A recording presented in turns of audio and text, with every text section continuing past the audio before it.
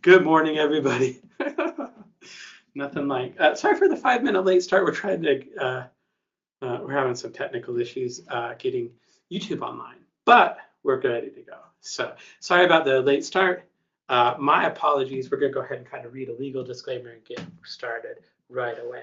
If you can watch us on YouTube, it's good to see you. Thanks for coming in today. Let's go ahead and get started. All right, today's demonstration is designed to instruct you on using MetaStock, the accompanying software plugins. It is not a recommendation to buy or sell, but rather guidelines to interpreting and using specific indicators and features within the software. The information, software, and techniques presented today should only be used by investors who are aware of the risk inherent in trading. MetaStock and its employees have no liability for any investment decisions based on the use of the software, any trading strategies, or any information provided in connection with the company. MetaStock and its employees do not endorse the purchase of a security, nor are they paid for the promotion of a security. No information contained in this presentation should be construed as investment advice or the solicitation to buy a security. So it's good to see you. I'm going to catch my breath a little bit. It's always a little bit panicky when you're starting a little bit late and have some technical issues, but we're going, and you should all be able to hear me. Go ahead and say hello in the comments. If you're watching us on YouTube, if you're watching us on GoToWebinar, it's great to have you here. I appreciate your being here. And just make sure that say hi. Say I can hear you, Jeff. That'll make me feel better. And I like feeling better. So in any case, Mark, if you go to metastock.com/traders-conference, I'll include this link and I'll also go look up that time for you. In just a minute, you can see the whole schedule for all of the week. Rob Booker will be speaking a little bit later today. I just off the top of my head don't know. So give me a second. I'll be happy to answer that for you. So as we get started today, very quickly, I want to say thank you to a couple of the sponsors that we have today. We have a brand new sponsor and two super established existing partners. First of all, I want to say thank you to Stocks and Commodities Magazine for sponsoring the event. Hi, Kathleen. They've been sponsoring the event for a decade now. Over 10 years. We've been running conferences and sessions, and they support us. They do a great job. It's a great magazine, too. They've done 17,000 articles. They've got 1.3 million subscribers. They've been publishing it actively since 1982. Thanks, Prudence, for letting me know you could hear me. Okay. Also wanted to thank the CMT Association for their sponsorship of the event today. CMT is a really, really good accreditation organization. If you have money under management, if you want to get money under management, CMT does a really good job. You can find out more about them at cmtassociation.org. And finally, we have a brand new sponsor that I want to talk about just a little bit. Name of the company is called TechnoTrader. Been a big partner of ours for a number of years, and they are a sponsor of the program. If you're interested, they actually do a really, Martha is kind of the lead trader over at TechnoTrader. She does a lot of CMT courses. She does a really good job with them. And you can find out more about them. They actually have like little mini courses you can take for free, which I think is super cool. But you can find out more about them at TechnoTrader courses/pages/metastock-conferences. And I'll put that in the link in just a minute, as soon as I get calmed down, because actually when we start a little bit late, while we're talking about the TechnoTrader, though, they do a great job. They have all kinds of videos and trainings and courses that are available, and they've developed some pretty cool tools for technical analysis and for MetaStock as well. So I want to thank them for the sponsorship that they're doing. If you're not familiar with us, welcome. My name is Jeff Gibby. I work for MetaStock. MetaStock has been rated the #1 price software in its price category for 31 years in a row.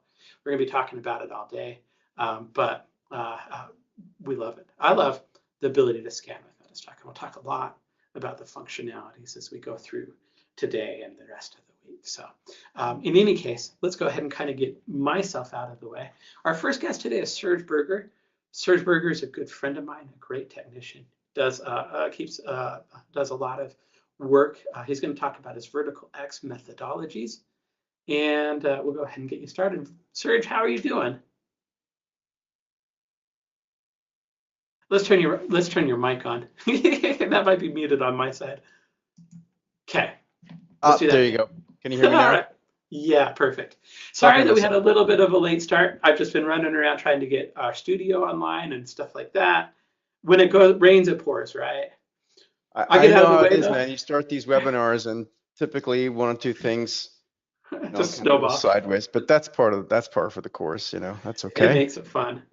It's all yours. Yeah. I'll get it out of the way. It's your turn. Here, let me make you the presenter too. That would be great. Yeah. Yeah, that'll help, right? Perfect. All righty, let's see here.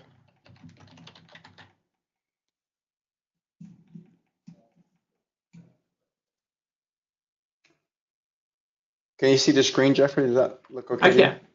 I see a non-expanded slideshow. So. Yeah, I'm just going to get it going here. Perfect. Excellent. Perfect. Yeah, I can see you. So I can hear you. Everything looks good. Excellent. And good morning, everybody, or good afternoon, depending on where you are.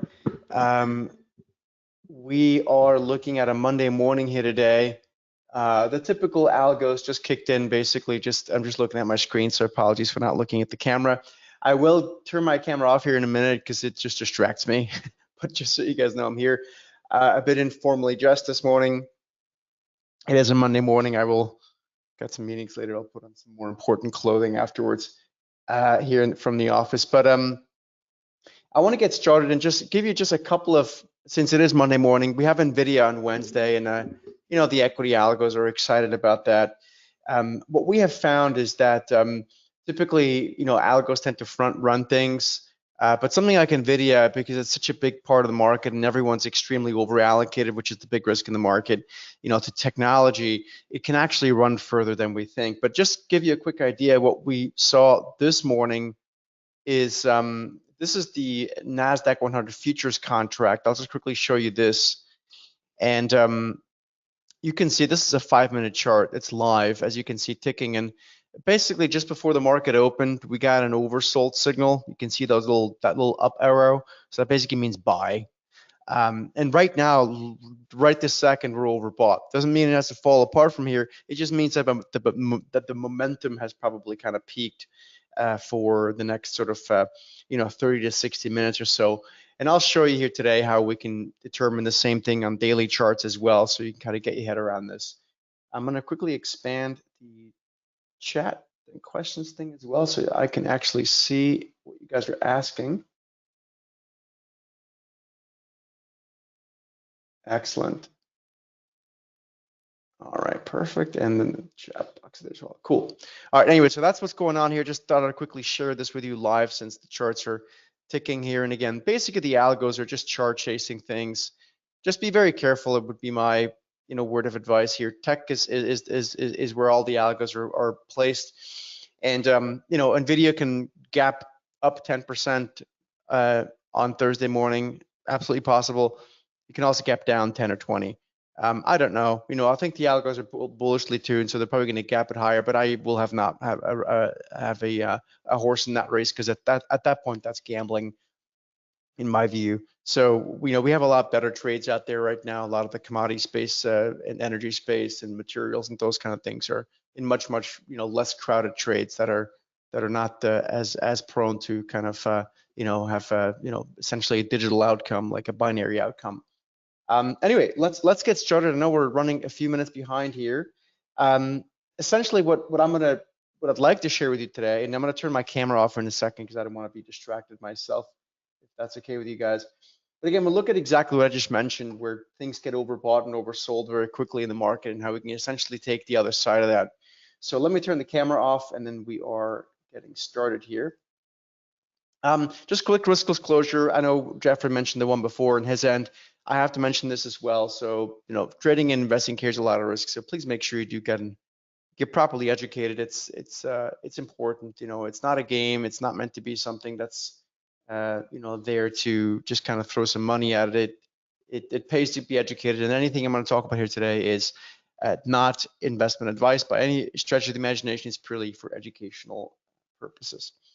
And so, when we look at the market here, what we tend to find is very much like I showed you on the intraday chart, stocks and ETFs and currencies and all that kind of stuff, they tend to get overbought and oversold at some point, and then they had sort of end up losing that momentum and start going in the other direction, or just kind of consolidate. So you can see, for example, in this case, this was Meta a little while ago. It got really oversold. and then it rallied up and got very overbought. And when it gets oversold, we essentially find our algorithm that we developed tells us that it's time to either buy or put on a trade that we consider to be much higher probability, which I'll show you in a minute. And when it gets overbought, we can either short or do an options trade that we like to do, which again we think is much higher probability than that. So let's get into this. I'm just going to show you a few of these things so you can kind of look at all this stuff. What it looks like. This is another stock that got very overbought, and then you can see our algo finds the extremities of overbought, and we're not talking about like a little bit overbought or a little bit oversold. We're talking about like extreme, like very, very extreme, to the point where the market can almost not continue in that direction for a while. And this is not a forever bet, but typically it's sort of for like 1 to 2 weeks or something like that is kind of typically where we find those opportunities to be good for, or intraday, which I showed you guys a minute ago. If you joined a few minutes ago, we talked about currently the oversold and overbought stuff that we were looking at. Here's another stock. You can see this one here got oversold a couple of times, and then again, what the algo looks for is extreme oversold, not just a little bit, but to the point where when it gets to this point, it probably will either bounce or consolidate sideways, possibly go a little bit lower, but not much. And we have a way to put on the trades. Here's another one. Again, I'm just trying to get your eyes trained for this. So when the stock rallies very strongly, we get to the point where it can simply no longer go higher at that rate, and then either mean reverts or goes sideways. And that becomes a very high probability trade in our view, in our experience, if we particularly do it in a specific way. And so, one of the things that we like to do is I'll quickly introduce you my friend John. He came to me and he had a very good looking portfolio for quite a long time, but ultimately last year, or I think it was last year, he came to me. I can't remember. It's been working with him so long. And this is a profit and loss curve here at the top. If you look at this chart, his portfolio was up almost $1 million over the first 6 months of last year. And then it basically took a dive and he was down, actually lost all that $1 million and then some. And the reason that happened is because he got greedy, and that tends to happen, when we chart chase.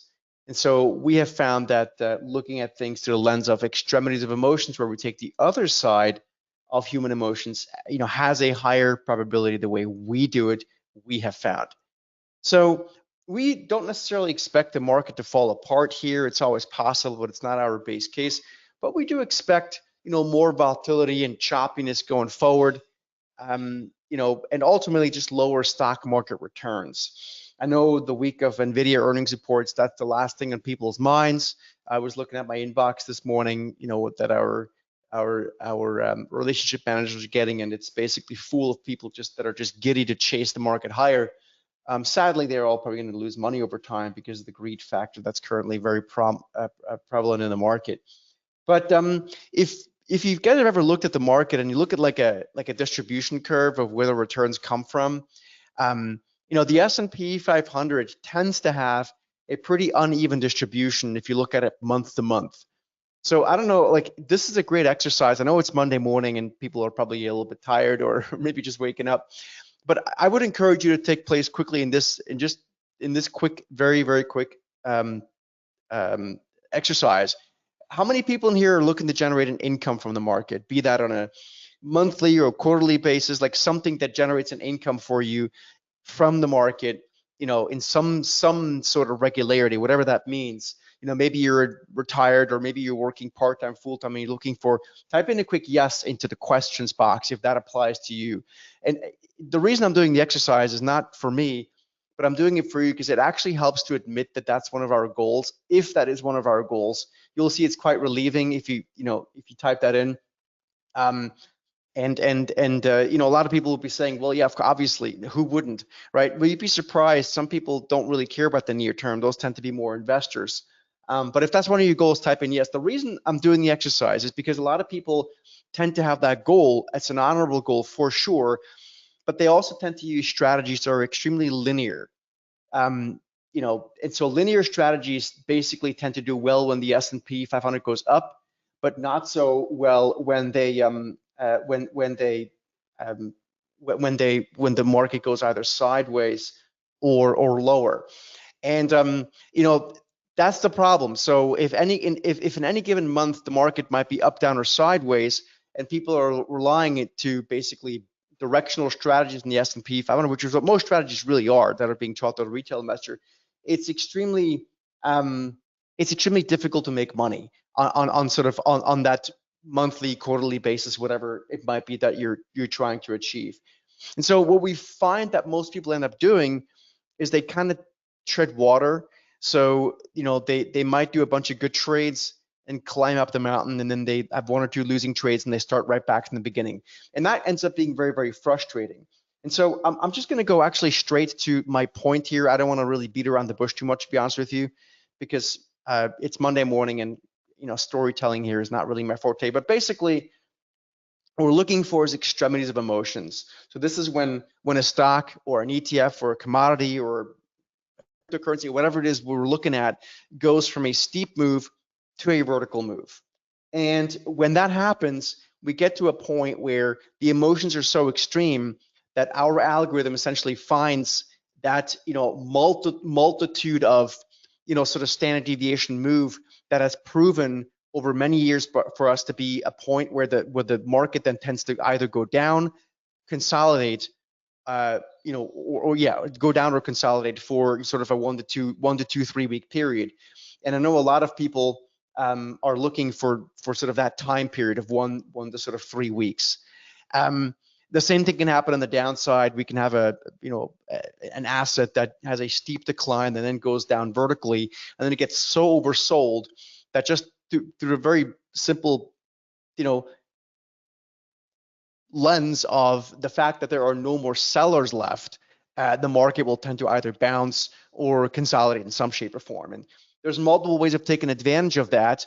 I'm going to quickly skip through a couple things again. I want to just show you exactly how this works. But essentially, when a steep slope goes vertical, it essentially leads to a consolidation in a chart. And there's a lot of ways of taking advantage of that. But we typically like to put on a trade where we can make money, whether the stock then goes sideways, lower, or even a little bit against us. And that really helps to increase the probability of a profitable trade, because we don't have to be so correct in terms of directionality in the near term. So in other words, all we're looking for is a stalling in the price. We're not looking for a collapse once it's overbought or anything like that. Literally just a consolidation period. And that's why we developed this. This was developed about 17 years ago at this point. We were working on a side project at JP Morgan, a couple of managing directors and I, and we developed this. I want to just quickly show you that this is Meta Platforms, and what you can see here, this is a historical chart of the stock, having moved up in a steep manner, and then every once in a while it would go vertical. And when it goes vertical, yes, it ultimately might mean revert, but more importantly, or to us, more higher probability is that once the vertical move happens, it begins to consolidate, because the nice uptrend leads to essentially, smarter investors taking profits, and that leads to a consolidation in the stock, which we then have a beautiful opportunity up here to make money, and not in a directional way, which makes it so much higher probability. So, like for example, this is one way, and I'll show you this more. I want to just show you how it works here in just a second, but just to kind of give you an idea, what we like to do is when we see this move happening, and we'll talk about this from an intraday basis as well.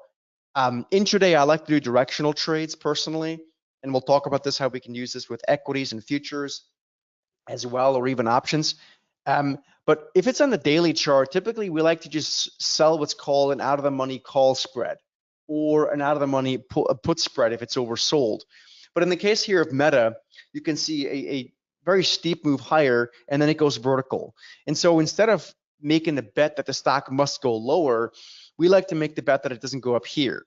And the way we do that, the reason that it's been working so well for us for so many years is because we don't use short-dated options. The enemy for the most part, for most traders over time, and I say over time, right, not in any given day, week, or month, is using short-dated options. And I realize a lot of people do that, so I'm not trying to offend anyone here. I'm just telling you, as someone that's done this for a very long time, ultimately short-dated options blow up portfolios, and they will do that once again, probably in the not too distant future, be my guess. So what we like to do is we like to basically make a bet that the stock is overbought. So in this case, the only bet that we made after the stock went vertical is that it wouldn't go up another 8% after it just got extremely overbought. So we're able to basically make that bet. So as long as the stock stays below that lower blue line here, we're able to make money. So we would make money whether the stock goes down, sideways, or higher. And the reason we don't use short-dated options for this is because if we use short-dated options and the stock goes against us, we're basically gambling. We're making almost the same bet as shorting the stock, which basically means that the stock must go down. But if we use a longer dated option, like for example in February using April options, but only holding the trade for on average 2 to 3 weeks, we end up putting ourselves in a very, very different situation where we really have the odds in our favor, because if the trade goes against us, we don't lose our shirt. In fact, we lose very little money if the trade goes against us at that point. So that's the real key here to the strategy. And so in this case, you can see the stock did actually go lower, and we were able to close that trade and we're able to keep 76 cents or $76 of that initial dollar received, which means we made a profit of essentially $760 if we would have done this with, let's say, 10 options contracts. I'll go through this and show you another example. Like this is the S&P 500, and I want to show you this in real time here in the real charts, since the market is open now here on Monday morning. But this here happened when the S&P was dropping during COVID. And the S&P was down 30% in 3 weeks. And we didn't feel comfortable buying the S&P, but we felt comfortable making the bet that the S&P wouldn't continue to drop and drop another 18% on top of the 30 it just fell over the next sort of 1 to 3 weeks. That's a very different bet. And so I remember walking into the office on March 16th of 2020, and we put on this trade. And so all we really did is we made a bet in March that over the next 2 weeks, after a 30% drop, the S&P wouldn't drop more than 18%. We used June options in March to make that bet. So we sold a 190 put, we bought a 180 put, and we didn't do this because we want to hold those March options all the way through June, not at all, but because the sensitivity is less. So in this case, you can see the S&P actually went nowhere. It simply went sideways. If you look at where the S&P was on March 16th and where it was on March 24th, 8 days later, it went nowhere. It's the same level, but we made 11.4%.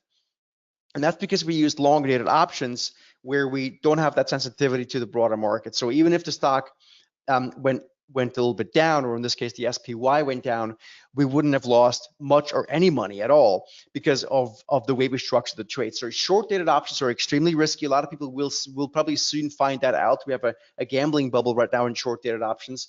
But particularly for those people that are looking for more, sort of steadier returns, we highly encourage people looking at this type of a strategy, because it just means we have a higher probability of steadier returns, I guess is the long and short of it. So let me just go through. I want to go right into some of these charts. And I will quickly mention, this morning in MetaStock, I quickly scanned on the power console, I quickly scanned the market for our signals. And I'll show you guys in a minute what those signals were and what those latest signals are here in just a couple of minutes. But I just want to go through, and what I'd like to do is I'd like to share with you some of the signals. If you guys have tickers you want to look at, by all means, let me know. But I brought a couple here just to be prepared a little bit ahead of time. So let's just look at a couple signals here. So again, I'm looking at this on MetaStock. We can use this on other platforms as well, but obviously because this is MetaStock here today. And by the way, this is AMD. This is the live chart on AMD. Can you see these? Can you guys see these arrows, these down arrows? Who can see those down arrows? So this is right now. This is a live chart. Can you guys see how the indicator told us the stock is overbought? Who can see that? Who can see the arrows on the chart? Type in yes in the question box. Same thing happened Friday morning. So on Friday morning, AMD got very overbought and then it went down. It just happened. I couldn't make this up. It's just a live chart. I'm not making this up. You guys can see that. So basically when that happens, the market gets overbought, and I could see, in this case, I could short the stock, or I could have bought a put, whatever. So this happened at 168.50. The stock is now, what, about $3 lower. So that's a nice trade. So again, this is live. I'm not making it up. You guys can see this. Same thing happened on Friday. So this is just an intraday level, but I want to share this with you guys on the daily chart so you guys can see. I just prepared one stock here. That's a 5-minute time frame that I showed you there a second ago. That's a 5-minute chart right there. But I want to share with you also guys what this kind of looks like on a daily chart. So this is CAKE. It's the Cheesecake Factory. I'm sure a lot of you have been to a place like that before. Essentially, it got very overbought the other day. So can you guys all see that as well? Right, so it got very overbought. We got the down arrow that printed. So now at that point, a few days ago, this was, I guess, last Wednesday or something like that, I could have either shorted the stock or I could have bought a put. The trouble if I do that is I'm making a directional trade, right? If I make a directional trade, unless the stock goes in my direction and goes in my direction fast, I'm essentially gambling, right? But if we put on the trade that I showed you before, the stock does not actually have to go lower. Meaning if we just sell a call spread up here way above the market, then as long as the stock either goes down, in this case, it went from 41 now down to 38, that's a big move, right? It's almost 10%. It can go down, it can go sideways, or even against us to a degree, and we can still make money. So if we put on those option spread that I mentioned before, I'm able to capture, almost, 2.5 out of 3 things that can happen. Meaning I can make money if the stock goes down, if it goes sideways, or even if it goes against me to a degree, to a certain degree. And if the stock goes against me a lot, I'm using options expiring typically at least 55 to 85 days out. So if that happens, I don't get my head handed to me. But if I use short-dated options, I'm toast anyway, right? Now, we also don't hold trades through earnings. That's a big thing that we don't do. I would not encourage anyone to hold trades through earnings, trades, not investments, trades. And so that's another thing that we definitely want to avoid. Another one, I know this is this is more entertainment for me rather than an actual company I would seriously follow, but just for shits and giggles, this is GameStop.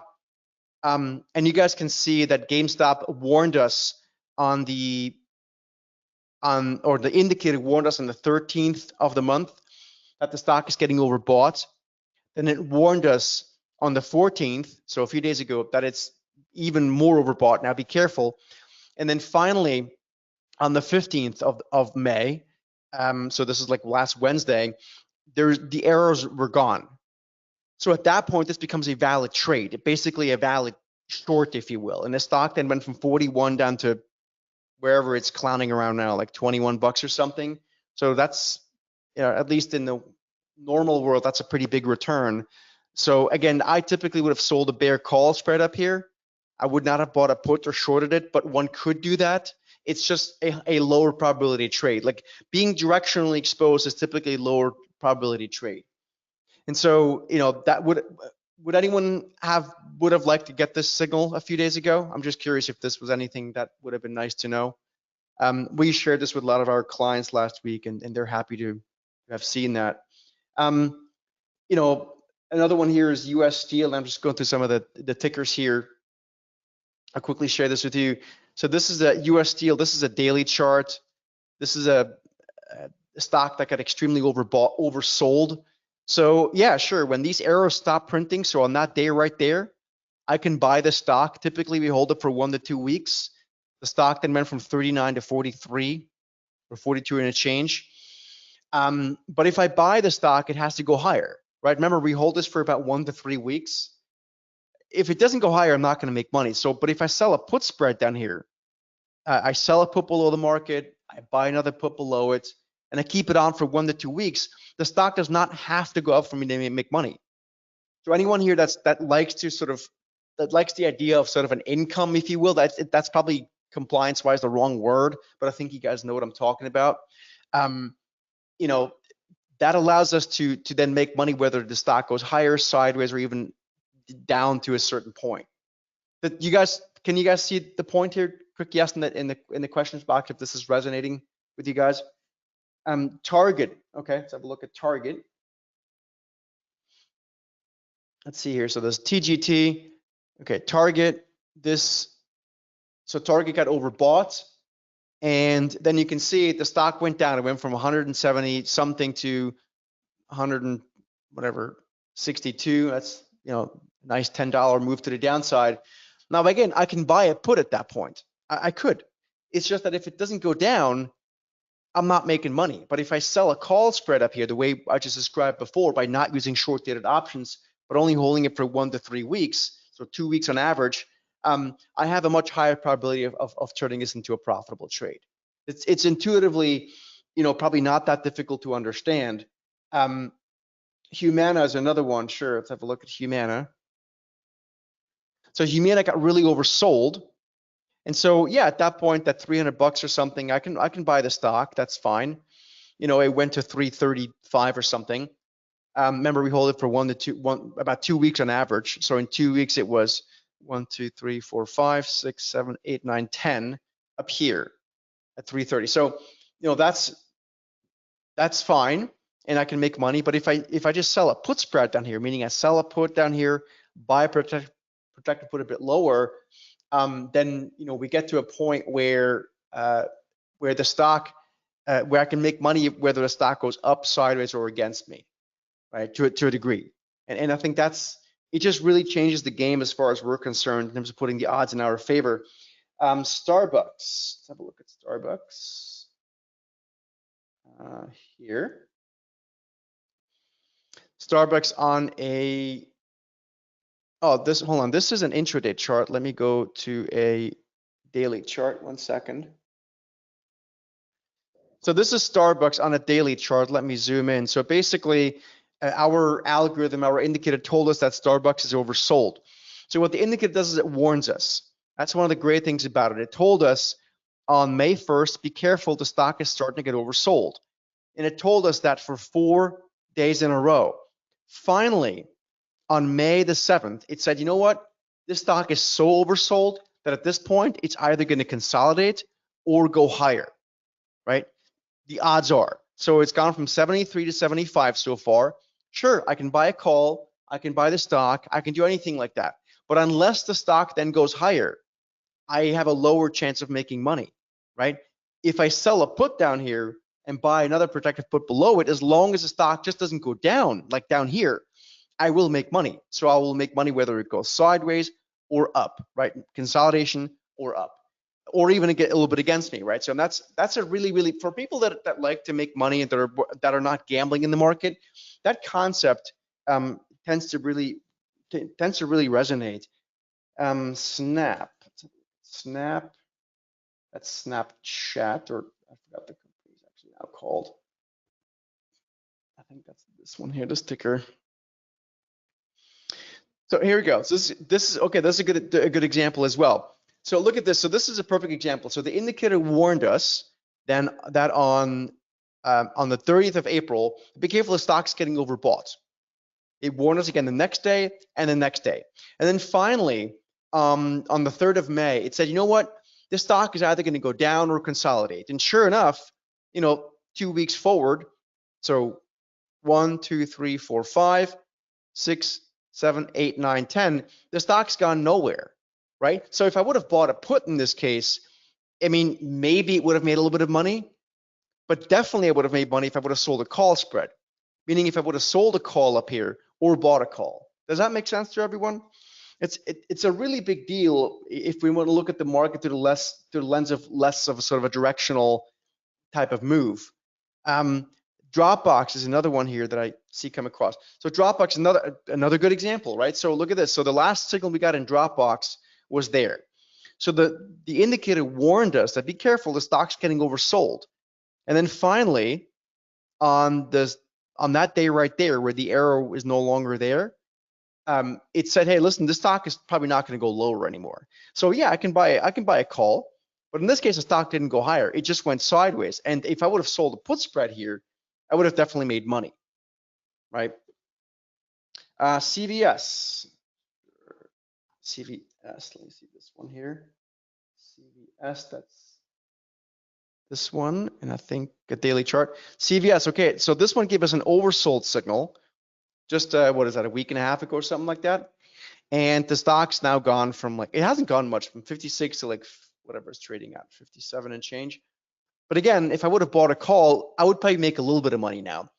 But if I would have sold a bull put spread down here, you know, I would make money whether the stock would go up, sideways, or even against me to a degree.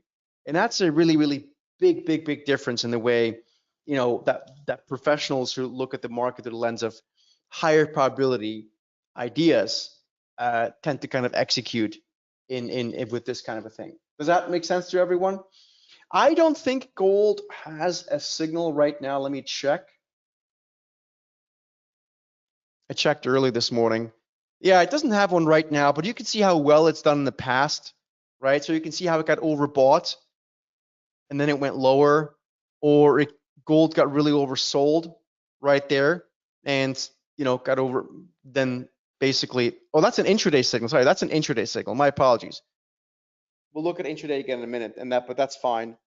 On the daily chart, yeah, okay. So it got a bit overbought. I would be in general a bit careful right now, by the way, with gold. So I probably wouldn't short this thing right now, to be honest with you. But you can see how it got oversold there, and it's been on a massive rally since. Then here it basically consolidates. So after 10 days, this probably would not have made money. And this one just stopped out, like literally the next day. So gold went from 166 to probably 184. So that's a big move. This one was flat profits. And this one here definitely stopped out literally the next day. This would have stopped out on the next day. So it would have lost like 1% or 2%. That would be my thing. Meanwhile, here is just a quick update. Some people were looking at this before. This is AMD live or an intraday chart. Again, not making this up. It's just what it is.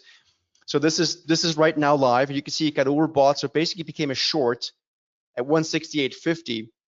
It's now down at 164.70. So that's, you know, that's 4 points lower. That's a pretty decent move.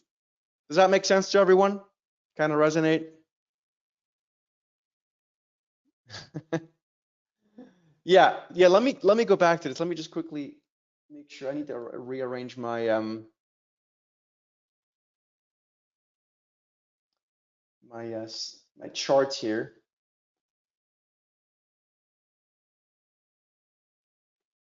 Yeah.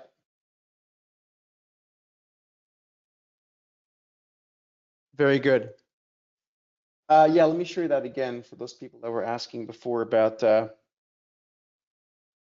or actually Humana. Hold on, there's a few more stocks here. Okay, so here, let me just bring this over. Sorry, I had to make some room for my screens. So this is on a daily chart. This is Humana, just some tickers here.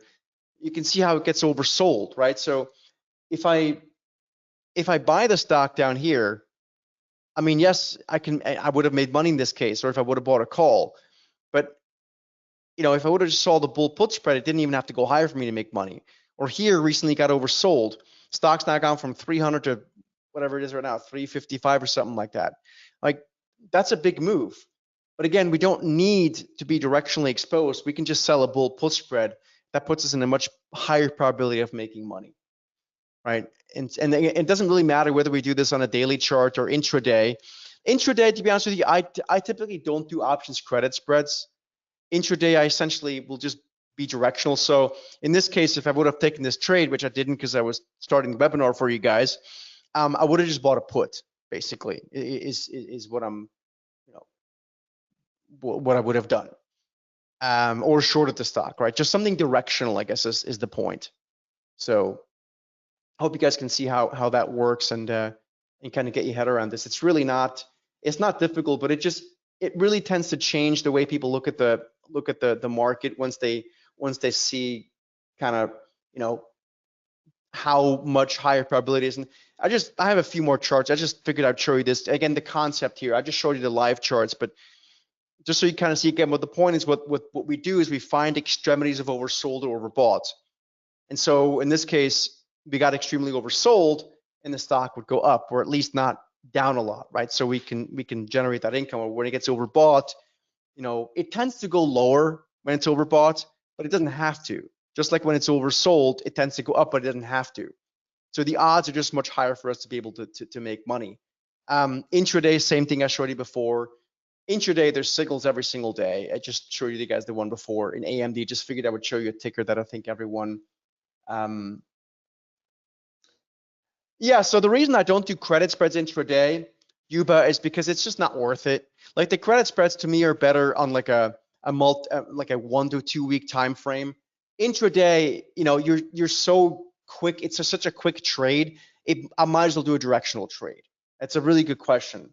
Yuba's asking why do a directional trade intraday versus in the daily chart you do a credit spread. It just higher probability in my view.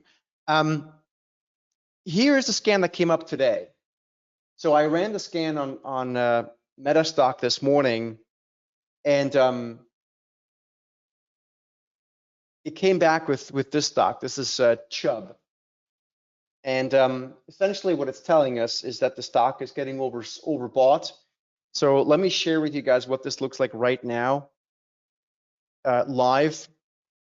So that's what the scan came with this morning. I'll type in CB as the ticker symbol. And let's see what's going on here today. So there you go. So Chubb is now getting very overbought according to our algorithm. Doesn't mean the stock is to fall apart, remember? It just means that it's either going to go lower or consolidate. So yeah, I can buy a put, I can short the stock, sure. I'm just telling you, just in general, it's just for any strategy almost, by doing a less directional trade, the probability of making money is higher.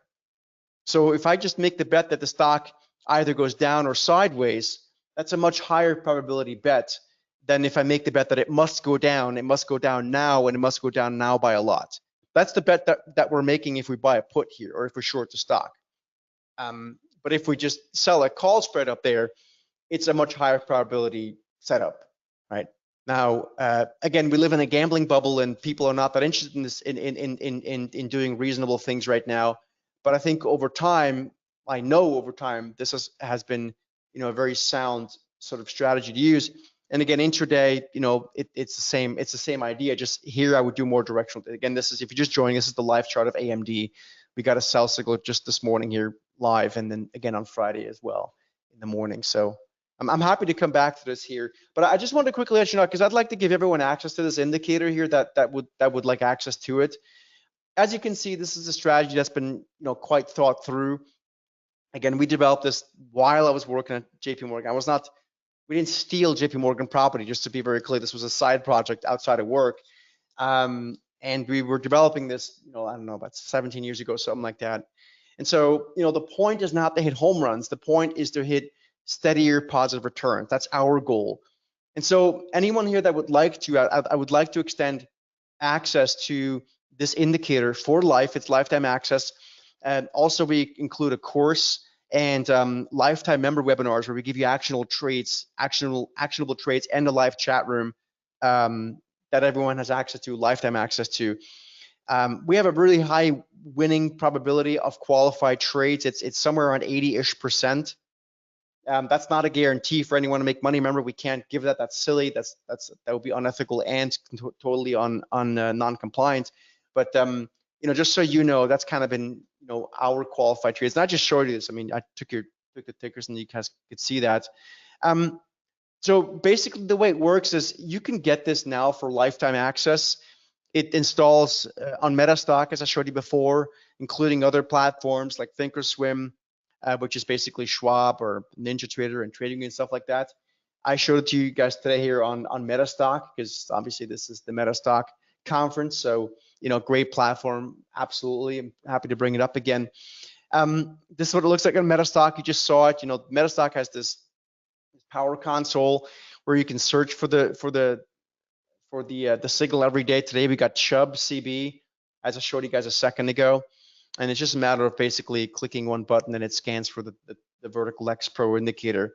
So we like this a lot, and I think the main reason I like this so much is because it allows us to really put on what I consider to be the highest probability trades for in terms of out of 10 trades, I should be able to get 7 to 8-ish winners, right? Whereas if I do a directional trade, the odds are much less, and it's more of an income focused kind of thing.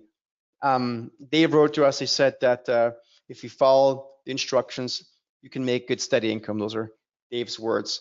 I just quickly would say that I think for people that are gambling in the market, this is probably not your thing. It's really more for people that are serious about this and that really want to be investors and traders and at least in part manage their money. So that's what this is designed for. But I'd like to give everyone lifetime access here for everyone that wants to join. We're going to limit it to 50 people today just because we want to onboard everyone one-on-one. So you're going to get lifetime access to all this for 50% off today. That's an offer we're making available for MetaStock here today. So it's $397. That's lifetime access. That's not a monthly fee or an annual or quarterly. It's just lifetime. It's 50% off today. You get lifetime access not only to the indicator that again you can also put onto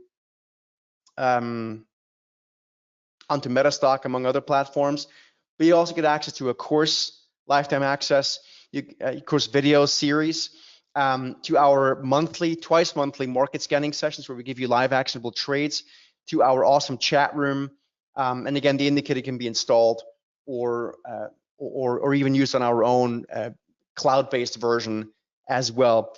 The link for this is www.metastock.com/steadytrader steadytrader, I guess is I don't know how you want to pronounce that, but you guys can go ahead and take advantage of that. There's also a phone number if you want to call. It's 800-882-3040, and we will be more than happy to talk to you. If you want to use PayPal, you can do that as well. I think PayPal even allows financing for that. That's PayPal. But again, you can go to that metastock.com/steadytrader. I'm sure someone will put the link there. Yeah, there you go. Jeff put the link into the chat box. We have a chat room as well, which is awesome. So we typically tell people when a stock is overbought or oversold in the chat room. Whether that's on the intraday or a daily chart when we come across something. It's on Slack, so if you want to use an app, again, this is Slack. You can do that, and that is something that can be done, installed on a phone or on your mobile phone, like iPhones, kind of smartphone, on laptops and PCs and all that kind of stuff. So it's kind of you can take that everywhere. The next live scanning session starts on Monday. Starts next week. So it's May 23rd is when the next member session is. It's going to take place at 11 a.m. Eastern, 8 a.m. Pacific. And I would encourage everyone to join that if you're joining here today, because what we're going to do there is we're going to start looking at the next live actionable trades. You can't install this on IB because they don't allow anything to install. So unfortunately not, but you can install it in MetaStock, you can install it in TradingView, all sorts of other places. I'll quickly share that with you again in just a minute. But make sure you join this next week. So everyone's going to get an onboarding phone call. And once you've done the onboarding phone call, I would encourage everyone to join that webinar next week. You can watch the recordings of them. They're all on the website. The onboarding phone call is great because it teaches you where to find things, how to get in touch with us, how to join the webinars and everything. So it's wonderful. And again, this is lifetime access. This is not something that you pay monthly or quarterly. It's literally just $397, and you have lifetime access to the full package. Let me quickly also share this with you. So again, the link is in the chat box. It's www.metastock.com/steadytrader. Again, it's in the little chat box there. And if you guys want to call someone, you can call 800-882-3040 if you have any questions. I'll be happy to answer that. What else? Let me quickly go through here. Where to install. So again, this can be used on multiple platforms. So for example, if you use MetaStock, obviously you can use it there. If you use something else like Thinkorswim or Ninja or Trading, we use there as well. We also have our own cloud-based version. So you can do that as well. But I think MetaStock is a wonderful wonderful tool, which is why I want to share with you today what that looks like there. And let's have a quick check in on AMD again, just while we're here, just for fun. I'll bring that over, and then I'll happy to take any more questions here in just a second. Let me just quickly bring this over so you guys can see this. And let's see what AMD is doing here today. AMD, let me make this a bit larger. Yeah, so this was the intraday trade that fired off earlier. Again, this live, I'm not making this up. Yep, for those people that are asking. Again, today, one of the stocks that's getting very overbought is Chubb. Ticker symbol is CB. And so that basically means that the stock is, according to the indicator, likely to either consolidate or go lower from here for the next 1 to 2 weeks. Tasty Trade, no, can't install. I don't think Tasty Trade has any indicators to install. Just like Interactive Brokers, I'm not quite sure you can install it there. MT5, not either. But again, on the following platforms, I'll quickly share again. And again, MetaStock. I mean, I would absolutely encourage everyone to start looking into MetaStock. But here, other ones you can install it on: Thinkorswim, NinjaTrader, TradingView, Wealth Charts, and MetaStock. So, pretty much a lot of different places.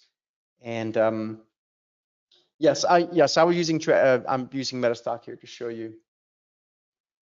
Do you use your signal for risk reversal strategies for options?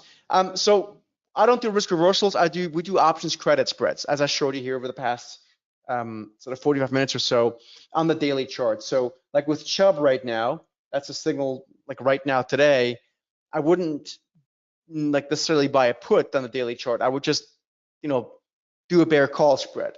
So I would say I would sell a call above the market and buy another call against it and keep it on for 1 to 2 weeks, exactly like we just showed you here for the past 45, 50 minutes or so.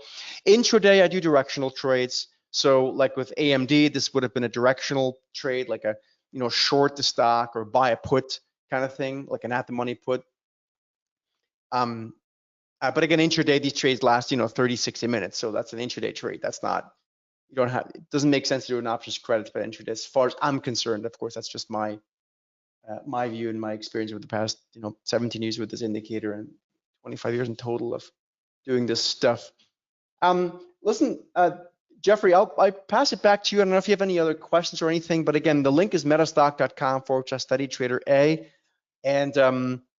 And again, this is a lifetime deal. It's not an annual deal or a quarterly deal. It's just truly lifetime. And again, the next member webinar, which I would encourage everyone to join, that's going to join us here today, if you're able to get in, is going to take place next week. It's that's this week. Sorry, this week. It's May 23rd. That's this week at 11 o'clock Eastern, 8 a.m. Pacific. And these things always get recorded as well, so you don't have to worry about missing out on any of these. So. Jeffrey, I'll pass it back to you. I don't know if there's any other questions or anything else that we need to cover here. Well, let's see. Some really good feedback that we have. One of the things that we had a comment about is that it is a little bit of a selective system. And I don't necessarily think that that's a bad thing. Generally speaking, it's by design, right? It's by design, because when we developed this, while I was working at JP Morgan, the point was not to take every trade. That leads to overtrading and losses. I know right now we live in a gambling mania. I get it. People are just anxious. All they want is like 10 trades a day. I mean, that leads to blowups, just to be very clear. I will guarantee you that will lead to blow up your account. And so what the point is to be selective, right? But that's also why you have a scanner. So whether it's scanning it on MetaStock or elsewhere, like on MetaStock, it's a beauty, right? I mean, I don't have to tell you, Jeffrey, but you just click the power console, load the indicator and hit start exploration and spat out Chubb today. So, there's new ideas every day. Selectivity is in my opinion, a good thing, not a bad thing. In fact, that's the whole reason for why we developed it this way. Yeah, absolutely. Let's see. We had a comment earlier. This makes a lot of sense. Peter had a question. He wanted to know if you have recommended deltas that you use. So we have a formula, right? So the formula I always teach in the member webinar, so I would encourage you to join that. But the formula is not delta based. Delta is a single factor model. So single factor models blow up portfolios. Like if all I use is a moving average or delta as the single factor inputs, like that blows up portfolios. You want to use multiple things. So we have a formula that takes into account X% out of the money, X% out of duration, out of like time, in terms of time, right? And then a specific credit we like to receive.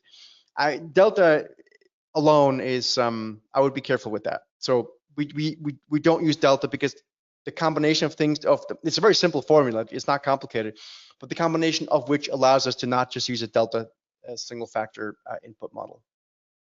It's a good question. Very good question. Yeah, and we're out of time. So Yep. appreciate you're kind of going a little bit shorter there. I know we started late, but you did great. I appreciate it. Love the model. Thank you for developing it with us. And I wanted to just reiterate, we had a lot of questions about what platforms you can use this on. And you can use this literally with, a whole bunch of different platforms. But if you don't have any of those and you want to try a software that's, I don't know, been rated 31 years in a row as the best software in its price category, if you want to try it with our brand new, super good looking, super nice MetaStock 19, you can absolutely do that. We'll throw in a free trial. I know there were a lot of questions. There's hundreds and hundreds of people here, and we weren't able to answer all of your questions just due to time constraints. But if you have any questions, we would be happy to answer those for you. You can give us a call, 800-882-3040.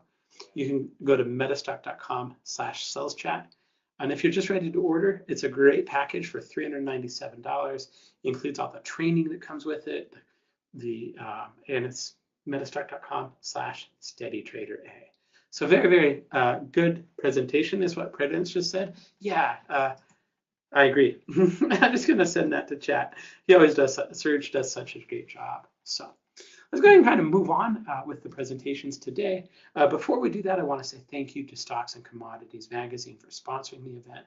Very, very much appreciate it. I remember we started an idea. I was like, we started kind of like our single day events. We started them 13 years ago. I remember calling the guys at Stocks and Commodities and being, hey, here's what I know what we're looking for. Will you sponsor our event?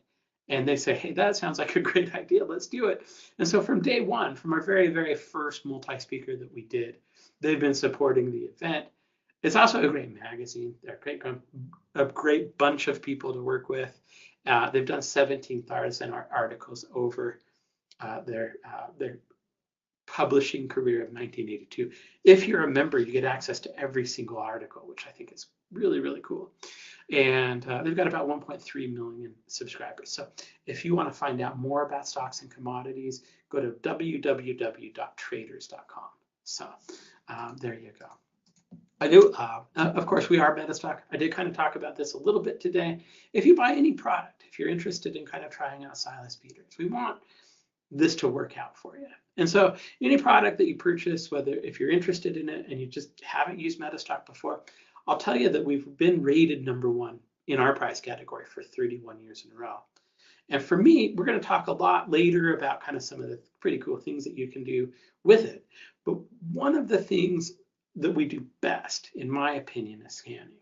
So that ability, and that's what I love about kind of finding a methodology that's kind of narrowed in on. If I have the ability to go in and search for and find just the best opportunities and then just trade those, I can scan the whole market. It doesn't take very long, and it is easy to do. And it's something that's very, very helpful. It isn't like some of those other solutions where they run a scan for you yesterday and they're giving you yesterday's results. It's available. You can choose what market you want. We have almost every single market on earth. And so if you want to try out MetaStock, if you're interested in it, you buy a product, like let's say you bought the Vertical X Pro that Serge just talked about. We'll give you a free trial. But we'll also back Serge's product with a money back guarantee. So if it's not helpful for you for whatever reason, we'll give you a refund. So very, very, I wish every time I took a trade, I could have that kind of a low risk, high reward kind of a scenario. Hey, there's no risk because if I don't like it, I just have to evaluate it. So there's some time risk.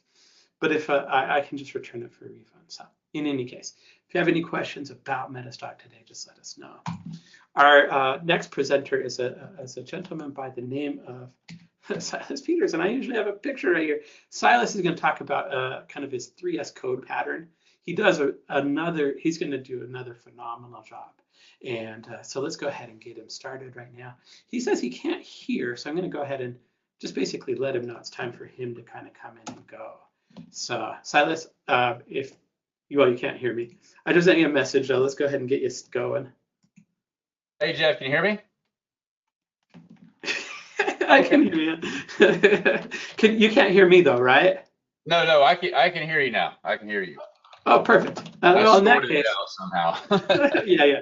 Usually with GoToWebinar, if you just unplug and plug back in, like whatever mic you're using, it fixes it. So it's really weird. But in any case, I had about 5 different options to choose from. yeah. So, All right. I'm glad we're in business. Well, yeah. Let me go ahead and kind of send everything over to you. Okay. And you should have the presentation screen ready. I can hear you. You sound great. Can you see my screen? I can see your screen. All right. Okay. I'm gonna go ahead and get rid of me. I'm gonna get out of the way. It's all yours. Talk to us a little bit about the 3S code. Thanks for joining us too, by the way. Yeah. Thank you so much for having me back on the show. Hope everybody is doing well. Let me grab the question and chat window here for a second. What I'll do is I know I've got a limited amount of time, and so what I want to do is make sure that I teach you a setup, teach you a strategy, and then what I wish to do at the end is reserve that for questions and answers, and hopefully we'll have some time to maybe look at some charts. But I do appreciate Jeff and the team at MetaStock for having me back on the show. Always a great crowd. It's a great company. Jeff does a great job of working the show. So thanks for having me back on. And I hope everybody's doing well. And if you guys can see the screen and also hear me, let's go ahead and get this thing rolling.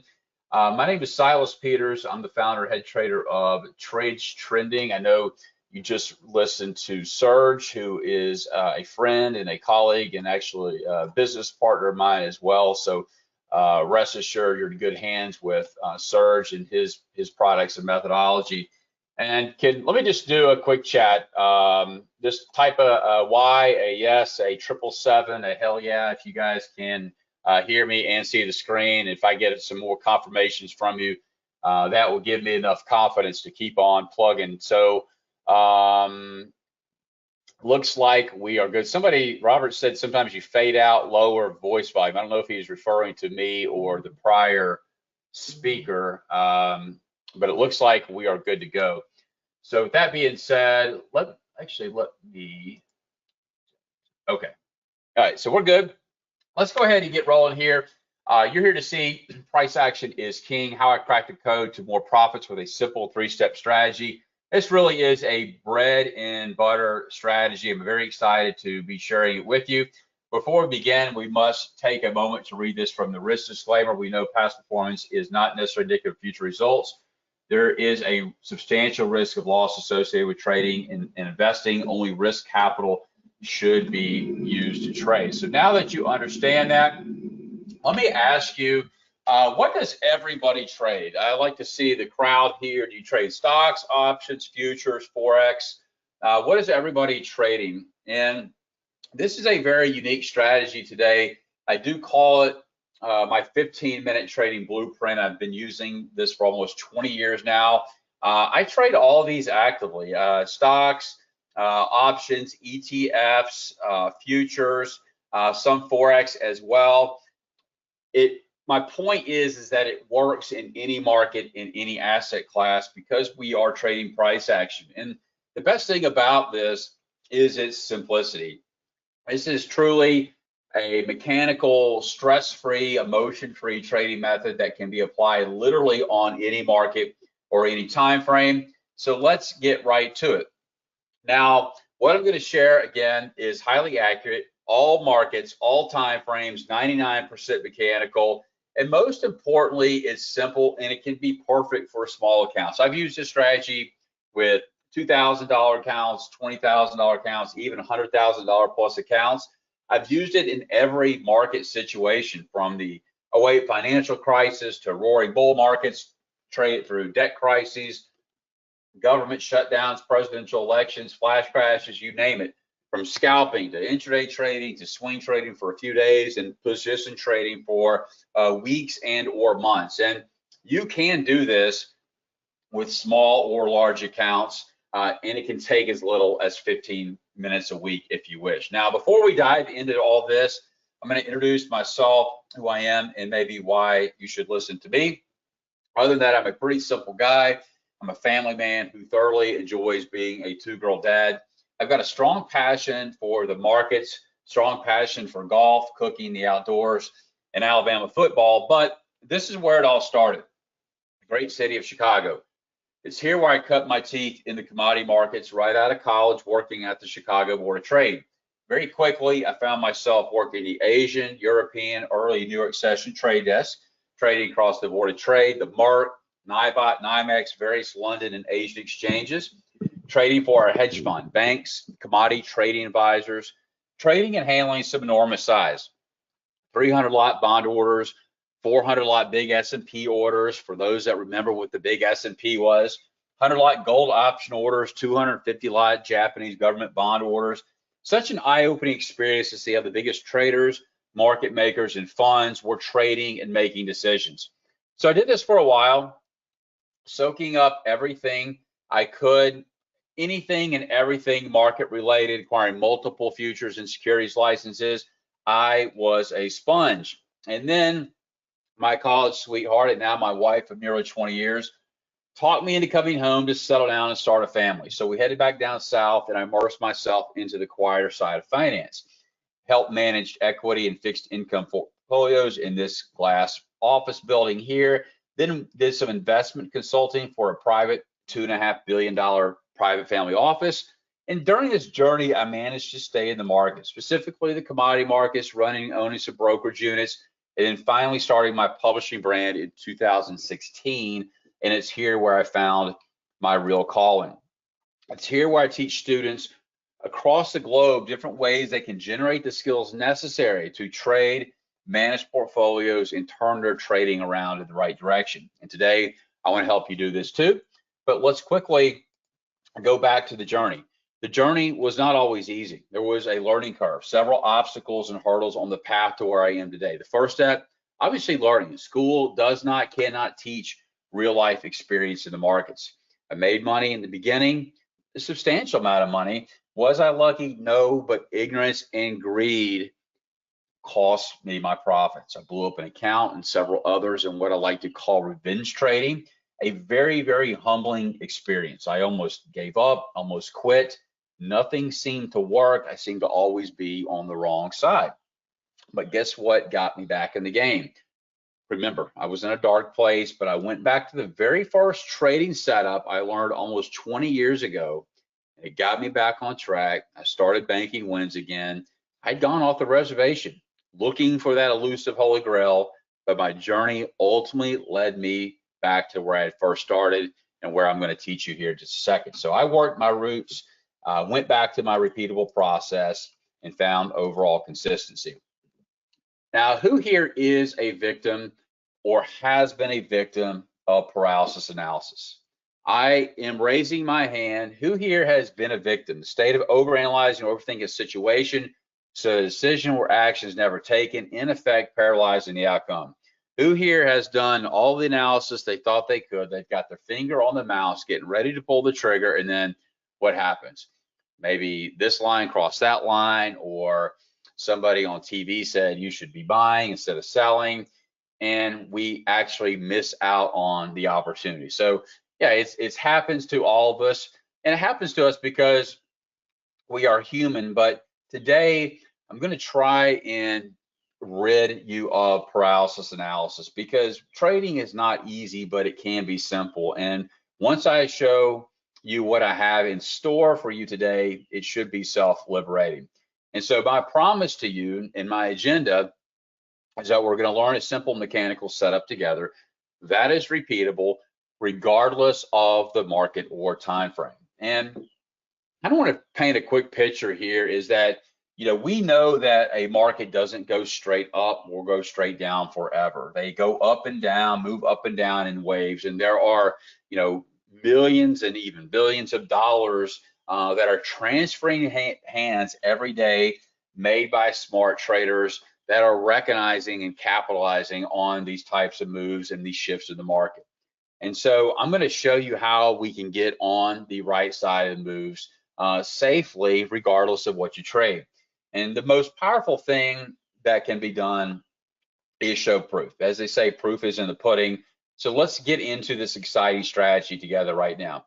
This is a daily chart of GE, and I'm going to show you the exact rules and the exact process of how we find trades like this in GE. This trade for 36%, this trade for 26%, this trade in Barnes Group B, how we find trades like this for 21%, how we find trades like this for 63% move to the upside. Bank of America, how we can look to sell the stock here, sell bear call spreads, buy puts, how we can look to buy the stock here, buy call options, sell pull put spreads, whatever your flavor or style is. And then gold futures. This is a 4-hour chart of gold futures. This is a $1,800 per contract move here. This is a $900 per contract move with a very, very mechanical and methodical process. And then those that like to day trade, this is a 5-minute chart of the E-mini S&P. We've got 8 points, we've got 2.5 points, we've got 6 points, we've got 4 points, all in a single day on a single chart, man. As you are hopefully seeing and realizing by now, this kind of stuff starts to add up. It really does. And then here we have a daily chart of the Aussie yen for Forex traders. Daily chart, nice, simple, clean, easy swing trading here, 150 pips to the downside, 445 pips to the upside, followed by 160 pips to the downside, all by following the natural rhythm and flow of the markets. Now, with all of these examples I just showed you, can it be this simple? Well, again, we know trading is not easy. It's not easy at all, but it can be simple. You see, when I first got started, I was probably a lot like you here in the room, sifting through hundreds of different strategies, systems, setups, you name it. I tried all kinds of stuff, and frankly, a lot of it was garbage. But the single most important part of this journey was when I learned to keep it simple. Once I got rid of the clutter, the fancy blinking gizmos, it started focusing on price action, following one simple pattern. That's when it really started clicking for me. And if you're sitting here as a new trader or a struggling trader or even an experienced trader, I'm about to teach you my foundational go-to strategy that got me from a struggling trader to a winning trader, because I'm telling you right here, right now, this is a mechanical setup that anybody can learn, and you will keep this in your trading arsenal for years to come. And in the end of today's workshop, I'm going to make you an offer you can't refuse, how you can join my team with a specific set of tools and a plan that will help shortcut not only your learning curve, but also the time you need to spend looking for quality setups. So let's get right to it. The price action pattern we will be discussing today is, drum roll please, the 1, 2, 3 pattern. Who here has heard of the 1, 2, 3 pattern? 1, 2, 3 top or 1, 2, 3 bottom? Raise your hand, type a Y, type a yes, type a 3 in the chat. Yeah, probably a lot of you, and a couple of no's, but this is really one of the most fundamental technical patterns in the textbooks. We're talking technical analysis 101, but highly, and I mean highly, overlooked by most traders. Let's get into the setup. The setup is price action based. And guess what? Price action is king. And speaking of king, did you know that McDonald's and Burger King have different ways of choosing where to open new restaurants? McDonald's does tons of research. They look at maps and population counts and traffic patterns and competitive analysis, on until they find the perfect location for a new store. Burger King approaches it differently. They wait to see where McDonald's opens up a store. They open one up across the street or down the block. They get the same result with a lot less time and effort. So when we relate this to trading, we let all of the largest traders and institutional traders do all that heavy lifting, all that research on which markets to buy, which markets to sell. And all we have to do is look at price action, which takes into account all their fancy processes. Basically, we are the Burger King to Wall Street's McDonald's. Now, the setup is comprised of when we have a low and then a higher high, higher low, and a break of that higher high in the instance that we're going long, inverse of short. Anticipates a change in trend from up to down on a break below the 2 or B point, and anticipates a change in trend from down to up on a break above the 2 or B point. The strategy usually occurs at the end of traded swings, can be an indication of a change in trend, can be found within a range, and I will stress that it works extremely well when the pattern sets up at other significant areas of support and resistance, or supply and demand, other technical patterns like head and shoulders, tops and bottoms, double tops and bottoms, and more. So let's take a look at the basic mechanics. Let's start with identifying 1, 2, 3 bottoms. We are using and looking for 1, 2, 3 bottoms when we are bullish or looking to go long. That means we are expecting that market to rise or go higher. We're looking to buy the stock, buy call options, expecting that market to go higher. So point 1 is that lowest low when price stops moving lower and retraces higher. We get our number 1 point. So as the market retraces higher and stops printing these intermediate term highs and pulls back, we get a number 2. As the market retraces lower and then stops making these higher lows, we get a number 3. So the 1, 2, 3, and 1, 2, 3 bottom traders are looking to get long on breaks or closes above the number 2. Let's look at 1, 2, 3 tops. This scenario here, we are bearish or looking to short the market, expecting it to go lower. So we're shorting the stock, shorting futures, buying put options, expecting it to go lower. And so here we have price push higher. It's once we stop making highs and retrace, we get our number 1. Market pushes lower, retraces, that gives us our number 2. And as the market stops printing these lower highs, we get our number 3. So 1, 2, 3 top trader are looking to short below the number 2 point. And one of the great things about these setups here is we don't really need to worry about legs 1 and legs 2. We don't need to be sitting here glued to the screen unless maybe you're scalping. All we have to do and look for to cash in on these setups is spot when we're about to break past the number 2 point. Okay, so let's look at some chart examples because seeing is believing. And we're going to start here with this daily chart of the Australian dollar. Now, if you don't trade futures, you could look at FXA, that's the ETF that tracks the Aussie. You could look at Aussie USD in the Forex market. You're going to see the same pattern, same setup. So if you look at the chart here, we have a red number 1. That is the start of our number 1 counts. Now, we say the number 1 point puts in a 52-week high. That's not an absolute set in stone rule. It doesn't have to be a 52-week high. It doesn't have to be a 52-week low. We're just going to use that for example purposes. So when we have a 52-week or a new number 1, we're looking for the market to retrace. And as the market stops retracing lower and pulls up, we get our number 2. You see the market retraces back up by about 4 bars here and then pulls back down. That gives us our number 3. So we have a 1, we have a 2, and we have a 3. So you pretty much know what the setup looks like, but what about the other important ingredients of the recipe? Where is my stop? Where's my risk? Where are my limit orders? Where am I taking profits? All very important. So we know we're looking to get short on breaks or closes below the number 2. Our initial risk must always go above the number 1 high. Our initial target is the distance between the high of the 1 measured to the low of the 2 measured down. So you'll see that it's essentially a 1-to-1 risk to reward off the bat. That's okay, but we can do better, and we'll talk about that in a bit. But it's important to let the trade materialize in its anticipated direction. So as we start breaking lower and taking out these swing lows here, then we can adjust our stop. Where is the likely stop to be adjusted to? That's right, the last swing high. So as we start breaking lower, we can then move our stops from here above the number 3 point. So we quickly cut our risk down, by 50, 60, 70+%.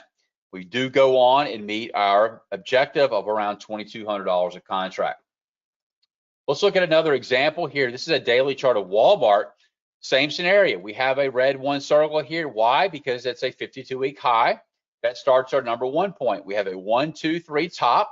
The market starts breaking down below the number 2. We know in advance what the other 98% of other traders are struggling with. Well, where's my risk? Where am I taking profits? We know all of that in advance. We know when we're looking to get short, our stops are going above the number 1, and our target, again, is the distance between the high of the 1 measured to the low of the 2 measured down, which is about $5 in this example. So we break down and meet profit objective. Let's look at the flip side here, and let's look at 1, 2, 3 bottom example. Same setup, but only in inverse, okay? So now this is a 15-minute chart of the E-mini S&P. So on a intraday chart, whether it's 15-minute, whether it's 1 minute or 2 minute, does it make sense to look for 52-week highs or 52-week lows? No. On an intraday chart, we are looking for what's called session highs or session lows. So as you probably know, the futures markets and the currency markets are trading virtually around the clock. So we are looking for session highs or session lows. So wherever you start your trading day, whether it's the European session, whether it's the pre-New York, whether it's the 9:30 a.m. New York cash open, maybe it's the last hour of the day, you're looking for new highs or new lows. So here we have a new session low, as indicated by the red one circle. Market moves higher, retraces here. That gives us our 1, 2, 3. So entry points. Let's talk about entry. So aggressive traders may work a buy stop, a tick or two above the number 2, and you're triggered into the trade. An alternative entry method that I prefer is to either A, wait for the market to come and retest, or do what's called a second pass or a hook back above. So sometimes the market will just run these stops here and zip up to profit objective, leaving you at the train station. That's okay. No reason to get your feelings hurt. There's plenty of other opportunities. But sometimes by waiting for a retest or this hook allows you or can keep you out of potential false breakouts. Sometimes we'll break up above the number 2, roll back lower, and then stop you out. So I like this kind of second pass confirmation, and then I can hop on board at the same entry price. Okay, let's look at a 1, 2, 3 bottom on a weekly chart. Hell way to catch some longer term position type moves here. So we have a weekly chart on Apple. Here we have a new weekly low and really a double bottom there as well, another high probability pattern. And you can see that price pushes up above the number 2 here on this large green candle. We go sideways for a few weeks. We come back and retest and hook back up. That's our confirmation to get long Apple. How? We can buy Apple stock. We can buy call options, call debit spreads. We can sell bull put credit spreads. Whatever your flavor or style is, there's multiple ways to take advantage of these types of moves. Now let's look at what's called a failed trade. Sorry to burst your bubble, they don't all work. There's nothing guaranteed in trading or in life. They don't 100% work. So here's a trade I probably took in my live account. Market's pushing higher here. We have a new session high. We have a 1, 2, 3 top. Aggressive traders may take that initial break below the number 2, or if you waited for that second pass hook, you're getting short on this attempt here. You're up maybe, I don't know, 1, 2 points here on this trade. If you sat on your hands and didn't do anything, you can see that you would have been stopped out here above the number 1. If you exercise some type of money management, when we started making new lows, maybe you moved your stop from here to here, so that you cut your risk in about, by about half or so. But guess what we have? We have a new number 1 count. This right here, this high is greater than this high. That gives us a new 1, 2, 3 pattern. So we can consider shorts here, which end up being a profitable trade. Let's look at what's called a no trigger or voided trade. This is neither good, bad, nor ugly. It is what it is. And I'm going to tell you in just a second on why I actually love this setup when this happens. So here we have a 1, 2, 3 looking to get long here, but you see the price decides to move lower, takes out these number 1 lows. We start to count over. Here we have a 1, 2, 3 looking to get long here. The market rolls over, takes out that number 1 low. We start to count over. Here on this 3rd attempt, we're finally able to get long. Now, does anybody in here know what is likely happening with these lower lows? So we have price making lower lows, right? New lows, new lows, new lows, new lows. But if we added an oscillator to our chart, maybe an RSI, a MACD, stochastic, whatever it may be, what do you think is likely happening? Higher lows. That is called bullish divergence.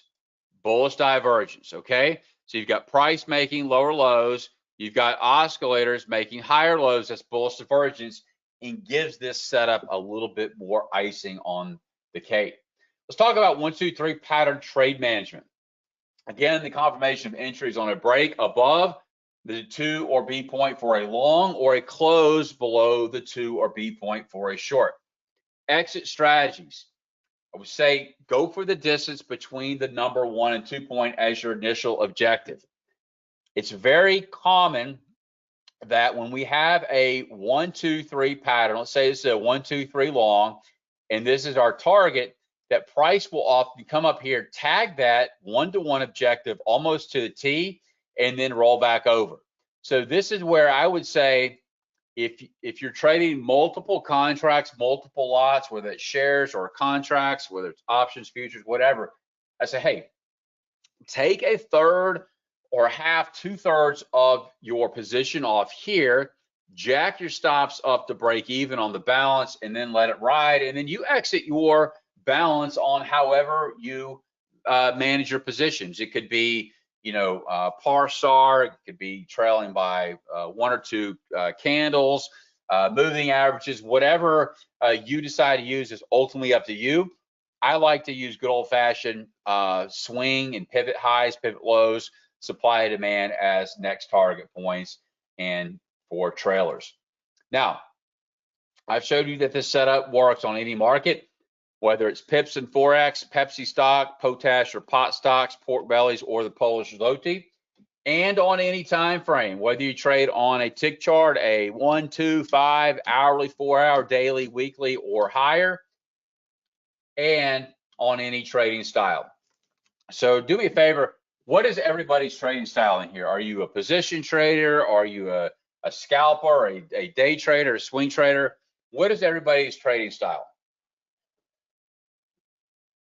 So we've got swing, we've got day and swing, weekly options, swing, position, scalp. And the reason I like to ask that is because ultimately you've got to figure out what your bread and butter is. I'm not going to sit here and tell you that this only works on a 5-minute chart of NASDAQ or a daily chart of SPY, because it's not true. It works on any market in any asset class. Now, these are some of the time frames that I like to work this pattern on. I also like the 1 and 2 minute. 1 and 2 minute. If I'm really dialed in and focused, I like the 6-10 tick chart as well. But the 5 and 10 are great. The hourly and 4-hour are probably one of my favorites, daily as well, and weekly, okay? So you've seen the proof. Let's view some real trade examples. Now not to say what I've shown you so far were fake examples. Those were real examples by all means, but let's look at some examples we've utilized in some of our services. So what I'm going to do is look at on the chart here, and then you guys and gals can read all this on your right.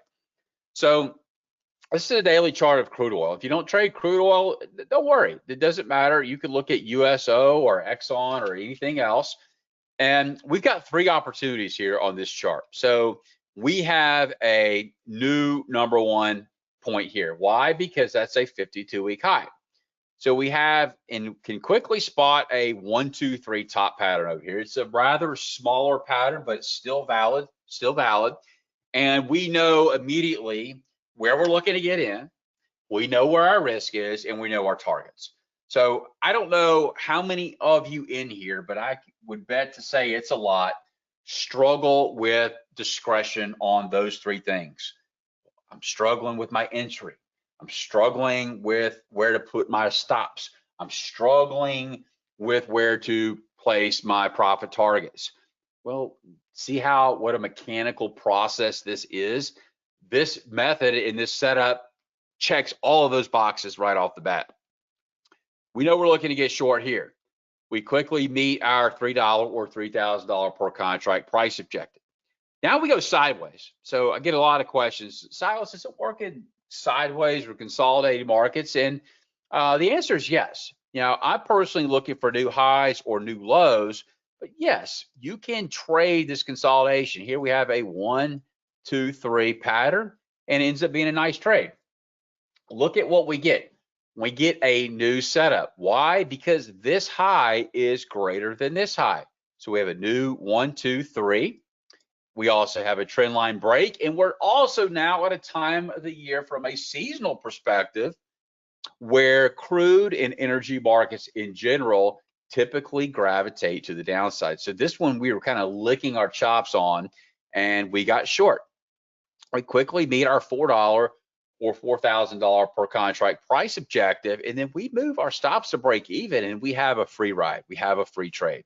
So we bought put options, we sold futures, and then the market ends up ultimately trading down another $20,000 a contract.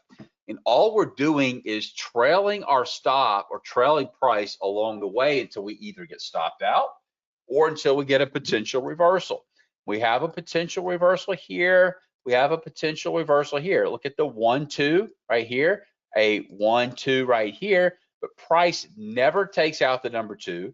Price never takes out the number 2, keeping us in the trade. Trade ends up selling off another $10 or $10,000 a contract, and then we finally get a flush low down here. 1, 2, 3 bottom, we break above. This time meets our $5 or $5,000 per contract price objective. Now, let's look at this setup in a more recent environment here in MetaStock. Look at how beautiful these setups here. 1, 2, 3 tops, 1, 2, 3 tops with a very nice little smiley face telling us that we hit target. Here we are on gold. Now, this is actually the ETF that tracks gold, GLD.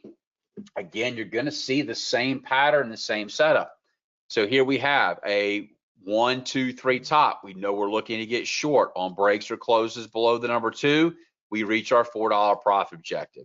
We move down. All of a sudden, we now have new lows. What are we looking to do now? We're looking to now reverse and go long. We have a 1, 2, 3 bottom. We break above. We get a retest. We meet our $2 profit objective. Now, people say, well, what about the stuff in the middle? Did you catch that or did you miss that? Well, depends on how you want to trade them. You have a potential 1, 2, 3 here. You have a potential 1, 2, 3 here. Now, remember, I'm looking for new highs or new lows, but there are opportunities right there in the middle. So now I'm waiting for new lows. Remember, to get a new number 1 point, I have to take out these lows from way back here, okay? So we start taking out lows. These are all potential number 1 points. Here's a 1, 2. But then this little guy right here takes out that low. So this starts a new 1, 2, 3. We gap higher 2 days in a row. We pull back, retest, hook back above. That's our confirmation to get long gold. How? We can buy gold futures, minis, micros, buy call spreads, sell bull puts, buy GLD, whatever your style of trading is. How about some recent examples here? A $10,000 per contract move by following a simple and mechanical pattern. Delta Airlines, I know this is becoming redundant by now. I'm just trying to show you how mechanical the process is. Here we have a 1, 2, 3 bottom, trades to the upside. We have new 1, 2, 3 highs, 1, 2, 3 top. We gap below the number 2, as you probably see right here. I don't personally chase those, but we've got students and members that will be selling and buying puts aggressively on that move. We get another chance here. This high greater than that high, so we get a new 1, 2, 3 top again. Here we get aggressively sell off below the number 2. We get a small retracement, chance to get in, $8 move to the downside, new lows, 1, 2, 3 bottom. Okay, we break above, we trade higher, we come back, retest, hook back above, and we make an $8 move higher. And here we are, Delta again, current market environments here. We've got bottoms, bottoms, bottoms, and tops.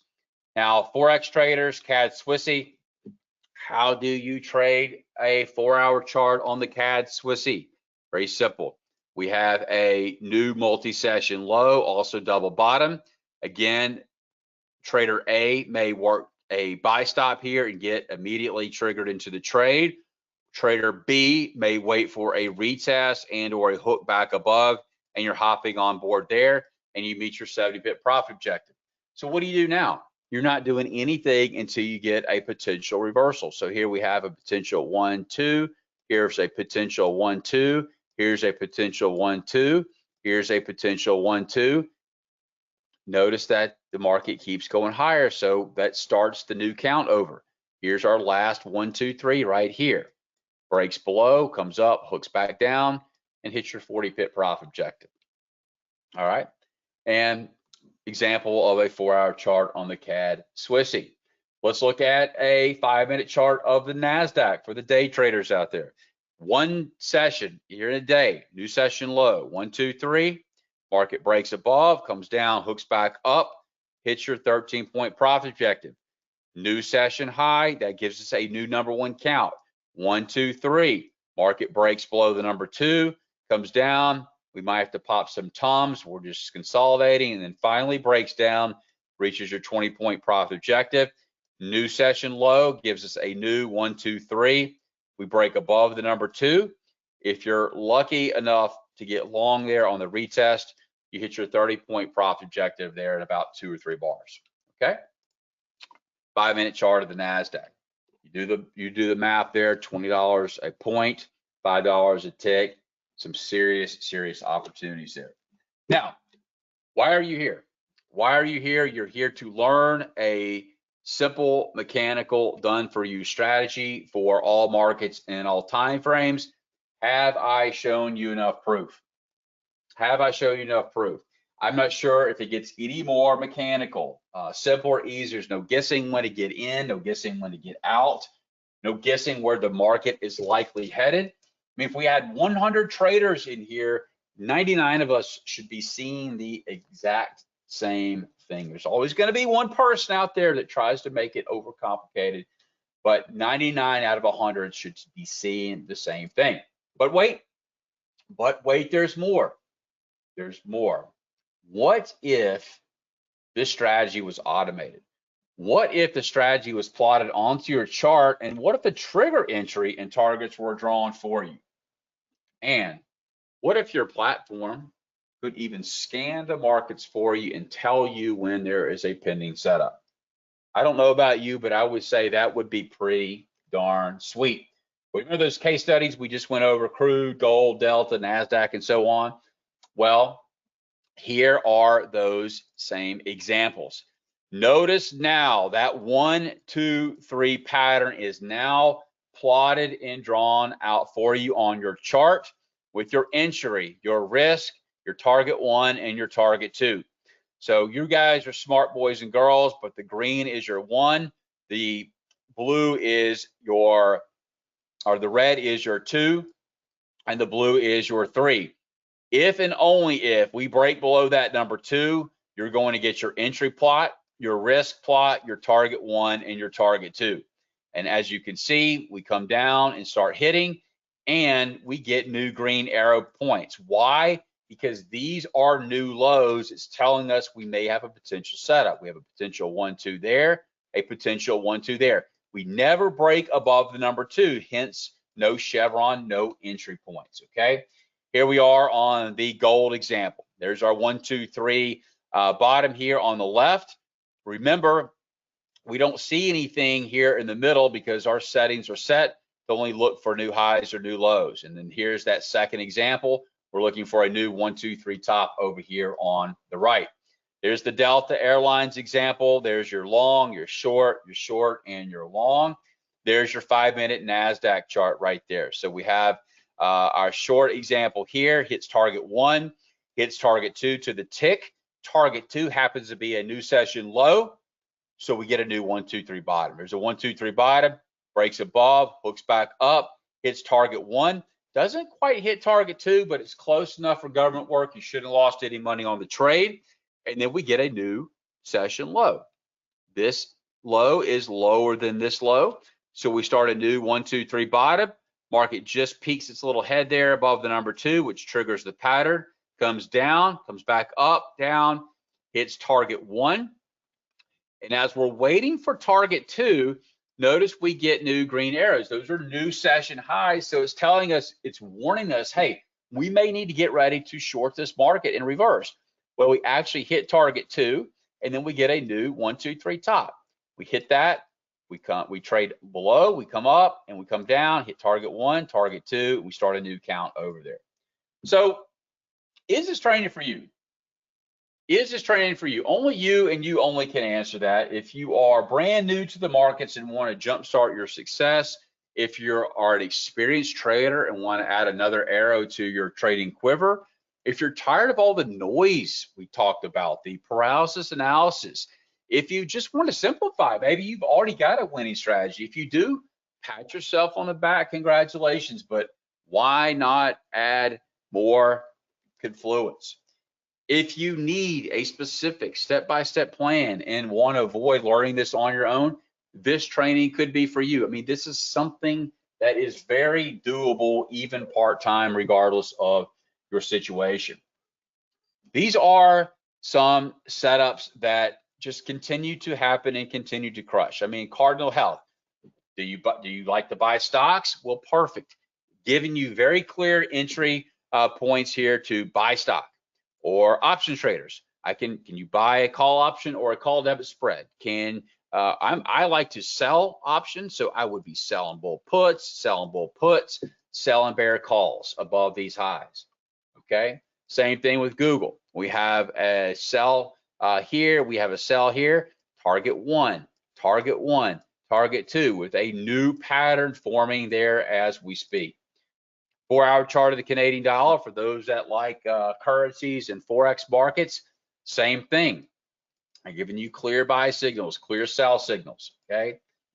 Those that like to scalp, you want a lot of trades during the day, flip on a tick chart, 233 ticks, 610 tick chart, E-mini S&P, NASDAQ, crude, gold, bonds, whatever your market is, you'll get ample opportunities over and over. Now, why do all the work when we can let technology and let platform technology do the work for us? This is think or swim here, where I'm scanning across the Russell 1000, only stocks that are optionable, $20 a share or greater.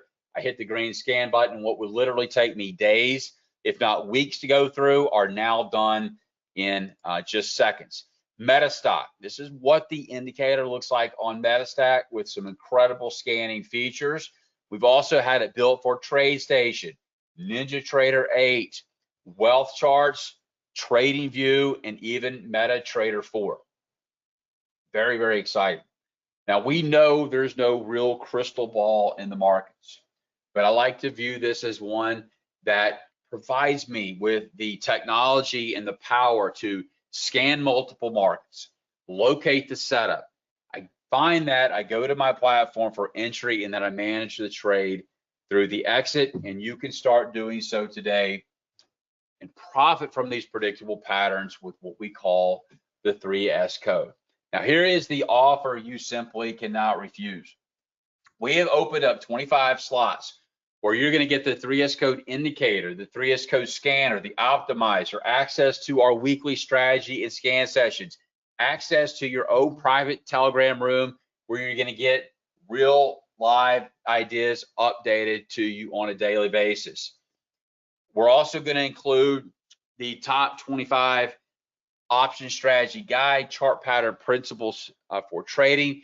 All of our quick start guides, you can get started for a one-time lifetime fee of $397. You can go to metastock.com/code, and I just put that into the chat. metastock.com/code. You can also call 1-800-882-3040. Now, what I want to do is cover exactly what you're getting with this package. You're going to get the 3S code indicator suite for MetaStock, Thinkorswim, TradeStation, NT8, TradingView, MT4, and wealth charts.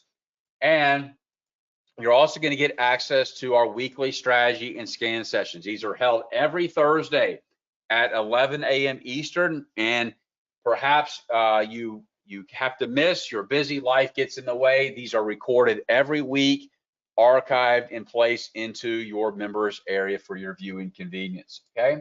And so let's talk about this indicator and scanner bundle again.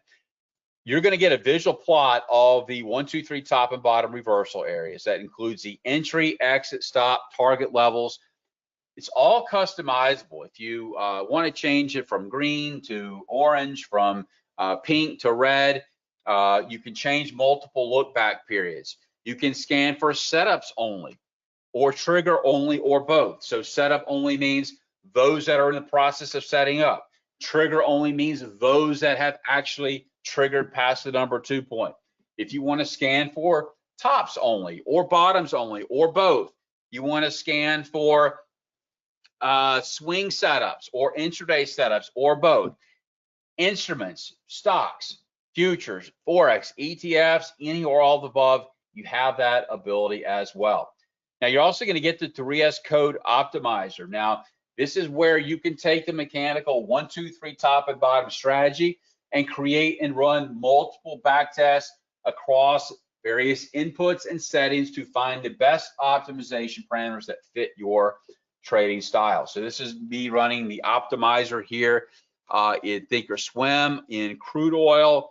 Here's where we're running the optimizer in TradingView. Here's where we're running the optimizer in TradeStation, and here in NinjaTrader 8. Now, with the 3S code package, I'm throwing in some additional bonuses to make this an absolute no-brainer.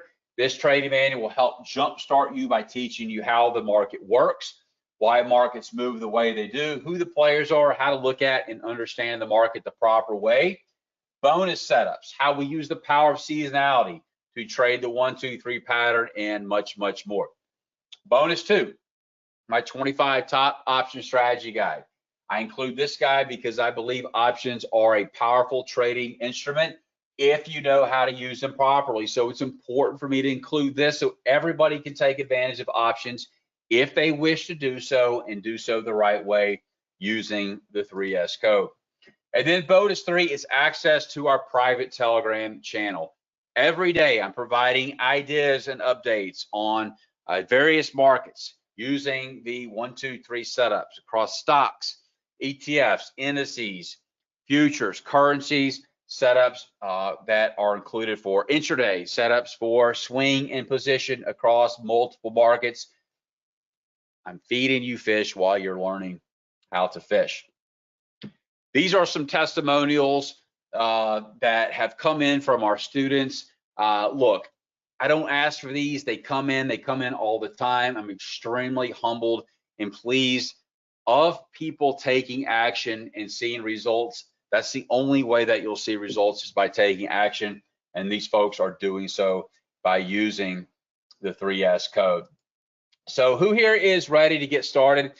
We've limited this to 25 spots. Why? Because we actually are a real company with real human beings. We want to ensure your success, ensure that you get set up and running immediately, and you'll get an onboarding call from our team to make sure that you have access to everything, and we can do installations for you, installs. The MetaStock team is wonderful as well. They've got a team that have been extremely helpful for our students and members in getting you set up and running and getting the scanner going, so you can start seeing these setups immediately. Okay, so what I want to do, I think I've got Jeff back on track, and so I've got a couple minutes here to answer some questions, and then I'll turn it back over to Mr. Gibby and the MetaStock team. So give me 1 second here. I'm going to answer some of your questions.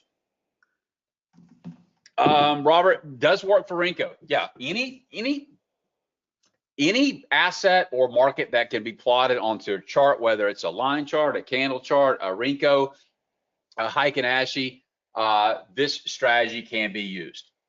No, this is not a subscription, Paul. This is not a subscription. This is a one-time lifetime access fee. You own it for life. Any enhancements, any improvements, anything that we do, which we haven't done in years because it is such a good indicator on itself. So we've got training, we've got guides, we've got PDFs, all of this stuff in the members area. But you saw, I mean, gosh, we've spent what, 40, 50 minutes together. You saw me demonstrate right there for you exactly how it works, what the rules are, and it's a one-time payment, guys. You get access to what, 6 or 7 platforms, the scanner. Can you load it on? Yes, you can load it on multiple computers. So if you want to load it on your PC or laptop, for sure. And if you do use multiple platforms, you have the ability to load it on multiple as well. Yeah. So if you do need technical assistance, look, we've got videos and guides on how to install this on your platform. It takes literally maybe 2 minutes. But look, I'm not the most technical person in the world, so if you do run into some issues, all you've got to do is reach out to our team or email support@tradestraining.com, and they can set up a remote session with you and get you locked and loaded in probably under 5 minutes. Saroth, it's inside the members area. Doug, it's not an automated strategy, like it's not a robot or an EA. It's automated in the sense that it auto plots the setup and strategy for you with your entry levels, your risk, and your target levels. Yes, absolutely. You can run it side by side for sure. So I've got multiple monitors, and I've got different templates and layouts where I've got charts side by side. So I have the 3S code indicator set up in every chart pane that I have, whether I'm looking at daily charts, whether I'm looking at hourly charts, 15-minute charts, and even the 1 and 2 minute charts. They are really, really good for those that like to trade 1, 2, 5 minute charts on an intraday basis. Usually, you know, just depends on the price action of that day, and the volatility and what market you're looking at, of course. But we generally get, you know, a nice handful of setups, 3, 4, 5 each day on, say, the S&P, crude oil, and things like that. When you have markets going straight vertical to the upside, straight vertical to the downside, you're going to get less setups. But when we have just general normal market flow, where we're just kind of, you know, moving from highs to lows, lows to highs, those are some just absolutely juicy bread and butter setups. Jeff, I'm going to turn it back over to you to keep you guys back on track. The offer is metastock.com/code. Just want to give a big shout out to all of our new students and members who are signing up. I think 14 slots are filled. I want to thank Mr. Gibby and the MetaStock team for having me back on. Always a real treat, and good luck with the rest of your conference. And I hope everybody. Great job, Silas. Appreciate it. Really, really phenomenal job. William, I saw your question. I'm going to answer it for you. So let me go ahead and make myself the presenter. The question that we had for William, and this is what it looks like in MetaStock, which I just love the kind of the way that things look. The question William has, when was the last time you got, oh my goodness. So I just turned on my camera and it's full screen, and I got to figure out how to kind of change it because I can't show you what I want to show you. Okay, you should still be able to see me. If not, that's okay. But William asked, when was the last time you got a 1, 2, 3 on the SPY? So I thought I'd throw it up here, and we have a pretty good example of kind of a few things I'm going to show you. So here's the last actual setup that we had on the 1, 2. Here you had the 1, 2, you had the 3 pattern, and it actually broke it through that low that same day, which triggered it. So you had actually the 3 setup right here. Now, this one actually went pretty well. You can see here where it hit the first target right here on the chart. Here it's hit the second target. And looking at the SPY right now, this is very, very early because you had to have 3 parts to make this pattern work. But right now it's already marking this as a potential top. So obviously if this goes out, this is going to go away. It's going to redraw, but it's already kind of looking for the next pattern or the next signal. Now, I also want to point out the one right before it. So this is a fairly, I think the question you really wanted to get to, William, is how often does this happen? The one that we had before was just well, it was on March 8th. You had a 1, 2, 3. It did trigger in, and then it hit the stop loss. So I love the way this is kind of annotated. I love the way that it protects you if you're kind of in a bad trade. I love the fact that it has an expert advisor right here. I just put it on this particular bar here. It's telling me exactly what the short position is, what the trade management is, how many days that you've got left in the trade, what your target should look like. All of this stuff is very, very much automatic.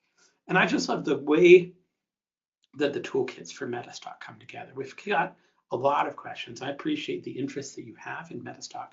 And the code, the 3S code, this is a great pattern.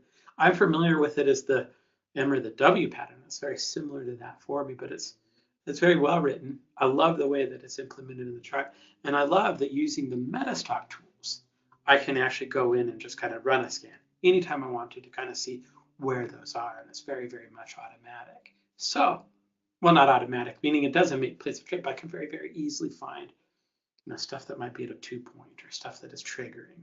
All that kind of stuff is kind of scanning, makes it available. So we've had a lot of people that have asked, okay, well, how do I get this for platform X and platform Y? And you can do that. If you just go to metastock.com/code, you can get that. It's available for you. As part of the option, if you don't have MetaStock and you want to find out why it's been rated #1 in its price category for 31 years in a row this year, we'll just give you a free trial on that page and a 30-day money-back guarantee on code. So I'd encourage you to give it a go. If you're trying it and you want to use it with your other platform, you can absolutely do that. I would recommend that while you're doing that, go ahead and do the trial for MetaStock. Because again, there's a reason we've been working on this for 30 years. There's a reason it's been rated #1 for so long, for so many years. And as we're going to talk about here in just another session or two, it's been there's a lot of different stuff that you can do. It's a very, very, very deep product. So with 3S code, you're going to get the pattern identification. You're going to get all the sessions that are included, all the coaching that's including, the ability to go in and do scanning with it. And again, it's normally $497. It includes that Telegram room, the patterns, the courses, the guide, all of that stuff is available pretty much instantly when you set up. So $497 is the normal price for this, which is cheap. I mean, just think of all the stuff that's included, all the strategy sessions. Think of the fact that we're giving a money-back guarantee and we'll throw in a free trial to MetaStock. We want this to work for you. And so in any case, metastock.com/code. You can call us at 800-882-3040, or you can go to metastock.com/saleschat. So thank you very much, Silas, for coming in, showing that to us. Very, very much appreciated. We're gonna move on a little bit. I do want to remind you that we're MetaStock. I just talked about MetaStock. I'm gonna talk about MetaStock after our next speaker. So let's kind of talk a little bit about this. Our next speaker is a new sponsor of MetaStock. First time they've sponsored this. It's called TechnoTrader. TechnoTrader is kind of run by Martha Stokes. Martha is a huge friend of mine. I've been down to their offices in kind of the greater Seattle area. She's a really, really smart technician. She's been doing it for over 25 years. And she also cooks a really mean salmon. One of the things that you could do, and you should do right now, is if you just go to the website that I just put in the chat, you can sign up for some mini courses that they offer. They offer a great collection of mini courses. Go ahead and click on that. You can kind of just fill out a little bit of a form. Those are available and they don't charge you anything. And that will give you an idea of kind of how the training in TechnoTrader actually works and how good it is, right? So Martha's courses have been great. We've been working with her for now. Gosh, it's got to be decades at this point, at least. Like we've been working with her for probably 2 decades, if I kind of went figured out that exactly. During that time, I've heard such good things about her course, the courses that they offer. They've been rated they've been rated A+ by the Better Business Bureau for as long as I've known them. So sign up for those courses. They're very, very good. So in addition to that, they have paid courses that you can go through. Hours, this one that they're talking about right here has 20 hours worth of training that's available for it. And they have actually gone in, created some just awesome indicators and tools that are available for MetaStock. So the link is in the chat. It's in the YouTube chat if you're watching us on YouTube. It's also in the GoToWebinar. You can just click on it. But go ahead and just kind of get ready and get signed up for those courses because, hey, they're free in any case. Our presenter is Martha Stokes. I think that works as a pretty good introduction to her. Great technician. She is a CMT. We've talked a little bit about the CMT organization and kind of what they do and the accrediting that they do.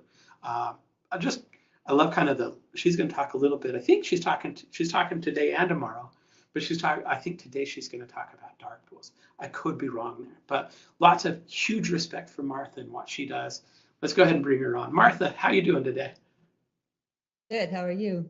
Good. Good. Let's see. I can hear you. That's good. I'm going to go ahead and make you the presenter so we can see your screen. Okay. And I'll let you know when that comes in. I'm going to go ahead and turn off my camera too. Okay. Gold stock or stock trading as a business. Turn your hobby into monthly income. I can see it. I can see the correct screen. And okay. Can you see me? I don't know if I can see you because here, I can see you. It made me really big. And so I had to kind of get rid of it. But yeah, you're coming through great. Okay, so, I'm not too big, am I? No, you're great. All right, because I wanted to see. I don't think you could be too big. Thank you. All right. Okay, we're going to talk about stock trading as a business because this is becoming more and more important. We are the first digital economy in the U.S. I've just been informed recently by a friend that Amazon has been putting in $800 billion into all kinds of new technologies and things. So we're moving to the digital economy. And what's happening with the digital economy is the middle class is disappearing. So we need to talk about turning your trading from a hobby, which is what the IRS classifies it as, into stock trading as a business, which is far more lucrative and will make you much happier. So let's talk about that. I am an educator. I could have a Series 87 and all the other things and be a recommendation thing, but I choose to be an educator. I do this in my retirement. Howard was my partner, and he came to me one day and said, Martha, we should teach people. They're coming to us all the time. And I'm going, I don't want to teach. I just retired. I was in my late 30s, and I was like, I've been in business since 9 years of age, and I want to retire. He says, we really should do this. He took a year to talk me into it, and I love it. And now it's my legacy. It's going to be what comes and remains thereafter because we have something that no one else has. Stock trading as a business, I am a CMT. I'm a chartered market technician, member of the CMT Association with an approved Series 86, which is required for all educators, researchers, analysts, anybody recommending stocks They just haven't gotten around to penalizing everybody and making everybody do it. I'm the CEO and co-founder with Howard Johnson. We've had 25 years of education, retail, and professionals. Professionals come to me because they have financial services degrees, but they haven't ever been taught how to trade the market unless they go onto a floor and they learn the hard way. I have written Cycle Evolution Theory. This expanded the body of knowledge on cycles. I'm considered one of the top 10 cycle theorists in the world. And I have Relational Technical Analysis, which has expanded the body of knowledge and technical analysis by doing a relational analysis with dark pools and all the other activities we're going to talk about today. So let's do a reality check. Let's face the facts. If you were consistently making more money than you had ever imagined you could, you wouldn't be here today. You would be busy spending your money and would have no interest in any webinar because you're already successful. Well, welcome to the world of professional independent traders. There are hundreds of thousands of professional traders you have never heard about. You never see these professional traders on a news commentary. You never hear about them in chat rooms or discussion groups. If somebody says they're professional, you say, what's your SEC credentials? It's that simple. The professional traders world is totally hidden from you because that is their intent. Yet the most important impact of your trading is from the pros. The pros are going to impact your trading whether you're aware of them or not. So you need to become aware of them. They're one of two of the market participant groups we're going to talk today about, this hidden world of professional traders. Today, you're going to learn what separates retail traders from the professional traders who make high incomes but are invisible as they keep a low profile deliberately. The true professional traders of the market you never see on TV or hear about in the retail news. However, they are the most important market participant group for your success. Unfortunately, most of the time you are trading against the professionals. How do I know this? I can see it in the charts. True professionals are the most talented, skilled, and successful traders in the world. Why aren't you trading in harmony with these professionals?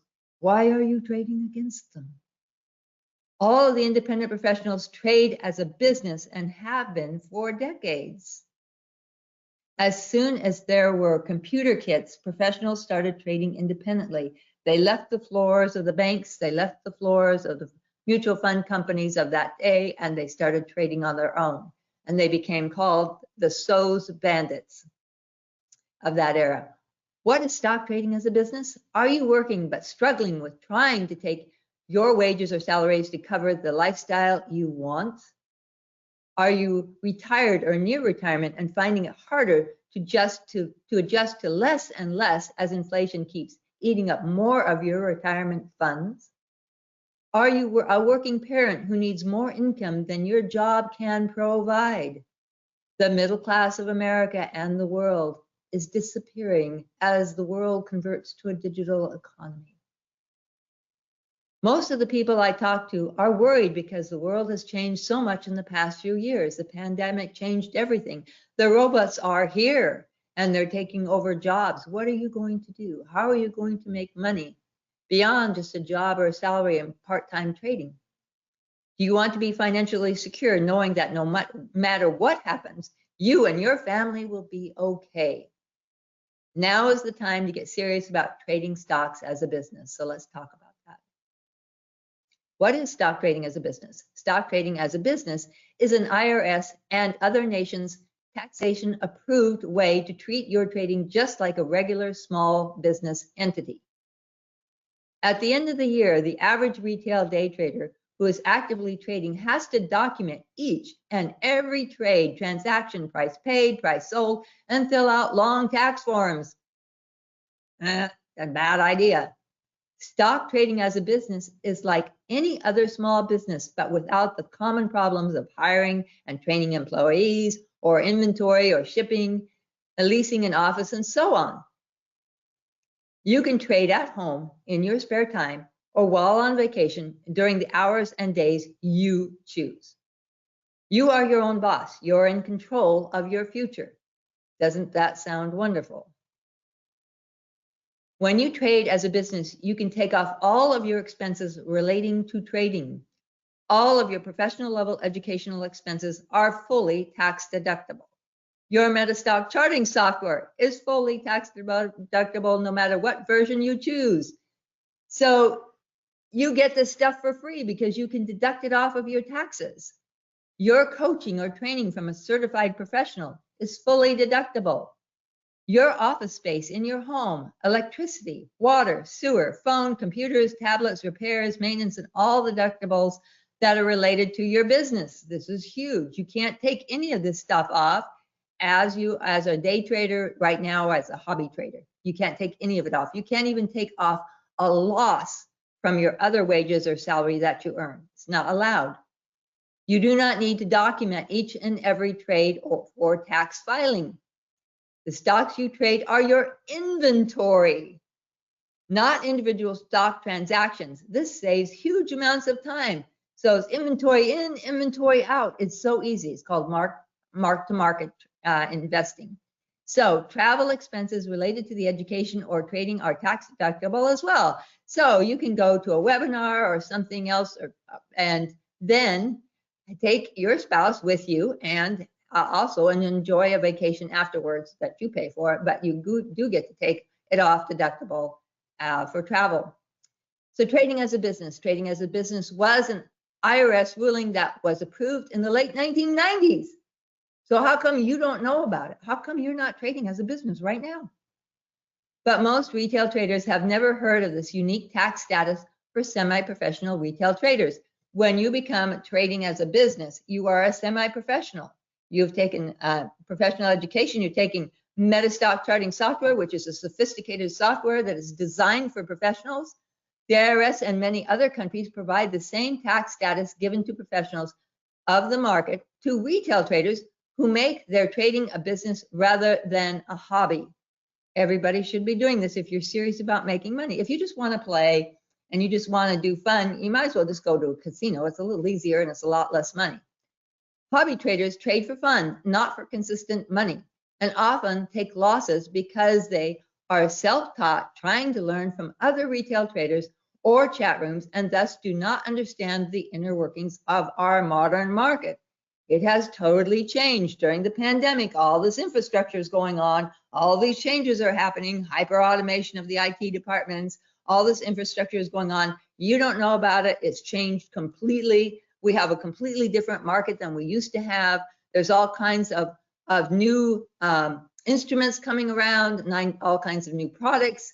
What's the difference between an instrument and a product? Do you know the difference between a trading instrument and a trade product? Anybody?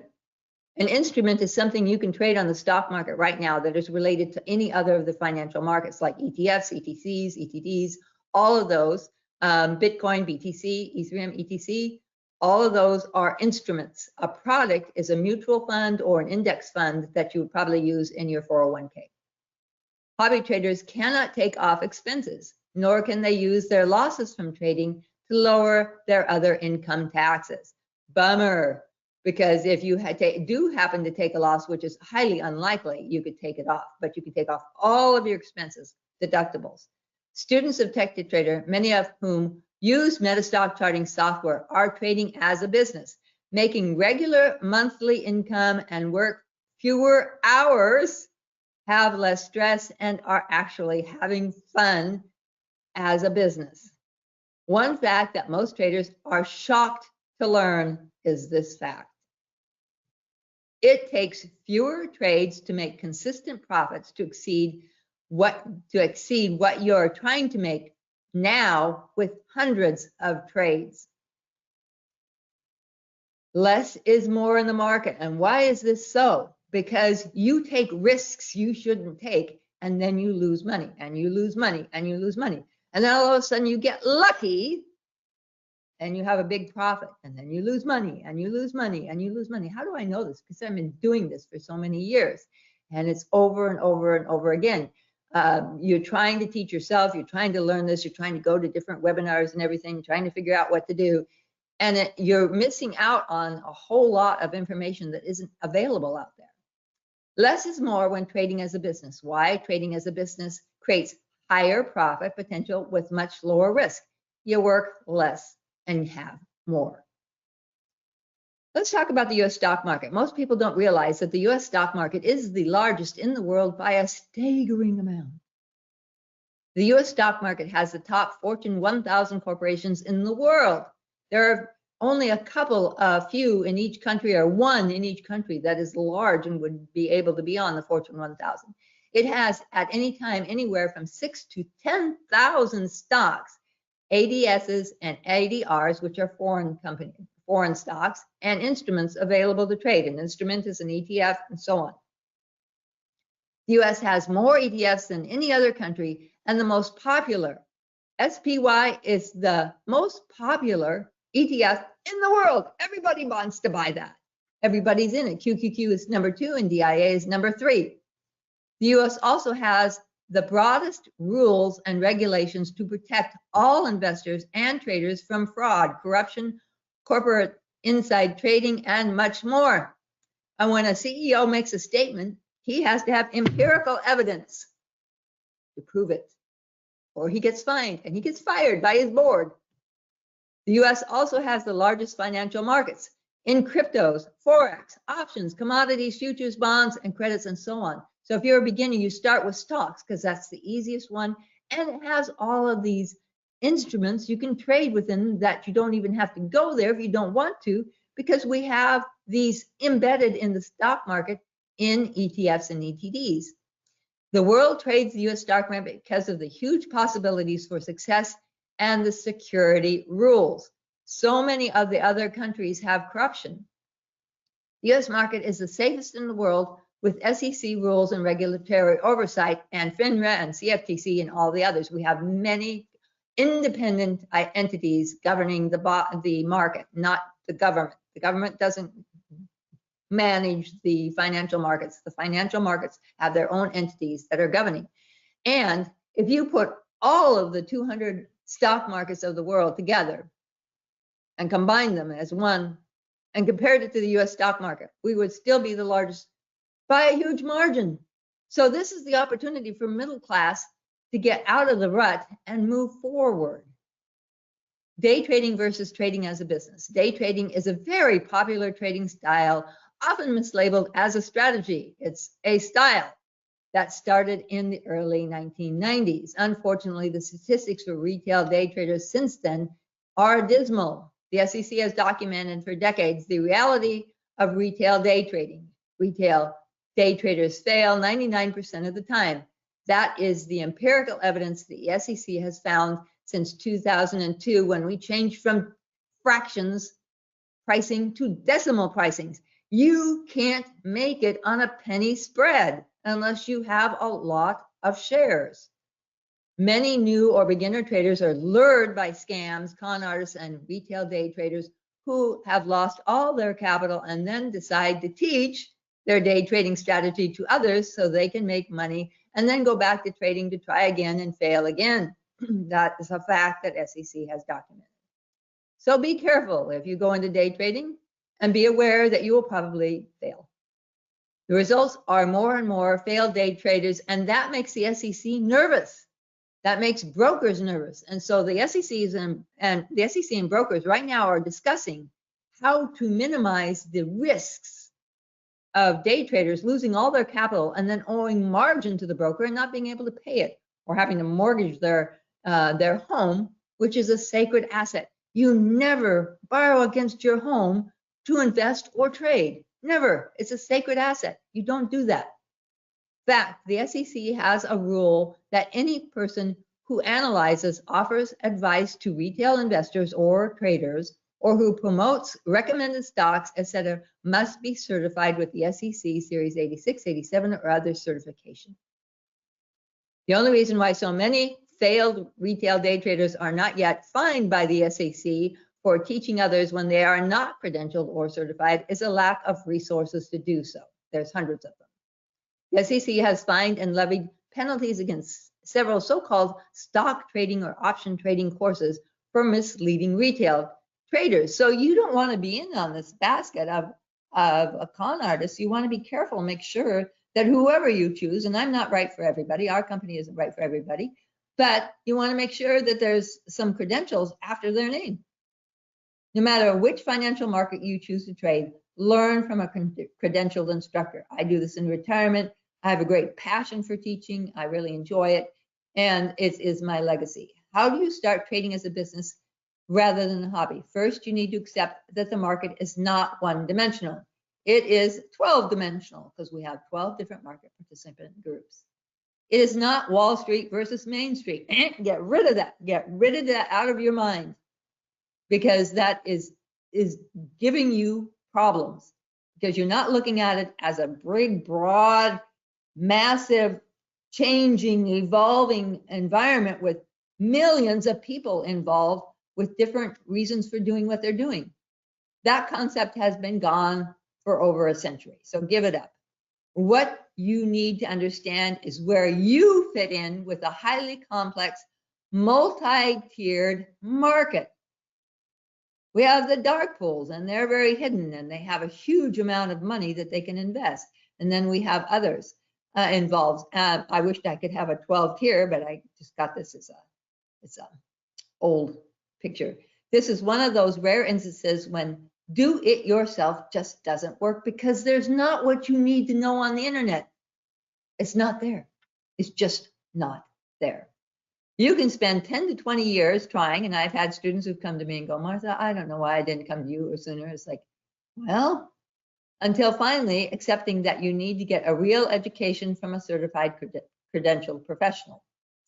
Or you can start now by taking advantage of the opportunity of trading as a business just starting out. And there's nothing more dear to my heart when someone who is just beginning, brand new to the market, doesn't know much of anything, and they go, I realize I really need to get an education. There's just no way that I can do this on my own. And I'm like, great, this person is just, and they start out with a small capital base, it grows, they build, all of a sudden they're being offered a job by an institution or something. It's really impressive. You must accept the fact that what is available on the internet is missing 75% of what you need to know and learn. My students who come to me who've taken all these courses, and some of them have spent $30 or $40 or $50,000 over the years trying to find courses that work, and they're all repetitive, and they say, I can't believe what I didn't know. Okay, you all know this. This is what you've been taught. Everybody understands. This was 1890, and this doesn't exist anymore. It's not Wall Street versus Main Street. I'm not going to go into the details today. We're just going to talk about the buy-side institutions and the professional traders and what they're doing. The rest you can get from another webinar that I've done before with MetaStock. And again, we're going to talk about just these groups, and that's the buy-side institutions and the professionals of the market, because those are the ones you should really be paying attention to. You should be avoiding all of these groups as if they have the bubonic plague. You don't want to be trading with them. You want to be ahead of them, and you want to get out as they start speculating. So there are 6 primary market conditions. It's not uptrend and downtrend. No. Bottoming, trading range, platform, moderately trending up or down, velocity up or down, and topping market condition. Which one are we in right now? Anybody? We're in a moderately uptrending market condition. Moderately uptrending market conditions periodically have minor corrections. We just had a minor correction. Everybody was going, oh, we should sell short because we're going to have a bear market. We're going to have a recession. There's no way. We have 8.8 million job openings. We have a 3.2% unemployment. We don't have enough people to fill the jobs. So what do you think the corporations are doing? What do you think? Are they sitting there going, well, you know, maybe we should pay more. One of the reasons we have inflation is payroll is going up. So no, they're buying robots, but they're not telling you about them. They're doing more AI, but they're not talking about it. They're spending billions and billions of dollars right now beefing up their company without humans because we don't have enough to go around. Welcome to the world of robots and AI. It's here now. Why aren't you investing in those stocks? Why aren't you trading them? Each market condition is unique. The trends, trend line patterns, which is only what I teach, I'm the only one that teaches trend line patterns, are different. This is because different market conditions are created by different market participant groups, dominating and controlling how price moves up or down. At any given time, there's going to be a primary market participant who is controlling price. Who controls price at the bottom? Dark pools. Who controls price in a trading range? Retail investors and retail traders and small funds managers who have less than 3 billion assets under management. Did you know that if you're working with a small business, a small management fund, like small funds that are local, if they have less than $3 billion of assets under management, they're a small fund. And they are no longer considered professionals. They're considered retail. And the SEC doesn't even require them to file a monthly report. You don't want to be working with those guys. They don't even have MetaStock. They should have MetaStock. They should be learning about technical analysis. But no, they think that when the HFTs gap a stock up or a gap down, that's the dark pools. That's the whales. So we're going to buy after them. And they lose all of their clients' money and go out of business. Be careful with those people. They haven't got a clue. Market condition is your roadmap for navigating the market activity over time. You're driving or trading down a 1,000-lane freeway and everybody's going in every different direction. Sometimes the groups are going together, but a lot of times they're going in conflict. Like in the last couple of weeks, everybody was going conflicting with each other. Oh, let's buy on the dip. Oh, let's sell on the bounce. Oh no, let's buy on the dip. Oh, let's sell on the bounce. We had kind of a crazy period of time right in the middle of the earnings season. It's like, come on, guys, calm it down. Stop watching the nightly news. Stop reading all that retail news. It doesn't help you out. You will trade differently in a velocity market than a platform market. Why? A platform market is a period of time when investors are so scared of the market on the retail side and the smaller funds have lost so much money that they're not buying anything. And the dark pools surface. And here they come and they start accumulating all of the stock, bargain hunting over time. So we have these platforms. I'm the only one that teaches the platform market condition and the platform how to trade it, because I discovered it. The stock market cycles and each market condition is a different part of that cycle. So from bottoming to topping, that's a full market. And then it goes market trending down, velocity trending down, bottoming to start do the bear and end the bear. Who controls price? At any given time, someone is controlling that price. Education on the market participant groups. The market is no longer Wall Street versus Main Street. I have to hammer that home because you believe this myth. It is far more complex. When trading as a business, you need to focus on certain market participant groups. Number one is the dark pool buy-side giant institutions. These are your Vanguard, BlackRock, State Street, Fidelity, California Teachers, many big, every pension fund for all the giant Fortune 500 companies. They control a vast amount of money. This is the most powerful and dominant and hidden group on the market. They're way more powerful than banks. The banks dominated until 2008. They did stupid, and they no longer have the control they used to have. Why? Because the dark pool buy zones don't buy anything from the banks anymore. There are about 20 to 25 giant institutions who are also known as the dark pools. You can use the words interchangeably. Currently, right now, there are 143 trillion assets under management worldwide. Do you think these 25 dark pools worry about the US government's debt? Do you think that they could just wipe it out? Sure, they're not worried about it at all. Dark pools do not create momentum runs. Write this down on a sticky notepad and put it on your monitor. Dark pools do not create momentum runs. Price is controlled to the penny. It is held at a low bargain price during accumulation mode that can last weeks to months. You need to learn how to recognize the accumulation or rotation in the chart and put the stock on a watch list to wait for the pro traders.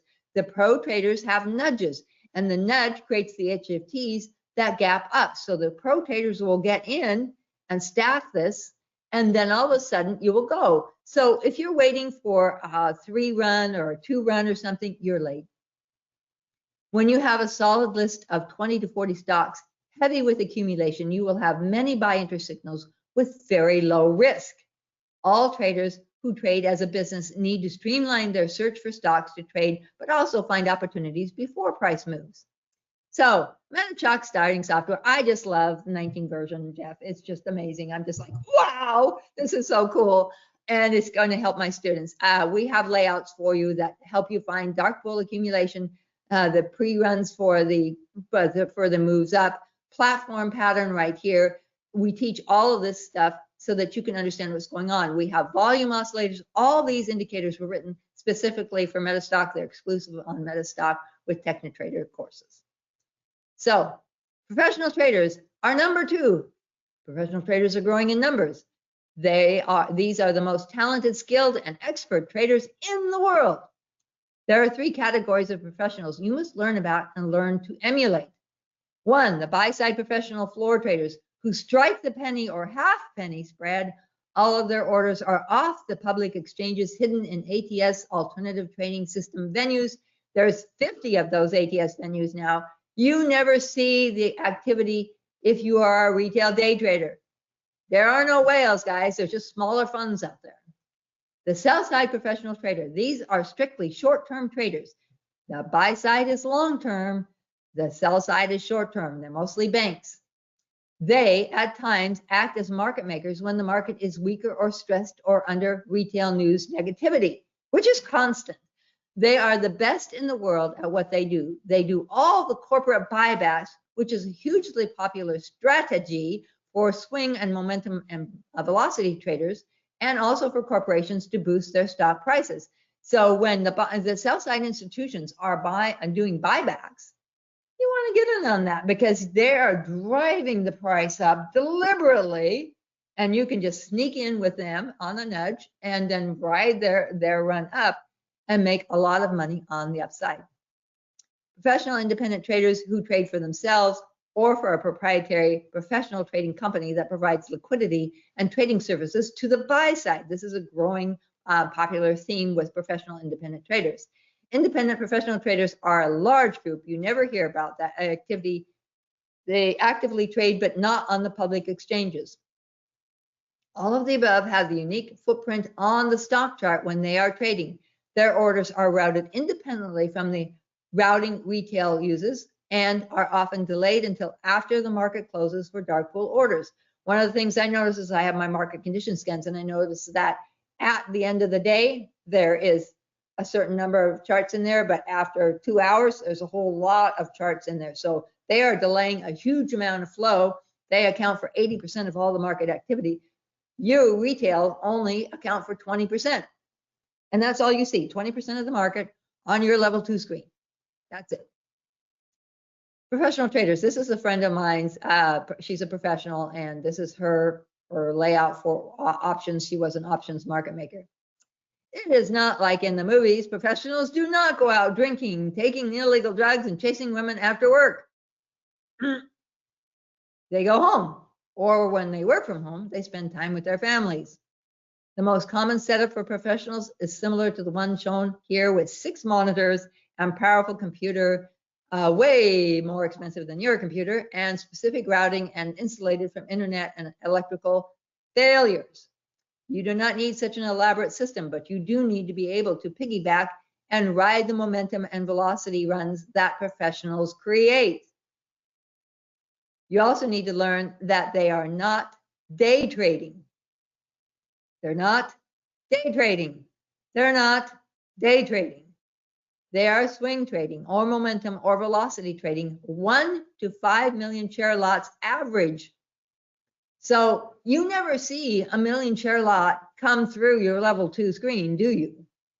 Because They're on the ATS venues. They have 50 different ATSs they can route to. They use AI not to find stocks. They use AI to route and the fastest system they can because they're striking the penny, half penny. So what does that mean about the stock chart? Student traders trading as a business desk. You need an office space to do your trading. This typically the room in your home or even a closet will do. It needs to be a separate room, private and not part of a family room or where a TV or gaming console is located. The IRS requires that it be separate because you're taking off that whole room as a tax deduction. Every part of that room, every aspect of that room is a tax deductible. You will need a quiet place to study and work.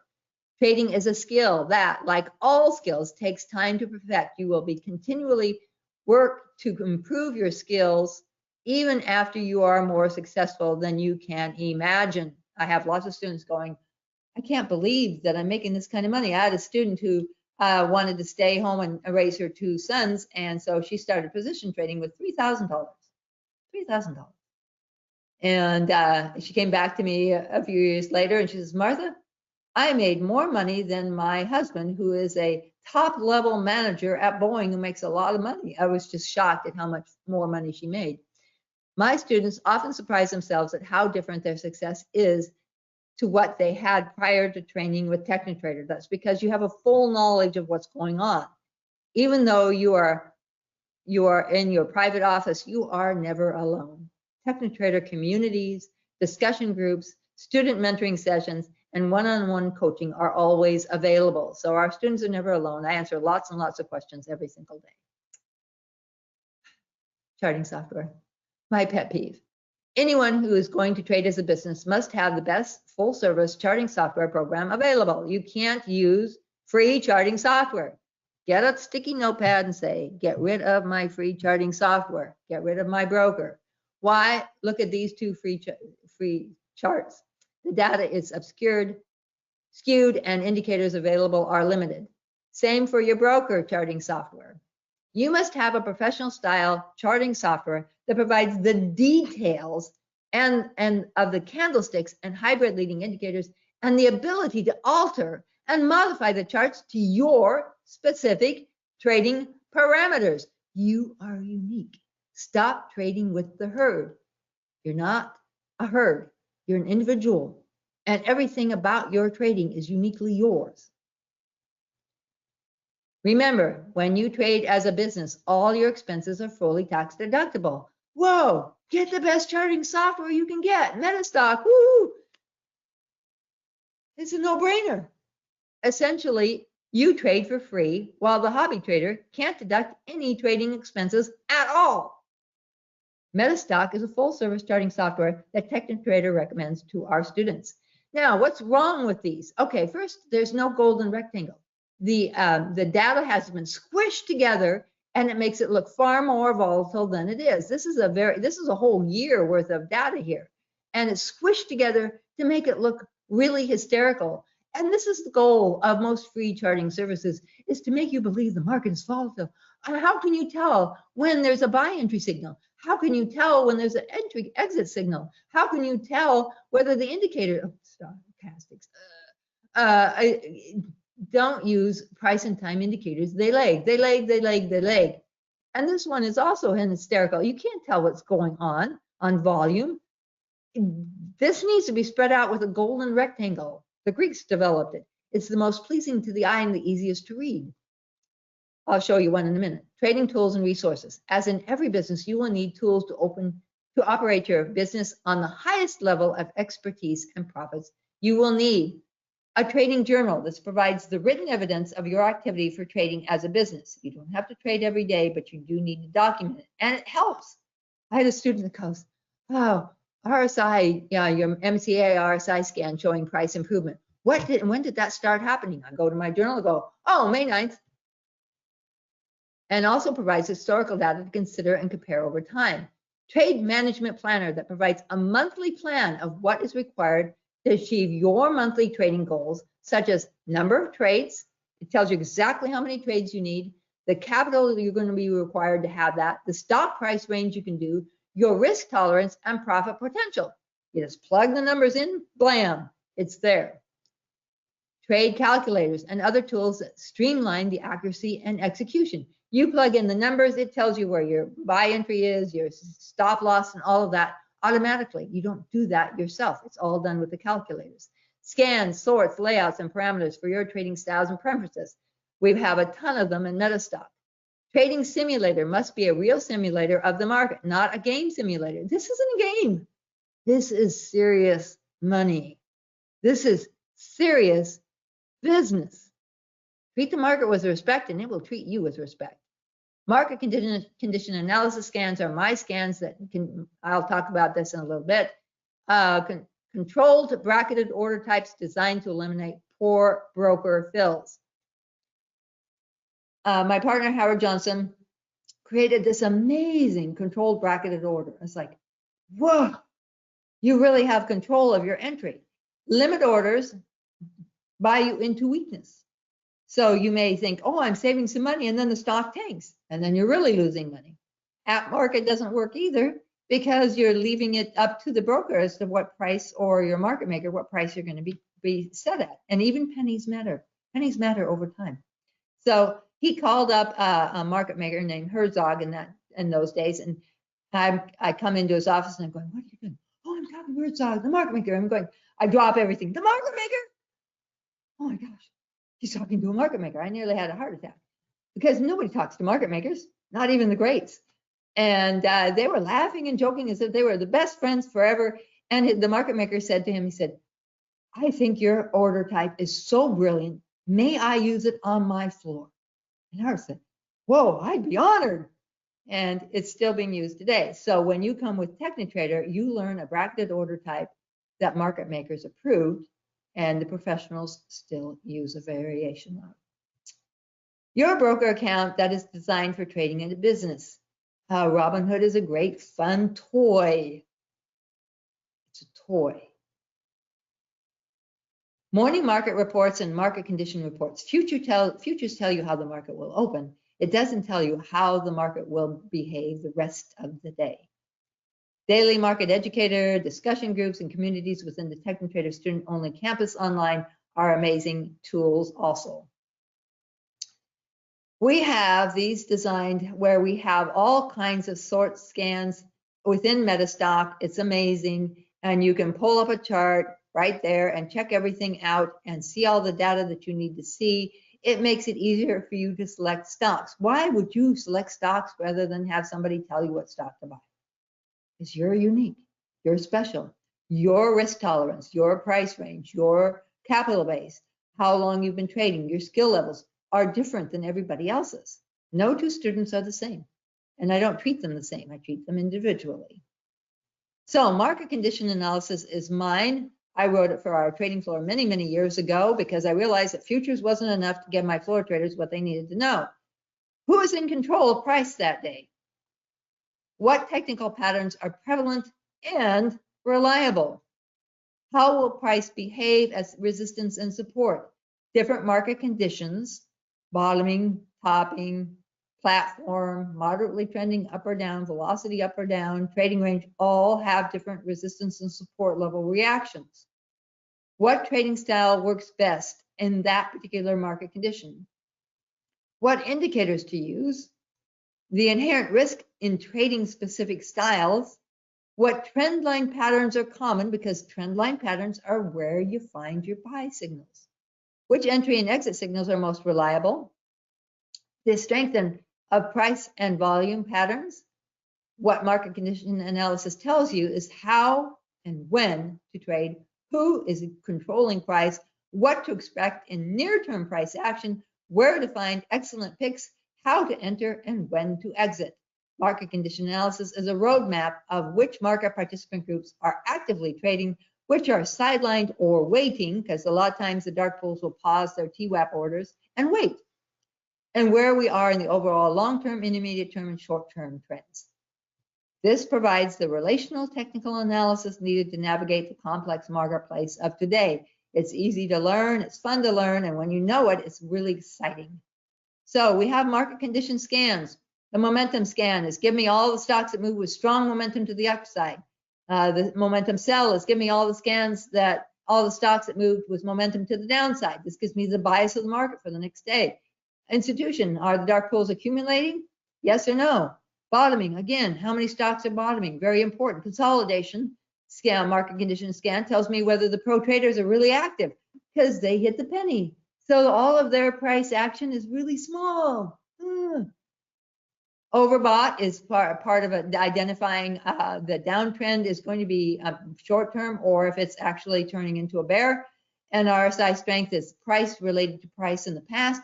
Are things moving up? Like we said, suddenly on May 9th, we had this huge surge of strength coming out of that market condition analysis scan.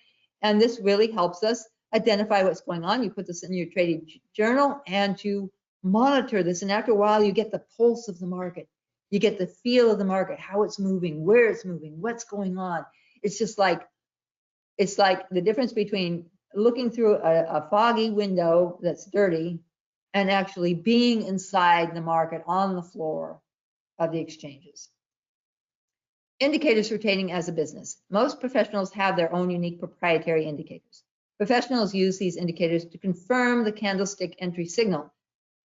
Price is an indicator. Price is an indicator. Why are you using price and time indicators? Because price is found in candlestick entry signals.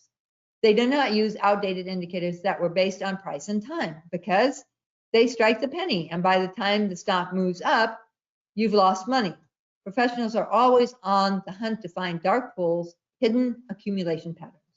Finding dark pool buy zones was my term. For momentum swing trading requires more sophisticated indicators. These indicators are provided to TechnoTrader students for MetaStock charting software, and this is one of our groups that we have. These indicators provide trading indications to confirm the candlestick buy entry signals for optimal trades and profits. Most of you are trying to use an indicator as a buy entry signal. Wrong. Candlesticks are your buy entry signals. The indicators confirm we have a shift of sentiment right here. We have a confirmation with the volume oscillator, and the money stream comes in a little bit, money flow comes in a little bit later and moving the price up. These are strong indicators showing strength. This gives you the advantage of professional level indicators. Identify the best stocks for you to buy. So you can be independent and know what stocks you should be getting into because all of these things line up and that stock is going to move and move sufficiently for very, very good profit. Hybrid leading indicators, we have a layout like this in MetaStock that shows you all of our indicators. We can see that the candlesticks are your entry signals and then your confirming patterns moving up and continuing up. So these are MetaStock exclusive indicators. We have a volume that's specific.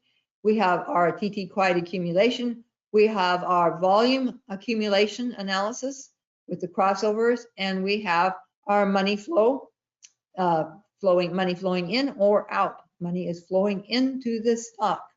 They are quietly accumulating. They are quietly accumulating. They are quietly accumulating. We have all this confirmation. And then because of the liquidity draw, velocity and momentum runs follow. The TechnoTrader difference. Working with MetaStock charting software for more than a decade, it's actually 2 decades, we have been able to create extremely sophisticated training and charting tools that simplify trading as a business. Our course provides everything you need to begin your career as a semi-professional with all the profits and tax advantages professionals have enjoyed for decades. So you get to trade as a semi-professional. And when my professionals meet some of my students, they're delighted to meet them. And they're very excited because they see that they're serious and they take and have respect for the market. And this is so important to the professionals. Respect the market. It's not a casino. The scans, indicators, etc., incorporated into MetaStock charting software eliminate all the work and get you started trading as a business as soon as you complete your TechnoTrader methodology course. What makes TechnoTrader different? We are credentialed and certified with a Series 86 SEC certification. We have an amazing student campus. Took us 2.5 years to create it. that creates totally professional style learning environment designed after universities, because Howard and I both have educational backgrounds. We offer the most comprehensive, personalized support anywhere. You need help, you say, I need help. And I say, what's the problem? And we get right on it. Our courses are self-paced, which makes it easy for you to learn at your own pace within the time you have available to study, with ongoing answers to any questions you have while you are taking the course. Each course is module, building upon the learning and knowledge of each module presented in the most efficient way for individuals to learn complex subjects quickly and thoroughly. You're ready to simulate trade much faster this way. Learning is a process. You can't have all the stuff dumped on you at once. You build on it and build on it. That's what great teachers. You had a great teacher in either high school or college, or during your graduate degrees, you had this amazing teacher. Amazing. Because they understood how you learned. And so they were able to build upon it so that you could understand it and accept it. Our community are awesome. I'm so proud of our new website for Students Campus. It's just amazing. And every day, the students are all interacting, talking, and there's all kinds of information that you can get from this. You are not alone, but you are also working with people who are serious about you. And our community groups are private. So the HFTs can't figure out what's going on in our communities. All the other communities are public, and the HFTs exploit them. And so we have different trading groups, and they have a lot of comments and things that are going on. And this is a really exciting part of, I'm so proud of it. It took so long to put together, but it's great. It's just awesome. I'm very proud of it. So let's summarize the TechnoTrader difference. You're learning from professionals. I'm retired and I enjoy it, and I'm teaching others who are professionals also. We have been in business for, as of May this year, 26 years. TechnoTrader staff continually update and improve the quality of our education. We are constantly improving and adding to our education. We keep our students up to date with all the new trading instruments, changes to the internet market structure, and how professionals are trading the market. We just had a little thing on BTC because it was a new instrument, and how to use it and how to work with it, and all that. It's ongoing. We have communities and discussion groups where both professional level students and beginners can share ideas. TechnoTrader has the most extensive support, guidance, and so on, with access to a vast library of help files, articles, and ongoing new information about the evolving market structure.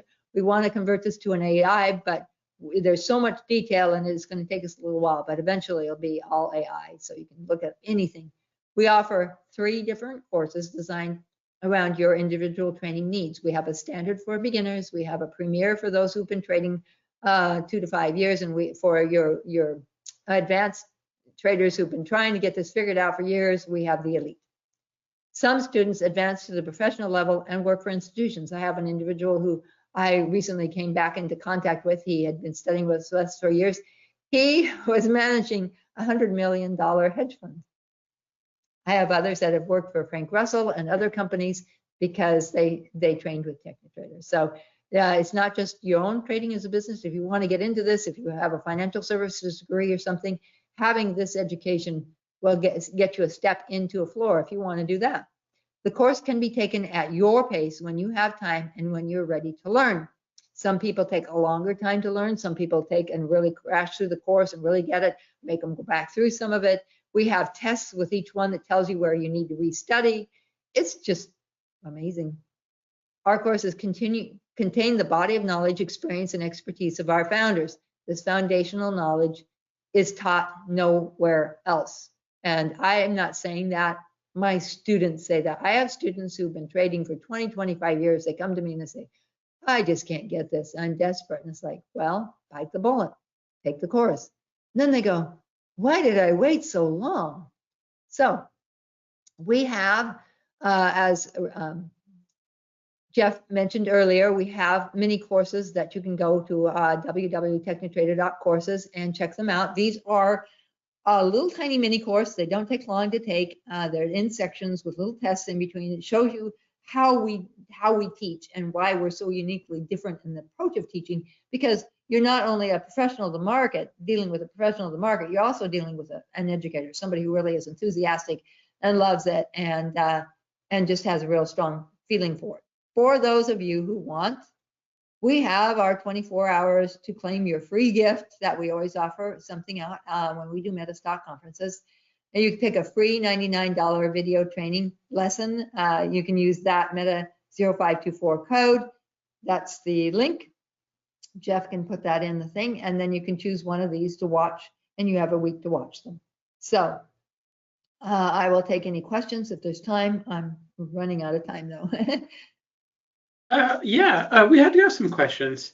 Kenneth wanted to know, would my business have to solely trade or invest, or could it also do other products not related to investing? You could, but you would have to separate out the income from the two of them. Okay. Cool. So if you have an LLC, or if you have a sole proprietorship or a subchapter S's are really great because they have the lowest IRS. You know, the IRS says, well, if you're a sub S, you know, you've got to be a good guy. Sole proprietors have more IRS checks. They check them more carefully. But yeah, you can have it out. So you would have your inventory and income from your trading, but you could also have something else in it. Yeah, there's no rule against that at all. You could have 3 little companies all under one umbrella company. Yeah. Oh yeah, I forgot because I started asking you the question. I was typing this link in the chat. Please leave it up for a second. The next question comes from William. William wants to know, is it possible, do you know if options commissions or commission-related expenses can be claimed as business expenses? Yes. Yes. Anything relating to the financial markets can all be deducted out of the trading as a business, whether you're trading stocks, options, ETFs, futures, it all follows under that category. So it's just inventory in and inventory out. It's a very easy program to work once you understand it. It's so sweet, and I don't know why, because it's been around for 20 years, and people go, oh, I've never heard of this. It's like, well, it's been around a long time. Real wants to know, what is the best course to start with? Well, what does I like that question. Go ahead. Well, He wants to go. I always like to have the people start with the mini course, just to get a feel for it, because we're a boutique shop. I'm unusual. I'm retired. I got bored. Howard said, hey, let's teach. I said, no, for a year. And then I said, yes. And when I'm standing in front of the audience, we have 3 huge ballrooms all open together because we had so many people coming. And I'm staring out at this crowd. I'm looking at Howard and going, this is the craziest thing I've ever done, Howard. How did you talk me into it? They all know this stuff. And he says, Martha, just do your stuff. So I start talking. And about 10 minutes into my speech, it was so quiet in that room, I paused because I was just shocked. And I looked around at the faces, and they're all staring at me with this eager expression on their face. And I said, you don't know this stuff. And it scared me for them, because I realized that this was important. At that moment, I thought, this is what I should be doing. I should be sharing this knowledge because they don't know this stuff. And there were stockbrokers in there. There were people who've been trading for a while. There were newbies, yes, but a lot of very high-level professionals. And they're just like, you know, they had their financial services degree, but they didn't know any of this stuff. It's like, wow, this is what I should do. And he says, yeah, this is your destiny, Howard says. So this is my destiny. So yeah, you can, I would need to know what level you are, how many years of training you have. Cool. We had a perfect amount of questions. There's a couple of just comments that I'm going to read out to you. Martha, outstanding. How applicable? Oh, this is actually a question. How applicable is your training to straight futures trading? I'm not a stock world person, but you've set off a light bulb in me over several presentations about who is doing what, and I'm beginning to get my brain around that. Yeah, futures has more of the professionals. Now you have to remember that the professionals will be swinging a 1 to 5 million lot stock. Then they have 10 legs that they can add to that. Okay, so they'll do an options put to mitigate. That's the lowest insurance policy they have. So they'll buy a whole bunch of option puts. And so people who are trading options, no, the option market with high puts doesn't mean that they know that the stock market's going down. Those are professionals using puts as an insurance policy, and they'll either sell you that put or let it expire worthless when their stock goes up. They're just mitigating their risk. That's all they're doing. Futures are a little bit different than stocks. I would recommend learning stocks because when you get the learning of the inside of the market, then futures make sense, particularly with the professionals, because the professionals are in the futures before the market even opens. They're going like crazy on that stuff. And they are using it for mitigating risk. Cool. And the last one is actually a legitimate question, but I can answer it. And so, but I like the comment as well. Rao wants to say, there's so much information here. I would like to re-review this. How can I get access to the presentation? And so I love to hear comments like that. I think you do a great job, but it's great to hear it from other people. And I just put the link in chat, but all of the sessions that we're doing this weekend are available on youtube.com/MetaStock. So you should go there. You should like and subscribe. And then also all of the sessions that we have available that are kind of put together will be available, including this one right now. You can go watch it again right now if you want. So there you go. Martha, that's it. That's all the questions. Thank you very much. Of course. Thanks for coming in. Thanks. All right.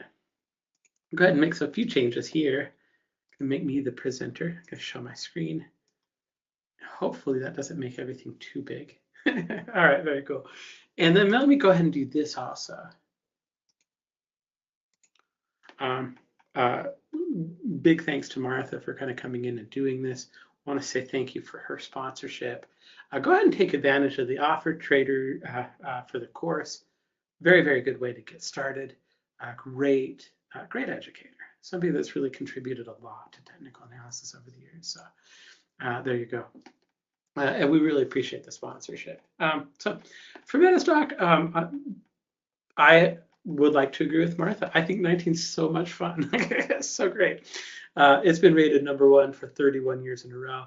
And what's been really impressive to me is kind of like, I actually just got back from a business trip. I went to Philadelphia, and then I also went to DC. And we didn't really talk a lot about MetaStock. We just talked about kind of the changes to MetaStock, like what's been added and kind of all the changes that came in 19. And I'll tell you, I was scheduled to talk for about 2 hours and I wanted to spend an hour on something else. I ended up talking just about all the stuff that they've added in the last version for 2 hours. And then I spent 45 minutes. It ended up being like this 3-hour class, but it was great. Totally enjoyed it. If you're using MetaStock and you haven't installed 19 yet, you totally should. The stuff that they added has been really, really cool. So if you're new to MetaStock, I want to say welcome. I hope you're enjoying the conference as this is your first one. Make sure to like and subscribe on YouTube. It does help a great deal. If you have questions, make sure to ask them. We've been doing these for a while. But in addition to that, if you subscribe to our YouTube channel, you're going to get a lot of really good content and details. And we're doing webinars very, very regularly. We probably do this major conference where we have 40 guest speakers, like once a quarter is kind of about how often we're doing it. But we're always kind of going up there and kind of talking about technical analysis, putting out, having individual guests on, market recaps, stuff like that. And so like and subscribe and you can get all that content if you like it. So in any case, if you are interested in trying MetaStock, I'm going to talk a little bit now about MetaStock, but if you're interested in trying it, one of the offers that we've got, if you just want to try it, you want to try the scanning and see how that works, if you want to test trading ideas, if you want to see why it's been rated for 31 years in a row, you go to metastock.com/conf promo, you go to metastock.com/sales chat, or you can give us a call at 800-882-3040.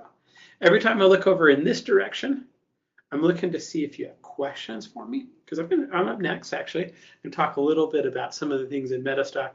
So if you have questions that you'd like me to ask, make sure to ask them. I've got all the chats open. All the chats open. I've got all the chats open. You're welcome to ask. And every time I look directly at the camera, it's because I'm remembering I need to look directly at the camera. So in any case. Okay, here's a picture of me. I'm going to read a little bit of a legal disclaimer. Today's demonstration is designed to instruct you on using MetaStock and the accompanying software plugins. It's not a recommendation to buy or sell, but rather guidelines to interpreting and using specific indicators and features within the software. The information, software, and techniques presented today should only be used by investors who are aware of the risk inherent in trading. MetaStock shall have no liability for any investment decisions based on the use of the software, any trading strategies, or any information provided in connection with the company. MetaStock does not endorse the purchase of a security, nor is it paid for the promotion of a security. No information contained in today's presentation should be construed as investment advice or the solicitation to buy any security. So there you go. I don't have to read the rest of that, so I'm not going to. I'm going to talk a little bit about me, and I'm going to let you read this slide because I started here at MetaStock 1997. So it's been 27 years now. I started in inside sales, and man, I've lost a little bit of hair, gotten a little bit older, but it's been really a great experience. I remember kind of starting here. I didn't know what a stock was, and I kind of have gone on to start actually trading quite a bit, very, very regularly. When I started in inside sales, which means if you had a question, I'd be the person you talk to. So I kind of talk to you a little bit about how you're trading, see what you're looking to improve. And the nice thing about it was once you kind of start talking about how MetaStock can help you, usually it's you've got bad stocks, or you don't know enough about the markets, or the strategy that you use doesn't work. And it's a product. Actually, Kevin Nelson is the guy that hired me. He's like, it'll sell itself. It'll do so much for people. You just really need to understand what their needs are. And so I did that for a decade. Since then, I've kind of had a large involvement in our business development. That's how I know Martha. That's how I know Serge and Silas. And I've had the privilege and opportunity to work with some really, really good traders. And that's why we started to set up this conference, was to kind of be able to kind of help impart knowledge. And it's been a great run. Absolutely love the software. I use it every day to help me trade. And so I think that's enough about me, though. Let's kind of move on. And before we do, I'm still talking about how awesome MetaStock is. 31 years in a row, it's been rated #1, and we're proud of that. There's some things that we're pretty proud about of MetaStock. The software's great. We're proud of the fact that every year it gets rated by the readers of Stocks and Commodities as #1. Also, I think one of the best things that we offer, to be frank, is the people. It's funny because every time I have very, very frequently, I'll have one of our partners that end up calling support and talk about, hey, I just talked to so-and-so over in your support desk and they do a great job. Or we'll set somebody up because we're setting up a business partnership, and our support team will call them and help them get ready.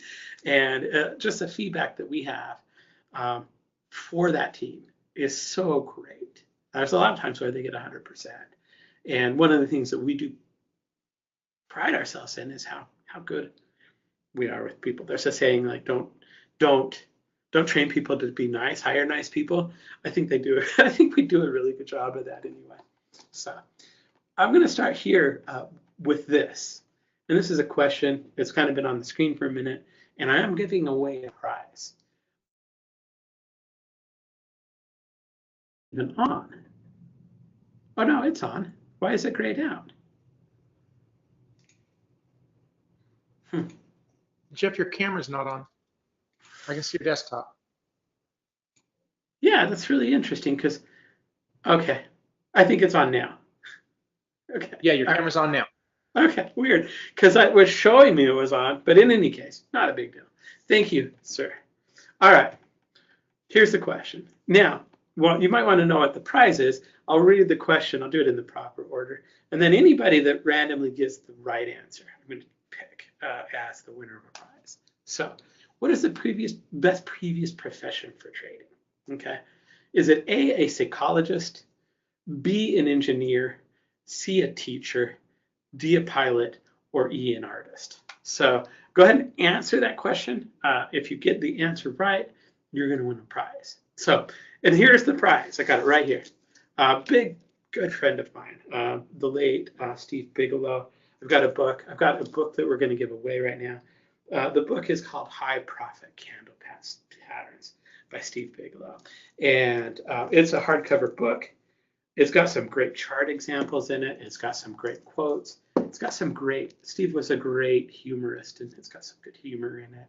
It's very light.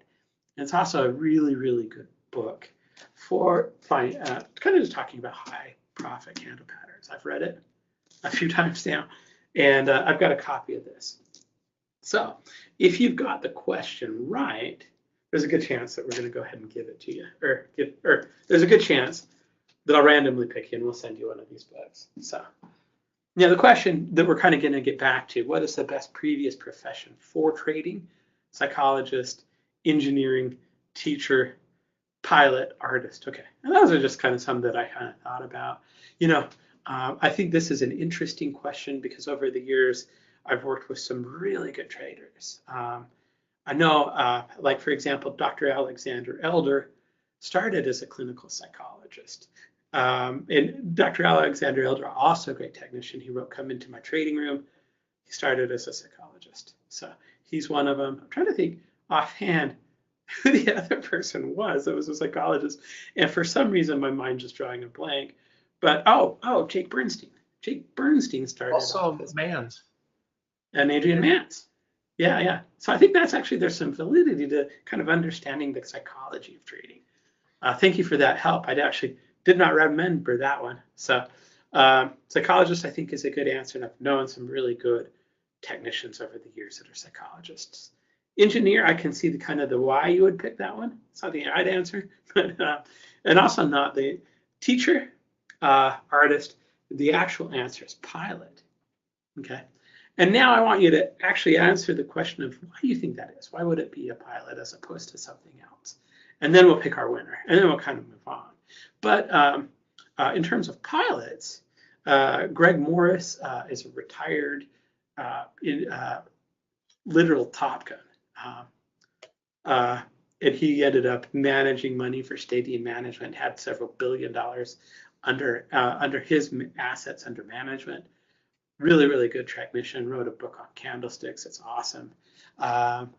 And also Chuck Hughes. Chuck Hughes does an option service. He has an add-on for MetaStock. But I've thought over the years, actually, let's give away the prize first. I brought in a paper and pen so I can remember who won it. The correct answer that we're looking for is D. So I'm going to look for any D here. And William guessed all of them. Hey, Kurt, it's good to see you. C, it's good to see you.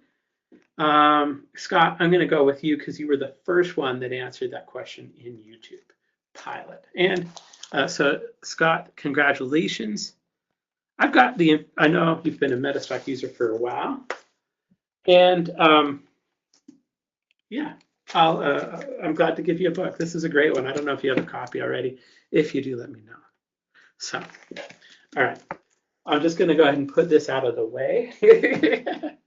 And I'm back. Okay. So, D. What's the correct answer? All right. Discipline. Why discipline? Or why a pilot? I gave away the answer already. Discipline. I think, in my opinion. And actually, I think because like when a pilot takes off, they have an exact idea of exactly why they're taking off. They've got a checklist. They know everything that they're going to do in the market. Same thing like with when they land. If there's an emergency, all of those things are kind of things that they have to have a high degree of discipline, especially if you're like Greg was a Top Gun. So in any case, Greg's great. We love Greg. He's going to come over for lunch. He's very, very much retired these days, but he loves to kind of come out and visit us when he's either in the office. Anyway, if you're not familiar with Richard Dennis, I'm going to talk just a little bit about him. And I just decided to put this in my slide for a couple of reasons. One, I don't really kind of like to say this is the way you should trade. I don't like to say these are the stocks you should trade. In fact, there's only one thing that I really recommend that you do when you're trading, and regardless of kind of where you're in, and it's to have discipline, it's to use proper money management, and it's to use stops. And those are kind of the only, I think, kind of guide rails that I'd say if you're not doing, those things are the things that you definitely should be doing. But MetaStock's really good at helping you kind of identify the trading plans or trading plans that'll work and kind of give you a good idea of what's going to work well in the market. So if you don't know who Richard Dennis is, I'm going to give you a little bit of a story. I've got some notes over here that kind of talk about him. His nickname was the Prince of the Pit. Okay. He basically borrowed, and then I got this information off of Wikipedia. I think it's mostly accurate, but he borrowed $1,600 and made about $350 million trading futures in the in about 6 years. He's a famous trader in the 80s, very, very well known, very, very well respected. And he had a friend. The name of his friend, Richard Dennis, Bill Eckert. I had to say them at the same time because they're tied together in kind of my brain. So Bill Eckert was his friend. He was like, you know what we do? We could teach people how to do. Like, it's learnable. Teaching is a learnable skill. And Bill Eckert disagreed with him. He was like, nah, there's definitely, people don't have the right risk tolerances. There's certain genetic components, et cetera, et cetera, et cetera. It's not teachable. And so they had a bit of a disagreement. But what they decided to do is they decided to put together a bet and see kind of, okay, what we'll do is we'll bring in some funder to some traders. We'll teach them how to trade, and we'll see how well it does. And so that was, if you've heard about the total trader experience or experiment, experience, sounds like something you could do in Vegas. If you've heard about the turtle trader experiment, that's pretty much it, right? And so they brought in a group of 23 traders. The breakdown is on Wikipedia. It was 2 female traders and 21 male traders. They funded them with their own money. And over the course of about 5 years, they made an aggregate profit of $175 million. So it wasn't profitable, it was like extremely profitable, and it was a very, very good success. They taught very much it's a method that's included in MetaStock that's called the Turtle Trader method, but in a nutshell, it was a method that was designed to find breakouts in charts. So I always like to the reason I actually included this today, it doesn't have a lot to do with the actual talk that I've got, but I think it's important. I think discipline's an important lesson for you to have when you're trading. When you're trading, you should be looking to trade with discipline. You should know why you're trading. You should have a plan around your trading. So, and I do think over the years, as I've kind of helped people trade more successfully, I don't know, that might be a little bit of a verbose statement, but as I've watched traders trade over the years using the tools I provide in MetaStock, the ones that do well are the ones that are disciplined. So, in any case, there you go. What do I want to talk about today? Okay, well, let's get to that. Only 22 minutes in, no big deal. But we're definitely not going to have time to talk about all of them.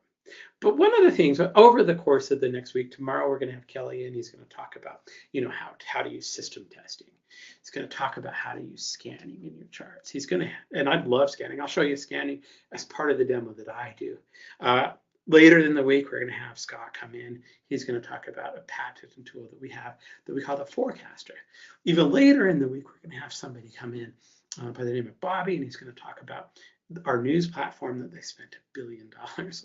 But what I want to do today is, over the years, when you have a software that you've been kind of developing for 30 plus years, over the years, there are things that get in there, like there's all kinds of stuff that are in there, like Elliott waves. We have a really cool Elliott wave. We have a bunch of systems that really test well that are put together by John Ehlers, based on the work of John Ehlers. He didn't put them together, but they are based in the work of John Ehlers called the ACT systems. We have a really good system that was put together that I'm going to show you today called the Rahul Mohinder. My point is, because I think I'm kind of going to be long-winded today, my point is over the years, there's been just a lot of stuff added to MetaStock. And if you've been using MetaStock for a while, the class I'm going to do is called the Hidden Gems of MetaStock. So if you've been using MetaStock for a while, I'm going to show you a few things that you may not know about, some of the systems that I particularly like. And the first thing that I'm going to actually show is I'm going to show you how to find breakout stocks. This kind of actually does tie in because the turtle method in itself was very, very much, I used Keltner channels, was looking for a breakout of a specific high and that kind of stuff. One of the things that I've learned over the years, particularly, and I'm going to name drop here, but somebody that's had a lot of impact on kind of the way that I personally trade is a gentleman that's coming in on Wednesday to talk. His name's Vince Vora. And one of the things that he likes to talk about is he likes to look for stocks that are breaking through resistance into new all-time highs. And I'm so oversimplifying it. There's a lot of other stuff that he looks for, but one of the things that he wants to find is stocks that are breaking up. And one of the kind of the mentalities, and it makes a lot of sense when he talks about it, is he wants to find stocks that have broken through resistance and don't have any upper head resistance. So when he finds a signal at an all-time high, he likes to buy it. And actually, that's one of the things that I actually really like to do too, is I like to find stocks that are all at an all-time high. And so one of the things I want to show you is basically a tool in MetaStock that's called the dynamic trading tools. And what it's going to do is it's going to kind of identify these levels on a chart. It's going to show them to us and that kind of stuff. If somebody will quickly, actually, Kurt, thanks for the answer too. Follow this checklist. That's exactly the right answer. Somebody give me a stock, because it doesn't matter. I don't like to kind of come in with a list of stocks that are kind of I've cherry picked and that kind of stuff. Just give me some stocks. Give me a stock. Right now we're looking at the S&P 500. We could use that. When we get into the RMO part of the demo, which is going to be kind of short, I want to use your stocks as well. So go ahead and type in some stocks. For now, just to show you this template, it's included in MetaStock. I'm going to basically just apply it to S&P because I've already got it open. So it's not an artist. I was reading. Okay, I'll try not to get lost in the comments here. Let me go ahead and apply a template. If you use MetaStock, I've already got SPY open. If you'll notice, and I spent 2 hours talking about just all the stuff we just added in 19. But I do want to point out how beautiful it looks, right? I've got it in the dark mode, all of the icons, all of the dialog boxes, everything has been redone. They added a lot of new drawing tools. They've added new systems. They've gone through and added a whole new workflow that I've actually really adopted called layouts. And I don't want to get lost in kind of, because I spent literally 2 hours in Philadelphia talking about it. And I could literally go another 2 hours if I just kind of get into it. But MetaStock 19 is a huge upgrade. And if you've got one of the older versions and you want to take a look at 19, I'd encourage you to get it. As Martha said, it's fantastic. So in any case, I think AIG works, coin works. Okay, let's look at, and Bill wants to know how to add the symbol to the chart. Yes, this is on, actually, if you have 19, we do have watermarks that are on the chart, which is helpful for me because I show a lot of charts during the week and people will be like, what ticker are you looking at, right? So right now, this is SPY. Bill, if you want to add this to your chart, just go to Tools, Options, and it's this option right here under, I think it's under Chart Options, where it says Display a Watermark. So Tools, Options, Chart Options, Display Watermark. One of another thing that they've added that have made things really, really nice. Let's go ahead and look at, Bill, you said coin. I'm gonna go ahead and open that up. And then I'm gonna apply a specific template to it. So with this specific template, this has been included with MetaStock. The dynamic trading tools have been included for a while, but I would show people how to use this and I would send them a template.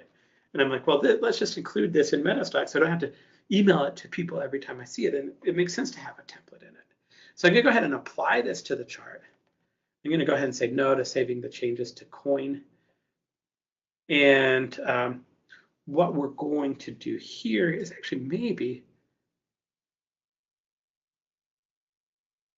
just kind of zoom out a little bit. What I want to do is actually, it's not seeing a lot of upper resistance. There are some cool things about this chart, but it hasn't shown a resistance based on its model for a minute. Let me go ahead and make a few of these a bit bigger because one of the things I think I want to do is go back in and make these lines a little bit more legible for you.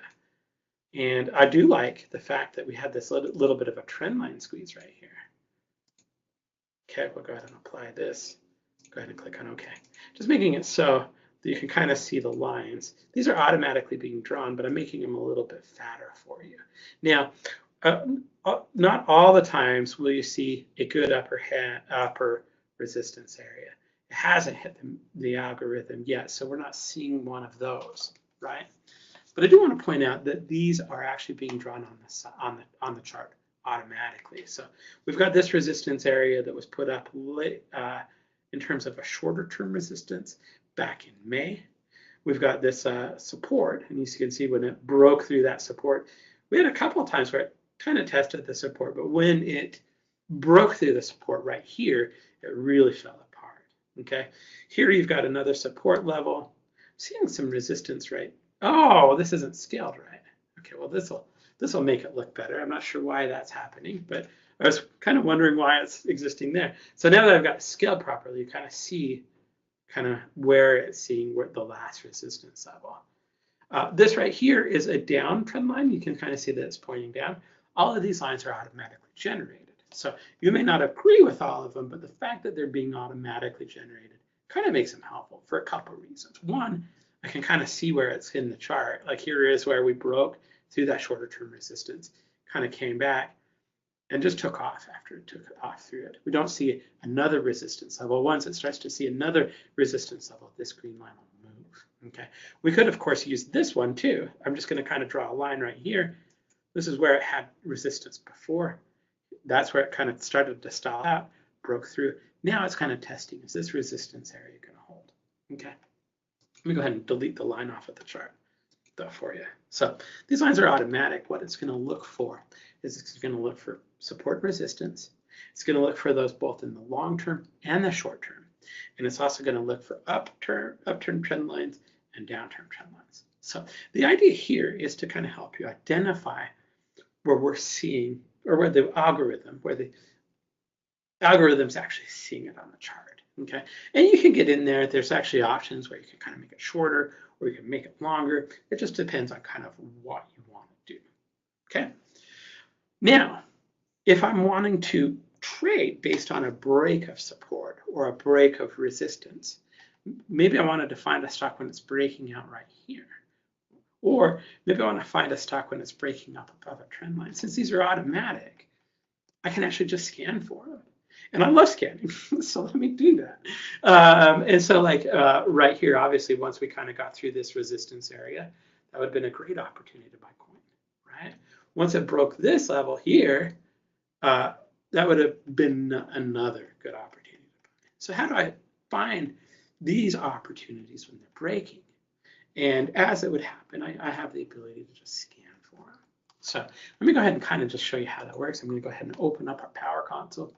What I'm going to do is I'm going to go to my favorite tool. You know, I can pick a favorite tool if I want. And for those of you that know, the trades that I take, I scan every day, usually twice. But let me kind of show you how to kind of put together this as a scan. So this is named Dynamic Trading Tools. So it starts with the thing of DT. I've got a few explorations selected. I'm going to unselect them. And what I'm going to do is I'm just going to search right here for TT. We've made everything also. One of the things I like about the changes we've made to MetaStock is we've made it a lot easier to use. Okay. So right here, these are the scans that I can run. There's support and resistance long term. There's support and resistance short term. There's trendline breakouts to the longer term and trendline breakout shorter term. So if I want to find something that's right now breaking through a support level, this is the scan that I'd use if I want to find it on the longer term. Okay, down here I can choose an instrument list that I want, and I can choose just about anything on earth to scan. And for me, that list is usually fairly simple. But if you're joining us, we get a lot of customers that are from Australia. If you're joining us from Australia, we have all the Australian stocks, Hong Kong, Singapore, the Asian stocks, those are available. Literally in the list of stocks that I could scan against, without belaboring the point too much, because I'm going to run out of time if I do, we have about 327,000 instruments that you can scan. So whatever it is, wherever you are, most likely we're going to be able to scan that. For me, I like to trade stocks that are pretty liquid. I like to try, and that are pretty stable. And so I usually scan indexes. So if I wanted to, I could, right here, there's an optionable list. I could scan everything that's optionable and just take a look at it. There's an ETF list. So if you just want to scan ETFs, you could do that. Whatever you want. For me, I'll typically narrow it down to stocks that trade on the NASDAQ 100, the Dow Industrial, and the S&P 500. Okay, and so I've got those all selected here. I'm gonna go ahead and start the scan and let it run real quick. It should be on the current day. I'm just checking because sometimes I'll scan for yesterday, but I try not to do that on this machine because this is the demo machine. So try not to mess with people too much. So anyway, this is gonna go through, kind of just show you the report, and then we're gonna move over to AIG. So, and to look at that. So give me a sec. And you'll see it's going pretty fast. It's about 31%. It's good. How fast it moves is usually limited by your internet connection, because once the internet data is here, the computer can chug through that. But the reason I bring that up is I'm right now broadcasting audio and video to YouTube, to go to webinar. We've got the whole office running. So there's some bandwidth restraints. We do have a good connection here though. But in any case, it's already done. Right here, we've got the close. Okay. Right here is a breakup column. So if it's broken up above support, I'm sorry, broken up above resistance, this is going to have a number in this column. Okay. Well, on the breakdown column, if it's broken down through support, it's going to have a number in that column. That number represents how many days ago that happened. Okay, that's all. Enrique, that's a really good question. Yes, but right now, trying to get Enrique asks, are there plans to support other OSs other than Windows? Right now, we're kind of very actively looking at that. If you've been using MetaStock for a while, you've seen all of the changes we've done over the last couple of years. Like the last time we released an upgrade, it was a whole new charting engine with a lot more capabilities and flexibility. This was obviously huge. Once we get it to a point where we are very, very happy with it, it's actually something that we are actively looking at now. Okay, thanks for that question too. The question was, any plan to support other OSs other than just Windows? So I appreciate that. It is something we are actively looking at.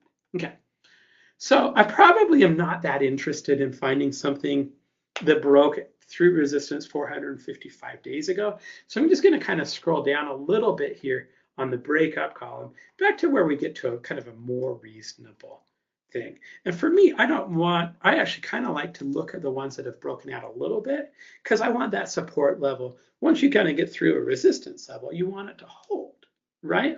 You don't want to kind of go up and kind of just have a failure at resistance. That happens all the time. So I like to have something that's been up above for a few bars at least, right? And so if I kind of come down here to look at stuff that's recently broken out, right here, United Health Group was 2 days ago. Cure was the CBRE group, sorry, not Cure, I don't know where I got that, was 3 bars ago. And so if I wanted to find stocks that have recently fresh broke through resistance, I can kind of go exactly, well, let's find stuff that was 3 days ago or 3 bars ago, because I want to make sure that it still looks strong. Okay. I want to, from here, I can open up the chart, I can apply that template, I can see what it looks like on the chart. And I don't think I'm going to do that because you know how to do it. I've shown you, and I want to kind of show you something else. But if you haven't played with that, play with it. It's such a cool tool in MetaStock. And I think a lot of people like the idea of trading breakout stocks. This is just one of those things that's a hidden gem, a forgotten gem maybe, something that's been in there for a long time that allows you the ability to easily do that. And I just love it as a tool. It's something that we had as an add-on and we included it in the software. It was our very first add-on ever. It was like $80, but like it was something that we just like, yeah, let's give this to people. So in any case, here's another one I want to show you. I'm going to move on right now. And I'm going to go and talk a little bit more about a friend of mine, a gentleman by the name of Rahul Mohinder, and the oscillator that we have for him. So with Rahul Mohinder, I do have a little bit of jet lag, not too much. So I blame all of my mispronunciations on that. So, but in any case, and I actually I was in bed by 10. So like it's not that big of a deal. So in any case, good friend of mine, Rahul Mohinder, has been just to kind of give you some background on him.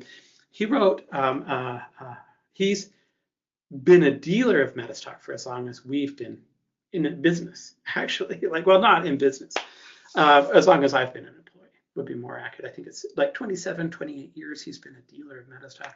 Very prolific dealer. And he does, what he does as, in terms of his main business is he teaches people how to trade in India. He's one of the reasons we have a lot of Indian customers, and we appreciate that. So in any case, kind of to make the long story a little bit shorter, just because time, he was in our office. This was at least 15, maybe even like more years ago. And one of the things is like, you're selling a lot of MetaStock, Rahul. What are you doing? Scott and I were asking him the question. We kind of picking his brain a little bit for what was working well for him.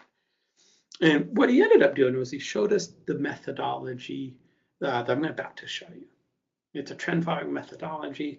He showed it to us, and we're like, we want to give this to everybody that has MetaStock. We want to buy it from you. And so that's kind of the genesis of how it kind of came to be. It's called the Rahul Mohinder oscillator. So there you go. Anyway, it is a trend following strategy. We're going to look at trends in a number of different ways. We're going to look at the long-term trend. We're going to look at the short-term trend. We're going to look at the medium-term trend. And there's a couple of reasons I like to show this. I probably will go fast because just time. I don't want to kick into Larry's time. Larry's a great technician. Very good. Wrote the Bible. Anyway. So I'm sure you've heard the statement, the trend is a friend. Befriend the trend. This is a trend following system. And as such, the idea or the goal that it's going to have is to help you take advantage of trends and take good pieces of trends out. So there's a couple of reasons I like to show this. It's easy to use. It's objective. In other words, I'm not going to be like, well, okay, quantitative easing is going to do this or inflation is going to do this. No, we're going to look at what the chart is doing, the trend of the chart, and we're going to make an objective decision. We're not going to listen to Uncle Fred. He's never been that great, right? It works on all time frames. And one of the things I love about this is I'll go in, just like I did today, and say, hey, give me some stocks. Give me some of the stocks that you're interested in. And I'll use those because it doesn't work on all stocks, but it works on a lot of stocks, especially those that have good trends. And so let's go ahead and look at it with a few of the stocks that you've put in. And I'm hoping that I can see. I've had so much people say different things. Okay, I've got it sorted weird too. I'm gonna try and fix this real quick. Maybe. Okay, give me this. Because I've got it sorted weird and I do have a lot of questions. So if I miss your question, I'm sorry. Anyway, and I don't want to kind of mess with it now. I'll go in a minute and actually update this. So in any case, it's also a three-step process. It's also objective. Okay, since it is, we're going to go ahead and look at AIG and TSM and GE, a couple of the stocks that you kind of are interested in. And I'm going to just kind of walk through it real quickly. This is simple. There's 3 steps involved. I need to get through all of them. So we'll do AIG, which is GE, and we will do TSM. Thank you, Mitchell, for that one. Okay, and we'll go ahead and open those up. Oh, I applied the wrong template too. You start to go fast, you make a little bit of mistakes. It's not a big deal though. So, no, okay. Let's do it on TSM first. So since I didn't open this up with the right template, I'm going to go ahead and apply the template. And I'm just going to, the one that I'm going to use is actually a bit of a new view for RMO, but it's going to be the kind of the shaded model. And interestingly enough, actually with 19, one of the things I was talking to Rahul about is, the new charting engine can make this look a lot nicer. And if you watch some of my older videos, I was like I'd like to have these as shaded lines instead of histograms so I could see where they cross a little bit better. And I just think the new view looks a lot better. And Rahul's like, you're right. I should make this look better. And there's actually quite a few new different ways of actually looking at RMO that are in 19. Another reason to upgrade to 19. Like I said, we could spend a couple hours on it. But I'm going to get back to the point. One, we want to be able to trade with the trend. We want to be able to identify the trend. And the first thing that we're going to do is we're going to look at the primary trend. Okay, this RMO oscillator, this is called the, it's called the RMO oscillator. The way that you read it is very, very simple. Okay, to cut a lot of the stuff out. If it's above zero, like right here, it goes up above zero, TSM is trending up long term. Okay. If it's below zero, it's going down short term. And a lot of people, actually, a lot of people that I've talked to over the years just add this indicator to what they're doing so that they can kind of trade in the direction of the long-term trend. But this is a complete system. So the rule is, if it's up above zero, it's bullish and I'm allowed to buy. Okay, it's not a trigger. I don't just buy because it goes from under zero to above zero. That's not how we use it. If it's above zero, I'm allowed to be step one. Okay, if it's above zero, you'll notice, because I'm going to point it out, that it gives you bullish on the bottom. Okay, very, very easy. Okay, if it's down below zero, it gives you a ribbon that says RMO bearish on the bottom. So you can look at the indicator, and Rahul's very specific. Size of the indicator doesn't matter, the shape. It's either bullish or it's bearish. Keep it digital. Okay, so right here, if it's above zero, TSM has been above zero pretty much since about November. It's kind of been going up. During that time, it's gone from 90 to about 153. Now, I'm not going to do the exact math on that, but I'd say that's a 50% increase, approximately, right? It's probably a little bit more because we started at under 90 and ended up about 150. Scott could probably do this math in his head because he's really good at it. I'm just going to say it's a little bit more than 50, which is good. Actually, I could use this measuring tool in MetaStock and tell you exactly what it is, but I want to stay on point, okay? If we're bullish, we're allowed to buy long-term, step one, okay? We're not allowed to short, and it's not a signal. Easy, right? The second indicator I want to look at looks at the shorter term. So long-term, I know that since November, while this has gone up a little more than 50%, we've been in an uptrend, okay? And I've only been taking long positions, okay? Step two is I want to understand what the short-term trend is. And to do that, it's this little pink shaded indicator that's called the swing trend 2. Okay, and it kind of has a very similar calculation to the RMO, but the look back data is a lot smaller, so it's looking at a smaller time frame. Okay, and but we read it the same way. If it's up above zero, short term we're bullish and we're allowed to buy. If it's down below zero, short term we're bearish and we're allowed to buy. It has to match the long term too. So we want long term bullish, we want short term bullish. Rule number one, rule number two. Okay, if they don't match, we can run a scan. MetaStock's really good at finding opportunities. I scan twice a day. I love scanning in MetaStock. Okay, so if I'm kind of looking at TSM, I'm looking at it right now. We're bullish long term. We're bullish short term. You can look at the purple indicator, but the other thing you can look at is once it goes above zero right here, it starts to paint these bars blue. So you can kind of look at the coloring too. He's made it very, very simple.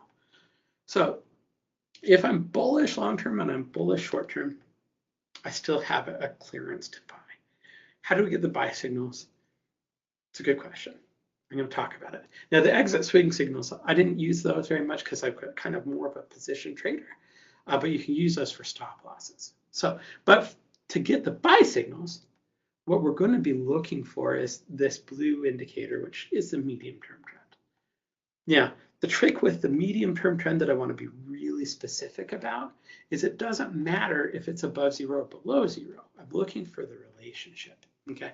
So if I'm looking right here at the short-term trend and comparing it to the medium-term trend, right here we have a bit of an inflection where the short-term trend comes up and it crosses.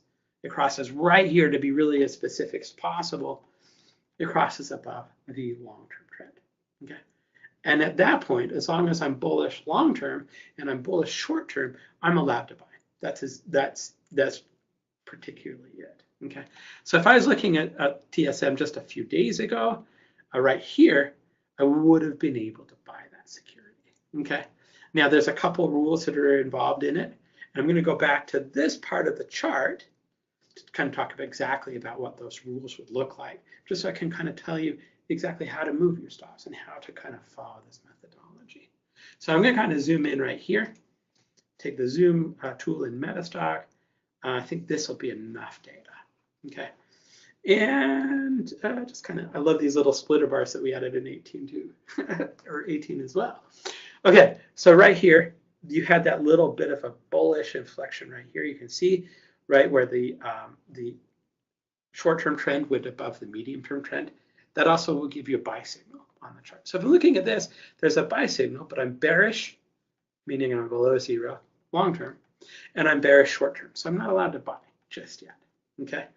The very next day, this day right here is the day I'm talking about, we cross up above the zero line and we get a buy signal, or not a buy signal. We go medium-term, or short-term, we go bullish.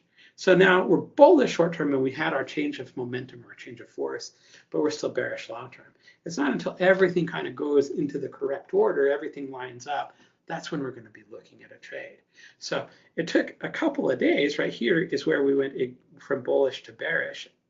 In other words, we went bearish long-term to bullish term right here. And so to kind of just annotate where that's at on the chart, it's right here.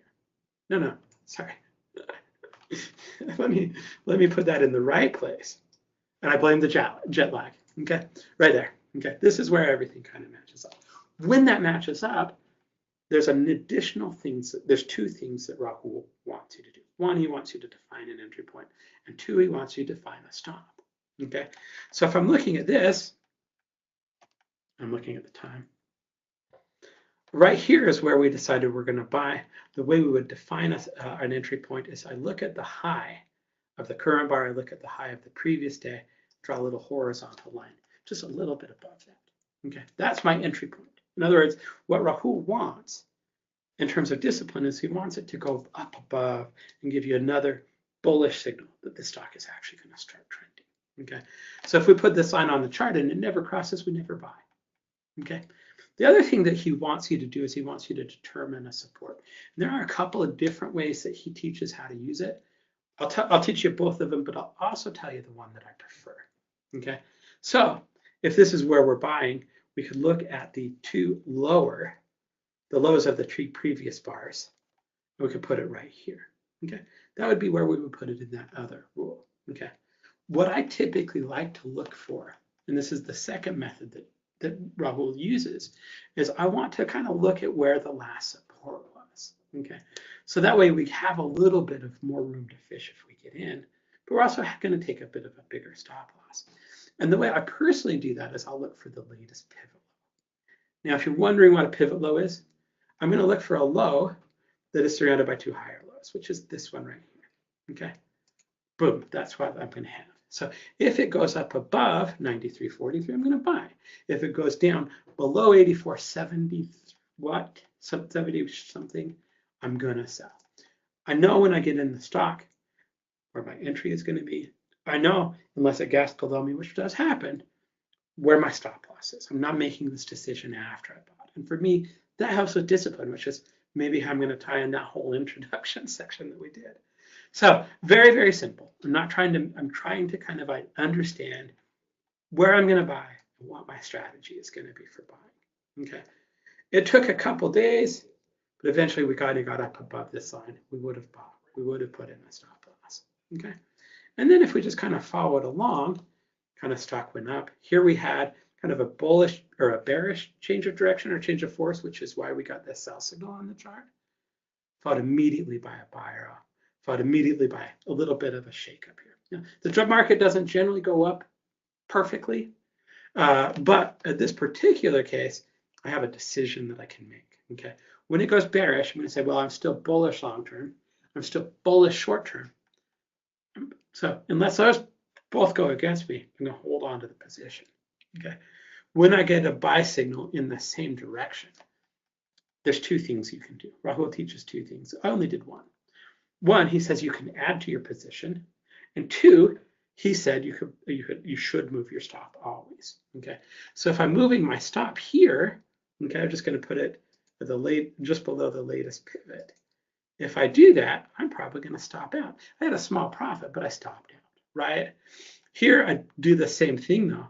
I'd go ahead and set up a new trade because we're bullish long term. And this is kind of, so then we want to kind of just position a new trade. I'd say on this trade, we got in here, we got out here. It wasn't great, but we didn't lose money, right? And that happens a lot. But if at this point, if I wanted to restructure a trade, my stop loss would go more about right here. My entry price would go a little bit more like this, okay? and we go ahead and trigger into that trade. We'd pull back a little bit. We'd actually even go bearish short term, but we'd still be in this trade because we're still bullish long term. Okay. Here we'd have an opportunity to move that stop. Here we'd have another opportunity. So you have the pullback, you have the resumption of that trend. We'd move our stop. And so we just kind of let the market kind of get us in and out. It works pretty well. Here you kind of, we made a stopped out right here, right? Here you had an opportunity to move the stop, which looks like a good place for it. Here you had an opportunity to move that stop. And as things kind of start to go more sideways, that's one of the things that I like is you have kind of this, if it's kind of getting a little bit choppy, you keep moving your stop up a little bit or stop out, okay? But the idea here is a few things, okay? I would have said we stopped out here. So this trade would have been profitable, okay? But the whole idea here is when we put this on stocks that are really moving, TSM's actually a good example. It's gone up a well. We're looking at a way that we can look at to kind of identify our entry point, our exit point, all that kind of stuff. So there you go. All right, very good. Susan, I see what you said and I appreciate that. I'll get that fixed. All right, in terms of the schedule issue. All right. That's RMO in a nutshell. I'm not even going to talk about Haguro. I do have some. Haguro is really cool, and the backstory on it is really cool. But I'm just kind of running out of time, and that's I actually it happens all the time. I want to tell you how to use the exit swing signals. I'll talk about that very quickly. So if you're in a long position and you kind of want to tighten up your stop, what you can do is you can wait for it to come up above this red line and go back down below it, and that would be a signal to go ahead and kind of move a trailing stop up or to get out. So those are some things that I didn't use just because I was pretty comfortable with the way the stops worked in RMO. Very, very comfortable because it kind of, for me personally, I don't have a lot of time, but that's how you would use the exit swing signals is you'd use them as a trigger to kind of move up a stop. Okay, so that's how you use them. William, I would recommend just for the purpose of go look at the RMO classes we've done with Rahul over the years on our youtube.com/MetaStock channel, because if you're going to start using this, you should just kind of do the full version of it. So to wrap up, though, I do want to reiterate 31 years in a row. You know, over the course, I've been here for 29 of those, I think. But over the course of those years, we've added so many different things to MetaStock. But it's such a good tool. The thing that I like about MetaStock is if you invest in it, it's a product that literally grows with you. And we'll talk a lot about MetaStock and the tools that it has, the scanning that it has, the testing that it has.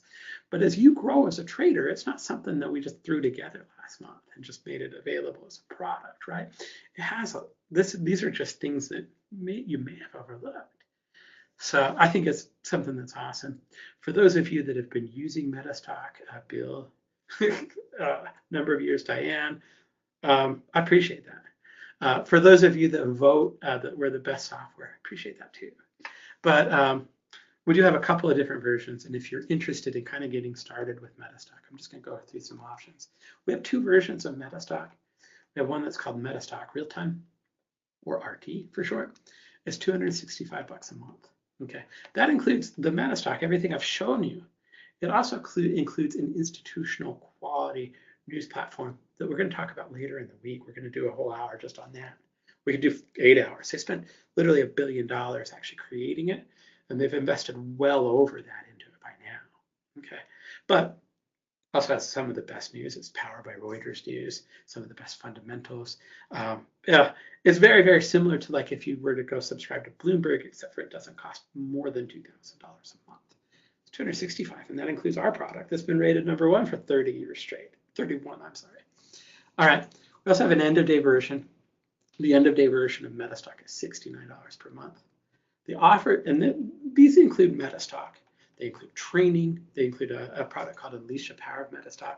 They include unlimited access to our support team. Actually, one of the things that's kind of cool is if you are a new MetaStock customer, you can sign up for an orientation, and they'll actually show you around. They'll be like, "Why do you want to know? Here's you go." And they kind of have some things that if you want to do scanning, they'll show you. They're very, very good one-on-one sessions. Stephanie started doing them with a support team just a couple years ago, and probably the best thing we've ever done for customer retention. So the offer that we're going to do today, just to kind of wrap up, is if you buy a month, we'll give you the second and third month for free. So that's, if you want to do the real-time version, you can do the real-time version. If you want to do the end-of-day version, you can do the end-of-day version. Either way, that's going to include MetaStock. It's going to include data for the region of your choice. It's going to include that white glove installation support. It's going to include the Unleash the Power of MetaStock that we updated for 19. And of course, it's going to include the latest version of MetaStock, which we just spent a couple years finishing. And it's awesome. I might be biased. I love 19. I think it's great. So you can give us a call, 800-882-3040. You can go to metastock.com/salespchat, or you can give us a call at metastock.com/conf-promo. I also want to reiterate, if you're interested in kind of the 3S code that Serge showed, or any of the other products that we're going to kind of maybe talking about, the Vertical X Pro, any of those things, anything that you're interested in, if you're interested in trying it in MetaStock, we'll include a trial of MetaStock. And we'll back it with a money-back guarantee, too, for the other product. So 800-882-3040, metastock.com/salespchat, metastock.com/conf-promo. All of those will get you there. So there you go. I'm sorry if I missed any questions. I am going to go through, organize my list a little bit better so that they're in the right order. But I will answer your questions by chat if they're there. I'll be here all day. So in any case, do want to actually say thank you to all of our sponsors and all of our speakers. Particularly this time, I'm going to talk about the CMT organization. Martha, who just talked before me and did a great job, is a CMT. But we'll have Tyler come in and talk about CMT organization a little bit later in the week. With CMT organization, it's an accreditation. So if you want to add CMT after your name, you can go in. There's a lot of exams. There's coursework you need to do. But one of the things that was very eye-opening to me, I remember we brought in CMT to sponsor, and I watched Tyler's first talk. I really love bringing them on because they're such a well-accredited organization. But he talked about, like, if you're looking to manage money, or if you have money under management, or any of those types of things, having a CMT after your name can really, really help. Not only is it cool, but it can help you get into trading for a living, and it can also help you get more money, assets, and more responsibilities if you're already doing it. So if you want to find out more about that, go to cmtassociation.org, or you can also give them a call, 646-652-3300. So I do also want to very quickly say thanks to Stocks and Commodities for sponsoring. Thanks for TechnoTrader for sponsoring. I really do appreciate it. Also, since I'm going to be grateful for a second, thank you for all of our speakers. Larry's up next. He's done great work, wrote the Bible in trading. But I also want to thank you for being here, watching, attending, liking, and subscribing if you're watching us on YouTube. All that kind of stuff helps a great deal. It's something that allows us, to kind of keep these conferences available. So thanks for your time. I hope you learned something. That's the whole goal of it. And let me go ahead and talk a little bit about Larry and get out of the way again. So Larry, the options book that he wrote was called Options as a Strategic Investment. Great book, considered by many to be the Bible of actually how to trade options. And he does a lot of work let's see. You can often see him on CNBC. I'm trying to remember. It's McMillan. I'll let him say the name of the firm. But he's founded his firm. He does research. What I really like is he always gives me some good insight about what the market is coming. So let's go ahead and kind of bring him on here. Larry, how are you doing today? I'm good, Jeff. How are you? I'm doing great. Show's been going great. We started a little bit late, but we haven't had any real problems since then. Let me go ahead and make you the presenter. We have the best questions and the best audience. Okay. Okay. All right. You see that all right? Yep. I'll go ahead and get out of your way. It's all you. Thanks for joining us, Larry. Good afternoon, everyone. We're going to spend the next hour or so talking about the option indicators. that we follow and other things regarding the option market here. Just a little bit of background about our company. I started this company back in after a short career as a prop trader on Wall Street. And we were originally a derivatives research firm publishing data analysis, that sort of thing. But we moved into money management in 2008 because we had some pretty good calls around the financial crisis. So we are a CTA on the futures side and an RIA on the stock side. We manage money mostly in a specific option-oriented strategy that we employ. And we also do a certain amount of option education, things like this. We have mentoring as well. So I'll come back to this later, but the PDFs of this presentation should be up on this website, optionstrategist.com/MetaStock, and we'll come back to the special offers later. So there's four main indicators that I look at, although some of these have branches off of them. But the number one thing is the chart of the S&P 500. I mean, if your indicators are all bullish, but the S&P 500 is not responding, that's not good. So usually this is the king. The best indicator is the actual index itself. But we'll look at then equity-only put-call ratios, not only for the broad market, but there's a few very interesting ones on individual stocks right now. We'll look at market breadth, where we have an option-oriented twist to that. And then we'll look at VIX and the various VIX products and things that they're discussing in this current environment as well. So one very important rule that we have is actually a rule with a corollary. But oversold does not mean buy. So right now, really nothing's oversold. But in April, things were oversold, and the market can continue to go down for quite a while, even though it's oversold. The companion one, which is more appropriate now, is overbought does not mean sell. So right now, as you'll see, we go through these, we have a number of overbought indicators. But the market has gone up a lot this year. It's really broken through most people's targets. And from the bottom last October, it's really risen quite a ways. And much of that time it's been overbought. And of course, it wasn't really a sell at all. So here's a long-term chart, a 2-year chart on the S&P.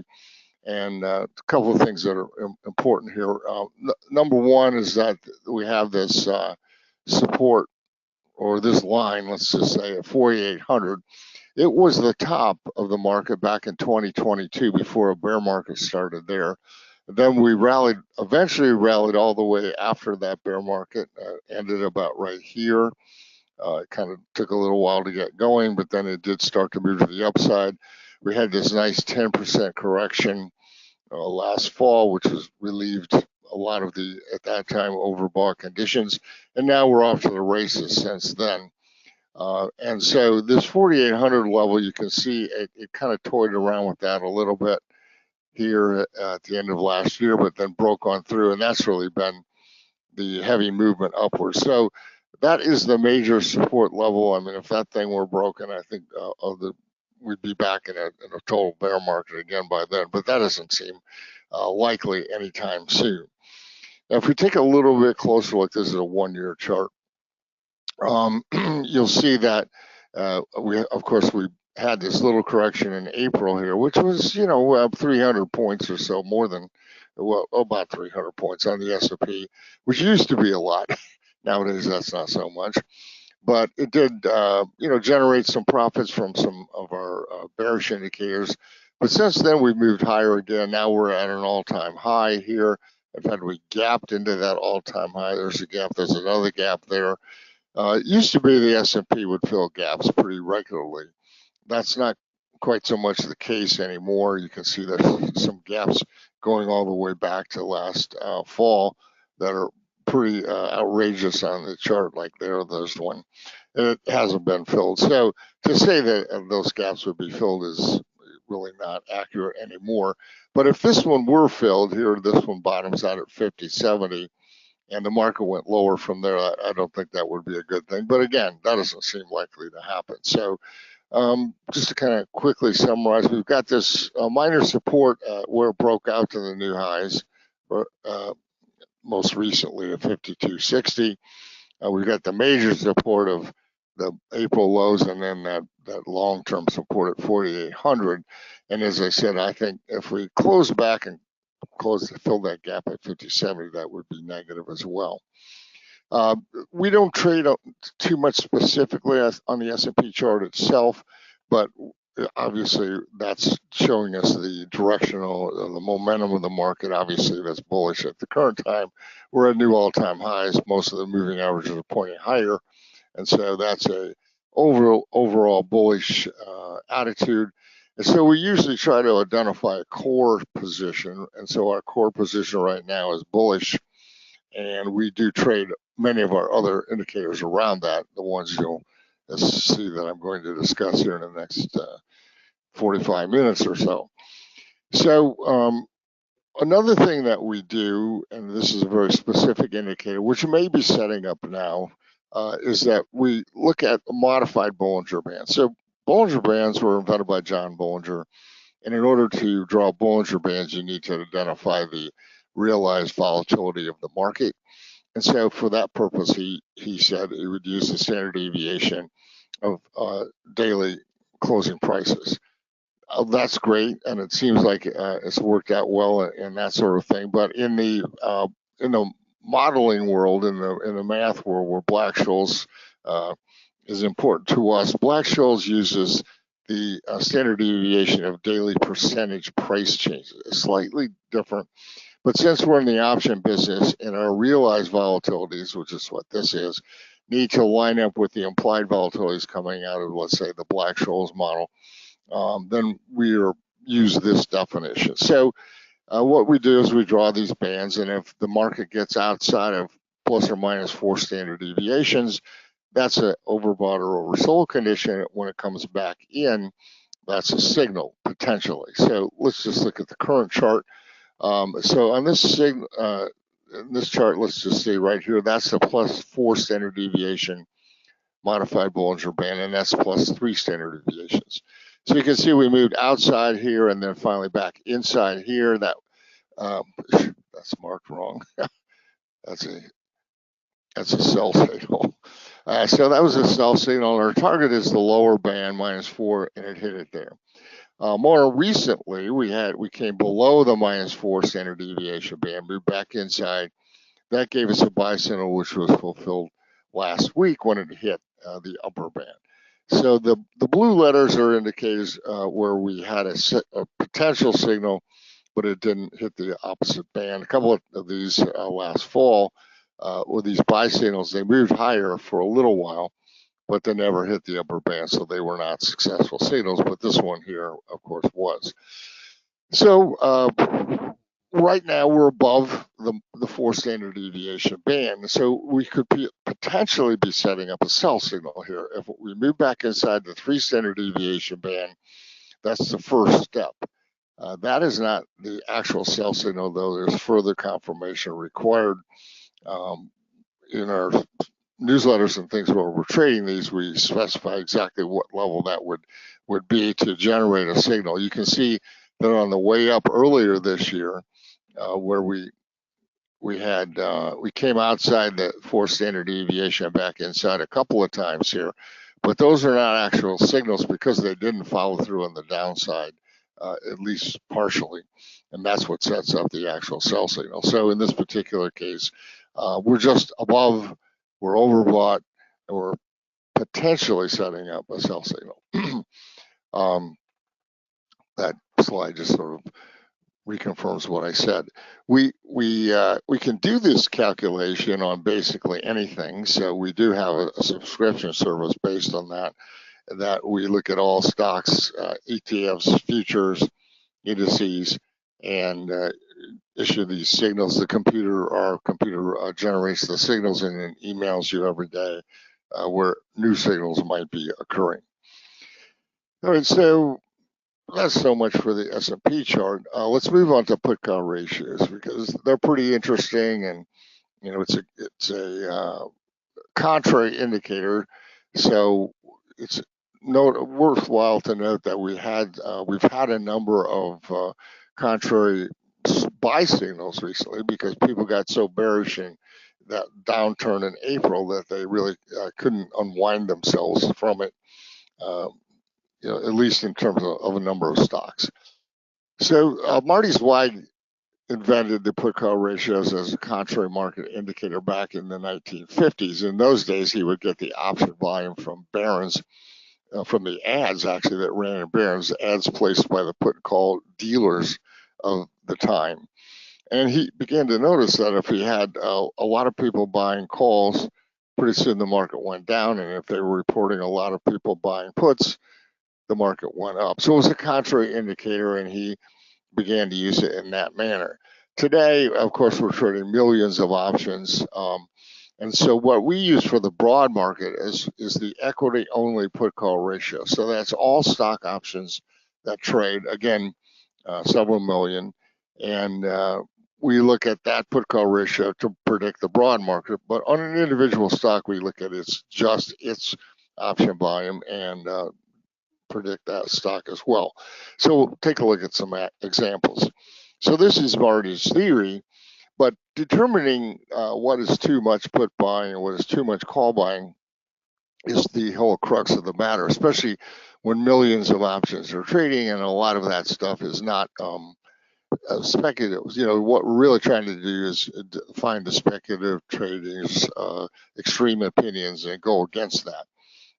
But in this particular market, in a particular world, there's a lot of other things going on. There's covered rights, there's arbitrage, etc. But the speculators will drive these ratios to extremes, and that's what we're actually sort of looking for. So let's just take a look at a simple example. Let's say it's IBM. At the end of the day, we sum up the volume of all the puts traded at IBM. Separately, you sum up the volume of all the calls, divide the two, and it's the put call ratio. So this is the way that Marty designed it. It's pretty much the way that people still use it today. So since puts are in the numerator of that fraction, if there's heavy put buying, the ratio will go higher. But when is there likely to be heavy put buying? Well, that's when the stock is going lower, right? So they move in opposite directions. The same thing can be verified looking at the calls. If there's heavy call volume, that's increasing the denominator of the fraction. When the denominator of a fraction increases, the fraction drops in value, so the ratio will be lower on heavy call buying. But when are you likely to have heavy call buying? Well, that's when the stock is going up. So that's the basis of this. We keep a 21-day moving average, just in case there's something to Fibonacci. And this is a theoretical chart of how it would look. So we publish on our website over 1,600 put call ratio charts every day, all the S&P 500 plus a lot of other charts. And in all of those, we show the stock price and the put call ratio because the two are definitely related and they should be moving in this inverse fashion. So let's just take a look at an example. Suppose the stock is declining, and as the stock is declining, people are buying puts. They're forcing the put call ratio higher and higher. So, during a trend, the public is right. But eventually, the put call ratio peaks and forms a local maximum. And a local maximum is a buy signal for the stock. So now the stock starts to move higher. Let's move back to the left. Stock is still moving higher. As the stock is moving higher, people are buying calls. Remember, that forces the ratio lower. Eventually, you get to a local minimum when the put call ratio runs out of steam, begins to turn back upwards again. And that is a sell signal for the stock. So that's the theory. And if you're looking at a put call ratio chart and it doesn't have any of that symmetry, then I would just go on to the next one because something else is happening. Arbitrage can distort it. Other things can distort it as well, as I said, covered writing, etc., things like that. But in a purely speculative driven environment, which is often the case, you will get this symmetry. Now, this is not a current chart, but on the top is the S&P 500 index. And on the bottom is the equity only put call ratio. Again, all stock options that trade. And you can see the inverse symmetry that exists here most of the time. And that is why we use the equity only put call ratio to be an inverse correlation, a predictor of the S&P 500. So having said all that, here's the current chart. The red letters again are successful signals. Let's just start here back in October here if I can find my pointer. Here it is. So this buy signal here, there's your local maximum, so that's a buy signal. It's a little premature, but then the markets moved nicely higher. This local minimum right here was not a good sell signal, so that's why it's marked in blue. You know, not every indicator works every time, although this one works most of the time. And you know, perhaps if you sold Russell 2000, you were okay there, but not S&P. Anyway, it rolled back over with the local maximum. As a buy signal came down in here, messed around a little bit, formed a local minimum a couple of times, finally started to move higher out of there, and that was this sell signal of last April. And now that's been reversed here in May with another local maximum, and the market is moving higher. So this is on a buy signal. I don't know how far it can go, but somewhere down here it will roll over. So we don't use an absolute level. I don't say, you know, every time it gets down to here, let's say, which is say 57, meaning 57 puts are trading for every 100 calls, which is not very many. And as you see, that's usually an indication of extreme optimism. But it could go lower. So in the past, it has gone lower. As we're not looking for an absolute level, we're looking for the rollover, the local minimum, the local maximum. So right now, the next thing we would be looking for would be that local minimum, but we're on a buy signal right now. Now, as computers came along, we were able to do a more complex calculation, and that's the dollar weighted or weighted put call ratio. So at the end of every day, again, let's say it's IBM, we take the options price and we multiply it by the volume that traded on that option for the day. Now, you could do this on a tick by tick basis. That's an expensive data set. And it turned out we tried that for a while, but this is just as accurate for our purposes. So the dollar volume of each option is calculated in this fashion. And then we sum up the dollar volume of all the puts, sum up the dollar volume of all the calls. That's the put call ratio, the weighted or dollar weighted put call ratio. And now what we're doing is measuring the dollars being spent on bearish opinion versus the dollars being spent on bullish opinion. Most of the time, surprisingly, the signals occur pretty much at the same time as we were on the chart we just looked at, which was just measuring volume. However, the extremes are different. So here again is this ratio, the weighted ratio, and you can see last summer the high here was very high. In fact, the highest we've seen in terms of pessimism since March of 2020, and that was you know, the correction, just that 10% correction that occurred last fall, but it really generated a lot of put buying, a lot of negative, you know, emotions came out at that time. But then we got the local maximum, and so we got the buy signal. This one was actually timed a little bit better than the other one, and we're off to the races.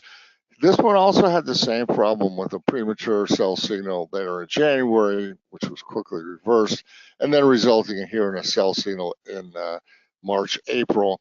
And that ratio actually now that time had gotten down to the lowest we had been since 2021, right before the bear market started. So we went from an extremely pessimistic view of the market in October there to now an extremely optimistic view of the market in March. And so now it came up about halfway from there, formed another local maximum, and we're on a buy signal now. So we got that local maximum that we were just as we had on the other chart, and this one right here. And so this is heading lower now, and it's on a buy signal, and we don't know how long that will last, but we're only concerned with being correct with the trend of this ratio, and it's trending lower.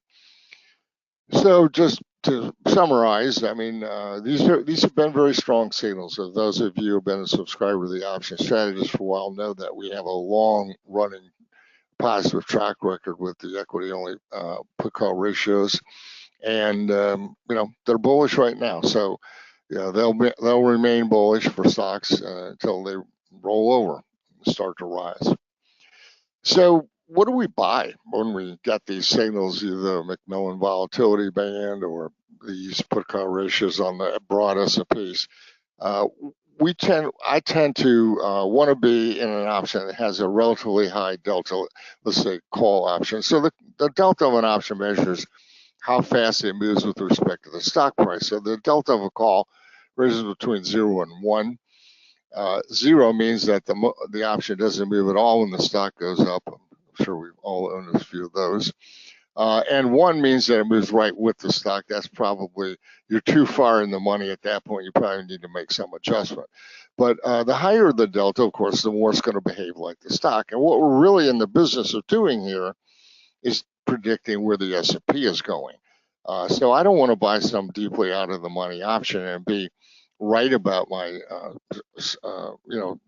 stock prediction and wrong about my option prediction. So what I really try to do is buy an option that has a slight delta in the money, say 70 cents, 70 delta or higher. And for S&P, that's usually an option, relatively short-term option that's maybe 1 or 2 points in the money. If we're going out a little farther, the put-call ratio signals can last for months. Then we might buy an at-the-money option. But again, that still has a delta of 0.55. And I'm speaking of calls here for puts. Of course, it's the other way around. So on TV, a lot of times they'll give you a speculative recommendation, and then they'll tell you to spread it. So the spread is this: you buy a call at a lower strike, and that you're bullish on the stock, so you buy a call maybe at the money, and you sell a call at a higher strike. Well, this is really pretty counterproductive, because what you're doing here when you do this, you can make money all the way up to the higher strike, and then at that point you can't make any more money. So you're cutting off your profit potential, which doesn't make any sense most of the time. Occasionally it does if the options are very expensive, and that can happen. So we have volatility data on our website that we update every weekend for free. And every stock, every index, every future has its theoretical, implied volatilities and its historical volatility, and you can compare them. But it also gives you a quick measure with the percentile of how expensive the options are. So the proponents of the spread will say, well, it's less risk. It's not less risk.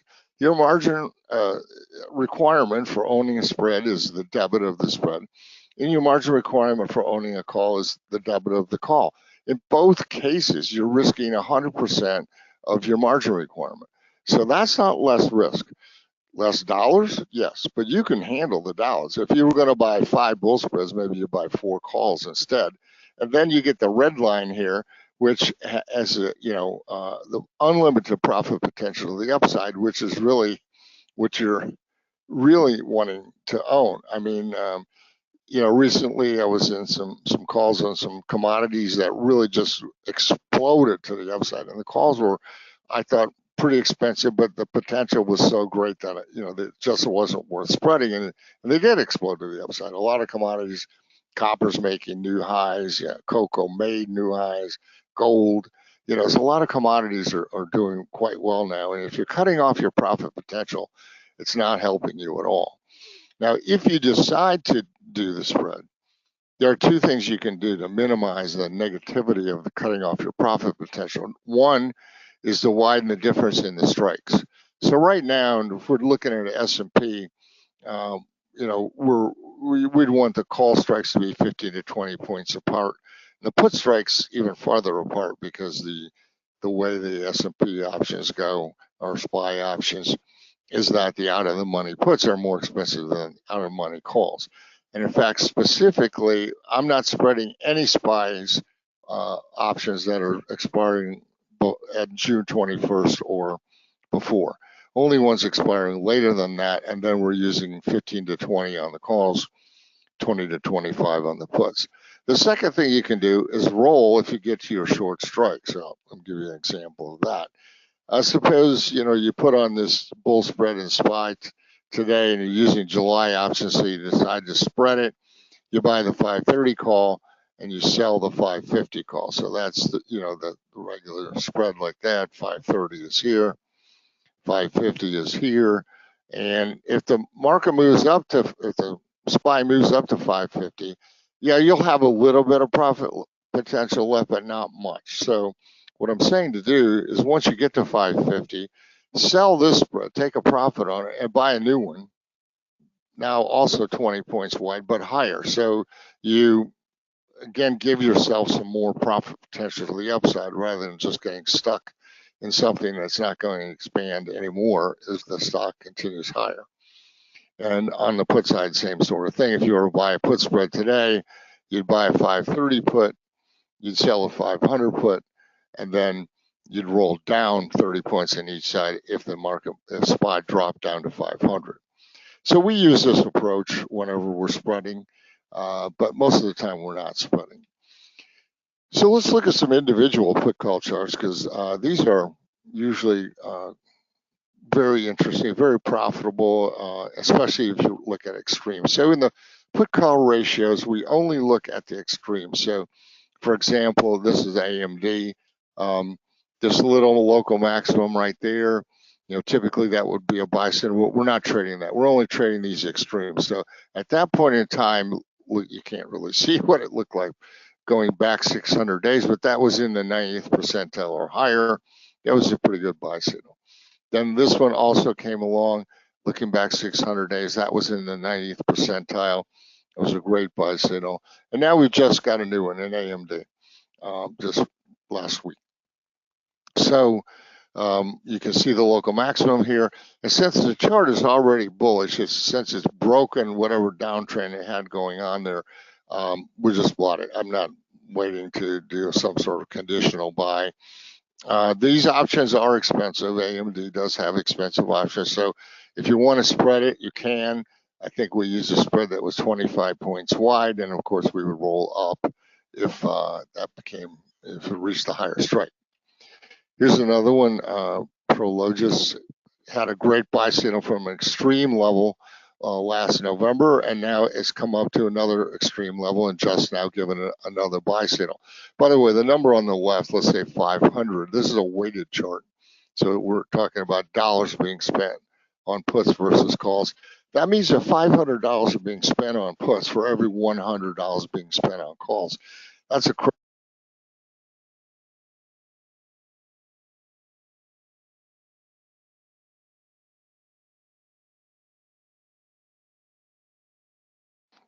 so Yeah, I just lost audio. yeah. Yeah, he's back. Okay, so I think I don't know what happened there. Sorry, so I'm just saying that 500 means $500 are being spent on puts for every $100 being spent on calls, and that's an extremely pessimistic figure. So this was a pretty good buy signal here, and now we've just gotten another one. You see the stock is already starting to move up. So again, I don't have to like put a technical condition on that one. This is another one, cognizant tech, same sort of thing. We just got an extremely high level. That's the 100th percentile going back for years. You know, this little decline that we had in March and April, again, brought out the put buyers in a lot of these stocks, this being one of them. And now, you know, it started to move higher. And so we're in this. By the way, once we're in these, we stay in it until the put call ratio rolls back over. So I'm not looking at the stock price per se anymore, which corollary means that I'm risking everything I just spent on this. So we normally don't spend more than about $1,500 on any one position in these in our in the Option Strategist newsletter, which in terms of that newsletter is about 2 to 3% of the trading capital, you know, speculative trading capital. Here's another one. American Tower looks very much the same. Just gave a buy signal. That one actually came along in late April. This is Robert Half. Now this one we will do a technical confirmation on. So back here we had a nice buy signal, a couple of sell signals that worked out okay from extremely low levels. Now we just had another local maximum. Well, that's not the 100th percentile because this one was higher. It's still way up in the 90th percentile. But here you can see this. There's some resistance here on the stock, and so we're waiting for the stock to break out over that, and then we would buy. And this one, I'm trying to remember exactly where that is. I can tell you in one sec. 73, I think, is where that is. Yeah, 73. So that resistance is at 73. So if this stock moves above 73, I'll be buying calls based on this put call ratio signal. There's another one, Alta. This is a $400 stock, so you kind of have to. But the options are not expensive. They just cost a lot. They're not expensive in terms of implied volatility. But so this one may not be for everybody. You could easily violate your 2 to 3%, of your speculative trading account with just one option on Ulta. But you can see that from a similar level last November, it gave a good buy signal, so it's given a similar one now. And then the last one, Boeing. Everybody hates Boeing, of course, with all the bad things have been going on. So a lot of puts were bought this year all the way through here as the stock was declining. And eventually we just formed a local maximum right around the first of the month.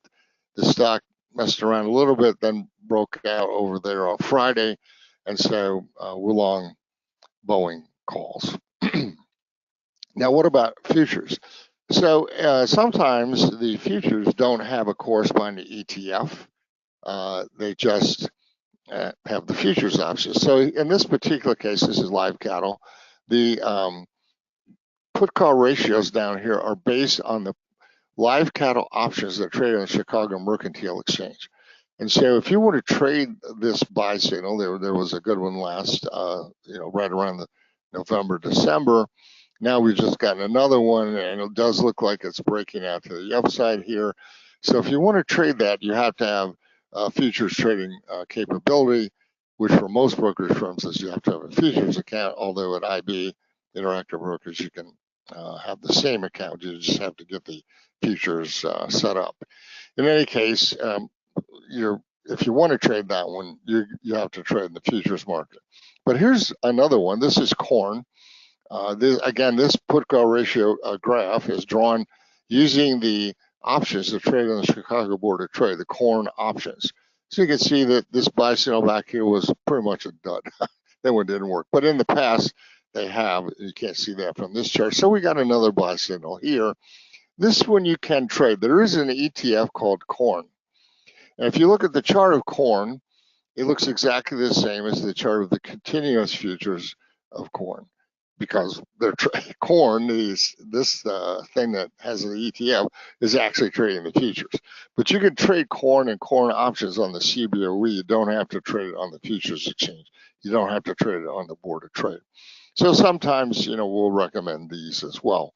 And we are long the corn options right now, calls. All right, so let's move on. The next thing is market breadth. So here's a couple of things you can do with breadth. One is you can look at advances minus decline, just keep a cumulative total. And number two, you can keep an oscillator. So we do that. And our oscillator value today is equal to 90% of yesterday's value plus, let's see, the plus sign's in there twice, 10% of today's advances minus declines. So that's an oscillator. I'll show you our oscillator in a minute, the values. But we actually look at two data sets. So the first is New York Stock Exchange data. I mean, that's obviously the main source of advances and declines on the stock market. The problem there is that there are things that trade the New York Stock Exchange that are not stocks. So we were looking for a stocks only advanced decline calculation. And while the New York does publish what they call an operating companies index, that still wasn't doing it for us. But we realized we have this great data set right here, all stocks that have options on them. That's a beautiful data set, and I know we can trade options on them because that's the definition. There's over 6,000 of these today. So that's a very robust data set. It's got a lot of small caps, big cap, NASDAQ, New York, everything. So that's the indicator that we use most often. And this is the stocks only oscillator now going back to 2013. So the far left side of this chart is 2013. And for 9 years, we were mostly in a bull market. Very rarely were we oversold. These green areas are oversold. We did have a very bad oversold condition in 2018, right before Christmas, and then, of course, the one at the pandemic. Ironically, they both reached the same level of oversold in terms of the oscillator. But then we moved into the bear market of 2022, and you can see how much more green area there is. That sort of ceased from that market. And although this is what happened last fall, and then just this most recent correction in April brought it all the way down here. And as I said at the beginning of this presentation, oversold does not mean buy. So we don't buy until it stops being oversold. So in this case, we bought on May 2nd. And so now the oscillator has moved all the way up here to where it's pretty overbought. You can see all these red areas going back. Market is overbought a lot of the time, but a lot of times when it's a major overbought like this one, say right here, that's really just an acceleration point in the market upwards.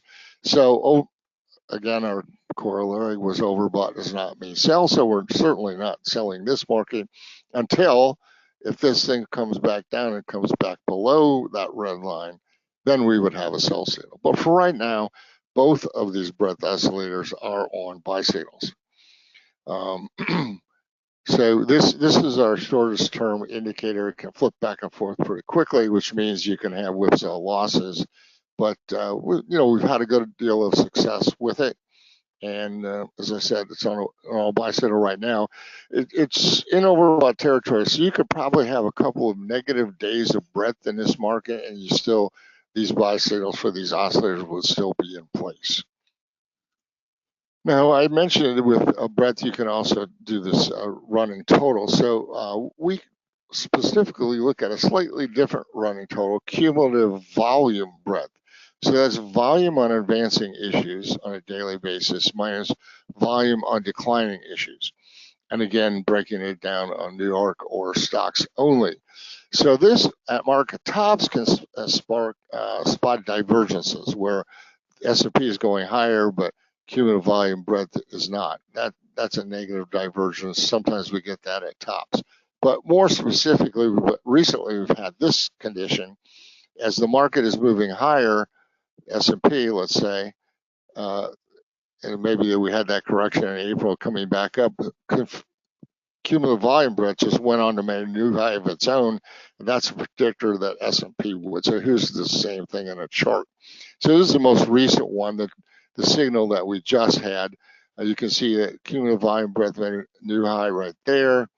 S&P had not yet made a new high at that time, and now it has. So we traded that very short term just for that small distance. Here was one, cumulative volume breadth made a new all-time high. S&P had not, based on that high all the way back here, and eventually then it did, in the beginning of this year, January 15th is when we first made the new all-time high. We did have one failed signal here. The cumulative volume breadth moved up last July, but S&P did not follow at that time. So again, not every indicator works every time, but we're using options so we know what our risk is, and we do trade this indicator when it's in place. Right now, it's not in place, although I will say the cumulative volume breadth is continuing to make new highs, which is sort of a good sign for S&P continuing to make new highs. Another thing we look at is new highs versus new lows. We use the New York Stock Exchange data for our indicator, but we also keep this same information in terms of stocks only and in terms of NASDAQ. So this is a more intermediate term indicator. Our signals are here. We went long in the middle of 2023. We sold out. We got a sell signal. So we went long in June of 23, stopped out in August. So then we had a sell signal during that correction. A buy signal in December. We were out of the market for 5 days, got back in a buy signal, and we're out of the market shortly, and it got back in again. So what gets us in and out of here? So when we're long, 2 consecutive days where new lows are greater than new highs stops us out. So that was the stop out on April 16th, right here. Now, a few weeks later, a couple weeks later, we had more than 100 new highs 2 days in a row, and they were greater than new lows. That gets us back in. So that's our buy signal. So now we're long based on this indicator, and we would get stopped out as if a repeat of what happened in April, if there was more new lows than new highs on the New York Stock Exchange for 2 days in a row. Again, that doesn't seem real likely right now. If you look, this data is up to date through Friday. We've just had 11 days in a row where there's been more than 100 new highs on the New York Stock Exchange. That's a big number. That's a big streak. And so there's a lot of momentum going here, but things can reverse quickly here. The number of new highs can drop sharply. I don't know if we're going to get too many new lows backing off from these highs. You know, it's interesting, in the beginning of 2022, when we went into that bear market, new lows started to accumulate right away, which meant that there were a lot of stocks that had not really participated. Right now, I think that's not the case. Many stocks have participated, really, especially since last October. And so for them to make new 52-week lows, not so easy. So finally, let's finish up by taking a look at the VIX indicators. There's 2 things about the chart of VIX that I watch all the time. One is the trend of that chart. Should be trending, the market should be trending opposite to VIX. And number 2, spike peaks on the VIX are buy signals where people panic, and then they buy a lot of puts on the S&P. That makes VIX go up. Then they quickly sell those out, probably for a loss, and VIX goes back down. So right now, VIX is low. It's 12 or lower. It was 12 on Friday. Let's see where it is right now. It's at 1232. So that's low. But just because VIX is low is not a sell signal. Again, it's more in that overbought category. Overbought does not mean sell. So yeah, VIX is telling us it's in an overbought state. It's gone lower than 12 before. It's actually gone below 10, which is a really boring time in the market. But it won't be bearish until it begins to rise and rise sharply. So this is the 1-year chart of VIX, and 2 things on here. First, the spike peak buy signal. So those are these B's on the chart. So red B is successful buy signal. So VIX spiked up and back down. I don't have the S&P chart on here, but we bought calls and that was successful. Here's another one, and another one, and another one. And now, most recently, we had a buy signal right there in April, right after the CPI number. Then I believe what really made it run up to the high here was overnight, Israel had launched missiles at Iran. The people panicked, drove VIX up, and then it came right back down when it realized it was just sort of a show of force thing, not a real war. And so that gave us that spike peak. That's still in effect. In fact, we have a trading system built around these, and we're in for 22 days. So this will be getting out later this week. So back here, if you look, there's a secondary spike peak, but that came within 22 days of the first one. So we don't trade that orange one or that orange one. This blue one was a losing one, but it actually had a secondary one. We don't trade that either. So those are the spike peak buy signals. Again, a very long and profitable track record with these. That I'm going to just erase that ink so I can do something else. So that we follow in all of our newsletters. The second thing I mentioned is the trend of VIX. So we have a very specific definition of what the trend is. And that's if this is the 200-day moving average right here. And this one here is the 20-day. So if the 20-day moving average is below the 200-day, and VIX is also below the 200-day, which is the case right now, then VIX is trending lower by our definition. And remember, the market moves the opposite way from the trend in VIX. So if VIX is trending lower, the market's trending higher, the market being S&P. And so this is a buy signal as well. You can see that I don't like these ones where VIX is so low. It's a lot more fun if VIX is 23 and we get one of these buy signals. But you can see we had a buy signal right here last November, and then it was stopped out in February when VIX jumped back above the 20-day. But still, the market did advance from November through February. In fact, January is a very strong month, and one of the strongest on record. So it was still worth being in. So this is a buy signal, and in the Option Strategies newsletter last Friday, we took that buy signal, and of course we were already in this one. So these are two more buy signals, and just repeat sort of what I said. Again, remember a low VIX is perhaps a sign of caution, but it's not a sell signal. It's not a sell signal until VIX starts to spike higher, and we're obviously monitoring that every day. Now, you can't trade VIX, but you can trade VIX futures and options. So they give us some information as well. So this is a theoretical chart of the VIX option, the VIX futures, and when when the short-term one is lower price than the next one, then the next and the next one, if that's the term structure is called. And when the term structure is sloping upwards, that's bullish for stocks, and that's the way things are in VIX futures most of the time. Occasionally you get this. And the last time we had this event to an extent was March of 2020, when the term structure sloped downwards.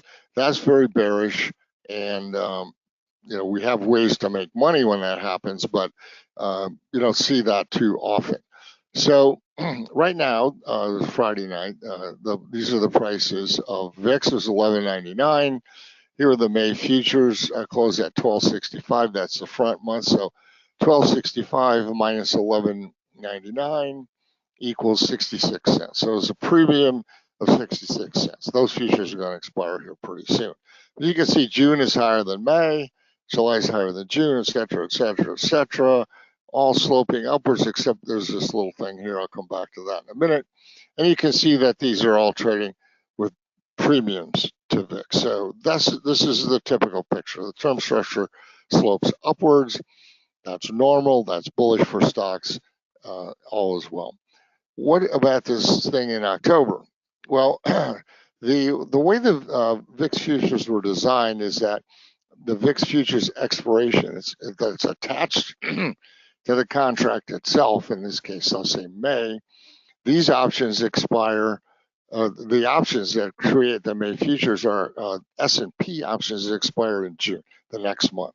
So when this says October, this is referring to options that are going to expire in the middle of November. I believe the third Friday in November this year is November 15th, after the election. So that's the first expiration of SPX options after the election. People are paying up for those. They're worried. I don't know why the market itself would necessarily be more volatile right after the election, but they're worried that it might be. So that's to create this distortion in the term structure. That's going to last all the way to October or till the election, I would say. So there are really not a lot of things to do with that right now. Hopefully, as time passes, we'll find something intelligent to do with that. Now, if you don't look at the VIX futures, the CBOE does publish 6 volatility indices. These 6 guys here.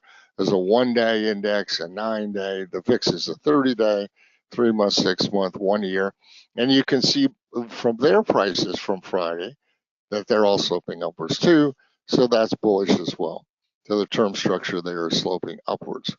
So these term structures are bullish because they're sloping upwards, and specifically what we watch in the really short term, just to make sure that nothing bad is happening, is we look at the price of the May futures versus the price of the June, or the front month versus the second month. If the front month starts trading higher than the second month in the VIX futures, that's a problem, and that would be something you should definitely take a negative position on right away.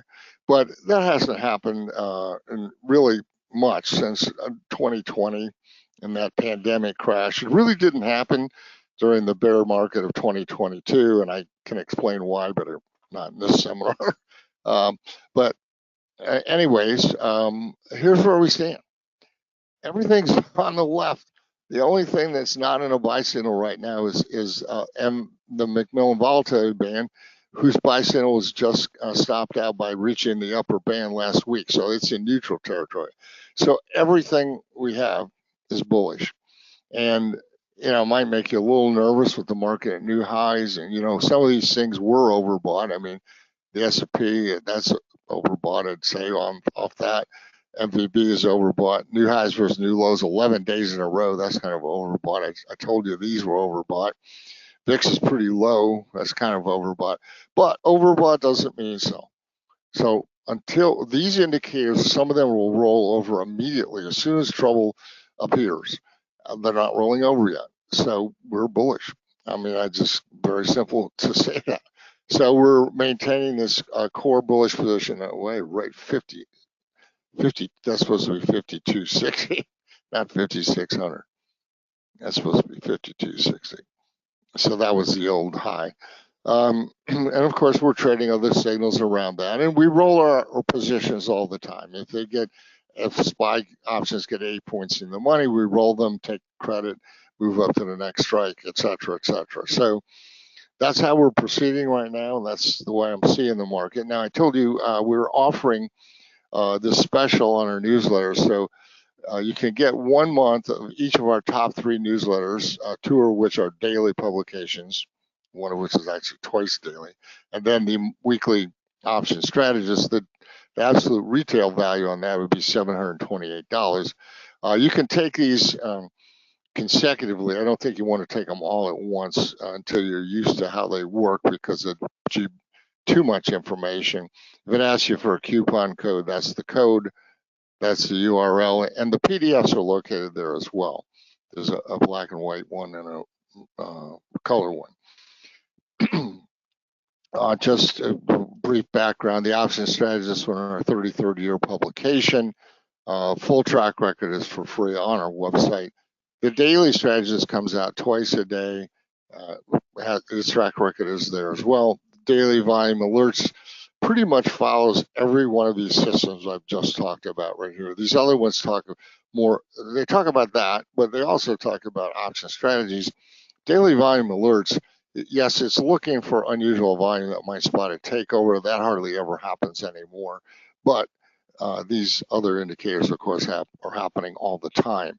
So this is from Daily Volume Alerts. This is from this morning's newsletter. You can see that as we roll these things up, we take realized profits along the way. Of course, we did have a put position in there that lost money, but that you can see that and this is not like we're buying 20 options. We're buying 1 or 2 options at a time for trading these positions. So I have a YouTube channel if you want to visit us on Mondays. There's a new update on that. A couple of other newsletters. Again, those are all accessible through the URL here. It's our new website. I invite you to take a look at that. And I think I did have, I just wanted to say I'm going to be doing a paid webinar on 0 data expiration options. So I'm not going to go over this information, but you'll see it in the PDF when you look at it. And of course, the volume has exploded in SPY options based on these 0 data expiration options. Personally, I don't think they're a problem for the market, but I know there's a lot of negative articles being written. Doesn't mean they're right. In any case, one last thing, if you're interested in our money management, the URL or the website at the bottom there, McMillanAsset.com, will get you to the right place for that. Otherwise, Jeff, can I turn it back to you? Thank you very much, Larry. Good to hear from you. All right, always a pleasure. I did put the links in the URL, all that kind of stuff. Great job today. Really appreciate it. Okay, good. Okay, cool. All right, let me go ahead and do this. And let me go ahead and make these changes here real quick. And let's go ahead and just go back a little bit while we kind of get ready. I do want to say thank you to our sponsor, Stocks and Commodities Magazine. They do a really good job, and we really, really appreciate the work that they do. And they've been supporting us since the very beginning. So they're very, very thankful for them as well. In addition to that, I want to say thank you for CMT Organization and for TechnoTrader, all for actually sponsoring the event. So very much appreciated. Very, very appreciated. What we're going to do right now is we're going to give away another book. So I've got another book of Steve Bigelow's. Steve, very good friend of mine.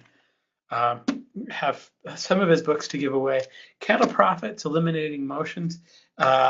This is a hardcover book that we're going to go ahead and give away.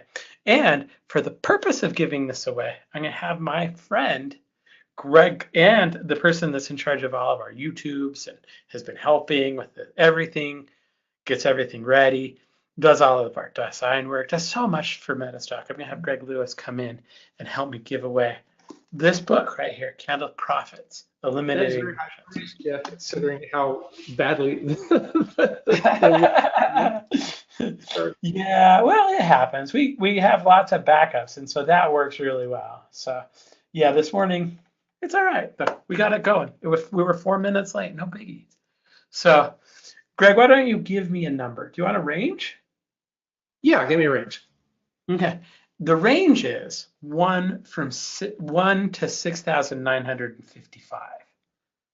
4836. 4836. 4836. Well, I figured that out, who that is. Do you want to make sure everybody on YouTube knows how they can be part of the prize drawings? Absolutely.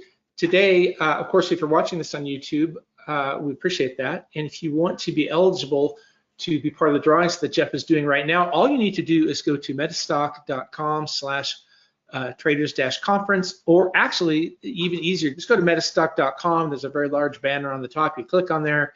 You can see who all the speakers are for today and the following days, and you can also register there, and then you'll be eligible. Well, if you register now, you'll be eligible as of tomorrow. All right. For the drawings. Yeah. Now, you might be curious. Thank you for that, Greg. It gave me exactly enough time in terms of what I needed to find the winner for this book, or the new owner of this book. The person that won is a person by the name of Mark B. with a Gmail address. So I wonder, do I have a country here?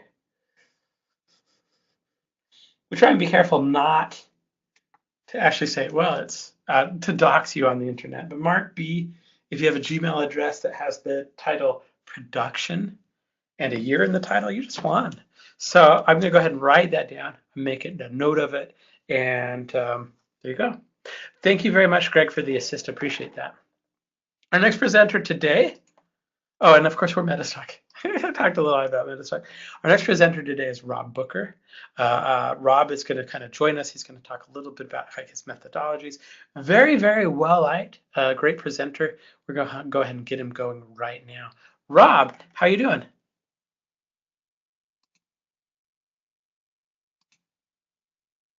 Oh, Tamara, you just asked me the link to enroll. The very fact that you're in GoToWebinar means you're enrolled. You don't need to worry about it. If you're on YouTube, right after you hit like and subscribe, there's a link that we'll put in the chat, metastock.com/traders-conference to enroll. So thank you for that question, Tamara. Don't need to do anything. How you doing, Rob? Hey, how are you, Jeffrey? Good. Let me go ahead and make you the presenter here. Wow, you're going to hand over the scepter of power to me? The way I like to phrase it is I like to get out of the way. In order to get out of the way, you have to have been in the way in the first place, Yeah. which you were not. How are you doing? Great. Yeah. Things have gone really well. We had to go with a backup method this morning, but it's gotten chill since then. So, Oh, really? What happened this morning? Well, we won't go into the details, but we did start a little bit late. But we have our YouTube is going fine. It just might not have all the fancy overlays we normally use. Oh, all the fancy overlays. Okay. Yeah. Yeah, right. That's cool. Well, I mean, everybody comes here because you always put on these amazing, amazing events with tons of great content. So I'm sure everybody here is having a great time. Nonetheless, it's nice to be here with everybody. Hi, everybody. My name is Rob. I'm here joining you from Austin, Texas, and I've got a presentation here for you. I think I've been given about 45 minutes. What I'd love to do is share with you as much as I can over the first 30 minutes, or maybe even a little bit less, and leave a ton of time for questions. And maybe we'll even leave some time in there to, I don't know, look at some of my favorite books or give away some prizes or who knows what else. So it's really nice to be here with you, and welcome. I'm glad to be a part of this. I'm grateful to be a part of this. I'm so grateful to Jeffrey and MetaStock. They've been friends of mine now for a very long time. I think it's probably been, I don't know, it's been many webinars over a lot of years, and Jeffrey has always over-delivered, and what a pleasure it is to be here with everybody. If you're not a user of MetaStock, they just came out, I'm sure you've heard it a bunch of times today already, with version 19, which is just like a major update. And I'm really excited about that, as I'm sure all of you that use MetaStock are. So thanks for having me here, MetaStock. Thanks for having me here, Jeff. I'm super excited to be with you all. Remember that trading involves a substantial risk of loss. And we say this, and we say it so many times that sometimes it just sounds like another thing that's just coming out of our mouth, but it's not. I've watched over the last few months as some traders that I've worked with have done extraordinarily well by lowering their trade size. I know that sounds weird, but the fastest way to improve your trading in the most substantial manner in the shortest amount of time possible is to lower your trade size, which is counterintuitive and sounds kind of weird, and it works though. And when we're not worried about our trades, we let them play out. When we're not worried about our trades, we don't panic and make decisions that we shouldn't have. We stick to our plan, we trade our plan, we plan our trade, and so forth. Also, today I'm just happy to be here with you. Happy Monday to everybody. I love Mondays. I love Mondays because I get to start trading again. I'm not here to sell you anything. My results are not typical. I actually don't have anything for sale. Most of what I do now is free, with an occasional every once in a while, maybe once or twice a year, I do something. But I make money from trading.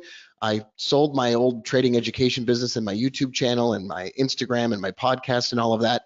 And now I just kind of am enjoying life. So I'm not here to sell you anything. There's no hidden agenda here except for I'd love to get to know you better, and I'd love to help answer some questions. And for those of you that work together with me, I'd love to see you in the chat box. I'm not sure I can see the chat box, but Jeffrey will pass that on. So today we're going to talk about pivots. It's my favorite indicator in the whole world. And I think pivots probably do a better job of entries and exits than almost every other indicator I've ever used in my life. And of course, there's always the debate, you know, is it a leading indicator or is it a lagging indicator? And here you'll see the famous screenshot from the episode of Friends where Ross has Rachel come over so they can move a couch up the stairs, and he keeps yelling pivot. It's absolutely my favorite episode because this is pretty much, this is a great analogy and it's a great metaphor for how confusing and frustrating trading can be sometimes when it's just not working. And if you've ever felt like the indicators that you have, or the indicators that you read about, or the indicators that you bought, they're not quite doing exactly what you thought they were going to do, in the same way that Ross thought he measured the couch effectively, but he didn't, and it got stuck while he was going up the stairs. The same is true of indicators. And today, I want to share with you why I use pivot points. And the primary reason that I use them is that they're simple, they don't move around. To a certain degree, they're leading indicators, and I'll show you why I believe that in a moment. But I don't really get into the debate of leading versus lagging indicators anyway. But for those of you that are interested, I'm going to show you why I think this is a leading indicator, and why in most cases, it's the only indicator on my charts at all. And I don't use any other indicators, although price is an indicator. And Jeffrey was just mentioning Steve Bigelow's book. I love Stephen Bigelow. I love the book. I love everything that he does. So I'm super on board with that. And whoever won that book is, that's a real treat. So hi everybody, my name is Rob Booker. A little bit about me, I'm a dad. I live in Houston, used to live in Houston, Texas. Still have a house in Houston, Texas. So for those of you from Houston, hey there, hope you're okay from the storm. I now live most of the time in Austin, Texas. I've been a trader for 24 years, almost 25 now. I do two things. I short stocks. Those are generally day trades. I hold them overnight, but they're still generally, 24-hour trades. I do a lot of that. That's most of what I do. It's my primary means of income, and I love it. And we'll talk a little bit about shorting stocks. And when I say shorting stocks, I don't mean buying puts. I mean literally locating and borrowing and shorting stocks. Almost nobody in the world teaches this. Almost nobody in the world even talks about it. I actually have a course about this that I used to sell for $500. If you, at the end of this presentation, you want me to give you access to that, I didn't think about this before we started. If you're at all interested in that, I'd love to share that with you for free. I used to sell that course, but you can have that course for free if you'd like to have it. So I do two things. One, I short stocks. That's the primary way that I do things. And then I do long-term investing with the profits, and I use pivot points to do it. And because pivot points don't require sudden movements or getting in really quickly and getting out really quickly, and it's longer term trades, and I'm going to show you my longer term trading account, and I'm going to show you how I take those trades. I think it's a more patient approach to trading, and it's a lot easier to implement. And also for those of you that love options, there's a lot of opportunity to not just buy options with the strategy I'm going to teach you today, but also sell options for income using the strategy that I'm going to teach you today. I started the very first podcast for traders in 2005 as an internet radio show that turned into a radio show. I was on for an hour before Dave Ramsey for 2 years. He didn't care for me very much because I was a trader, and he doesn't believe that's a good idea. I sold the podcast in 2019, and I created a daily planner for traders that has shockingly been a pretty big hit. We're not going to talk about that today, but I do want to show you my live account, and we can look at some trades. We can look at stuff. I think you should always, and I know this sounds like this is weird. I think anybody who's ever going to teach you about stocks ought to be trading themselves, and they ought to show you their live trading account. They ought to show you their wins and their losses. So the last time I did this presentation, my long-term investing account was at $375,000, and on the day we did the presentation, it was up like $1,900. Today, the account's up to $443,101.44. I just took that screenshot like 2 minutes ago, and I'm down $2,350.16 today. So I think if you want to learn from somebody, you should see everything that they're doing. You should see all the trades that they take. These are the trades that I had been taking and looking at the last time around. I'll actually take some screenshots of the trades I'm in right now. Actually, I'll also just talk to you about the two stocks that I love the most right now, if anyone is interested at the end of this presentation. I'll tell you what they are right now. Occidental Petroleum and Altria Group. I love, love, love those two stocks, and I think there's a ton of upside potential in both of them. This is my short selling account performance. It varies. The long-term investing account does much bigger trades and much bigger profits. The short selling account does much more in profit on a day-to-day basis, and I pull those profits out and then I put them into the long-term trading account. This is my KINFO account. I always link my accounts up to a third-party verification tool so that all of my trades are public and all of my trades are verified. I think that's really important. Like I said, trading is really tough. Trading is kind of a pain in the butt sometimes, and it's very, very difficult. And I don't think we often talk about that enough.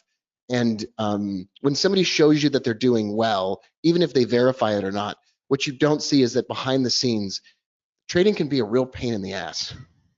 So it's been going well for the last couple of months here, which usually means I'm going to get cocky and then I'm going to have some losses. So I know that's coming around the corner. I might even take some time off and not trade. I don't know if it's ever happened to you. It's probably happened to some of you out there. So those are some of the short selling trades. Here's a look at the planner. I built a daily planner for traders, incorporating over the last 24 years everything that I've learned about having a daily routine that supports trading. You can also have a copy of the daily planner for free if you want the May-June planner for free. Once again, just leave a comment in the chat box. See if you can blow up the chat box. If you're on YouTube, you can comment all over YouTube or in the chat there too. And I'm going to put together some links that are going to show up at the end of this presentation. We'll probably start with one link and then tie all of this free stuff to that one link. So I'll set that up for you in a bit. So everybody wants high probability entries. because trading is such a mess, and we've all had losses before, right? We've followed a guru or taken a trade that somebody else took, and it didn't quite work out the way that we hoped. As time goes on as traders, whether we've had beginner's luck and had a lot of success at the very beginning, or we've just been struggling all along, the harder trader is, the more we look for certainty. And one of the unfortunate things about trading is that you have to be comfortable with uncertainty, and you have to be comfortable with not knowing the full reason that anything is happening in order to be successful. And if you're the kind of person that needs to know the answer to everything, trading is a really terrible place to end up, because we sometimes just don't know why a stock goes down after good earnings. We don't know why a stock sometimes goes up after bad earnings. And it's not as simple as even just reading the earnings transcript. It's a whole big conversation that we can have another time. And it comes down to this. Trading is all about, are there more buy orders than sell orders? And all this other funny business about the news and about all this other stuff doesn't really seem to matter very much, because two companies that do somewhat similar things can have two earnings reports that say similar things, and one stock goes up and the other stock goes down. And we've all seen it before. Have you ever looked at a chart and said it shouldn't be doing that? Well, pivot points, and what we're going to talk about today, this is all setting the stage for why I use those pivot points, because I need to take as much of the internal Q&A and the internal overthinking, I need to take as much of that out of the process so that I can focus on just taking high probability trades. But what about high probability exits? If you think about trading successfully, it's not just about high probability entries, because like I said, you can take a great entry from a guru or from maybe some famous person on CNBC or from some fancy expensive indicator that you bought, and it doesn't seem to work out. It's not really about the entries, it's about the exit. It's not that you want a great entry, you want a great exit. That's what everybody really actually wants. When you get into the trade, what you're looking for is the exit. You're already anticipating, hopefully making some money. And in the same way that blackjack isn't over until they, until you stop it and the dealer turns over their cards, trading isn't over until you close a trade. And it's not a win unless you close it with profit. And it's not a loss if you're just holding it and you're waiting for it to come back. What we're really looking for are exits. So sometimes where a stock is going will tell you to get in. And this is going to make a lot more sense in just a moment, but I want to set the stage for this. Sometimes knowing where a stock is headed gives you all the information that you need in order to take the entry. If you've ever haggled over the entry or wondered why it didn't print exactly the right candle pattern, or the two squiggly lines didn't cross over exactly in the way that they should have, and then you missed the trade, and then you wrote somebody and you said, hey, I thought this was supposed to give us an entry. This stock was exactly what we were looking for, but it didn't give us an entry, and so I missed the trade. I think sometimes that's due to the fact that there isn't enough attention paid to where we're getting out. And if you know where you're going to get out before you even get in, the game changes substantially, and you start thinking with the end in mind. And that's an old Stephen Covey, 7 Habits of Highly Effective People quote. You begin with the end in mind. And I don't think trading is different. I think trading is exactly the same. If you don't know where the high probability exit is, why in the world would you be entering the trade in the first place? And if you do know that it's a high probability exit, who cares where you get in? I know that sounds kind of wild, but the exit sort of determines the entry. So let's talk about monthly pivots. All right, everybody. So what is a monthly pivot? Well, a monthly pivot is an average of last month's price action. And we're going to look at this on a chart. It ends up as a horizontal line on your charts, and a monthly pivot acts as a magnet for price. I believe that all market activity is price moving from one level to another. All market activity is simply price moving from one level to another. What I mean by that is the markets aren't about earnings or news or fads or bubbles. All market activity is about a stock, in this case, moving from one level to another. That's all it is. Stocks are either moving up and they're moving from one level that they were at to another level that we can identify on the screen, or they're moving down from where they are now to another level on the chart lower.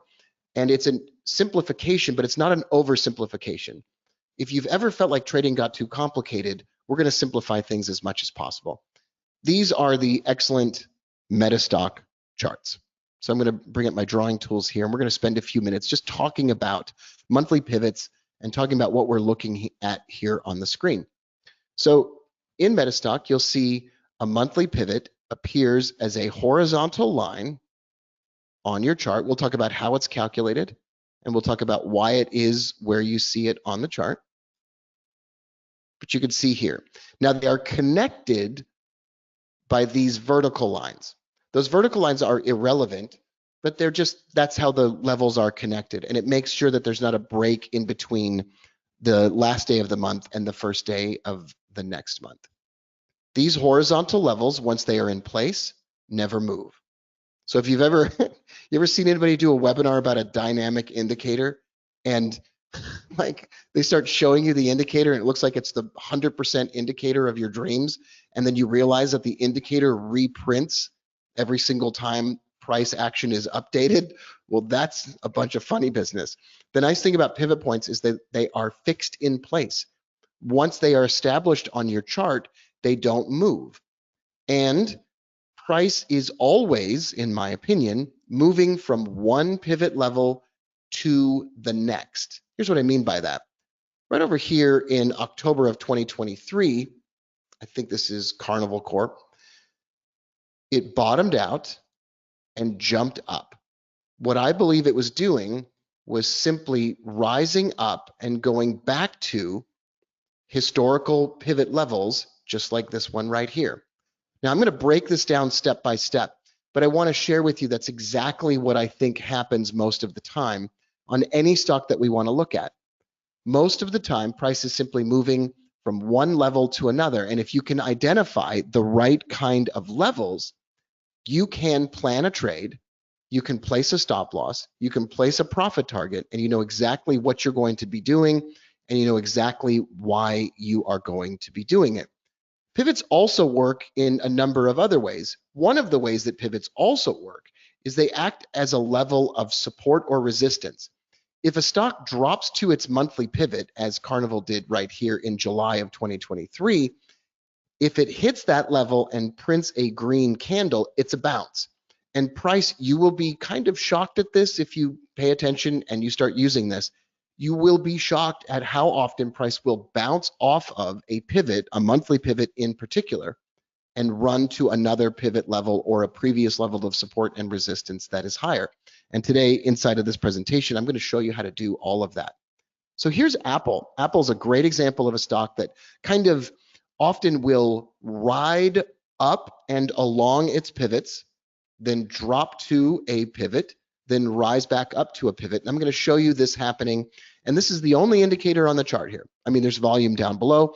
And of course, price action is an indicator. If somebody ever tells you, I don't use indicators, and they tell you that they're using candles or bars or Heineken candles or whatever people use, they're using an indicator.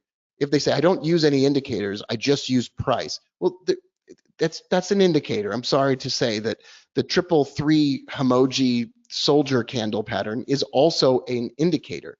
And so it's also an indication of what to do next. So everybody uses some kind of indicators unless they cover up the screen, shake an 8-ball, and take a trade.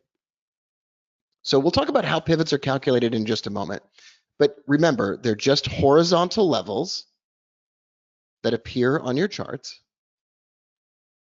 A monthly pivot appears on the first of the month, and it ends on the last day of the month, the 28th, the 29th, the 30th, or the 31st. And each of these horizontal levels, they appear on the first of the month, and they don't move once they have been established. And what you can notice here on Apple is it just kind of stair steps up, and it holds along those levels. When it's in a downtrend, what Apple is doing is only dropping to a historical pivot level. And then when it recovers and it starts to go up again, it's only rising back up to a pivot level. In fact, it bounces off the underside of the pivot level here.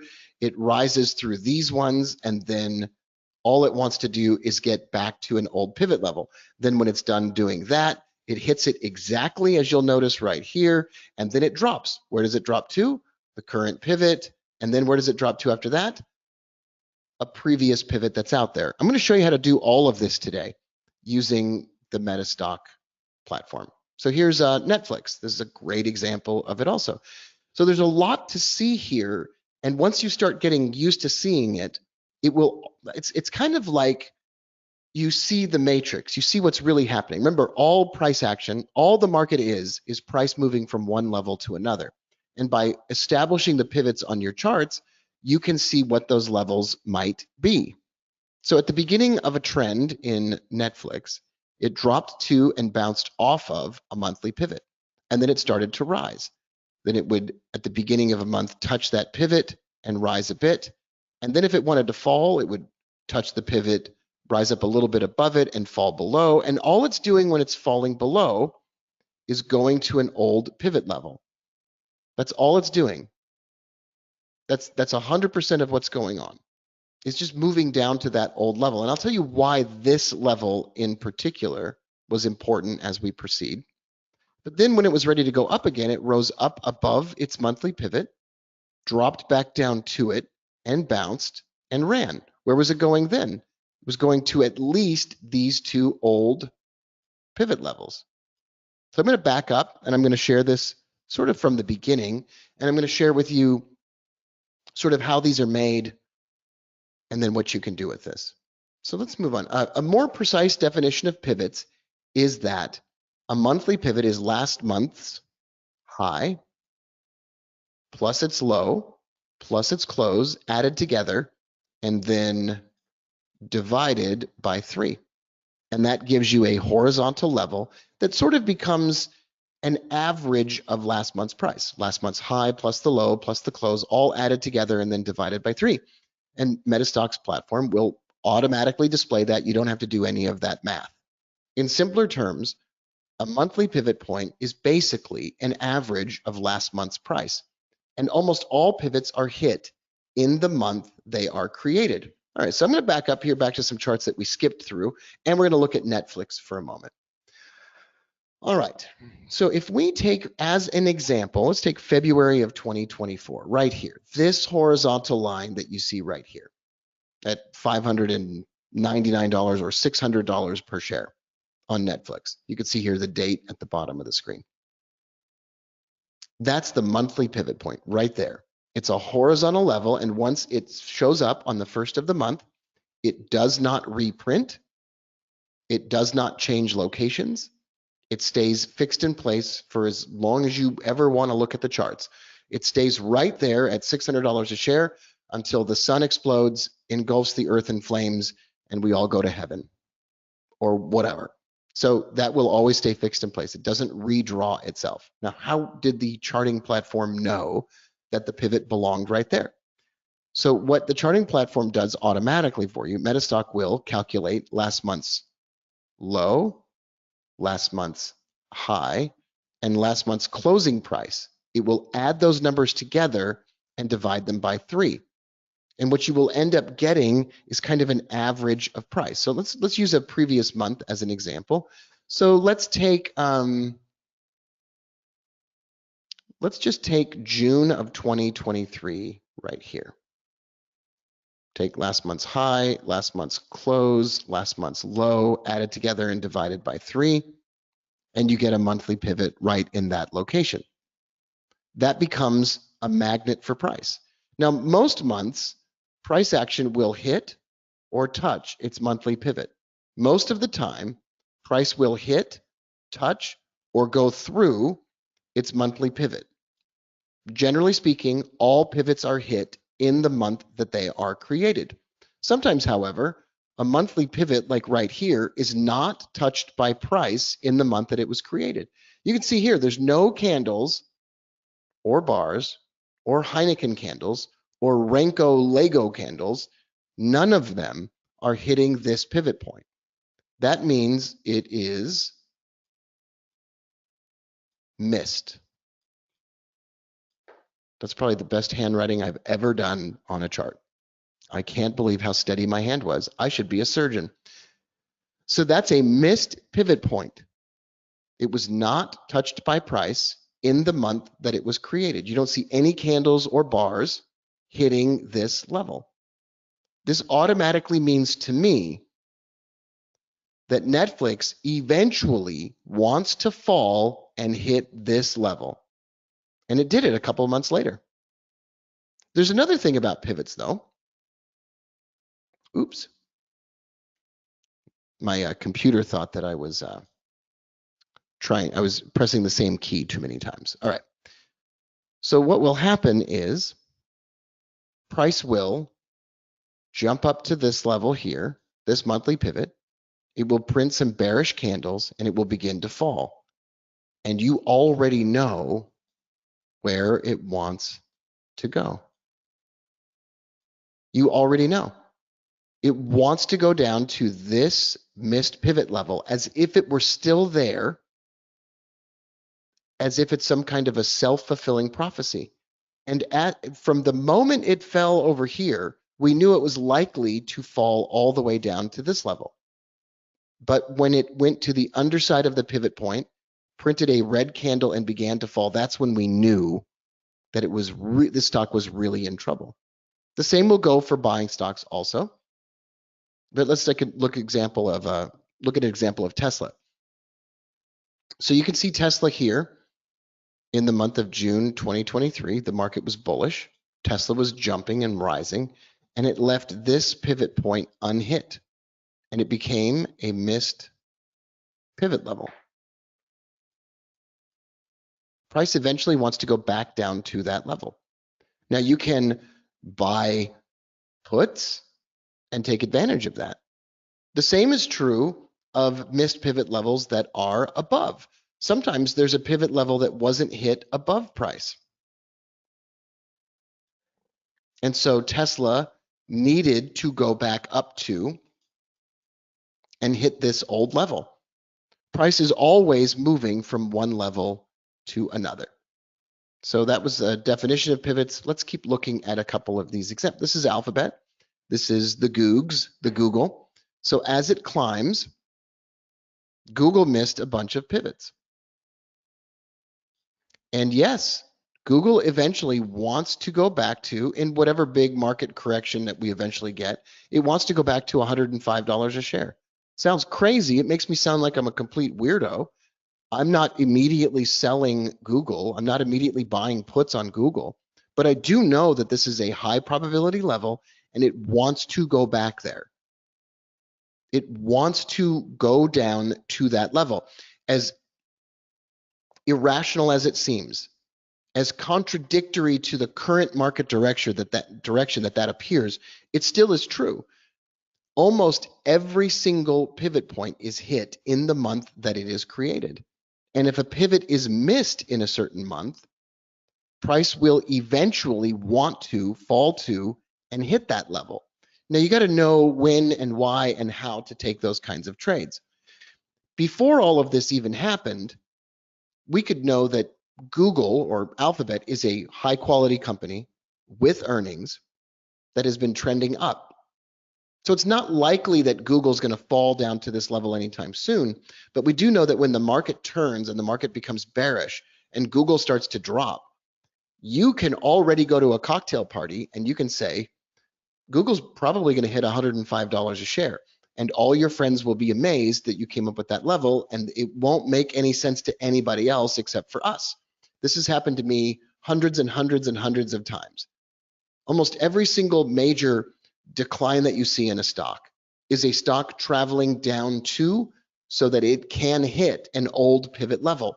Recently, Roblox dove. It just took a crushing blow if you've been looking at Roblox, and Roblox fell. And a bunch of us had bought puts on Roblox because there was a missed pivot level, and we knew that when the tide turned on Roblox and everybody started to figure out that, well, first of all, the company doesn't make money. Second of all, there are a ton of lawsuits against Roblox for child endangerment and human all this kind of crazy, gross stuff. It's not a surprise that Roblox was falling. But it's not about the news. It's about that there's this magnetic level that traders remember, and price needs to travel to that level. So if we look at Macy's, this is a great example of Macy's. Macy's is in the process now of maybe being bought out for $24 or $30 a share. When Macy's hit bottom, it bounced off of its monthly pivots. So let's say that we know that we like Macy's. Let's say that Macy's is in a long-term decline, but we know that we like it because it's a profitable company.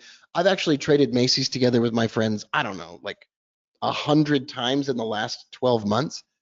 And one of the greatest places to pick a bottom or buy it on a dip is when a stock like Macy's, a profitable company with a great brand name and a somewhat defensible business that was what we found out later an acquisition target.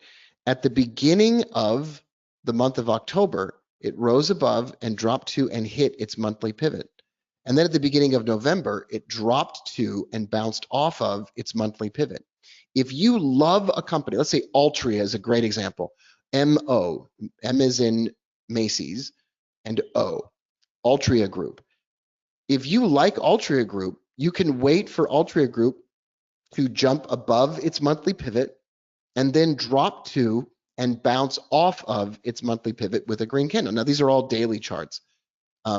So you can just use the daily charts. Once again, no stress, no panicking, and no worrying about trades. Now, when it bounces off of the monthly pivot, where is it going?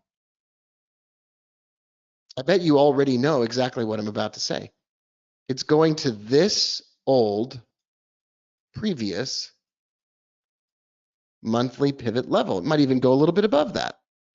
Eventually, Macy's went above and to $22 a share all the way up here. And it was just a great, great, great trade. But it wasn't difficult to plan, take, or even know about. I remember buying calls on Macy's when it was bouncing off of this level. I actually also remember selling puts. If you've never sold puts before, if you sell puts, you're making a promise to buy a stock if it drops below and stays below a certain level. And so I bought calls, but I also sold puts on Macy's because there was a likelihood that this bounce meant it was now going to trend upward, and price is always going from one level to the other. So it wanted to hit this one, this old monthly pivot, and it wanted to hit this one. It actually wanted to hit this one too. That's an old monthly missed pivot.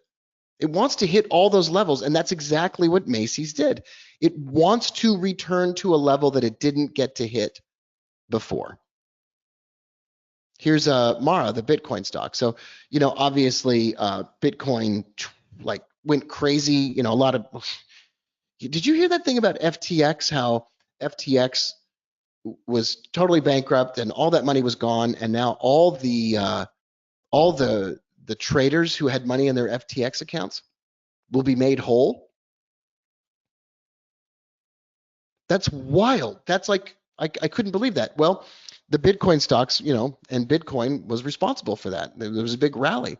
So how do you know that it's going to rally? And how do you know where to get out in a rally? Well, let's first answer the question.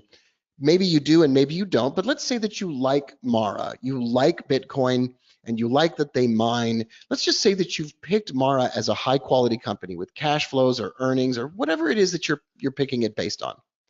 What you can do is you can wait for Mara to rise up above and drop to and hit a monthly pivot point. Now, where is it going? Well, we already know where it's going.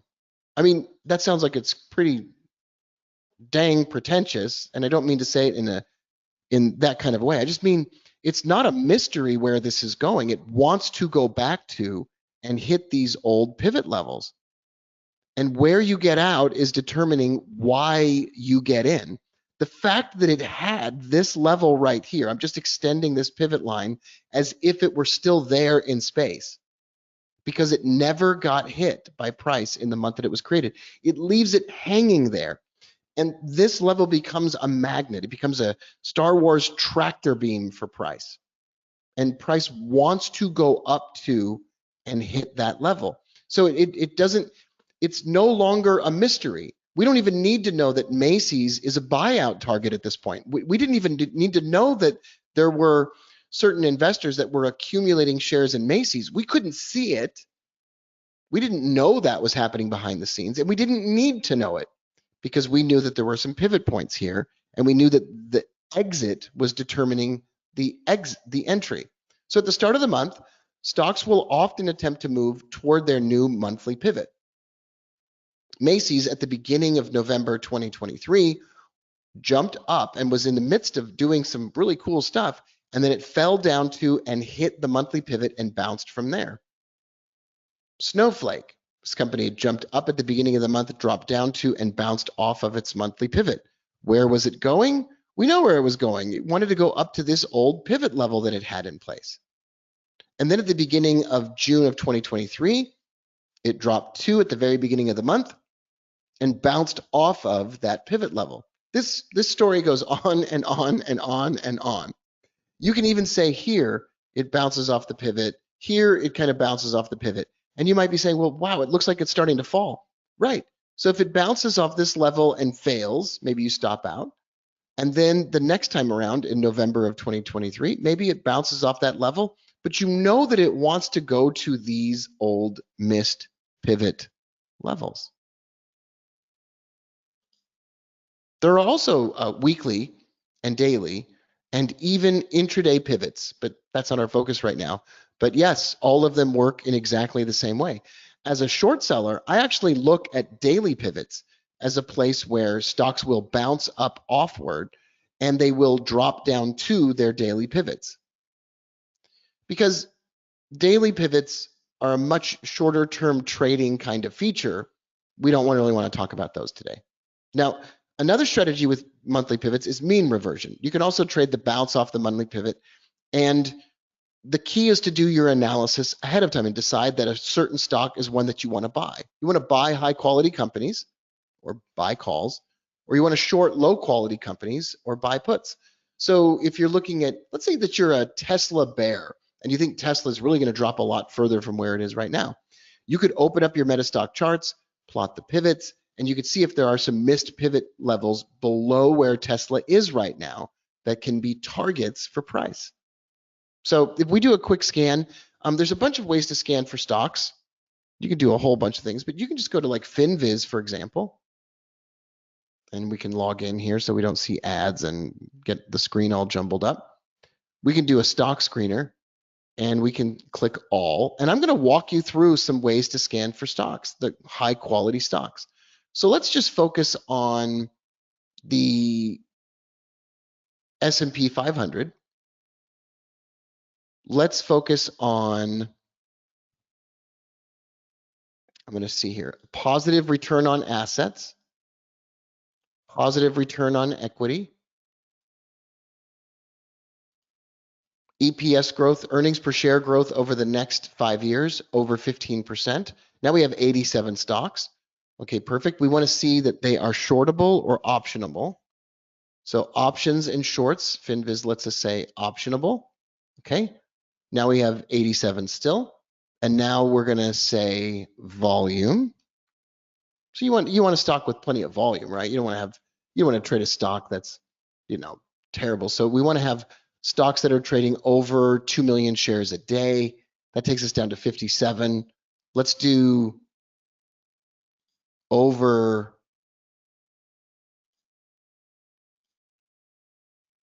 1, 2, 3, 1, 2, 3. 20 million shares. Ooh, that didn't, I think I'd put too many shares in there. There we go. That should work. 8 total. So now we have AMD, Amazon, Bank of America, Google or Alphabet, Intel, NVIDIA, and Tesla. Not a bad list of quality companies. Wow, we just actually eliminated a ton of companies. And now these, right now, like these are, I actually did trade AMD last week. I traded AMD ahead of earnings, which just doesn't sound like you should do it. And I also traded NVIDIA ahead of earnings. We've also traded Bank of America and Amazon ahead of earnings because they had missed pivot levels above where those stocks wanted to go to. So if you do your scan It's not that difficult. It's not really that difficult. Let's look at it again. S&P 500, earnings per share growth over the next 5 years, over 15% predicted. Return on assets is positive. Return on equity is positive. They're optionable stocks, and they have more than 20 million shares of average volume per day. Pretty cool. So if you do your homework and you scan for stocks that are worth owning, you could actually this is what I did months and months and months ago. I did a scan like this, and I'm still buying those stocks now. I'm still trading the same ones over and over and over again. So let's say that you found, let's see here, Amazon. This is a great example. So I drew the monthly pivots as smaller lines so you wouldn't see all the other lines, and we wouldn't have to put as much on the screen. You can see here at the beginning of December 2023, it rose barely above and bounced off of the monthly pivot. And then the next month, it rose above and bounced off the monthly pivot. And at the beginning of the next month after that, it kind of rose up and barely at the first day of the month bounced off the daily pivot, the monthly pivot, and it ran. That's all I'm looking for in a bounce trade like that. I'm looking for price at the beginning of the month to rise up above, fall to, and print a green candle as a bounce. This is Apple. It's no surprise that when Apple was ready to run upward, it jumped up above the monthly pivot, went back down to it, and then jumped up higher. Citigroup, not a surprise that in the midst of an upward trend, if you're like, where do I get in? Where do I get in? Is it too late? Is it too late? Is it too late? It bounced off of the monthly pivot. Now, if it had gone down below the monthly pivot and broken below it, we would have thought it was falling to this monthly pivot right here. But instead of doing that, it bounced off of and continued higher. So even one green candle after the bounce is enough for me to take the trade. Or Occidental Petroleum, when it was in the midst of a downward trend, it jumped up to the monthly pivot, bounced off the underside of it, and fell. So on a red candle, that would be a stock that we could sell. And with Meta and so many others, the same stuff happens over and over and over again. So if you'd like some free stuff, you can go to robbybooker.com/pivot points. And I'll ask maybe the team can, I do have access to do this. So I can write this in here, robbybooker.com/pivots. And there you go. If you click on that link, it should take you to, and let's see if I can pull this up. There we go. I'm going to put another link in here, and Jeffrey was going to do that. Thank you, Jeffrey. So it will look like this. You'll go to my website, robbooker.com, and it will just say free access, email address, first name, last name. Like I said, I don't really sell a lot of stuff, so there's no checkout form after this. There's no upsell. There's no additional stuff. And if you request this class, I'll try to get you access to a bunch of my other classes for free also, just, to give you as much bang for your buck as possible. So that's a 100% totally free pivot point course. Jeffrey, what can I do for everyone here today? How can I help, expand on, answer a question about, or just shut up? Well, I was just answering a question in chat, and it was, how do you calculate a pivot? And Okay. I think the actual formula for that, correct me if I'm wrong, you take the month high, the month low, the month close, add those together, divide them by 3. Yep, that's exactly right. Now, Okay. MetaStock will very nicely calculate that for you, so you don't even have to worry about it. So you don't have to do the math, but that's the calculation for a pivot point. Nathan wants to know, is there any way to predict which pivot point it will hit in the current trend? Okay, so this sounds like an oversimplification, but I promise you that it's not. If you're looking at a super high quality company like Alphabet, and it falls to a monthly pivot in the midst of an already obvious upward trend, if it falls to that, if it's already an upward trend and the company makes money, has positive earnings growth over the next 5 years, if it has a positive return on assets, a positive return on equity, if it has all of those things, and if it's in an upward trend also and it bounces off that level, then what you're going to do is, first of all, you would prefer to buy that stock or buy call options. You would prefer to give that a 90-day expiration to give it plenty of time to start moving to those levels. And then what you're going to look for which is inside the course that you can get for free that I posted, you'll look for an old pivot level historically that it wants to rise up and hit. And that's the killer combination. You look at whatever one is next in line up above current price. And the same is going to be true in reverse for stocks that are terrible companies like Roblox, terrible company, tons of lawsuits, doesn't make money, finally started falling last week. And where is it going? Where was it going? It was going to an old monthly missed pivot. So that's the opposite of Alphabet. Alphabet's a quality company that makes money. Roblox is a low quality company that loses money and is being sued by like 20 states attorneys general. So it has a lot to do with finding a quality company in the first place. Let's see, Tony. Tony wanted to know, why wouldn't Google also go to a lower missed pivot? So one of the reasons it won't do it as reliably as something like Roblox or something like some other garbage company that I'll think of, not off the top of my head, one of the reasons that Google's not going to do that, at least initially, is that Google makes money. Alphabet makes money. They have earnings. They have positive return on assets. So one of the things that we do is you've got to decide ahead of time, what's the list of companies that are high quality companies that either you would own for 10 years, Warren Buffett would own for 10 years. You just choose super high quality companies, and then you confirm that they're already in an uptrend, making higher highs and higher lows, and then you wait for those stocks to drop to a monthly pivot. What's going to prevent me from being scared that it's going to fall down lower? All of those things I just said, the trend, the earnings, the quality of the company.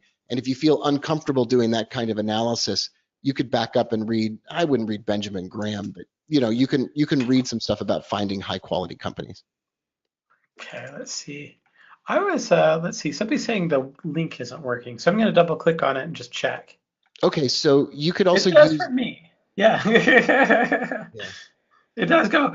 This link right here does work. Let me go ahead and put this back in the chat, Pete. I am able to visit that. It might be that we made it a little bit too busy right away. That does happen. Yeah, I might have posted. My apologies if that is. Yeah, Jax actually says MetaStock has a pivots monthly indicator, and I'm going to show how to actually apply that real quick. But after I'm going to stop sharing my screen so you can. Okay, fair enough. I wasn't going to do it right this second. Pivots work the same for Forex? Yeah, they actually it works even better on Forex. It actually currency pairs like the dollar Japanese yen will literally just ride up or down along its monthly pivots. Absolutely. Okay, yeah, I love looking at you share your screen. This is awesome. Okay, I'm going to go ahead and just kind of clean this chart up a little bit just to show you kind of how pivots work.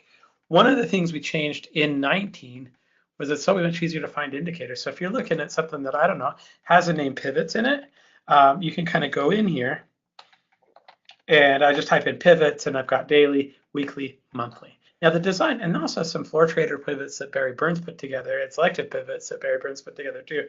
But the idea for daily is if you're looking at an intraday chart, it doesn't matter what time frame, as long as you have enough data, it will pivot, it'll show the pivots for the current day. So they're more applicable if you're looking at intraday charts. If I'm looking at a daily chart like I am with GE right now, and I want to show what the pivots are, I just drag and drop it out here. So if I do pivots weekly, what it's going to do, I'm going to go ahead and just apply this to the chart and click on OK. It's going to show me, now this is kind of like a bit of all of the R1 levels on the pivots. So it's a little bit different than what Rob was actually showing. But this shows me kind of some of the support levels that kind of go out in bands. If I just want to show the most recent pivot, I can do that. And what I'll just do here is go into properties. If I go into the formula, the main pivot is going to be called PP. I'll just take the rest of them out. And when I do that, it's just going to have one line return. So I'll go ahead and click on apply there. And there you've got just the pivot for the current week. That's super cool. Anyway, it doesn't work on the MetaStock webinar. I'm not sure what you mean, Carlos. When I do go to that link, it does work for me. So, and yes, I can post it right here as well. There you go. There you go. So there you go. Okay. VMAT wants to know, how is the pivot calculated mid-month? Does the value change each day until the end of the month? The way we do it, just to be real clear about how we're putting it together, is we're looking at last month's value and calculating it from. So when you're looking at it right here, it'll change at the first of the month, but it's looking at last month's value. So good question. I think that's all the questions. I do want you to talk a little bit about Knoxville divergence, though, because that is an indicator. Last time they asked, what is your favorite methodology or your favorite system? And you actually mentioned Knoxville divergence. So why don't you tell us a little bit about that? And I'm going to, while you do that, I'm going to go ahead and apply the Knoxville divergence template. But here it is. Yeah, so the 15-second introduction is that I was traveling across the country in 2013. I had a radio show and I said, hey, I'm going to travel across the country. Tell me if I can stay at your house. And like 100 people responded. And I ended up along the way from California to New York. I ended up in Knoxville, Tennessee, and I was programming an indicator. And I wanted to program an indicator that helped me see reversals and the entry point for a reversion to the mean. And so what I did was I actually programmed an indicator that would show me, let's take an example of if you throw a ball up into the air, and I'll turn my camera on for this one. So if you throw a ball up into the air, the ball goes up in the air, and if you took a snapshot of that, if you took a picture of it, when it was way up in the air, it might look that it's much higher than it was before, but in reality, it will be slowing down as it goes up. So I built an indicator to measure the rate of change, because if you could measure the rate of change in a ball, you could see when it starts slowing down, you know that it's about to come back down. If you throw a ball with some air in it into the ocean, or a bird dives into the ocean, it's going to go down below the surface a bit, but then the buoyancy is going to pick it back up. So although it might look like the ball is under the surface of the ocean, it's actually slowing down its rate of movement lower, and it's increasing its rate of movement higher. And that's what I built. I built an indicator which shows that rate of change, so to speak, and gives you an indication of when a stock is about to either start to course correct and move up, or course correct and move down. Now, you still need to do all of the previous stuff that we were doing before. You still need to decide, is the company profitable? Is it a high quality company? Is it the kind of company that I would want to own for a long time? If so, for example, on GE, let's say it's in an upward trend. I don't know if GE Aerospace is a profitable business. Let's say it's profitable. Let's say it has a return on assets. Let's say it has a return on equity, and it's in an upward trend. What you would look at is an intraday chart, like a 60-minute chart, and you would only look at the Knoxville divergences underneath price, so that you could look for places where it would be likely to, it has dropped and it is likely to now recover and move up. So if you still have to do the initial research and decide if you like a stock. There's no blind, with me anyway, there's no blind trading where I say, well, the indicator rules everything. To me, it's the quality of when I'm going to buy a stock, it sure as heck better be a super high quality company. And in that case, then it would be worth buying. So GE, for example, it shows these two bearish divergences.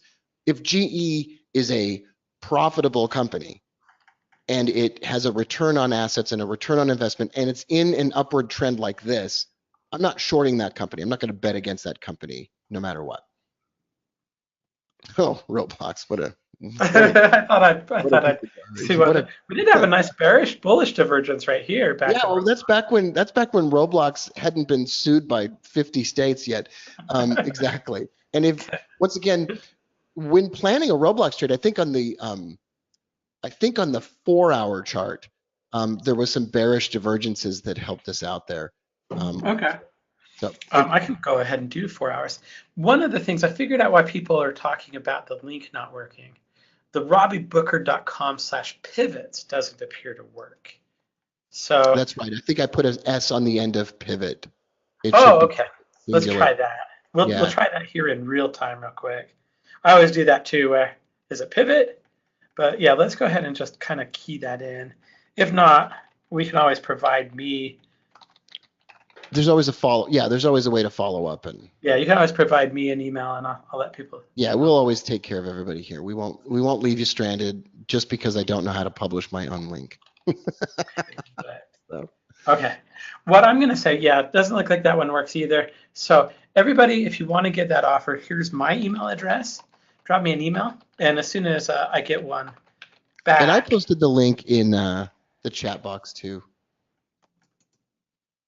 And I'm going to give you a link also, Jeffrey. I'm going to send you a link to the organizers. This one for sure works just fine. And it looks like I did get an error message that we put too much traffic on that link all at the same time. So. Oh, that's my mistake. I'm sorry. That's me. I should have been ready for it. So it's all good. All right. Very cool. All right. Well, that's time. If you guys have any issues, I'm going to go ahead and send that out. Thank you very much, Rob. Appreciate you. Oh, thanks for having me. Coming in. Great class. Okay, let me go ahead and kind of take some control over here. I'm going to go ahead and dismiss. Okay, there's just a few things we need to do to make me go properly here. Okay. All right. We did mention, I did show kind of briefly the expert advisor, the scanning, just the expert advisor, and kind of was annotated on the chart with that Roblox example. That Rob's favorite system from Rob himself that he talked about last time is available as a MetaStock indicator. You can scan for it. It has an indicator, an expert advisor, a template. And the best part is it's like only like $99 normally. So $99, it's an easy one to add to your account. $49 here at the event. And the other thing that we're going to give a money back guarantee too, but even if you just order this and want to try out a MetaStock for free, we'll give it to you as part of that. So metastock.com/conf promo. You can give us a call at 800-882-3040. And then metastock.com/sales chat if you have any questions. Pete, I can always believe you. Now, I do have Pradep. I just sometimes, Pete, you and me, let's have a sidebar here. Sometimes I don't read the comment completely because we do get a lot of them. Right now we've got hundreds of people in GoToWebinar and about 100 in YouTube. So it's easy for me to miss comments or misread comments, especially as kind of we get a little bit fast. So I understand you. I'll listen to you. I believe you. I promise. Anyway, Pradip is saying he doesn't have any audio. Can you guys hear me well? Actually, maybe Greg, if you could chime in that you can hear me, that would be great. Let me go ahead and kind of let's kind of move on just a little bit. And what I want to do is I want to thank a sponsor. And I think we should thank TechnoTrader for their sponsorship. I think it's been a minute. I want to say thank you to TechnoTrader. TechnoTrader's a great company.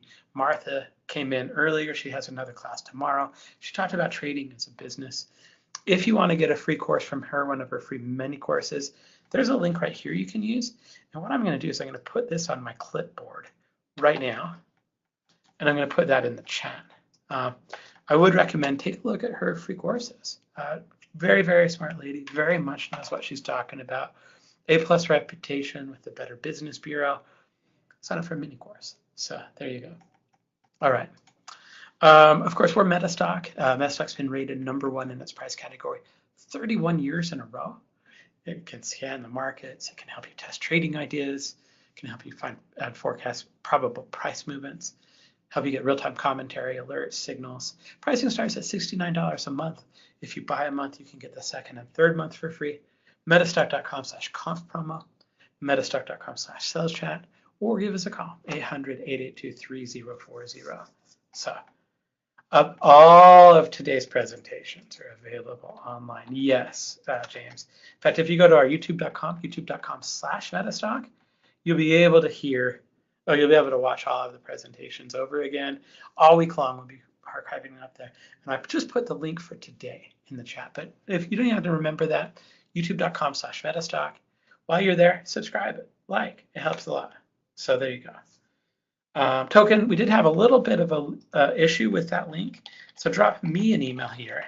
And as soon as I get a good link, I'll forward it over to anybody that wants it. So there you go. All right. Our next presenter is Wendy Kirkland. Wendy does such a great job. She has kind of like a four-step methodology that involves finding stocks with the best opportunities, that are at a turning point, that are exhibiting a trend. And she's been doing this for a number of years. I particularly love Wendy's backstory. I'm going to let her tell it this time, though, because I always seem to mess it up a little bit. But she used to run a bookstore, and she got into trading when there was a bit of a natural, I think she had some flooding and ruined everything. So kind of a new start for her. Big partner of MetaStock, super, super nice, super smart. Good to have her. Wendy, how are you doing? I'm doing great. Thank you. So happy to be here. It's good to have you. I'm going to go ahead and make you the presenter. All right. And there we go. Okay. Awesome. And then I'll let you know as soon as we can see your screen as well. Okay. Get this so I can show the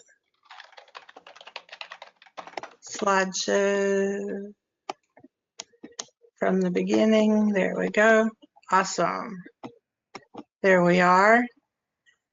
Cool. All right. So let me tell my story a little bit before we get started here. That I'm an artist, and my husband and I had a gift shop in Asheville, North Carolina for a number of years, about 15, I think. And there was this crazy, unheard of set of circumstances. The leftover of a hurricane came through. There was a dam that flooded and broke. There was creeks and rivers that flooded, and it ended up taking out our shop, our business. And there was so much water, there was like 6 foot of water in the building, that it was going to take months to clean it out and dry out and then do the repairs and so on. So during that time, I took a couple classes, and they were like one class for a couple weeks, and to learn to trade options. And it just felt like this perfect fit for me, that I ended up seeing the charts, but to me, they were almost like drawings, that I could see these patterns that no one else talked about, but they kind of jumped out at me. And they worked a great deal of the time. Sometimes they didn't, and then I'd read a little more and so on. Ultimately, I became successful trading stock options based on these patterns that I learned. And then that is when I started sharing my trades and writing books and so on. So that was kind of the starting point. And so now it's been about 15 years. I have a number of advisories that I offer and have written a number of books, and I work with MetaStock, and we have a program, and that is what we're going to discuss today and kind of go through the process and the charts and what I see.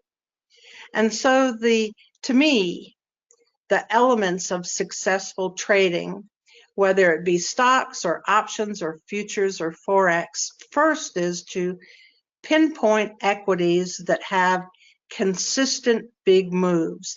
It doesn't make sense to focus on an equity that has just little moves, or for a certain period of time it moves up and then it all goes away again and then moves back up again. With the swings, that is not necessarily a very profitable, easy way to trade. So it's much better to zero in on equities that are going to have big moves that last for a bit of a while. You zero in on equities that are already overbought or oversold, with the idea that if it's overbought, it is up high and likely it will hit a point, a ceiling, and it is going to pull back substantially before it goes back up to that area and then tries to break out or break through. The same with oversold, that it's oversold, it hits a floor, and then it's going to work on heading back up again. We find equities that have formed this top or this bottom and have reversed and started the new trend.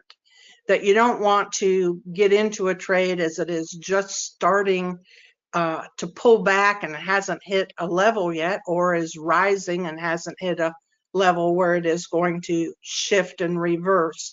So that is part of this, is to really be able to zero in when it has reached a bottom and then has changed and is ready to start a new trend. And then you enter the trades when it gives a confirmed entry signal. So there are some folks that do not trade options, and they do not really understand what options are. And an easy way to think about options is that you're renting the equities for a specific period of time. Your profits are affected by the price movement over that period. And so there's two types of options. One is a call option, and it gives you, the buyer, the right to require the grantor to purchase the equity to you, or to sell the equity to you at that agreed price at that agreed upon time, no matter how high the price is when you decide to sell the option.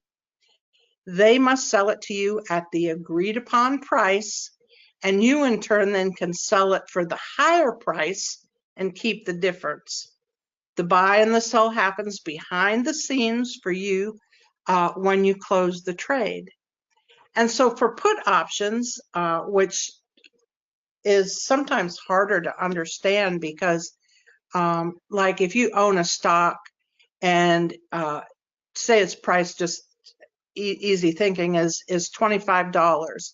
If it drops to $20 and you want to sell it, you have lost $5. Well, when you trade options, you are going to earn money when the price drops.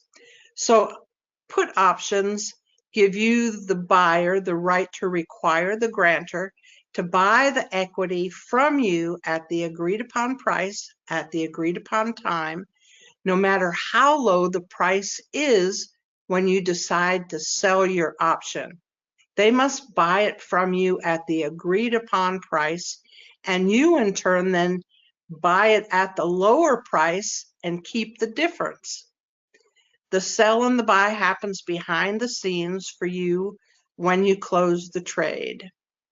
And again, an easy way to think about option trading is like renting a stock for a period of time, and you are going to gain a portion of the increase or decrease that happens. An example of option trading, if you purchase options, say on Bistro, Myers, Squibb, or BMY, the pharmacy company, and its stock is priced at $45, and you're interested in contracts for the 45 strike put. That means you think that the current price of $45, you think it's going to drop. You pay $2.10 per share for the 100 share contract for the, this says call, and it's a put that we're talking about, that expires in 2 months for $210 per contract. And so what you're doing is you're taking the $2.10 per share times the 100 share contract, so $210 per contract, and we're going to say you buy 3 contracts, so that's $630. The price drops to $39.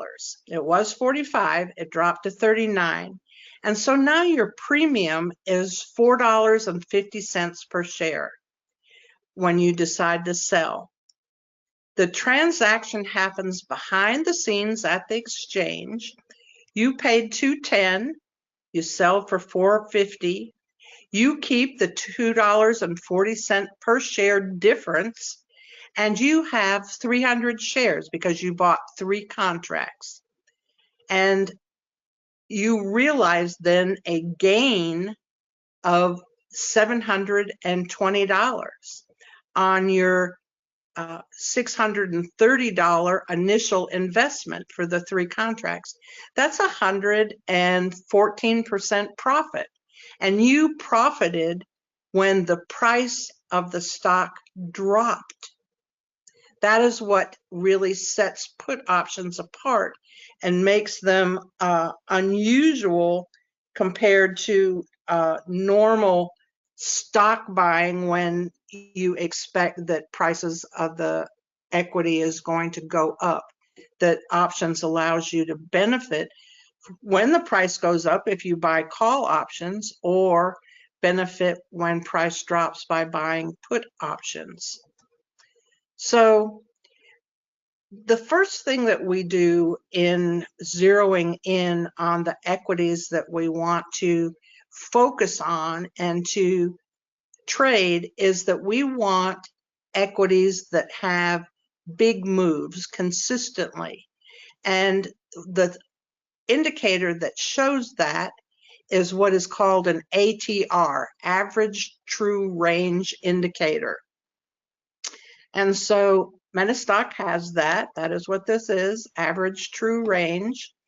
And we are looking for, want to focus our trading, the list maybe that we make of equities. We want to focus on equities that have a 1.5 to a 2% move per day. And so the price of this stock is about $121. 2% would be a move each day of at least $2.42. So we look down here, and I don't think I said, but to be looking at this chart and doing this, you would be looking at a daily chart because you want the daily move to be 2%. So looking at the ATR on a daily chart, here it is saying that its ATR is $4.17.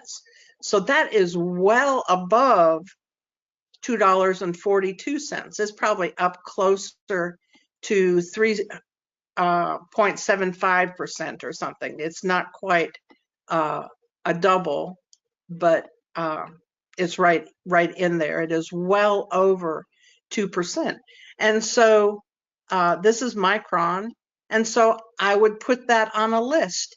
Then I would look at some other equities and add them to a list. And I would come up with whatever number of charts that I want, 25 or 50 that I want to scroll through. And I will be able to say, I know all of these are going to have solid moves most days, and they are going to be reliable companies to trade. So create a watch list. I've already kind of gone over that, of listing all of the equities that have at least a 2% move. The next indicator then that I focus on is something called the Channel Commodity Index, or the CCI. And this is a very easy indicator to read, and it is a very easy indicator to kind of scroll through charts and be able to quickly pick out the charts that are oversold or overbought.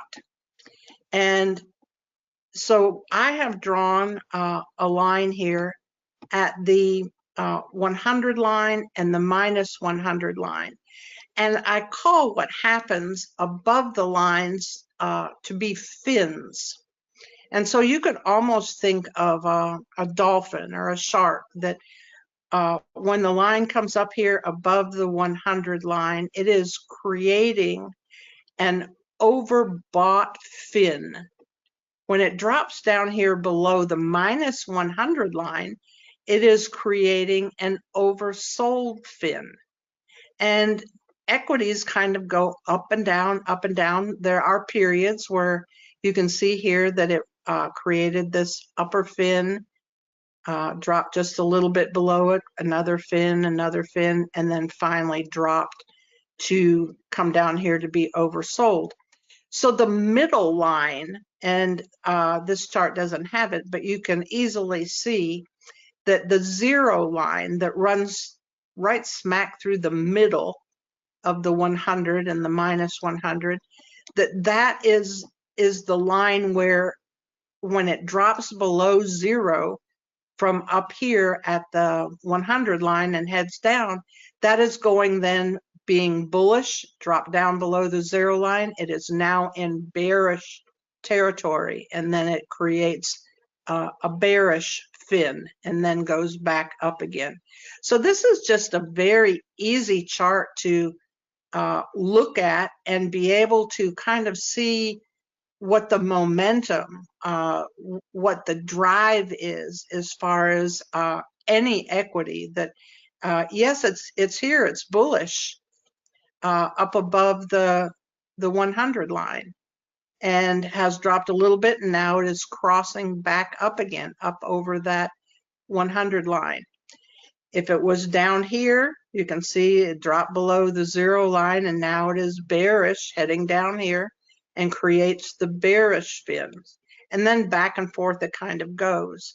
So that is the first indicator on the chart setup here that we're working toward. The next is we have, it's listed here as the Kirkland PPO, the percentage price oscillator. And so we have the blue line and the red line. The red line is the main line here. When it is above the blue line, it is rising. When it crosses down below the blue line, price is dropping.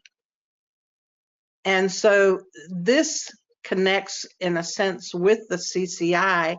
The CCI usually is a first indicator to show that there is a change that is taking place. And so here you can see this created this upper fin, dropped down, crossed over the 0 line, and still this was happened a little bit before the PPO crossed down, and then this dropped, and then crossed back up again.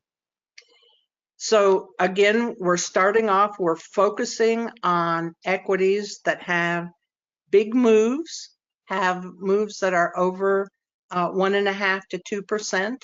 We're looking for indicators or equities that have been either overbought or oversold and look like they are making a change in direction. And then the PPO helps us to actually see the crosses. So the next oscillator that we're going to look at here looks like it looks like maybe this one's not in the right place. Oh yeah.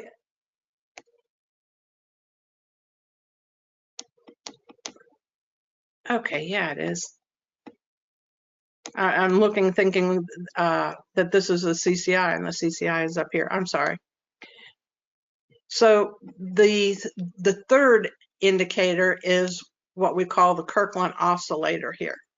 And this is the one that is actually used to enter the trade. That the crosses of the PPO and the fins that are crossing down below a 0 line and so on are giving you information to then focus on the Kirkland oscillator and dropping below, if you were entering a put here, as a drop below this top line. We call this the touch zones. When it drops down below that, it is a signal that you can enter a trade. And you would buy a put, drop, drop, drop, drop, drop, drop, drop.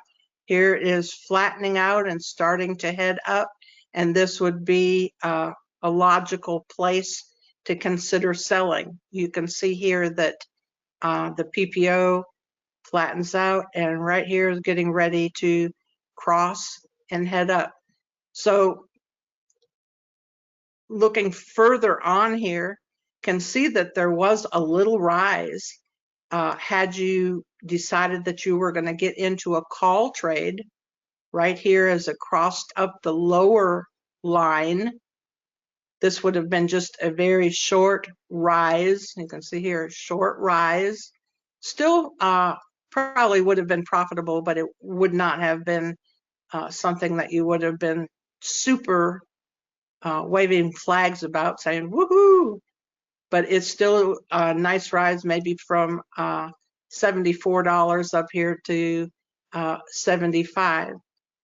You can see here that it then turned and started heading down, and shows that this bullish strength was not very strong, and now it is giving you a signal that you could enter another put trade.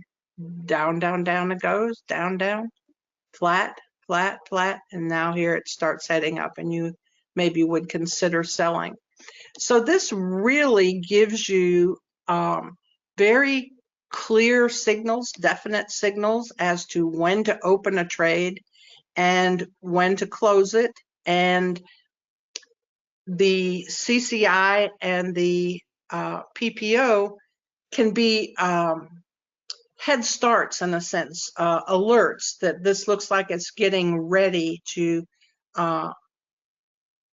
give you the actual touch zone entry signals. All right, here's another one. Again, we'll kind of putting this all together. This is Alphabet or Google. So again, here you can see overbought, oversold. Right here, you can see a new trend is starting with the PPO cross down. Right here would be an entry. Down it goes. And so that would have been a put trade. You can see it right here, put trade. Then there's another new trend. Again, you can see this was oversold, crossed up. A little bit later, the PPO gave a signal that things were changing. And right there is where I would consider entry. Go in buying a call trade.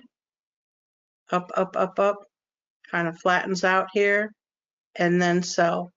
This one actually had a little bit of a pullback and did not actually cross down here below, going from having sold down to then considering buying a put trade.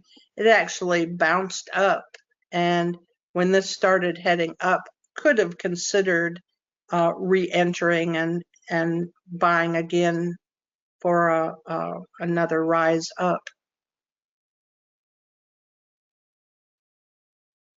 So that we'll look at this as far as a trade from the start. This is Unity software, and we can see here that the CCI is dropping.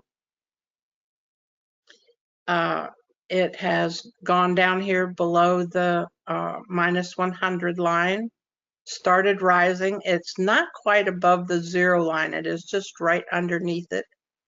The PPO had crossed up and it has crossed down again. It's kind of just barely under that. And the CCI here you can see is underneath. So let's see what happens from that if it starts to do. So here again, you can see this heading down close to a cross.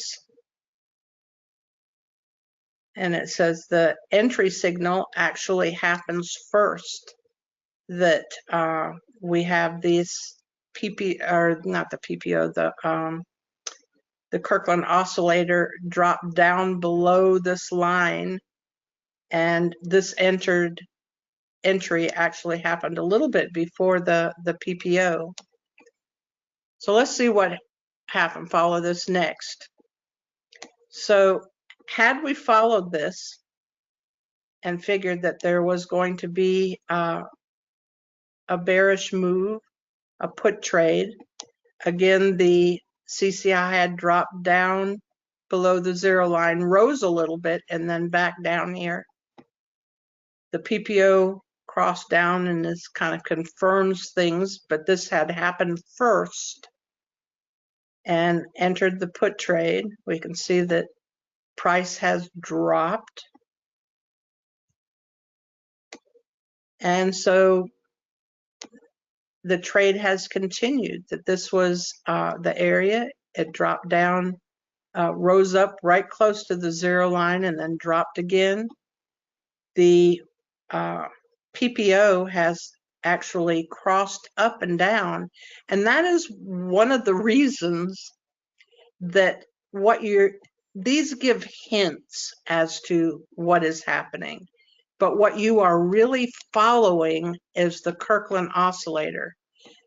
Back over here is where we got in. You can see that it went sideways, dropped down lower, sideways, sideways, did not cross the line here, dropped down some more, and now looks like maybe it's getting ready to actually cross up. It's hard to know. So that following the Kirkland oscillator gives you more information, more opportunity to not be shaken out by the crosses here, and protects you a little bit from getting out too early, and that you're able to hold on a little bit longer and earn a little bit more money. So that instead of, I was seeing the cross up here, getting out there, you're actually getting out lower down here. So this is the actual area that we talked about getting in right here. And then this is where we actually would sell and close the trade. You can see that this fin down here got bigger. There was a little tiny one right there. There was a couple little tiny ones actually. A couple right here. Little fin. Then there was this bigger one. And this is where we actually were getting out. Again, there was a couple PPO crosses that would have cut the trade here much shorter. The Kirkland oscillator helped to hold a little bit longer and to benefit more because there was more drop here that was actually taking place. That this was not a super strong rise and then it dropped more. So the trade results for this is, we can see that what we're looking for is a 2.5 to 4% equity price move. And that often equates to a double in a weekly options premium. That if we're trading monthly, then an 8 to 10% move often equates to a double in a monthly options premium. And so again, this stresses why we want to focus on trades with high ATRs. So this is what we were looking at. We were looking at Unity software. And let's say that we purchase calls after the market open on February 16th, when the Kirkland oscillator crossed through the touch zone, and we purchased for $2.66 a share. That's $266 per contract for the May 17th 30 strike put. And let's say again that we bought 3 contracts for a total of $798. We sell after opening on April 26th, and the put contract was then worth $6.28 per share, or $628 for each contract, or $1,884 for the 3 contracts that we bought. And that is a gain of $1,086, or 236%.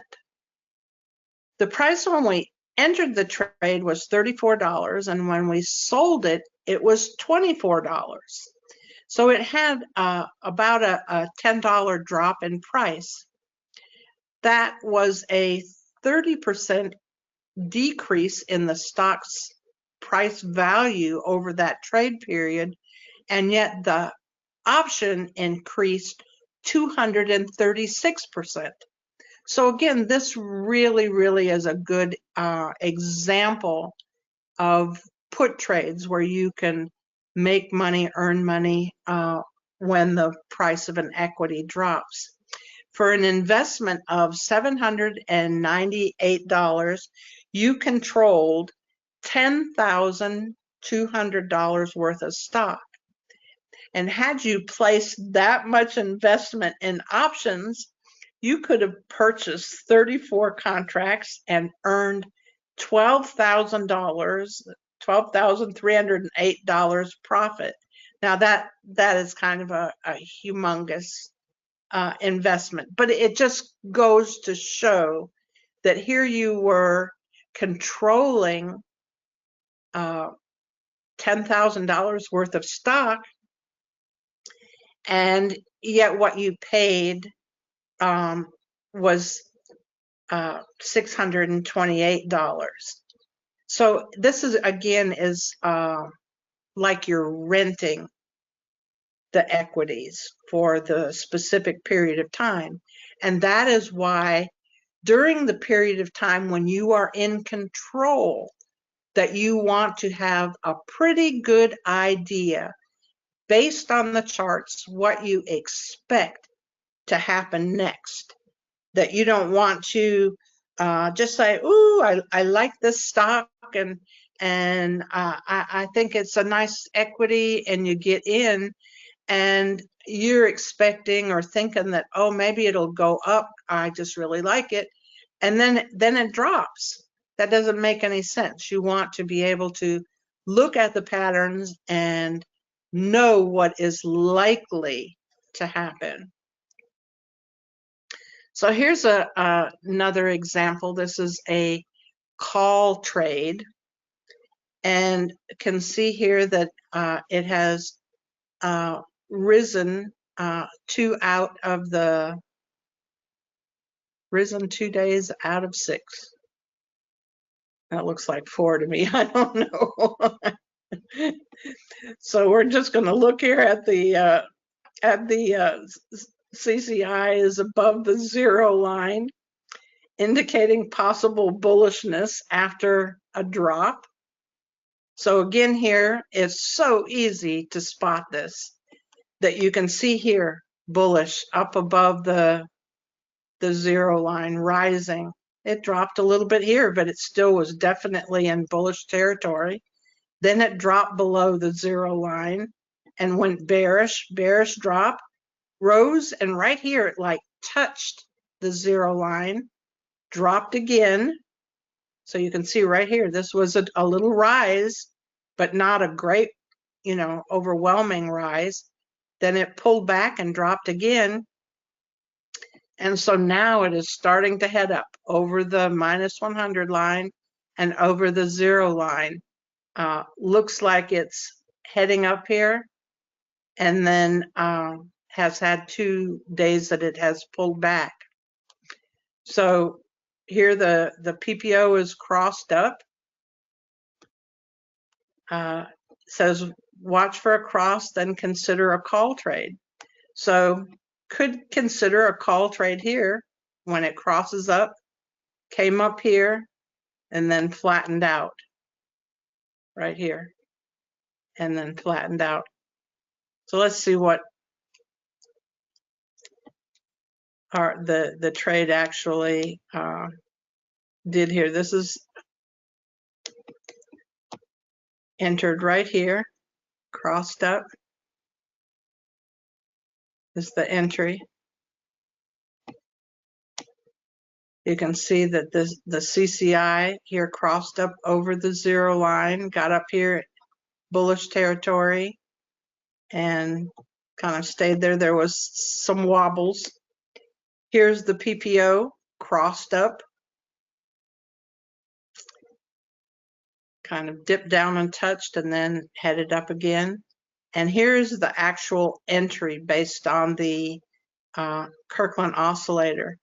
Can see that it crossed up, went flat, rose some more, flattened out.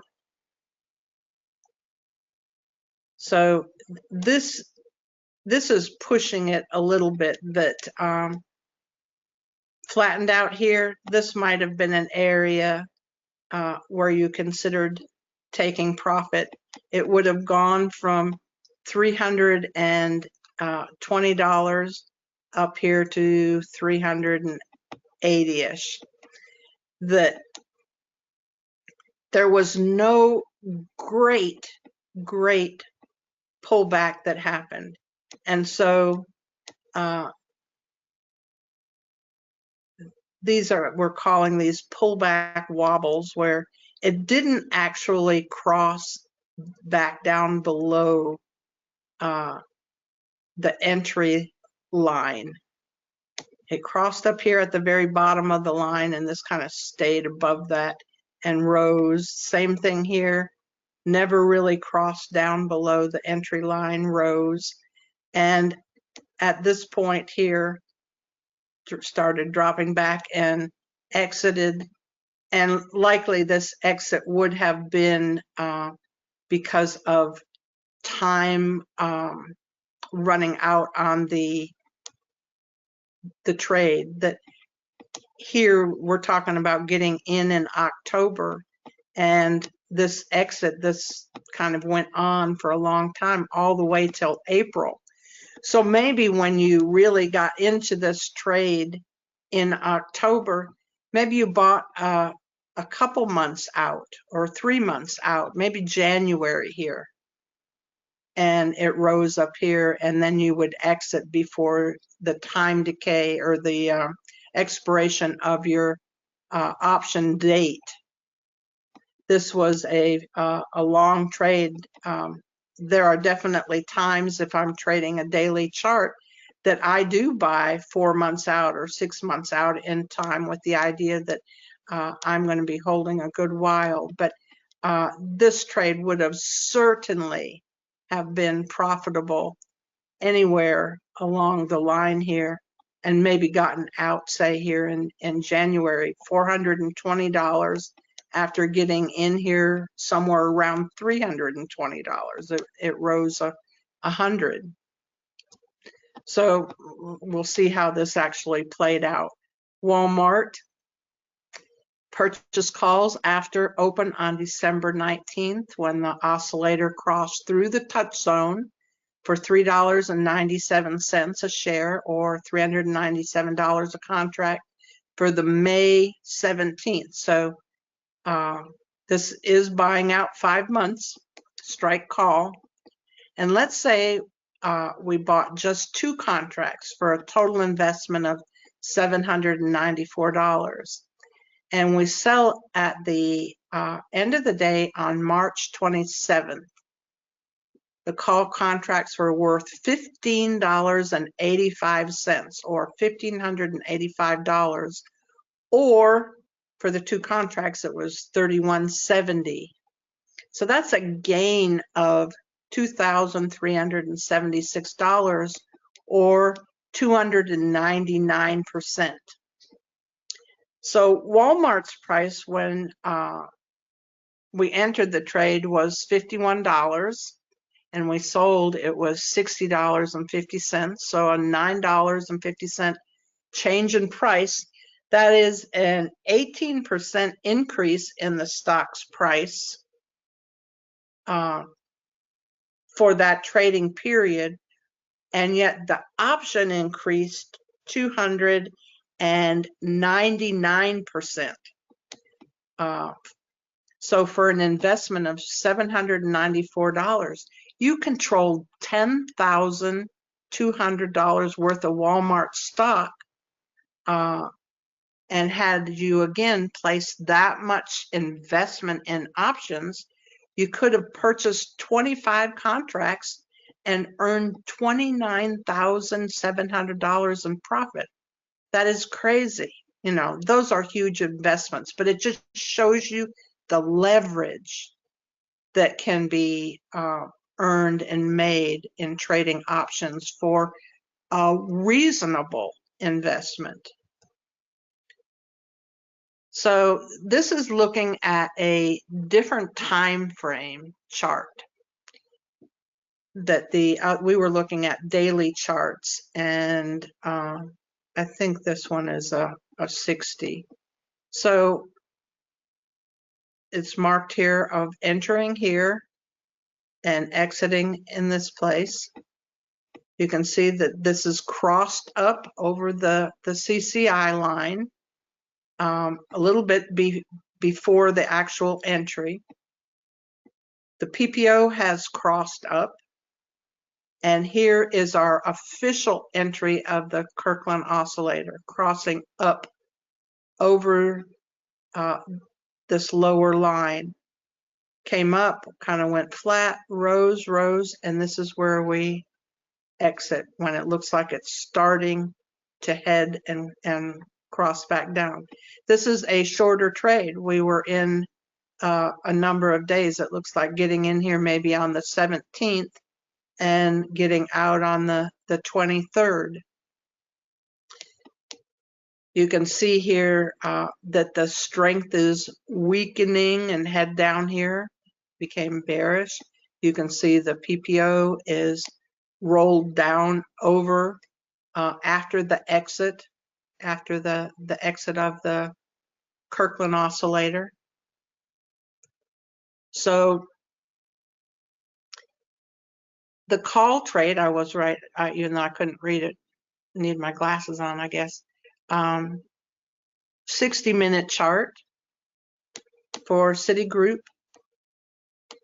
Purchased the call after April 17th when the Kirkland oscillator crossed up through the touch zone for $3.75 a share, or $375 per contract for the May 17th strike call.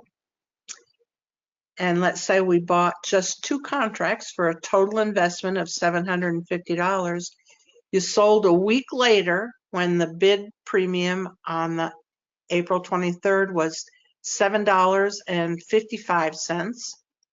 The call contract is worth $750 now per contract, or $1,510 for the 2 contracts, for a profit of $760, or 101% gain.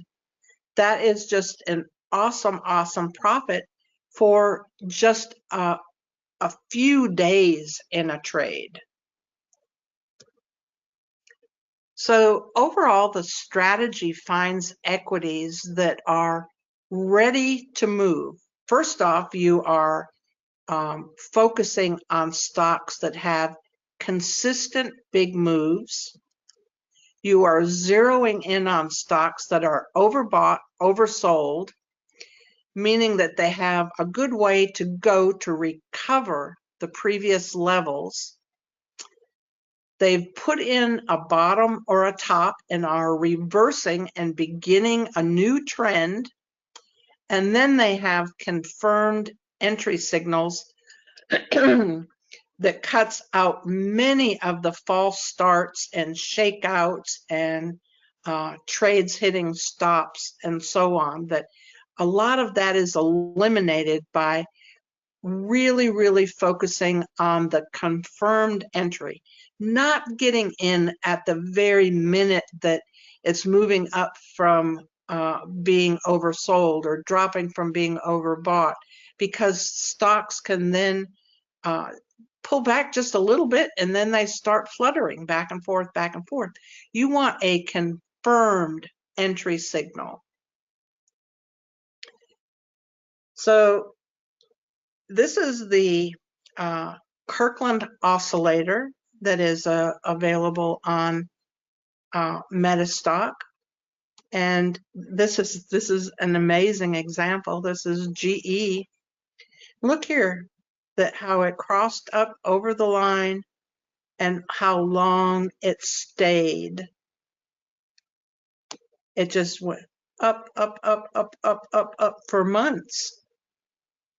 That is just absolutely amazing. And to think that we're going to scroll through here and it's going to actually be able to pull out these stocks and share them with you. All right.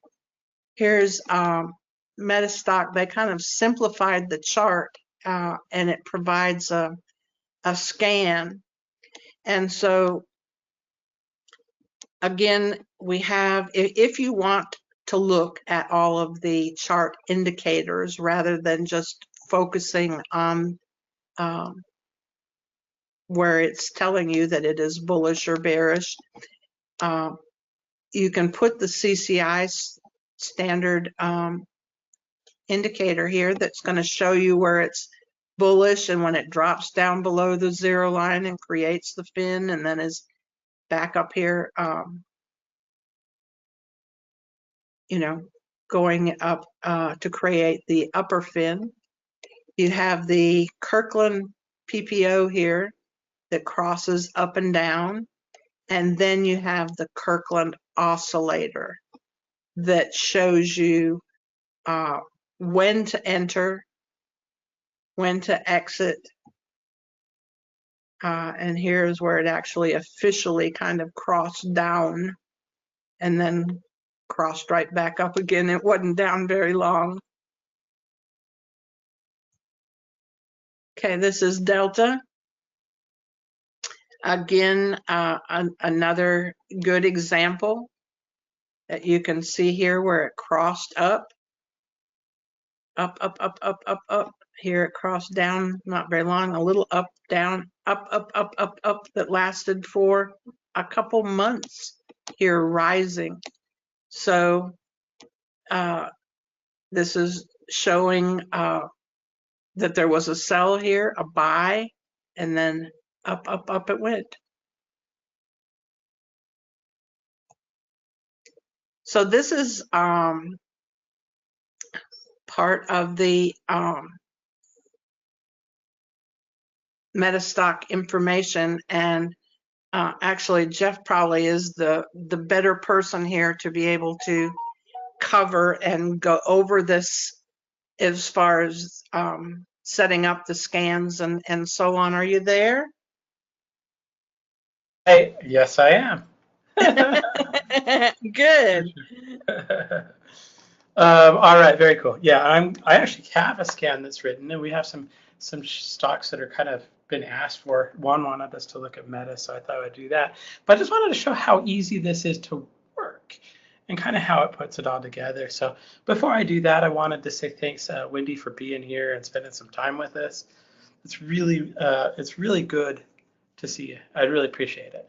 So let me go ahead and make myself the presenter. It's my pleasure. I'm happy to share. That's what it's all about to me. I'm happy to be able to help other people become successful at this. For sure. Okay. Here's just what Meta looks like, just kind of the recent history. And we did get a recent sell signal before this gap I don't know if there's anything that you want to talk about with this, but it's all fairly automatic. You had your CCI kind of dropping. You went into kind of a bearish stage. You had your PPO that went down below. You crossed through the touchstone, and as soon as all that kind of lined up, you got the kind of the sell recommendation. Now, in terms of kind of just listening to Wendy, once we started to kind of come back up, Wendy, and you can correct me if I'm analyzing your stuff wrong, but once we started to come up through zero on the CCI, once the PPO crossed above, once you hit that touchdown, you're going to be getting out of this particular short position when everything starts to look bullish. Did I do a pretty good job of showing that? Is there any correction? Yes, indeed. Yes, All awesome. right, very cool. And I love the fact that it's automated. So let me go ahead. What I'm going to do is just kind of show you what I did just now to write or to kind of find some stocks and kind of how that process is. One of the things I've been saying all day is I think that scanning is so well done in MetaStock. And so if I want to go in and find an opportunity, obviously with this one, with Meta, the last opportunity we had right here. But what if I wanted to find something today, right? Like I can't go back and put in a sell order way back when. For that, you're going to go in and you're going to run an exploration. And to do that, what I'm going to do is I'm going to open up the Power Console right here. I'm going to go over to the scanning dialog box. I'm going to go ahead and click on that. And what I'm going to do is I'm just going to run the exploration. So there's two of them. This pre-filter basically kind of allows you to go through and make a list of the stocks that fit her parameters for stocks that she'd be wanting to trade. And that would be stocks that are above $25 or higher, have a volume greater than 95,000, sets up a watch list for you. Okay. Now, since the exploration I ran was just against the Dow, the NASDAQ, and the S&P 500, I didn't run that. I just basically ran it against kind of the lists that I normally ran. And just like anywhere else, just like with any other scan, you can run this on anything that you want anywhere in the world. So if you're in India and you want to see what's kind of popping in India, you can. If you run this and you want to see what's going on in Australia, you can. Because we have all of that data, because we get it from Reuters, it's available for you. But just to kind of show you how simple this is and how well put together it is, and go ahead and run this automatic swing trader. I've got some index constituents that are actually kind of put together. I've got the Dow Industrials. I've got the S&P 500 and the NASDAQ 100. So I'm just going to run that. I'm going to say, hey, what is it?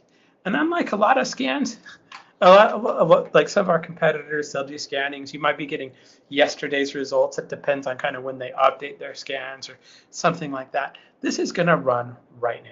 It's going to give me today's results because I've asked for today's results. And it's not going to give me like yesterday or last night's results. So it's going through. And right now, just kind of based on kind of the criteria, it's looking for everything that kind of fits a new long trade today. As a result of that, it's just rejecting 99% of the stocks. So I can see the reject rate right here. Out of those like 500 or so stocks, what I've got is I've got a couple of longs. You've got Coterra, which has a 1 in the long column, and ExxonMobil that has a 1 in the long column. The rest are shorts. You've got Deere Company, Para, and Vulcan Materials. All of those had shorts. And we're not recommending that you go out and buy this, but this is a good way to actually go in and kind of see it. Now, I went one step further. I went ahead and opened up ExxonMobil just so I could show you kind of how there's some advice that is available here. So when I opened up ExxonMobil, here you had a little bit of a trade. Here you had another entry opportunity, had a nice little run up here. Not a lot has happened until today. Today it had issued another buy signal. So right here, that's showing up right here on the very far, the edge of the trade, the chart you have to trade. But the other thing I want to show you is just really kind of how well this is put together. So if I go into the commentary, I'm going to go ahead and open that up. I just go view expert commentary. Oh, what Wendy actually sat down and she kind of put together some advice that you can use when you're looking at this. Maybe some suggestions, et cetera, et cetera, et cetera. So the average true range of this is 1.99. It has to be between 1.5 and 2 or higher. It's definitely within that range. PPO is bullish, bullish.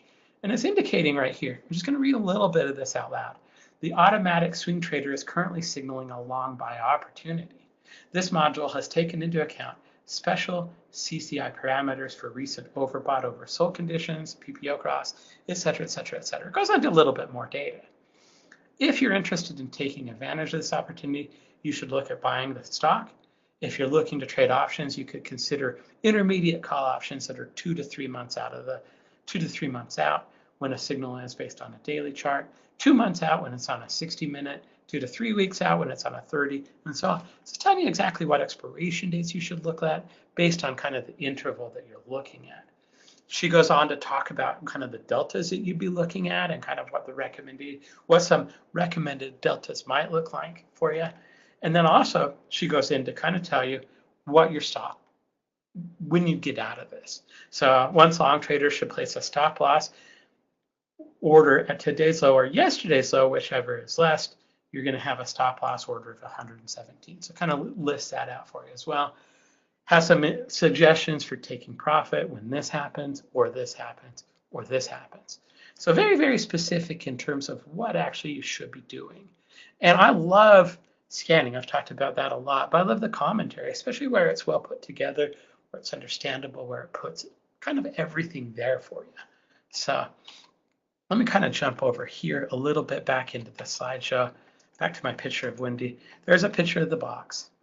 And this does help you find stocks with the highest potential, helps you identify the stocks which are at a turning point, helps notify you when the trend has begun. It's designed to help you protect from like the whipsaws. So it includes all the indicators, the expert advisor, the templates, the scanning, everything you need to pretty much run it and do exactly what I just showed you. So normally this is $499 as a summit offer. Here at the event, it's $399. If you need a copy of MetaStock, we'll give you a free subscription. We'll back this with a money-back guarantee so you can try it. And you can give us a call, 800-882-3040, metastock.com/saleschat. And here's that link you were asking about, Donald. If you have an interest in any of the offers today, you can go to metastock.com/conf. I can't chat and talk at the same time, conf promo. So here you are. That's everything that you need to go ahead and get started. So all of the offers, everything we've discussed today, all of it's going to be listed right there for you. Very good thing. Wendy, I do still see you're there, and I do see that your microphone is on. And if you're still there, can you just let me know? I have one. I'm here listening to you. Can you help me for a second? Sure. I'd like you to help me give away a prize. Okay. All right. So what I need from you is I just need you to give me a number, and that number can be anywhere between 1 and 6,955. Okay, so I just tell you the number?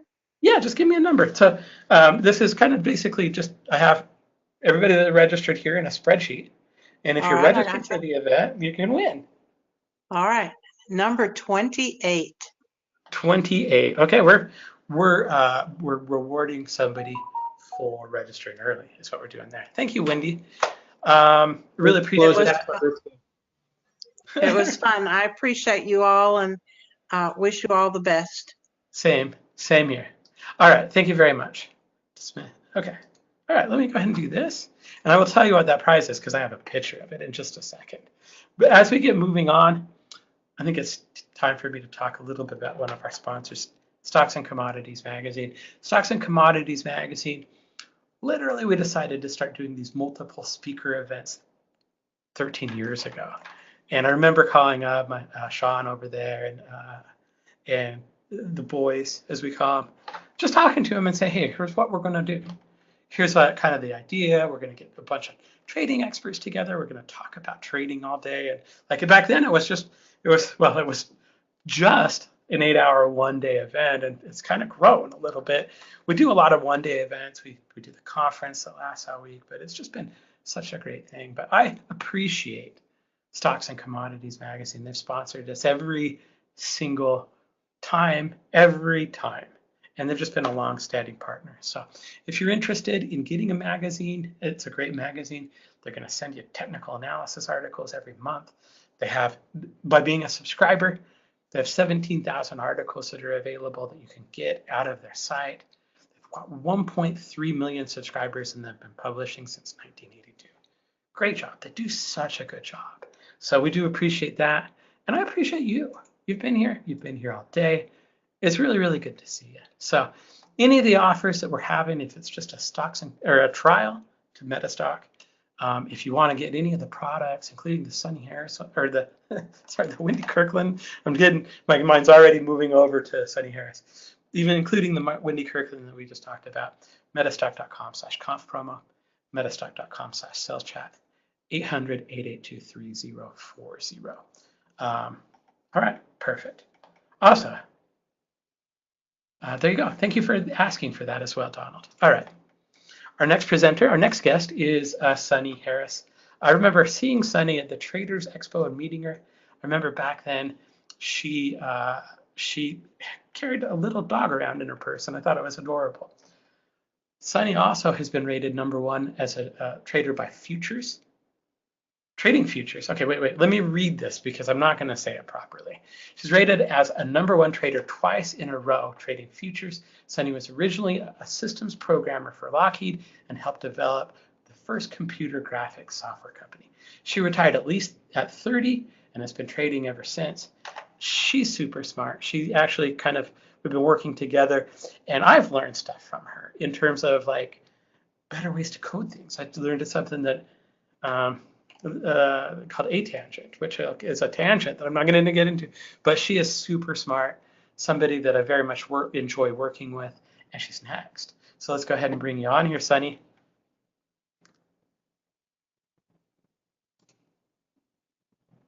All right, I think we can. Now, can you hear me? Yeah, we can hear you. All right, now teach me again how I share my screen. Well, it's really easy. I'm gonna basically do that, and it's gonna ask you if you want to share your screen, and that's it.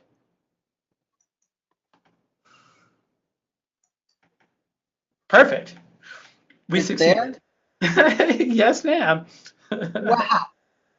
That wasn't really as hard as last time. Yeah. I'm going to go ahead. I'm going to turn off my my thing, but I can see everything. I can hear you. You sound really good. I'm going to get out of the way. All right, fantastic. We're going to talk about fast markets today, SunnyBands, and a thing that I created with some inspiration from Ralph Vince called Ultimate F Compounding. And I love to help beginners and intermediates. It's the thing that gives me the most joy. And actually, the most joy is when one of them calls me up and says, I've made $1 million this year. I love hearing that. This talk is for traders who've not yet become wildly successful, who haven't traded much and want to learn, or who want to improve their trading results. Well, I have one client named Brian who didn't want a free trial of my software. He couldn't use it. No, there was no way. I said, it's free. What have you got to lose? It's free 7 days and 2 Zoom calls with me. So we did it. He told me the other day he's up to 375,000. I like to hear that. I love to teach and mentor and consult. And I even give you my very own cell phone, which I answer myself. That's my number, 760-908-3070. And if you look at the top of my website, it's down here at the bottom of every page, moneymentor.com. So if you look at that, you'll see that my phone number is right at the top of the page. It's not a sales phone number, it's me. These are the disclaimers. Basically, this one condenses to you can and will lose money, and the limitations of hypothetical results are limited. And past performance is not a predictor of future results. And if it's not, I always wonder, why did they make us report it? All investing involves risk of loss, and individual investments may vary. The examples provided here may not be representative of typical results. Your capital's at risk when you invest. You can lose some or all of your money, or even more. So never risk more than you can afford to lose. That's the #1 rule. And if you'd like to see my disclosures in detail, they're on moneymentor.com. At the bottom of every page, you click on disclosure or disclaimer or whatever it says. And you can see them that way. So I'm Sunny Harris, and today I'm going to tell you exactly how I trade every day with my very own indicators. Just like Wendy, I have my own. We all see different things in the markets, and it's important to be able to code up what it is that you see. So I have SunnyBands, dynamic moving average histogram, and slope on MetaStock. So we'll talk about these things today. Nothing held back. I don't keep secrets. I tell you exactly how I trade. So here's a little bit about me. I've been trading for 43 years. I trade futures, stocks, and crypto all, but I don't trade options. I'm going to tell you a little about myself and show you how I trade. I've been a professional trader since 1981 through the 4 crashes that have intervened. And I'm sure again the next one, there always will be another. 13 years, 7 years, and 13 years. About 13 years from that, we'll expect another one. So I trade the S&P 500 futures contract on 1 and 5 minute charts, and I do this every day of my life. I've heard it said that it's the most difficult market to trade, but I don't think so. I think the NASDAQ is harder. It's more volatile. So I'm a specialist in the S&P 500 because I've been doing it for almost 43 years. No, for over 43 years now. I do have long-term stock holdings. By that I mean a week or more, because when you're holding 5 minute charts, a week looks like a long time. So I just follow the pivots, you know, I follow the swings. When it's going up, I want to be long, and when it's going down, I want to be short, and if it's sideways, I want to be in cash. And I do trade Ethereum. So today I'm going to show you how I trade my SunnyBands, my dynamic moving averages in fast markets. And I'm going to show you something I don't show very many people, and this is my compounding spreadsheet called Ultimate F. F meaning fraction. Pardon me. If you'd like some free stuff, you can sign up for a free Sunday night Sunny Side of the Street, which went out last night. Just text me, SSS, Sunny Side Street, and I'll send it to you. And in the text of the newsletter, I explain what my indicators are telling me about 15 different markets. And if you can't find it, you can email me, sunny@moneymentor.com, or click above, because I'm going to post these. No, these slides are already posted. If you go to Money Mentor and go to Appearances, you'll be able to see all the upcoming and previous appearances. So the PDF is already there. If you just join as a member, it's free. And then you can also have access to the members only area. Let's see. Oh, yes. And we have a free podcast called The Sunny Harris Show. And last week we posted John Nigerian. And we've done John Bollinger and Larry Williams and Cynthia Case and Jake Bernstein, just everybody, all the famous traders. We're working through them one at a time. I think I've done 46 or 47 now. Featuring the legends. So, and here, if you just click on this, it'll take you straight to the podcast. Larry Williams, Jake Bernstein, Steve Nissen, that's a good one. Linda Rasky's a good one. Dr. Alexander Elder, Cynthia K. Sherman McClellan of McClellan Oscillator fame, Carolyn Borodin, Fibonacci Queen, Greg Morris, John Bollinger, and a whole lot more. This is what Sunny Side of the Street looks like. So in addition to all my commentary about the 15 markets that I'm analyzing, I have a chart down here by Vantage Point. Every week I put the chart for the next day, so you can get access to that. And as he said, I was rated #1 trader twice by Stark Research using my SunnyBands and my DMA. It goes way back, and it's what I stand by. So you can see right there, I'm right on top. I have a live trading room every day called Trade Along with Sunny. We meet for an hour. This morning we pulled in 1 hour $616 out of the market, which is ain't half bad. So that's the daily live trading room. This is subscription only. So when you come to the PDF, if you click on that, you'll go to the subscription form. 9 a.m. every morning for 1 hour. And we're up 135% so far in 19 weeks. That's not so bad. And I've had a little drawdown. I'm kind of going sideways right here the last few weeks, but that's the way trading is. We'll get back above the line. So I grew up dirt poor in Appalachia. I knew that education was the only way out, so I got a lot of it. 3 degrees in math, and then after I retired, I got a degree in telecommunications so I could direct movies and be a producer and write screenplays and things like that, and do a lot of photography, which I do. I took business and programming courses at Stanford and Wharton and UCLA and SDSU. I like school. I've been programming for 55 years and trading for 43. I was a systems programmer for Lockheed. That was my first job right out of college. And I founded the little company called ISCO, which is the world leader in computer graphics software. And I retired when I was 30 and gave my money to money managers. And they lost $75,000 in 3 weeks. So I thought, well, I can do that poorly on my own. So I read and read and read. And now I've read 747 books on trading. And I didn't enter a single trade for the first year of watching because I wanted to get the rhythm.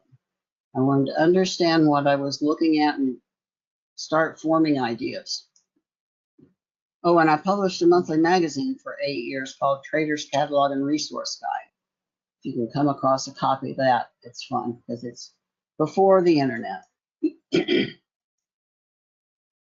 I've written 5 best-selling trading books: Trading 101, Trading 102, Electronic Day Trading 101, Getting Started in Trading, and TradeStation Made Easy. And then I wrote Going Vegan with my friend Linda Blair. And now I've finished with Sam Tennis 2 books, 2-volume set, called The Definitive Guide to TradeStation's Easy Language and OOEL Programming. I guess next I need to write a MetaStock. And I've written articles for all the trade magazines. In fact, I just got asked today to write another one. So, you know, I get around, been around for a long time. These are the covers of the books, so you can recognize them. Oh, and I worked with Murray Ruggiero to write Easy Language 9.x. I can count that too. There's the magazine. There's that one. Okay, here's the new book. This is volume 1, and this is volume 2. And it's 1,300 pages total. So it was quite a project. I've gotten critical acclaim in Stocks and Commodities and Stark Research, and I belong to all the organizations in the industry. Oh, and this is interesting. I have a little section on my website called Quips and Codes. And this one's Rick says, I wanted to let you know how helpful your daily trading room sessions have been. It's refreshing to see someone trade live and answer any questions that we have. It is so much better than a service that just wants to sell you something and send you on your way. This is really speeding up my learning, and I look forward to trading along with you. Thanks for all you're doing to help people learn the art of trading. I like that one. And then here's a special one. This guy was excited. Well, I just want to say I love them, your bands. I've torn apart Bollinger Bands, Keltner, etc. Nothing comes close to what you have created. I've talked to CMTs who have said, CMT is Chartered Market Technician, who said, oh yeah, they're just bullies. And I almost spit out my coffee. I've watched your videos where you're walking a new customer through their use, and I got it, understood. The turns are right there. Bullies are too general, and Keltner, which Rasky says she likes, are only a hair better than bullies. Yours blows both of them away, and of course you already know that, Marius. Isn't that nice?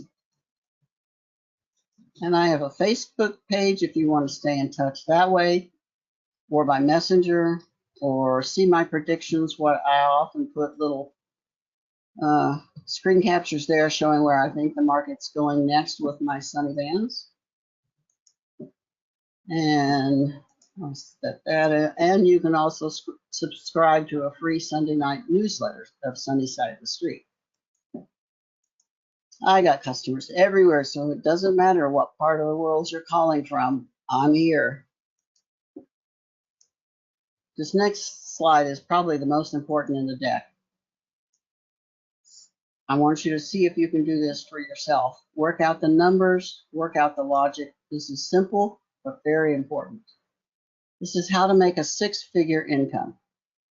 So I just randomly chose $120,000 a year, which is a six-figure. So I could divide it by 12. So divide by 12 months, and it tells me I have to make $10,000 a month. Now, if you leave it like that, that seems impossible to do. That's a lot of profit. $10,000 a month, though, with 20 trading days is just $500 a day. Now it seems more possible. But to get really down to the nitty-gritty, that's only 5 trades at $100 each. Now that's not so hard. I mean, it's hard during a completely sideways day, but if there's any trend at all, you can do that.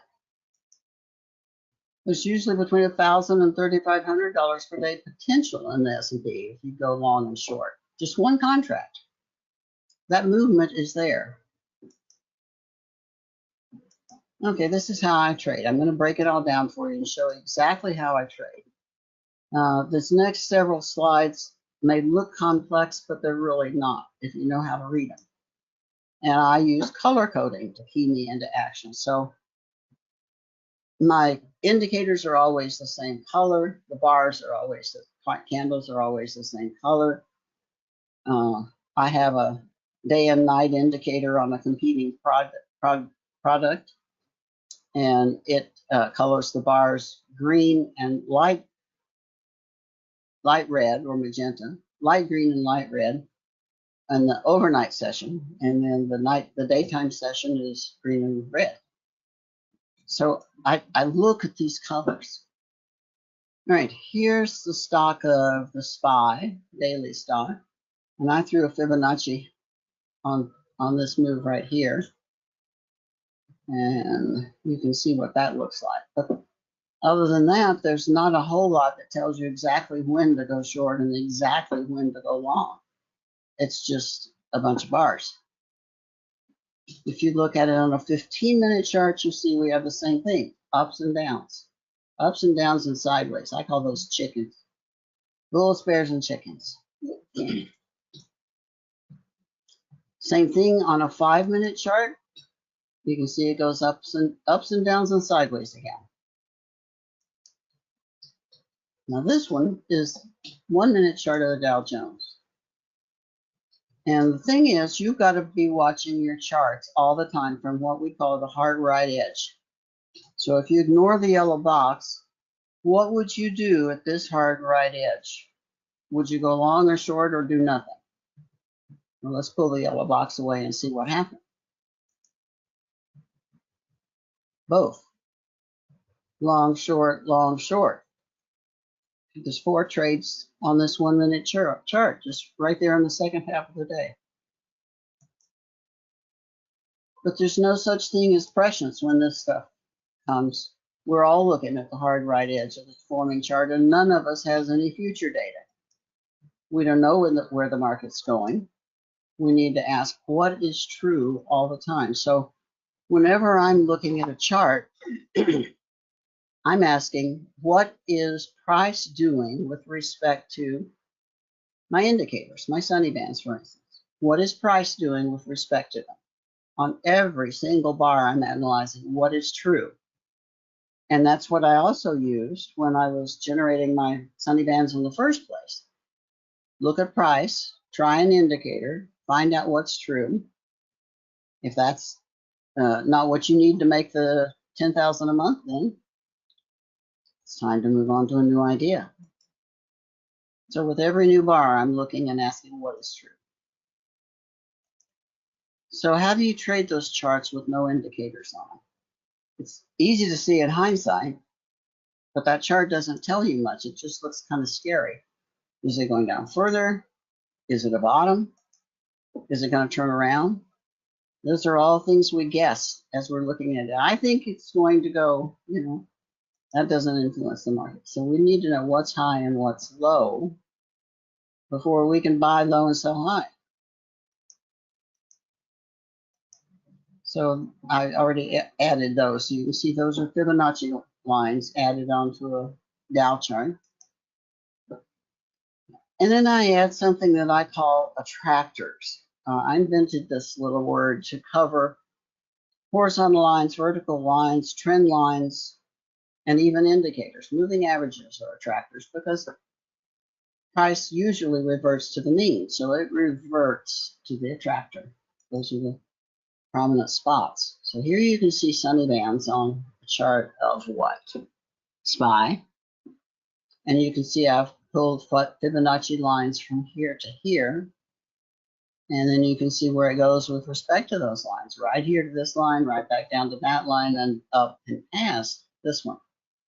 So I think attractors are important. I've also got a horizontal attractor. I make them all orange. I told you I use color coding. And this orange trend line is on the preponderance of price that sits back here on the left. So these prices are at resistance here, support there, and so that's a good attractor. Will we see that level again? I don't know. Don't know that. We just play along. Dance backwards with your eyes closed. That's the way to do it.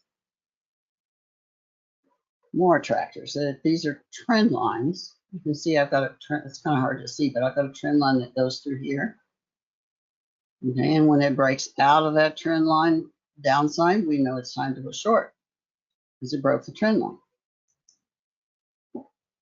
Next, of course, I add my indicators and SunnyBands, moving average histogram, slope, and there's SunnyBands. With SunnyBands, let me tell you a little about that first. We have a green line, green channel at the top, and then we have a green line forming a channel at the bottom. Those are the upper outer bands and the lower outer bands. The teal line is upper inner band, and the teal line on the bottom is the lower inner band. The purple and gold lines in the middle are the dynamic moving average, and I'll explain that a little more to you very soon here, but that's the dynamic moving average. And I'll tell you my trading rules. Just a while. Then I add the dynamic moving average histogram on the bottom of this chart. So you see, it's like any other histogram. It has bars that go up and down, and under the zero, up and down. But this one measures the difference between the gold and purple lines. So as the distance is getting greater, you can see we're in more and more of a trend. And as the distance gets shorter and turns red, you can see that price is stumbling along in here.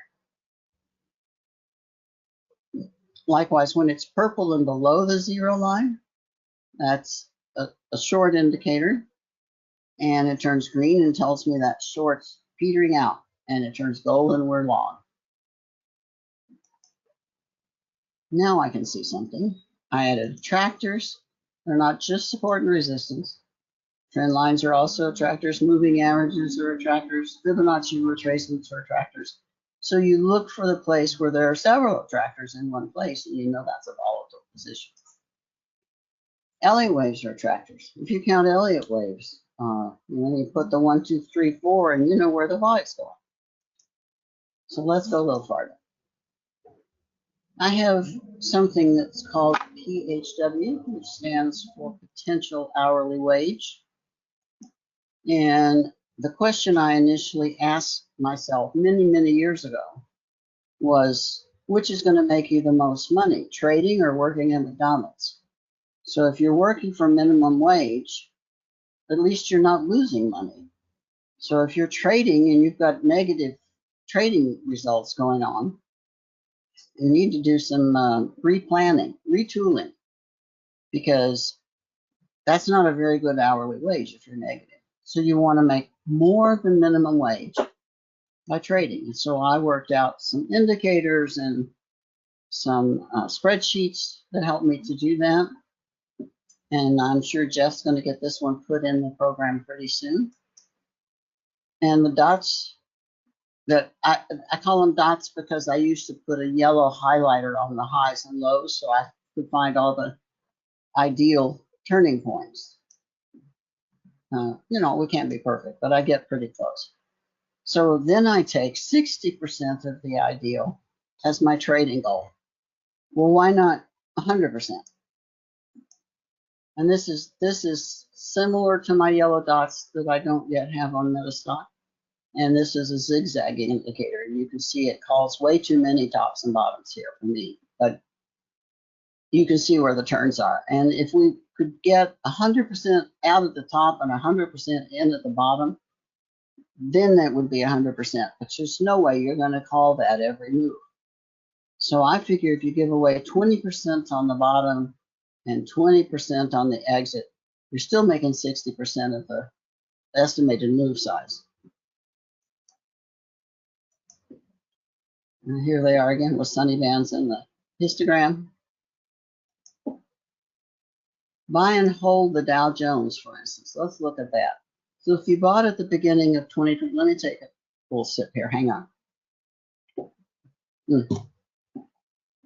So that you buy at the beginning of 2020 and you sell at the end, which is like yesterday, then that's $34,246 in 4 years. Buy and hold. 60% of the ideal, however, on the same chart is $327,000. So if we traded all the ideal trades and caught 60% of each move, we make a heck of a lot more than we do by buy and hold, don't we?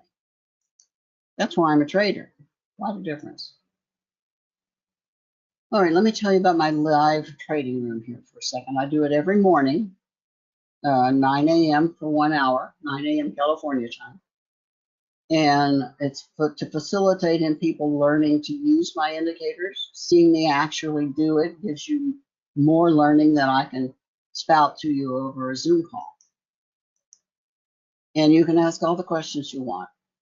And I show you how I trade. So it's a live trading room every morning, 1 hour. Sometimes I win, sometimes I lose. This morning I pulled, in that hour, pulled $616 out. So 16, let's say $500 in an hour. Let's say we could make, well, what is that? $500 in an hour times 6 hours. Oh my goodness. So let me show you a little quick video. This is a 99-second video condensation. I'm going to show you what my live trading room looks like.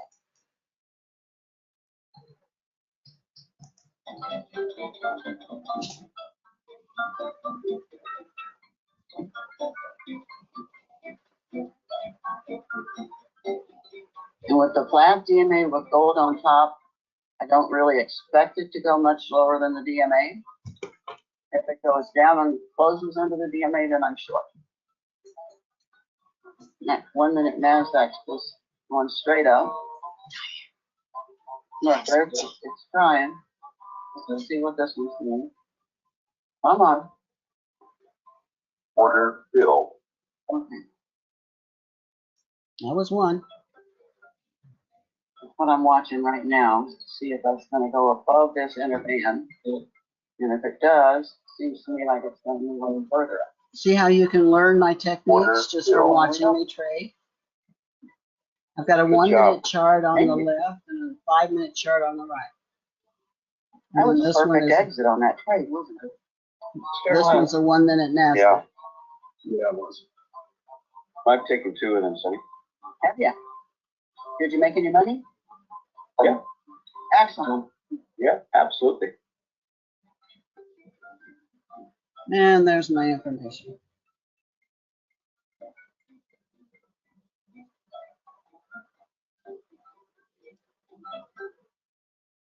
Okay, So let's look now at NVIDIA for a minute. I'll change away from the Dow. And this is, what's the time frame on this? Daily.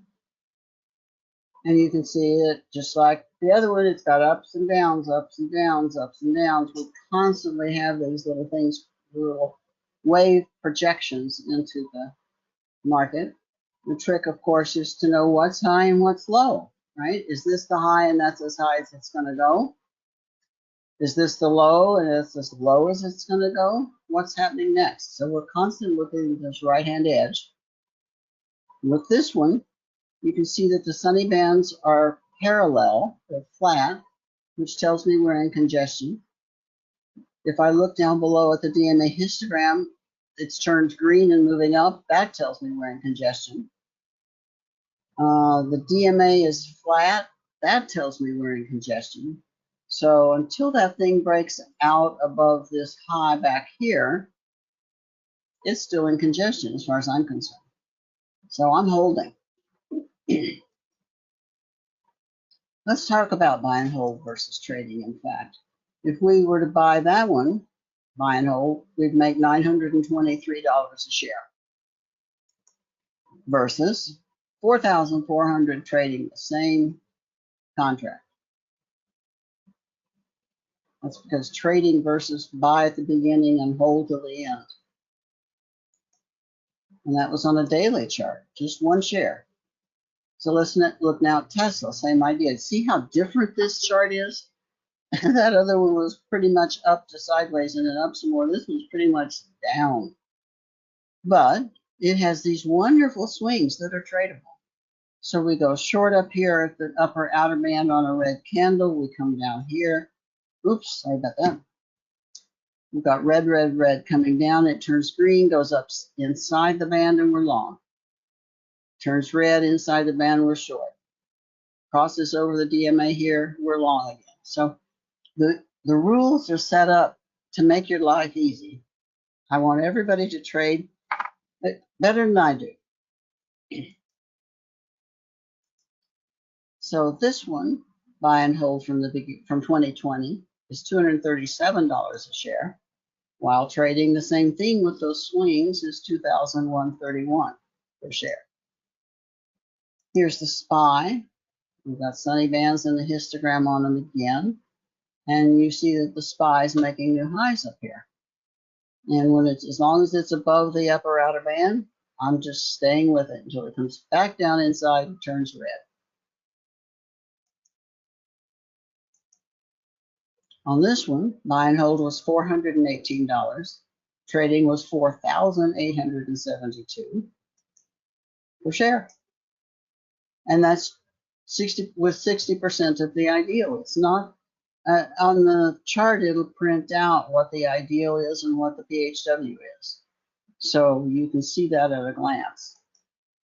And that was the pH 60% then is 2923. 60% of this is 2923. No, that's not from 2020. 20 years back.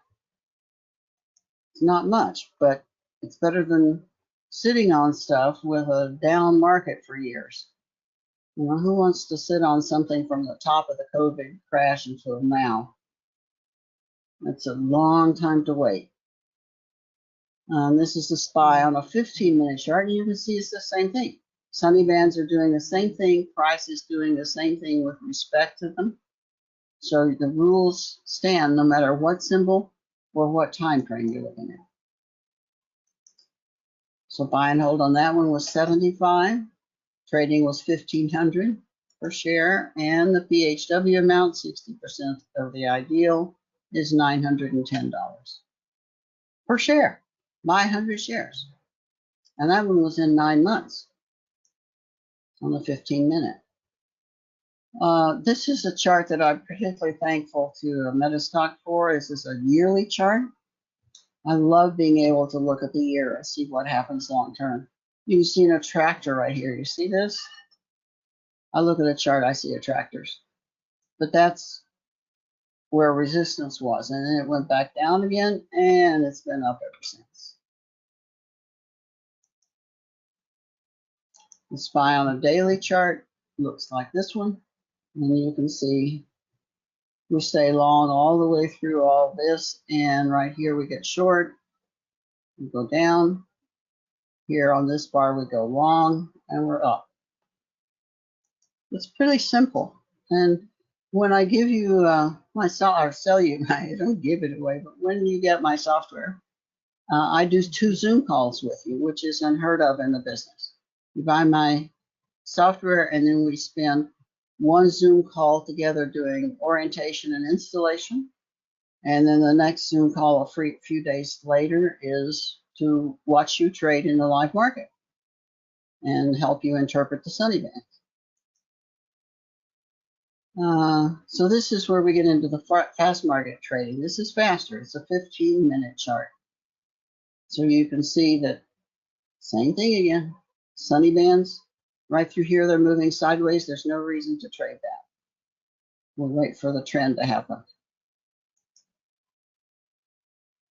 Here's a trader's view on a daily chart. Short, long, short, long, short, and long. So these arrows show you what a trader would do with this chart, as opposed to an investor who might buy back here at the left-hand side and hold it all the way to the right-hand side. So as I said, they work on any symbol on any time frame. So how do you know in 1982 to buy Apple for 12 cents and hold it for 40 years? Well, I look at the SunnyBands, the dynamic moving average histogram, and my PHW, and one more indicator that I don't have on these charts, but we have at MetaStock now called slope. So I look at those indicators, and that's how I make all of my decisions to trade. I am a almost coldly logical person. I like things to fit in equations, if you will, and to me, it's just all about solving a problem.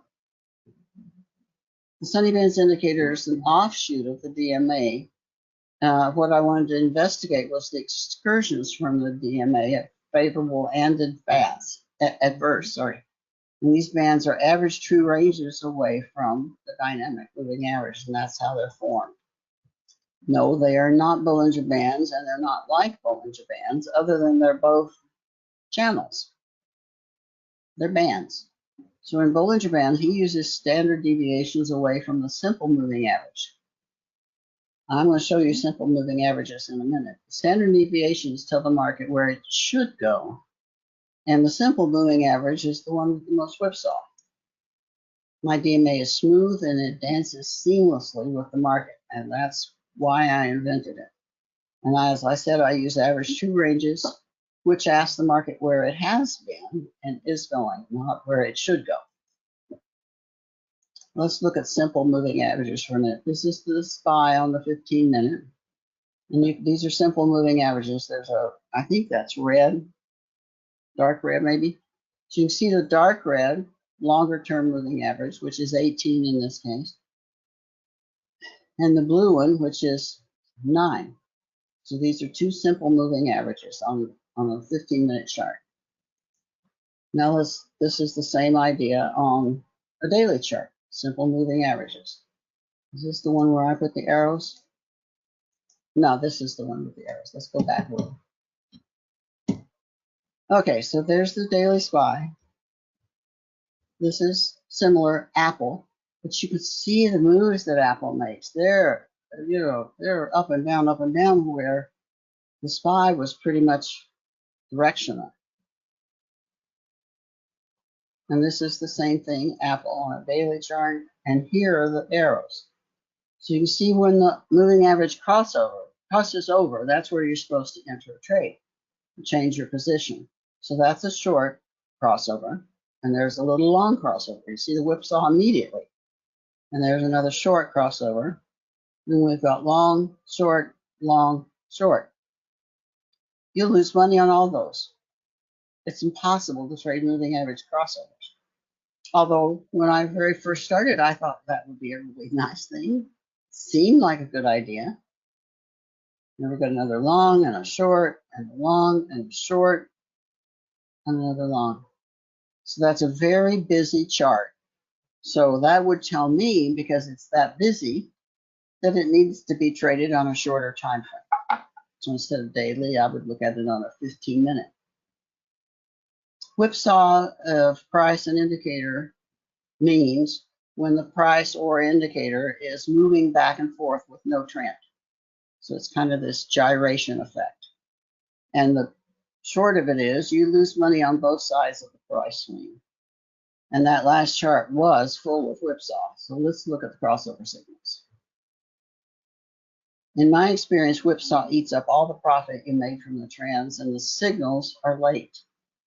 So crossover, it's very lagging indicator. So crossovers of moving averages are not really the way to do it. So many years ago, I set out to cure the whipsaw problem. And I wanted the links with the moving averages to change with the market automatically. That was kind of radical back then.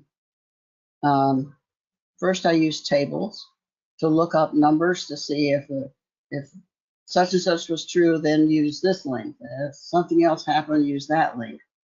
And that just doesn't work. So I developed mathematics to do it automatically. And it took me 18 months for 18 hours a day to get that problem solved, 7 days a week. I was going to say 8 days a week, that'd be better. But it was brutal, but I did it. And what I came out with was my dynamic moving average. And by that, it means it's dynamic in that it calculates its own lengths. So a standard simple moving average would have lengths 9 and 18, which is what I just showed you. And mine changes its lengths with every tick of the market. I say it dances with the market. Here they both are on the chart. That's the apple that you saw with the moving averages. And then under this, you can see this purple line under that. And then a gold line. See the gold line and the purple? They're really congested, but the gold and purple lines are my dynamic moving average, and that's what that looks like. It doesn't follow price as closely as the simple moving averages, but it gives you meaningful turns, not every turn. It doesn't whipsaw like the standard moving average does. So two things are unique. It's unlike anybody else's moving average, so you don't have to worry about you and 10,000 other people trading the same moving average. It calculates its own lengths dynamically within the program. So average true range tells me the market moves about as much as it usually moves. So that's why I use it to measure how much it usually moves, because it's giving you a measure of what the market's doing. Basic rules are when the market's going up, which would mean green candles, and it gets above the upper outer band and turns red and dips below the upper outer band, and I showed you this a few minutes ago, and then I go short. If, there's supposed to be a caveat in there, if the market confirms, and by price confirms, I mean, if you're gonna go short, the next bar better start down. If the next bar starts up, I won't take a short until it decides to come down again. I'd rather pay a little bit more and get the direction right. So when the market's going down on red candles and it gets below the lower outer band and turns, that should say green, not blue, and pops above the lower outer band, I go long if price confirms. And there are a few more complex rules too. I'll show you those in just a second. So on this one, the investor made $168 a share. The trader made $299 a share. The day trader made $610 per share. They're trading a 15-minute chart while the trader was trading a daily chart. If you started with 100 shares, the investor made $16,000, the trader made $29,000, and the day trader made $61,000. So it gives you an idea what the difference between trading and investing could be. Apple, a starting value of 47 cents in 1981. Current price at this time was $156. I don't know what it is now. The investor would have made 399%, which is really very good. But the trader made 635%, while the day trader made 1,200%. Now, of course, this is predicated on the fact that you can get into the trades right and catch the highs and lows, or at least some of them, 60% of them. But given an ideal setting, this is what it does. So that's why I'm both a trader and investor. I invest in stocks and trade futures. This is a good question. Is it possible? Well, yes and no. You can't catch all the moves. Nobody ever does. How many holes in one do golfers have? So you can only capture about 60% of each move, and that's what's reflected in my PHW. While the investor has to sit through long periods of scary negative markets, like, 3 years of recovering from COVID. It's a long time to have to sit in a stock. So here are the rules for SunnyBands. I'm going to look at, I've got a little 9-page document on my website that shows you the SunnyBands rules, and 4 pages of its content, and the rest is disclaimer. And it's for educational purposes. In fact, my entire talk is only for educational purposes. So here's the rules. I've got 3 levels, 1, 2, and 3, and you have to remember all 3 of them at once. I've had some people say, well, I'm using level 1 and less level 2, and I'm like, no, that's not quite right. So I entered long when red candles have been moving downward and touch the lower outer band, turn green, and move back inside the lower outer band if price confirms. So that's what I told you a few slides ago. It's the same rules exactly, but take the word blue out and put green, because most people have red and green candles. I have red and blue.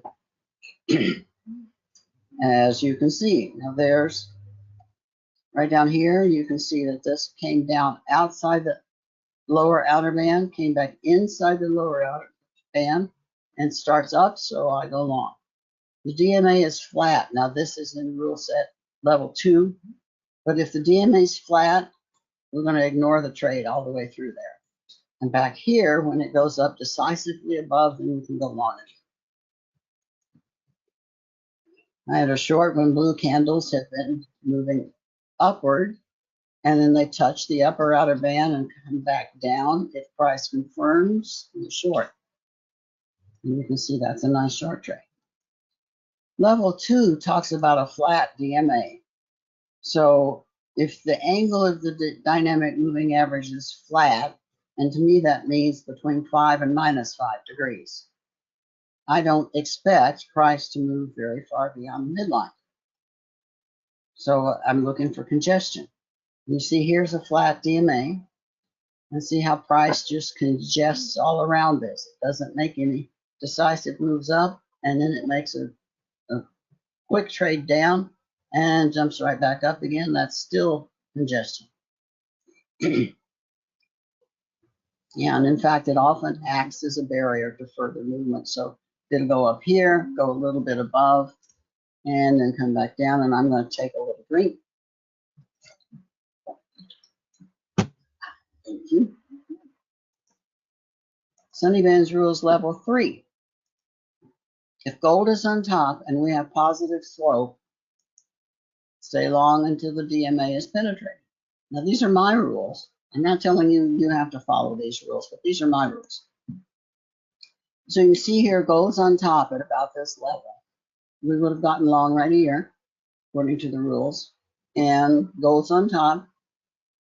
Even though this thing gives little sell signals and another little sell signal, I don't get out of it until it crosses the DMA. When I've got a gold on top with positive slope, stick with it. And then the level 3 rules, if purple on top and we have a negative slope, stay with that one until the DMA is penetrated. So you can see we've got purple on top here. We're going down, down, down, down, down. It flattens out and price penetrates it. So we're out of that short trade. And see, I like to have some time to my trades. I like the length of this where it's following. I like those trends. Trends are actually, if you're a fast trader, trends are hard to follow because everybody wants to get in and out, in and out. And with a trending day, all you do is sit here and watch it. Just be ready to take your profit when it happens.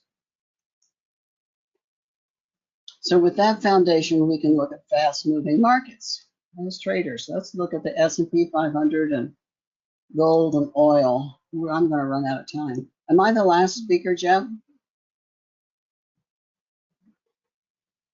I don't know. It takes me a So second to find. You're not the last speaker.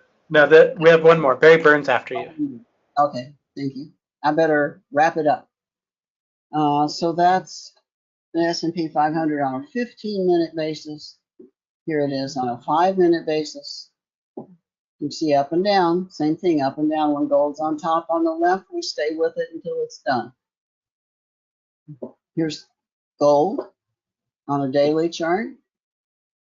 Gold's doing pretty well, and here's gold on a 15-minute chart. Now, as I say, I watch 1 and 5 minutes, but I also watch the 15 because it gives me the overall direction. Well, the 5-minute and the 1 minute are often very choppy. Here's crude. You see it's up pretty high, but it's coming down. And right there, oh, that's where the contract switches over on expiration, because that's a futures contract. So at that, everything to the right of that is the current contract. Here's it is on a 15-minute chart. And now I'm going to zoom through some of these and see if I find anything important. And you can call me, 760-908-3070. And don't call me until my presentation's over. And if you have any questions about this and just want to talk, I appreciate calls. So this is crude on a 15-minute. You can see how thin this market is on a 15-minute basis. That's not something I would trade. So if I trade gold, crude, it's on a daily chart, even though it's still trading. This is an important table. This is in the back of every technical analysis of stocks and commodities magazine. It tells you the liquidity of the contract, and you can see the S&P 500 E-mini up here at the top. It's always at the top, with the liquidity way out past the right-hand edge of the page. The next is the 10-year T-note, then the 5-year T-note, and we're way down here. There's the NASDAQ down with this little bit, and gold even less. So you can look at what you want to trade and see if there's enough liquidity, because you don't want to buy something you can't sell. So let's just zoom on through. I use a little spreadsheet thing to put the calculate the PHW, and then I can sort it. And I trade the one with the most profit. And that's almost always the E-mini. Some people ask me, if you trade, why do you sell indicators? You do consulting and still trade after 43 years. Somebody told me a couple of weeks ago I should retire. So I've been asked that a lot, and I do it to give back to the industry that's been so kind to me, and because I enjoy it every day, and I still like making money. So we're going to real quick go to my spreadsheet. There's my current performance again on the live trading room. There's what the spreadsheet looks like. Okay, so here's progress of the data that's in my live trading room, echoed several times because I didn't have 100 trades yet. And with my spreadsheets, you see the red line? And yes, it has some drawdown in it, but this is $250,000, and the bottom was $50,000. So with judicious compounding, you can magnify your results if you have a profitable trading strategy. You can't do it with negative income. So I based it on Ralph Vince's work. I found some errors for him that he'd been looking for a couple of years, and I found the errors and showed him, and so he allowed me to call mine ultimate F. And this trades like here. This is what the spreadsheet itself looks like. This is Ultimate F. You put your trade profit in like that, and it in this column will calculate the number of contracts for you to trade on the next trade. And come to my website, moneymentor.com. Are there any questions that I need to be looking at? Yes, I found the mute button too. So anyway, it's always a challenge when somebody says Jeff and I'm not ready for it. I'm like, where'd the mute button go? So there was a question that came in earlier. I'm going to read the question and my answer, and then I'm going to let you expound on it. That way, if I got the question wrong, you can correct me. So in YouTube, Smoke Divine wanted to know, what EMAs do you use? My answer was, thanks, Smokey. Sunny uses a dynamic moving average. It adjusts to price automatically and doesn't have a set time period. So right. The question I have for you is that correct? Yes, and it's not an EMA. Okay, correct. Okay. Very good. That was the question that we had. I do. I actually am going to have. I've reached out to you because we're very, very close on getting these all ready into MetaStock. In fact, we have box art for it and everything, but I want to have this available back in early June. But it just wasn't ready. I wanted it to be available for today, but it just wasn't ready. We're so close. We're very close, yeah. I would like to be launching this, if not next week, the early week of June. We're that close. So if I'm going to go ahead and kind of put the phone number for Sunny back up here. If you text TAWS, what will that get everybody, Sunny? Trade along with Sunny. If you text TAWS to me, I'll give you a free entry on Wednesday to my live trading. Cool. Trade along with Sunny. So text me. I'm texting you right now. Oh, all right. And then very cool. All right, and you can also find her podcast at moneymentor.com/podcast and facebook.com/sunnyharris. Yep. Very cool. All right, let me show you the box art because I thought it looked good. One of the things I'm going to say, we've got, you can see all the indicators in MetaStock. We have a little bit of work to do on kind of the signaling, the scanning. We're very, very close. So if you'd like to be on the wait list, if you want us to let you know when it's available, get in touch with us. metastock.com/saleschat. Give us a call, 800-882-3040. Sunny, any final thoughts? Sounds fantastic, Jeff. I'm excited. All right, sounds good. Thanks for joining us today. I'm excited to get it done too. It's been a work in progress. All right. Thank you. And I've got more as soon as you're ready. Okay, sounds good.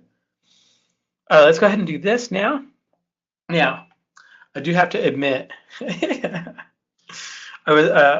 we just gave away a prize. I said, hey, Wendy, will you give us a number? Anywhere between like 1 and 28, right?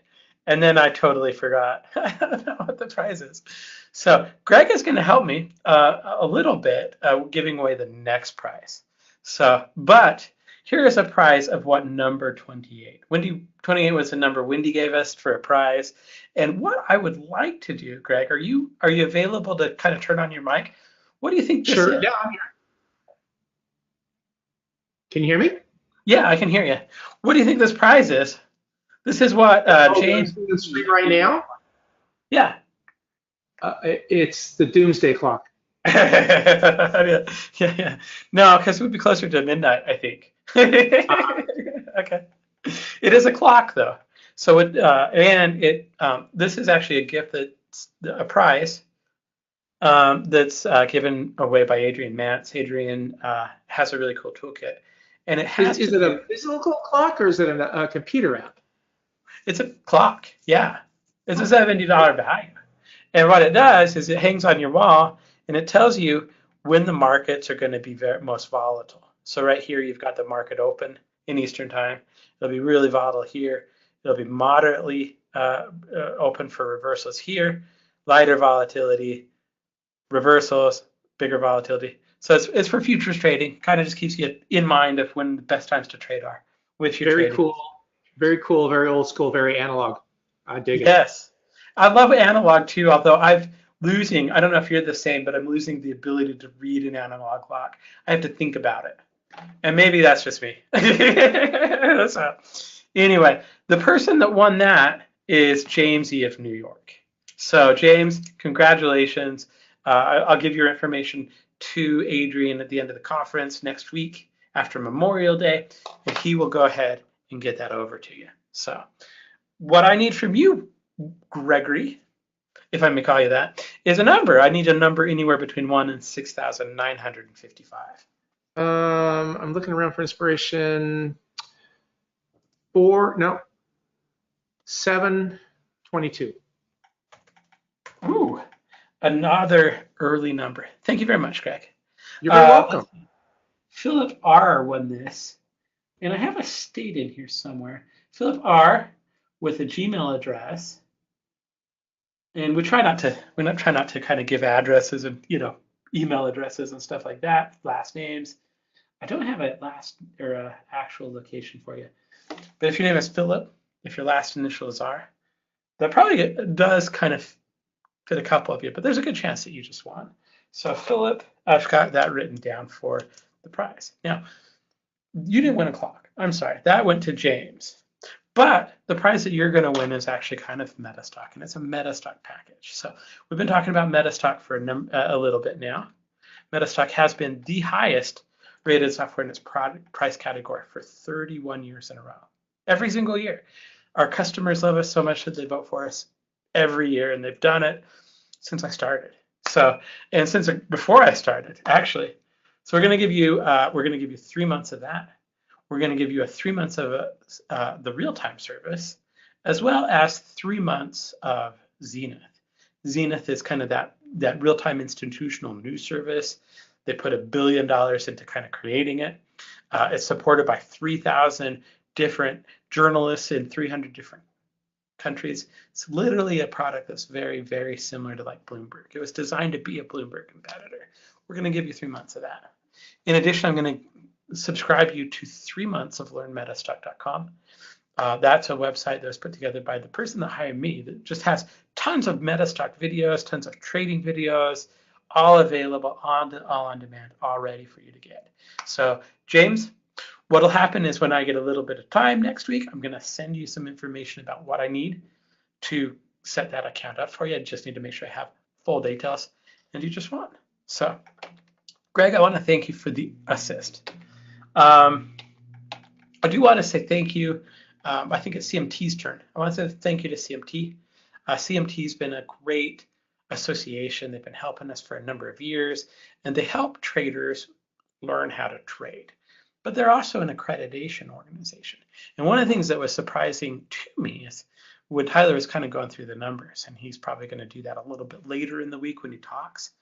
But if you're looking to get a job as a financial professional, or if you have a job as a financial professional, and you want to get more responsibilities or more money under management or that kind of stuff, he actually talks about research that they've done that shows how having that CMT, that Chartered Market Technician designation at the end of your name can help.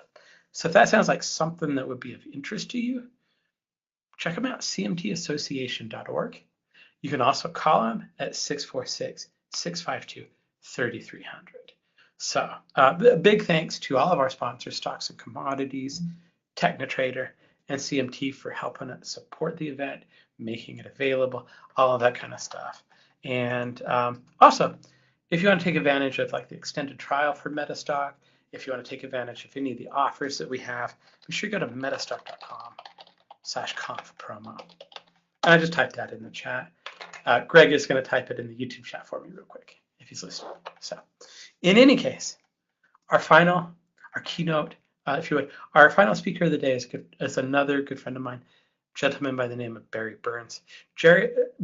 Barry Burns. It's only Monday and I already can't pronounce the word Barry. You got a week of this, so buckle up. But Barry Burns is a good friend of mine. He's going to talk about kind of the nano analogy that he always talks about taking a stock to court, seeing to see if you want to buy it and sell it. He's going to talk about his 5 energies method. Really smart trader, does a great job. Big friend of MetaStock. We've been working with him for such a long time. We love to have him. So Barry, let's go ahead and get you started. How you doing?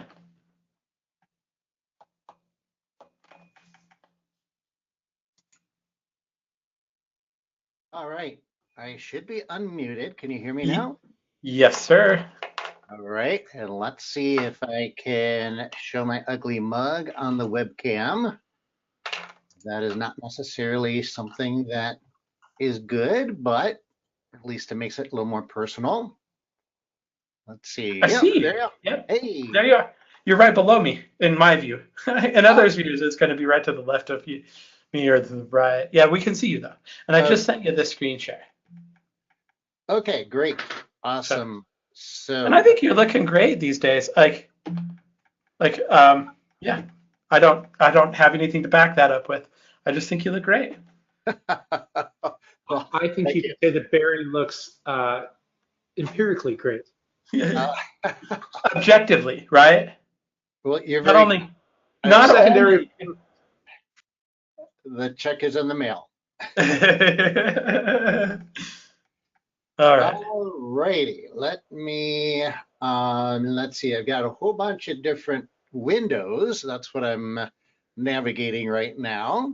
I'm going to start with some slides, and then I'm going to bring up MetaStock live so that we can look at some, current situations right now. And okay, previous. Let me share my screen. Make sure I'm sharing the right one. I can't tell. What are you guys seeing right now? Is that MetaStock 19? It just looks so much better to me. It is. Wow. Have you got it in dark mode? No, it's, well, no. Yeah. That's a dark theme where everything's black. Right. The chart is white, which is also a different theme, but yeah, it looks great. The exploration, yeah. Cool. I wanted to show everybody that. Let's see, how do I change which monitor I'm showing? Oh, I see. Oh, did you get it?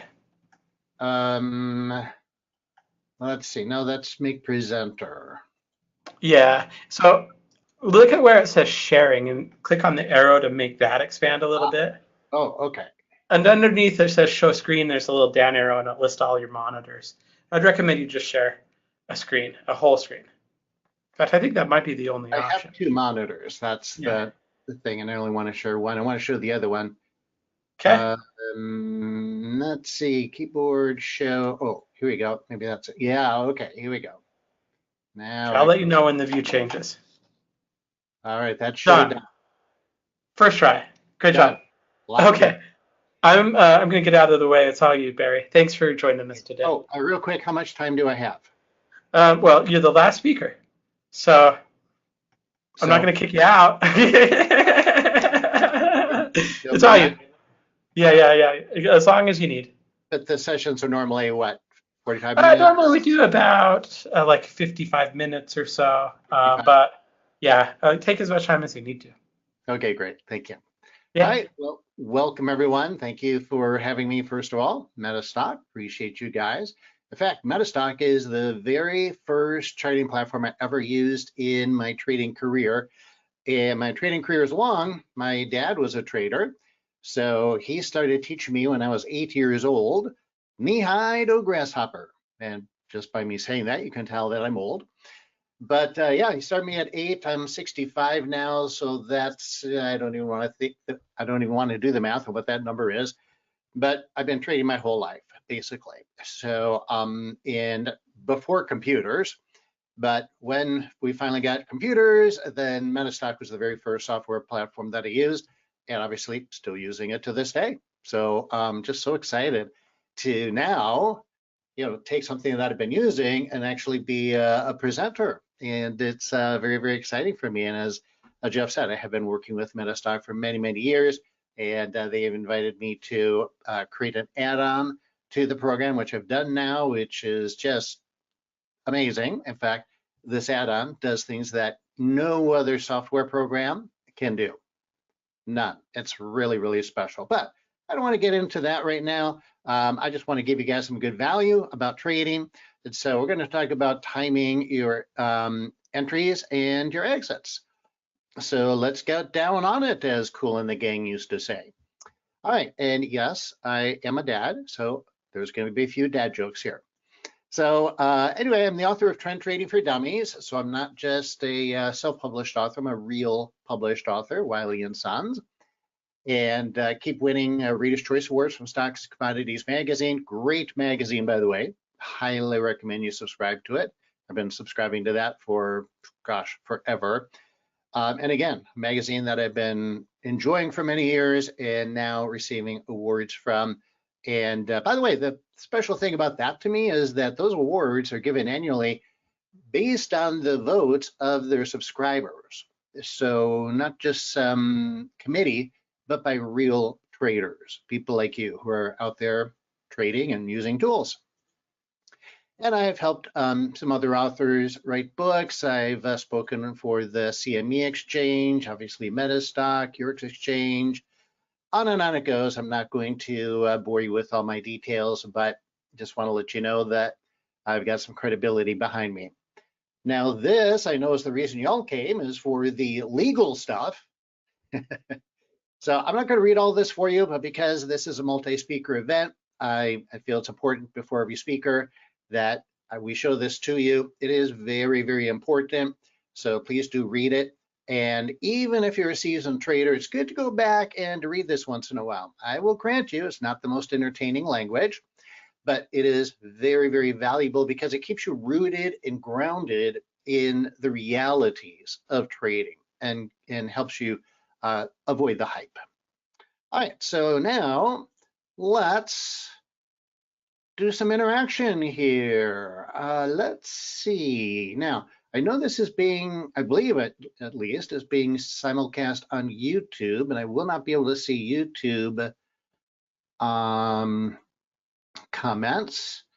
But what I would like to know is if you would type in to, if you're on GoToWebinar, please type in what are some of your most common trading problems, struggles, or frustrations. And the reason I ask that is because even though I have a fairly set presentation today, an organized presentation, I can customize it for you. So I really want to give you value. And as I'm going through things, I can focus on certain areas or slow down on certain topics that you're really struggling with. And if I have something in my presentation that nobody says is a problem for them, well, I'll just go through that faster. So I really want to provide value and help you with your specific situations. I like to make each one different. Thank you, Jeff. All right, let's see what we got going on here. Let's see, I'm not sure if I'm seeing all of the answers. Let's see, audience view, there's that. Oh, I don't need that chat I've got, but I'm only seeing chats put in by, oh, wait a minute. Yeah, I'm only seeing chats put in by the moderators. Oh, let me go to questions. I think I might have found something here. Okay, I think I found it. Good. Let me open this up a little bit. Thank you, by the way. I appreciate you guys participating. But yeah, let me see if I can make this bigger. It's really tiny on my screen. Oh man, bummer. Anyway, one of the persons is asking, trading thinking there's a good setup when the market is in really low volatility. You know, that's a really interesting question because just like most things in trading, trading is opposite world. And it's opposite world to what most people think, which is why most people lose money. So what's interesting about that question, I'm going to spend just a couple minutes on it, is thinking that there's a good setup when the market's in really low volatility. So you do have to be careful of not getting caught up in choppy markets.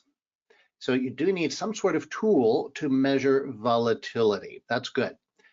But the key with volatility is it goes in cycles. In fact, one of my big things, we're going to talk about cycles today. Not so much volatility cycles, but cycles is one of the things I focus on. And a cycle is just a synonym for a period of time. So actually, when the market's in a high volatility situation, it's not always the best time to trade because it could be at the end of a high volatility cycle or period of time and about to go to a low volatility period of time.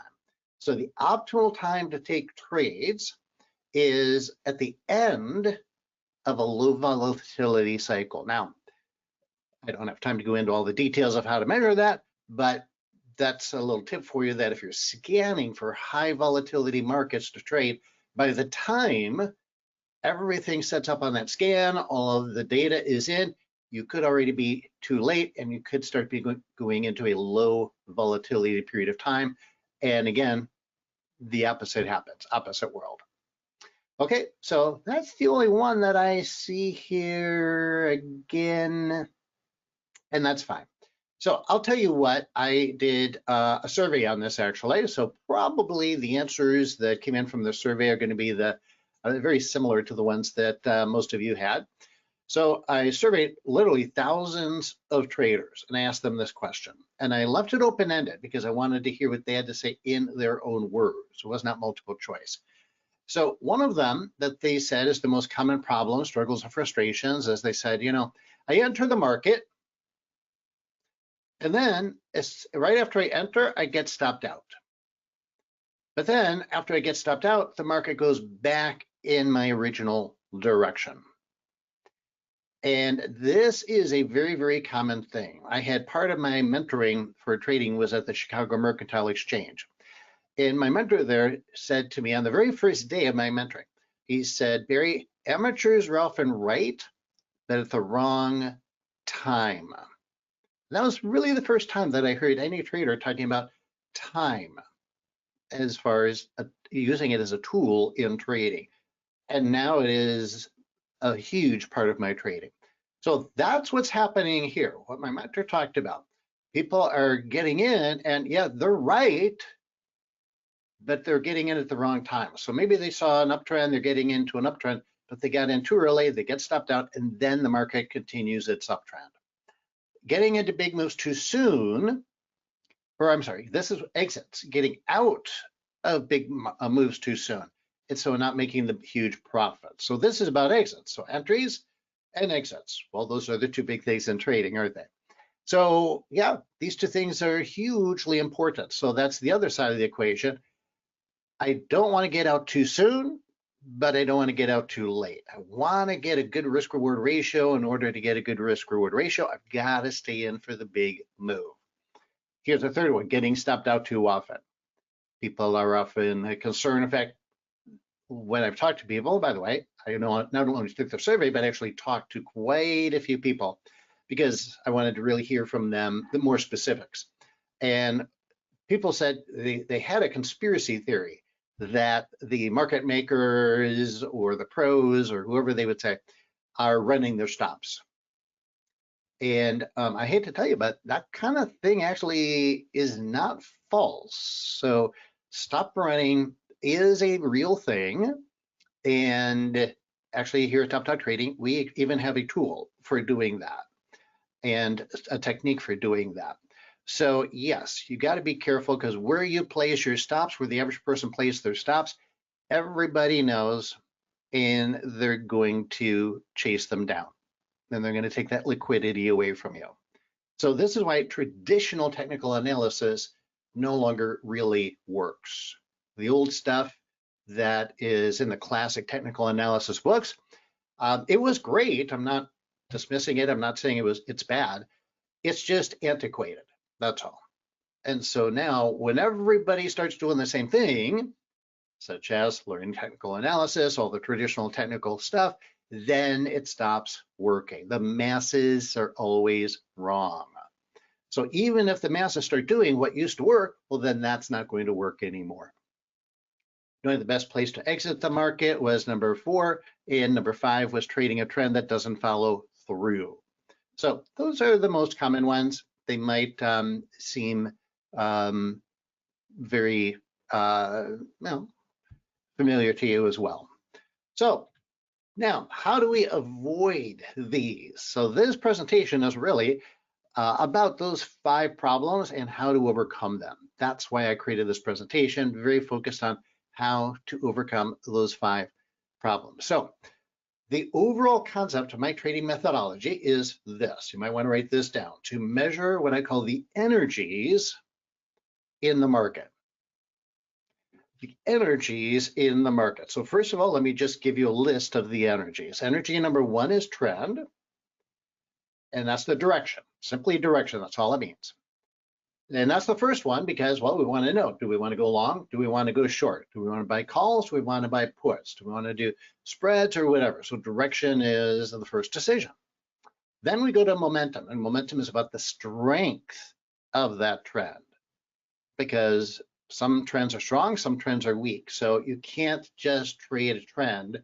You need to add momentum to that trend. Second, energy, if you will. Is there strength, the energy of strength behind that direction? And then number 3, now we come into cycles. Here we come into timing.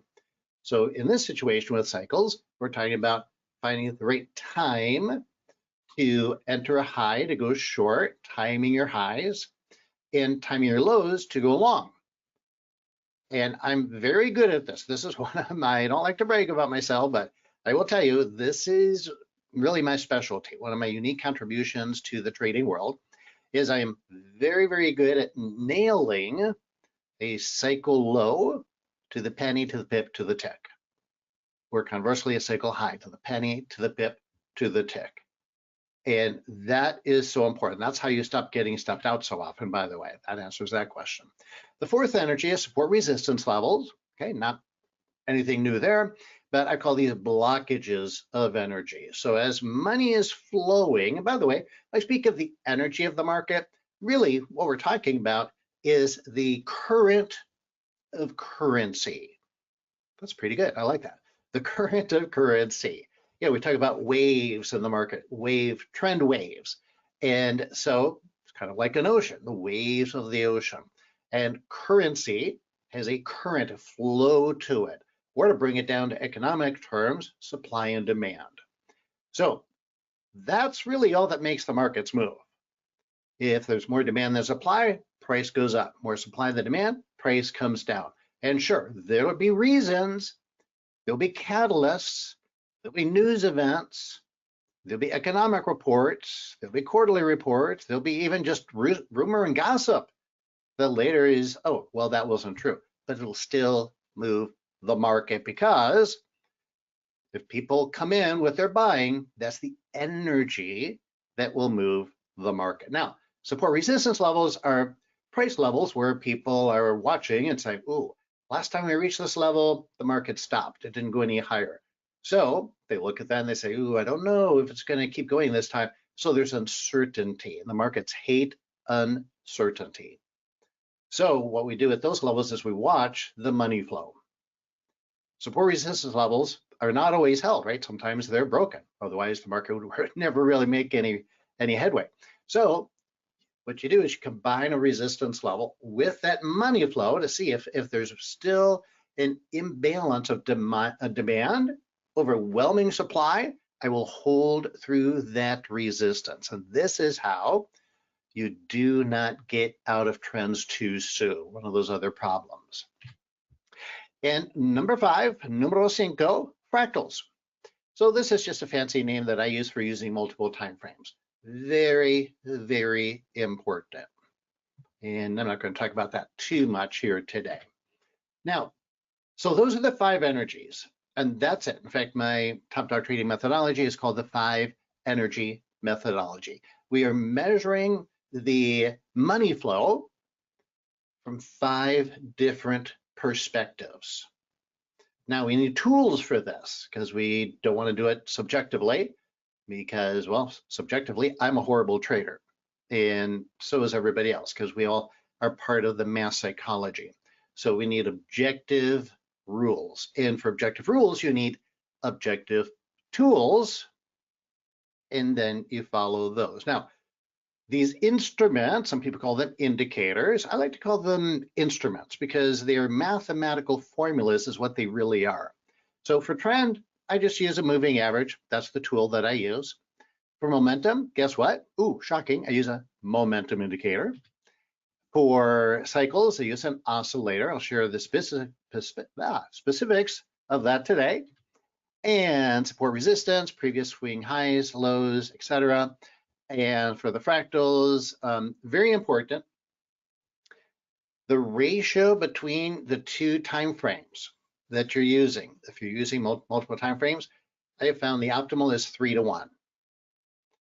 Or if you're going to go to a different ratio, which you can, then you need to change the settings on the indicators of your longer time frame. So for example, when I use a daily and a weekly chart, which I do all the time, I adjust for that by changing the settings, shortening the settings, making the numbers smaller on my weekly chart. Because we want those two time frames to be very tightly correlated. If they're not tightly correlated, then the longer time frame has too much lag. Kind of like, gosh, my first car. When I was a teenager, I had a lot of play in the steering wheel because it was a cheap car. I could turn it a certain number of degrees to the left, certain number of degrees to the right, and the car wouldn't turn. So that's what happens when you use time frames that are too distant from each other. They don't have a tight correlation, and therefore the short-term chart can do a lot of stuff without any help from the long-term chart. All right, so why are we doing this? What we're doing this for is to determine a probability scenario. And there is no certainty in trading. Trading is not about, and this is what I find most people think. Most people think that trading is about establishing what is going to happen in the future, predicting the future. That is not at all, in any way, shape, or form, what trading is about. Trading is all about determining a probability scenario in each instance, not knowing, but have a statistical edge. The way we do that is we ask how many of those 5 uncorrelated energies are aligned. Now, that's why I said, actually, we're going to go into this a little bit here. I give each setup a score of 1 to 5. So actually, if people buy my course, they learn everything. They learn the details. They learn the logic behind it. Again, everything's logical, statistical. But when they get to the end of the course, there's a half sheet of paper. That's it, half sheet of paper. And the 5, there's a little 5 checklist there, 5 boxes. And that's how you trade. You just check off the 5 boxes. So it becomes very, very simple after you go through all of that. So the higher the score, the higher the probability of the trade, and we take each trade to court. So this is a little analogy that I think is very helpful. And there's that word independent. We need 5 independent witnesses to establish a preponderance of the evidence. So again, this is why indicators are very limited and why you need to understand the indicators that you're using. What do they mean? What are they mathematically measuring? An indicator is a math function. So it's very rule-based, it's very objective. But if you were to, there's no magic in just putting 5 indicators on your chart. For example, if you were to put 5 trend indicators on your chart, okay, you got 5 indicators, but you're only measuring 1 energy direction, and you're being redundant. It's of zero help. 1 indicator and a $20 bill will buy you a homeopathic amount of caffeine at Starbucks. Okay, so indicators do what they promise. They indicate, they don't tell, and they don't make money. They're not, we don't call them money makers. So they're an indication of, oh, trend, or an indication of momentum. So that's why the operative word here is independent. So when you choose what tools you're going to use in trading, you need to understand them and choose ones that are measuring uncorrelated measures of money flow. Again, all coming back to that supply demand, but the whole market is not open to us. right? We cannot see everything. So we take what we can see and we put it together in this manner to establish an edge. So let's bring up some charts. I know you all like charts. So I've got some charts on slides, and then I'm going to pull up some live charts here too, using the latest version of MetaStock. So here's what it looks like, okay? Giving you a lot of words and concepts, but here's how it looks on a chart. So in this case, we're looking at Starbucks, got a 10-minute chart on the left, 30-minute chart on the right. So for day trading, I like to use, again, that 1-to-3 ratio. So here's what the 5 energies look like when they're aligned. So first of all, the red line is our trend. So it's up. So therefore, we're only looking for longs right now.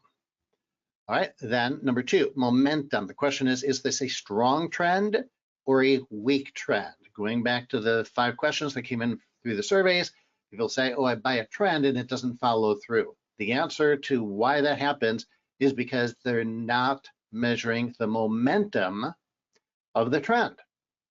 What determines whether a trend will follow through or not is its strength. And momentum is the strength. And down here we have the top dog trading momentum indicator, and it's pumping back up. So, okay, we've got an uptrend and it's strong. Now we got to look at timing. Exactly when should we get in? Should we get in? I mean, we could get in an up bar, this bar, this bar, this bar, this bar. Do we wait till the bars turn color? We want to nail the low. We want to get in as close to that low as possible. Why? Because our stop is going to go below that low. By the way, here is a little saying for you to help you understand where to place your stops. I want to write this one down too. Stops go where you're wrong. Stops go where you're wrong. What does that mean? That means when you take a setup, you're taking it for a particular reason. It could be a chart structure. So whenever I'm going long, I'm always buying a cycle low. So because I'm buying a cycle low in a trend, therefore this structure will be broken, or would be broken, if the market went back down and broke this cycle low. Then the reason for my trade no longer exists. And here's another similar saying. When the reason for your trade no longer exists, your trade should no longer exist. It's that simple. So stop goes right below. I just put it literally 1 penny, pip or tick, depending on the market you're trading, below that cycle low. Okay. Now, so I'm going to point this out real quick here, and I'm going to show you more examples of it. The key to nailing these cycle lows is these little mini divergences. Okay, as you'll see, it's a modified stochastic indicator is what it is. And we're looking at the percent K part of it. So if you see, price makes lower lows here, and K makes a higher low. That's a little mini momentum shift. This momentum indicator down here, that's our long-term momentum indicator. That's for the long-term strength of a trend. This is just for looking for little tiny, about 5-bar momentum shifts. And that's how we can nail that cycle low. And we've got support of the 50 MA. So there's energy number 4, support resistance. Energy number 5, we look over at our next higher time frame, okay, the fractal energy. Now, I don't care what the trend is on the longer term time frame, because trend always by definition is a lagging indication. And we've got a 3 times slower chart here. So why would I use a lagging indicator on a 3 times slower chart to confirm my trade on the shorter term time frame? It just makes no sense. Again, it's going to be late to the party, back to the play in the steering wheel analogy. So what I do want to do is I want it to be confirmed by momentum, strength, because think about that. Now we have strong buying, strong demand on the people trading this time, that time frame, 30-minute. We have strong demand coming in on people buying on the 10-minute time frame. And so now we got a lot of strength. That's what we want to do, trade strength, where demand is overwhelming supply. All that together, just want to check my time here to see how I'm doing. Put all that together, and now you have a high probability trade.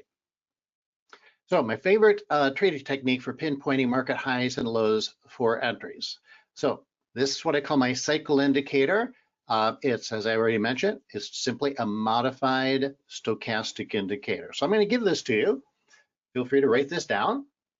And any charting platform you're using that has the traditional stochastic indicator, you can set this up on it.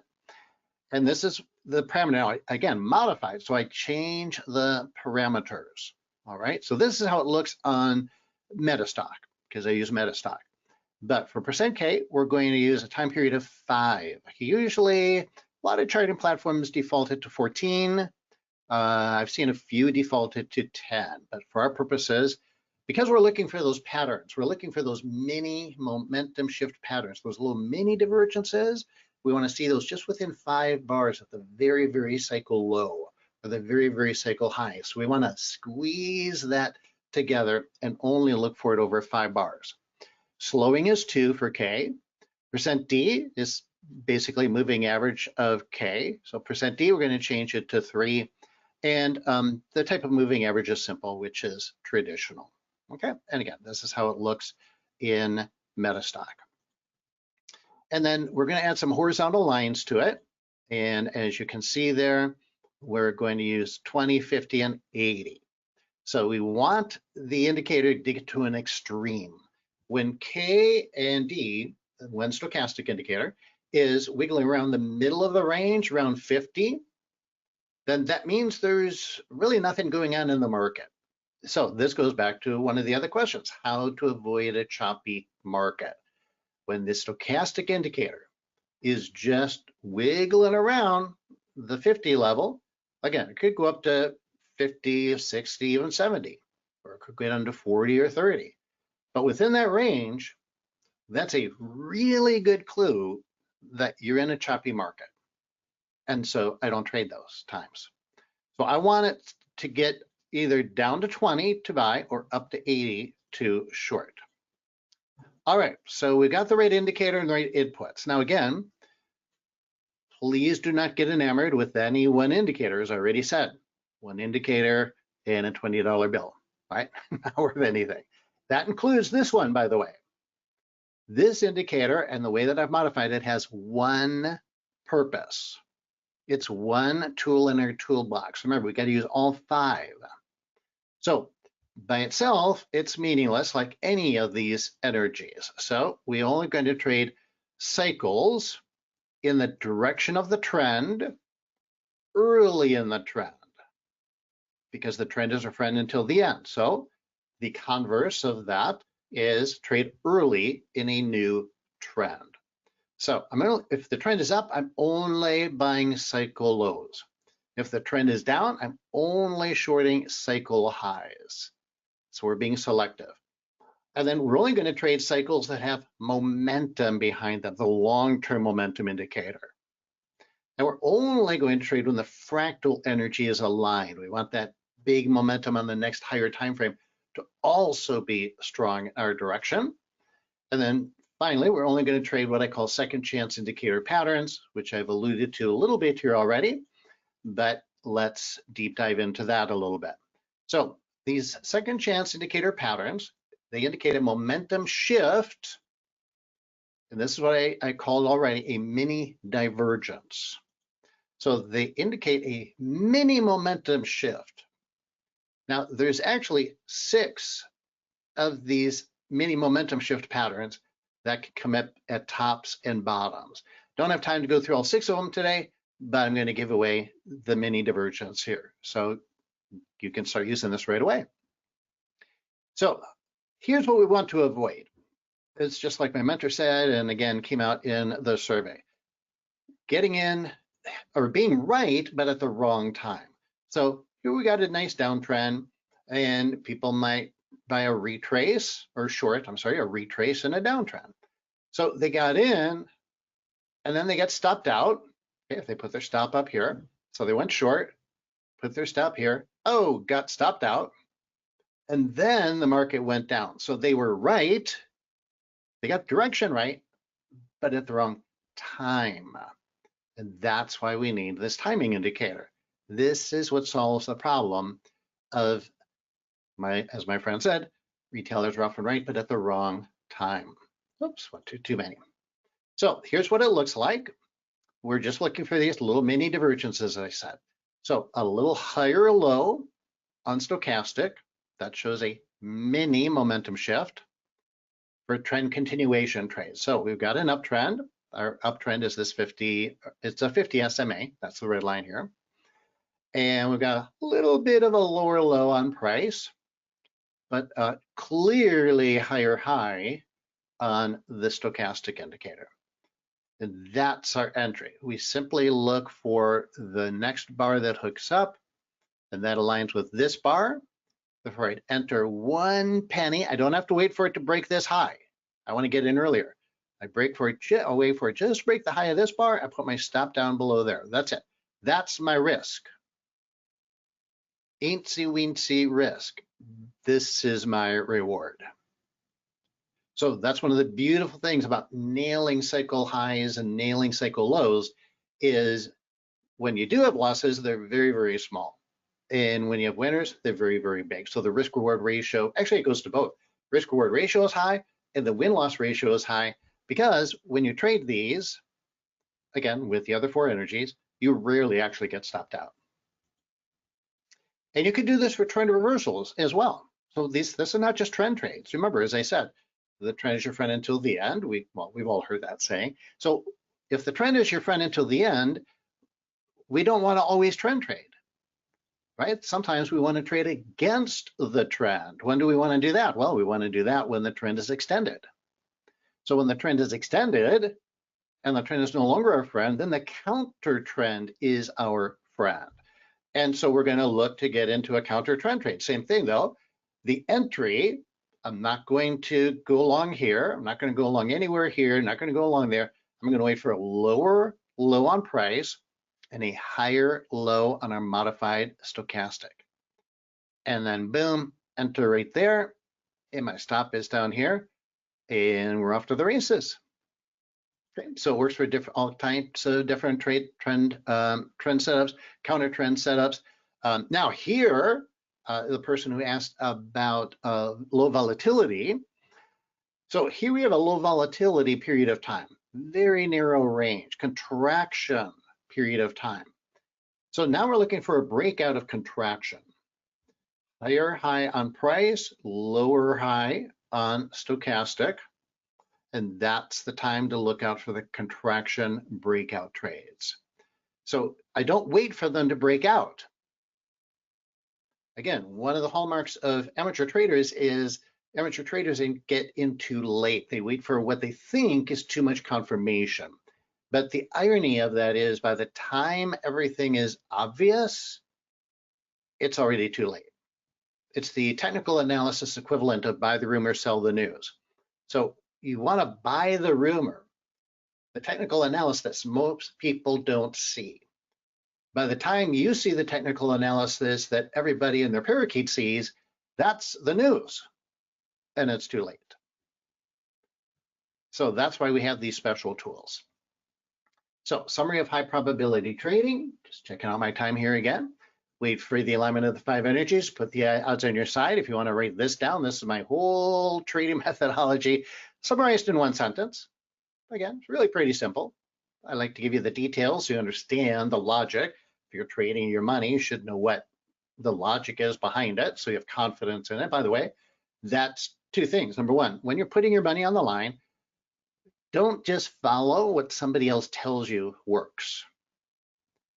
When you're choosing a trading system or a teacher, find out what the logic is behind that system and make sure it makes sense to you and make sure you understand it. Okay, don't go by faith. And then make sure it resonates with you. Then step 2 in that is when you have a trading system that is logical and does make sense to you, that changes your trading psychology. So a lot of people also have talked to me about trading psychology.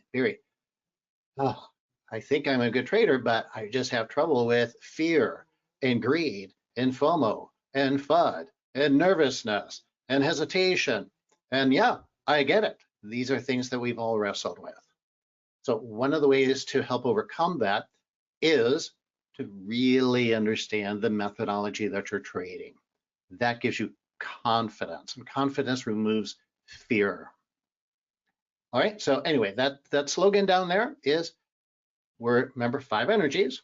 So first thing, and these are all in order, we trade a trend well early in a new trend. That is strong, that's the momentum. At the right time, that's our little cycle indicator with our little mini divergence. With support at your back, buying off support, shorting off resistance, and then confirmed by the bigger scale, the next higher time frame, but not trend of the higher time frame, but rather momentum of the higher time frame. It's robust and adaptable, works for a variety of markets. So I trade this with stocks, commodities, options, currencies, futures. I should add crypto now to this as well, because I trade crypto quite a bit. And why does it work for all these different markets? Because again, while these markets have differences for sure, really the bottom line of every market is supply demand. And that's what we're measuring with these tools, is mathematically measuring supply demand. So you could trade any of these markets with it, as long as, I would just give this one caveat, as long as it has good liquidity. And it works for a variety of time frames. Again, you want to do investing, swing trading, day trading. I do all 3 personally. And again, the only hesitation I would say here, not hesitation, but caveat, would be if you're day trading, make sure you're trading a market that has good liquidity, good volume. And then it's simple. It's objective. I mean, god darn, all we're really doing is counting to 5 over and over and over. And we can all do that.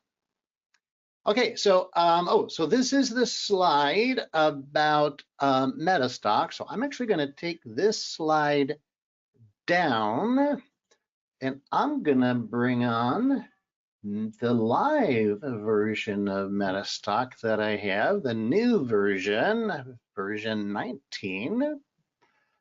And this is where we are today. Let's see. Oh yeah, I know why I'm showing you this one. So what's super cool about this, so you'll see on the right side, let's see, let me go up here, and I think I do this. Yeah, there we go. That'll scale things better. So, but it's kind of squished together. So let me move it apart a little bit. Just change the scaling so it's easier for you all to see. And same over here, except we'll change these a little bit. So on the right-hand side, I have a daily chart, okay? And that we know that by here, D for daily. On the left-hand chart, I have a weekly. So, and again, you could use whatever time frames you like. And this is how it looks. This is the Top Dog Trading add-on that MetaStock has programmed. And by the way, they were the only ones who were able to program this. I certainly did not do this. I'm not this smart, but the programmers at MetaStock are incredible. These people know exactly what they're doing, and they're so advanced. I didn't even know this could be done. So first of all, we've got, you know, our basic things that a lot of other things can, or a lot of other software can do. Okay, so trend, and all this is plotted automatically, by the way. So we've got our trend, we've got support resistance levels. All this is automatically drawn on your chart. Wave counts are also automatically drawn in your chart. Now, these are not Elliott waves. Elliott waves can be good. I traded Elliott waves for about 2.5 years, but in working with the market in real time and in real life, I realized, you know, the market does what it does. So I don't want to impose an external structure on the market. I want to just count what it's really doing. So I created my own methodology for counting waves based on what the market is doing. So we can get more than 5 waves in the Top Dog Trading wave counts, and they will be automatically plotted here. Now, why is that so important? Again, to know how early or late you are in the trend. So when I'm early in a trend, I'm interested. When I'm late in a trend, then I'm looking for counter trend trades. So hugely important.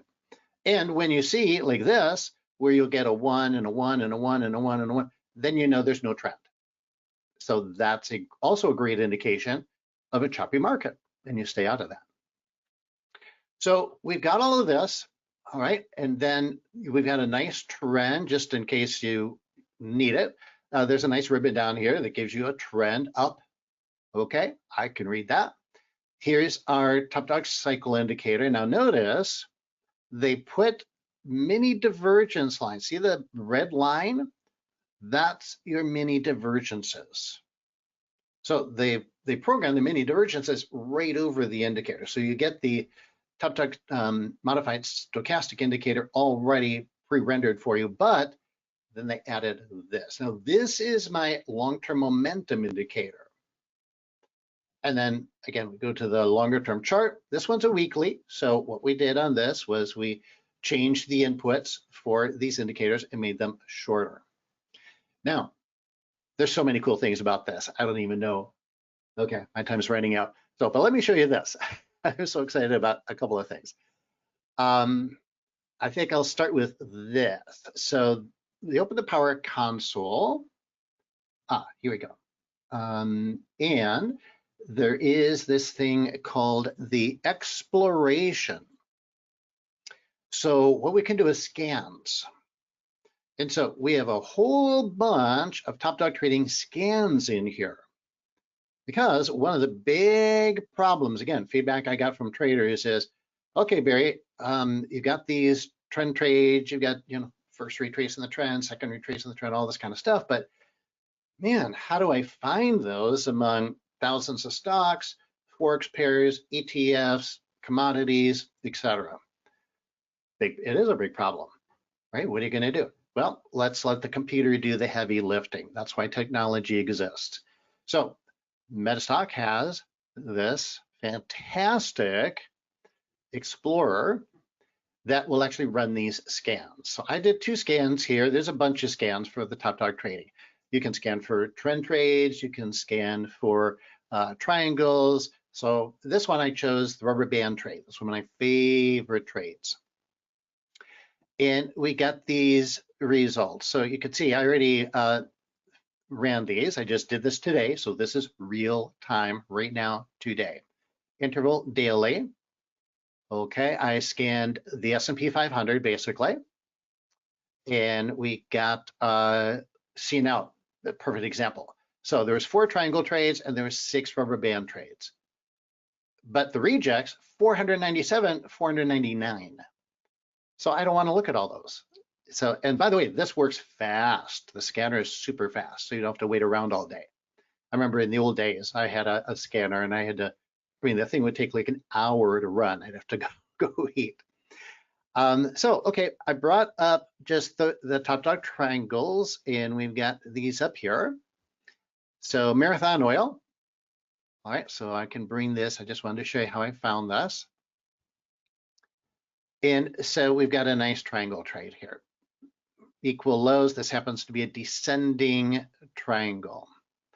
All right, and it's also, by the way, a rubber band trade. Ooh, 2 trades in one. This is in top dog trading, we call this concurrent setups.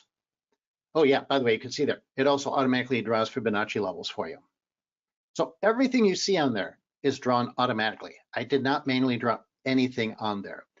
And that arrow right here, you see that arrow right there tells you it's a rubber band trade. That one, rubber band trade. Okay, rubber band trade long gives you the date. So you look for those arrows. Okay, now what do we see here? Okay, well, those are the Fibonacci lines. Now look over here. This is what's really super incredible that cannot be, it's not on any other software. This is what's called the commentary window. So in case you're not sure about reading the chart, and this is a great way to learn the top dog trading methodology as well. I mean, let's just make it brain dead simple for everybody. So analysis, momentum waves. The last momentum wave counts were, and it gives you the numbers. Wave 1, wave 2, wave 3, wave 4, wave 5. Okay, the fact that they're negative means that momentum's been going down. So if momentum's going down, we don't want to buy, right? And then it gives you the actual dates. Okay, the instrument's currently in a cycle low. And look, we've got two setups concurrently, the rubber band trade long and a triangle long. So when you have two top dog trading setups at the exact same time, that's an even higher probability trade. And it gives you the entry. So where should I enter? Oh, I don't know. How about there? $26.53. Where's my stop? Oh, I don't know. Why don't we just put it on there for you? $25.92.5. I mean, seriously? Okay. And then we've got our targets. Okay, that's always the big question. Where do we get out? Trailing stops. Oh, and by the way, if you want a full analysis, let's say you want to dig in even deeper, then you can, I won't do this right now, but you can go to this file and it'll explain all about the rubber band trade to you. It'll give you all the details. And then the same thing with the triangle long does all of that as well. If you want to learn about how Top Dog Trading does the triangle long trades, you go to this file and there is a tutorial there. So every commentary not only comes with the exact entry, the exact stop, your targets, exactly what bar it is. See the little blue arrows? That's them. Okay, what did we have here? We had a oh, there was a trade. First cycle high after dad turned down. So that is a counter trend trade. And it worked out very well. Boom. And what that meant was first cycle high here, this magenta line is actually dad. And so when we get a first cycle high after dad turns down, we take those short and we were still at it. Now I would stop and reverse and get long. So I'm going to stop right there. Yeah, I got 1 minute. So I'll stop there. I'll turn it back to Jeff. And again, the only place that you can get these particular scans in especially this type of detailed commentary is with the MetaStock software and the Top Dog Trading add-on. And I'm just so thrilled that MetaStock has done this for us. So Jeff, I'll turn it back to you, my friend. All right. Thank you, Barry. I agree with you. It looks great. And the programmers that we had work on it, I do a lot of work on the code, but there's no way I could have coded this by myself. So we are very lucky to have some really, really good programmers. I didn't even, when it gets kind of stuff like this, with all the lines that are being drawn, I don't even touch it. But because it'll just give me a headache. Anyway, thank you very much, Barry. We do have a special offer on the conference. I do want to say thank you for finishing up the day for us. I'll finish how we started. You look great. You sounded great. And I appreciate you over the years. It's been great. Thank you, brother. All right. Namaste. All right. I'm going to go ahead and take the charge here. And we'll just kind of wrap things up for today. So I do want to talk a little bit about how the conference thing or the conference special works. I'm going to go ahead and kind of go back into my PowerPoint. Barry did such a good job showing that and showing it in the new version of MetaStock. And to me, like a MetaStock 19's been out for maybe like a month. And one of the things that's just like, it looks so good. I might be biased. I just think it looks so much better than it used to. But in any case, the rubber band, the Top Dog Trading Toolkit uses Barry's 5 energy method using trend, momentum, cycles, support and resistance, and scale. Does a really, really good job with that. It has a lot of different patterns in it, patterns that look for new trends, momentum trends, long trends, reversion to the mean trends, triangle pattern trades. All of that's put together. All comes with the scanning. Barry showed you how that is. He, like me, I love scanning. I think it works so good in MetaStock, and it's so fast. It's so easy to find those opportunities. Ignore the stuff that's not an opportunity, you know. So $4.99, one-time cost. You don't pay for it monthly. It's a one-time cost. $3.99 here at the event. Money-back guarantee. Includes a trial to MetaStock if you need it. As with all of the special offers we have today, if you go to metastock.com/conf-promo, sign up for all of them. You can give us a call if you have some specific questions. If you want us to pull a chart together, you can give us a call at 800-882-3040, or you can go to metastock.com/ Sales Chat. Huge thanks to Barry, all of the speakers that we had today.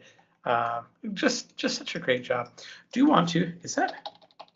Oh my, that's not on purpose. There's supposed to be more slides after this. Let's go back just a little bit here. We'll start from right here because I do want to say thank you to Stocks and Commodities Magazine for sponsoring the event. They've been such great sponsors of us over the years, and we appreciate them. If you're interested in kind of continuing kind of your education and you want a great magazine that sends you great articles every month, go to traders.com, sign up for a subscription, and I do appreciate them supporting the event.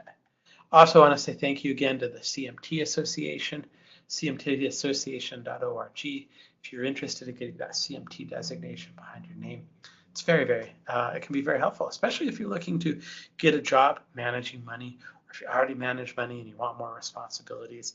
We're going to have Tyler Wood come in and actually talk more about kind of how that can be beneficial for us. You can also call us 646, we're not CMT, 646-652-3300. So, and of course, Technotrader for supporting and sponsoring. If you go to this technotrader.com courses page, I'm gonna go ahead and grab this link real quick. You can sign up for their mini courses. We appreciate kind of the work that they've done with us over the years as well. We also appreciate them for sponsoring the event. So, and of course, for MetaStock, metastock.com/conf promo. If you wanna sign up for any of the offers we talked about today, metastock.com/saleschat, 800-882-3040. If you have any questions, I'd be more than happy to hear from you. So, with that being said, I want to say thank you for coming. Thanks for being part of the video. Thank you for liking and subscribing. That helps a great deal. We do appreciate it. I do see your question, Carlos. I'm going to answer it. So anything you need. Carlos wants to know, what is the red triangle above the last bar? I'm glad you asked. So whenever you have an expert advisor open, it's going to put a red triangle that points at the bar that it's analyzing. That's what it's showing you. You can move that bar around. So Barry was showing you the current explanation. It was giving you kind of an explanation of what the top dog setup was for that day and the targets and kind of how you could kind of look at that. If you move that commentary to like yesterday or the day before, or whatever it might happen to be, it's just going to move that red bar. It just tells you exactly where that commentary is pointed at. Does that answer your question, Carlos? If not, let me know. So in any case, yeah, if you have any questions, www.metastock.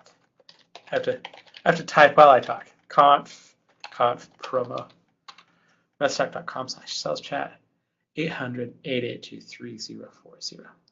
Again, thanks to the sponsors today. Thanks for being here. If you're watching us on YouTube, thanks for liking and subscribing.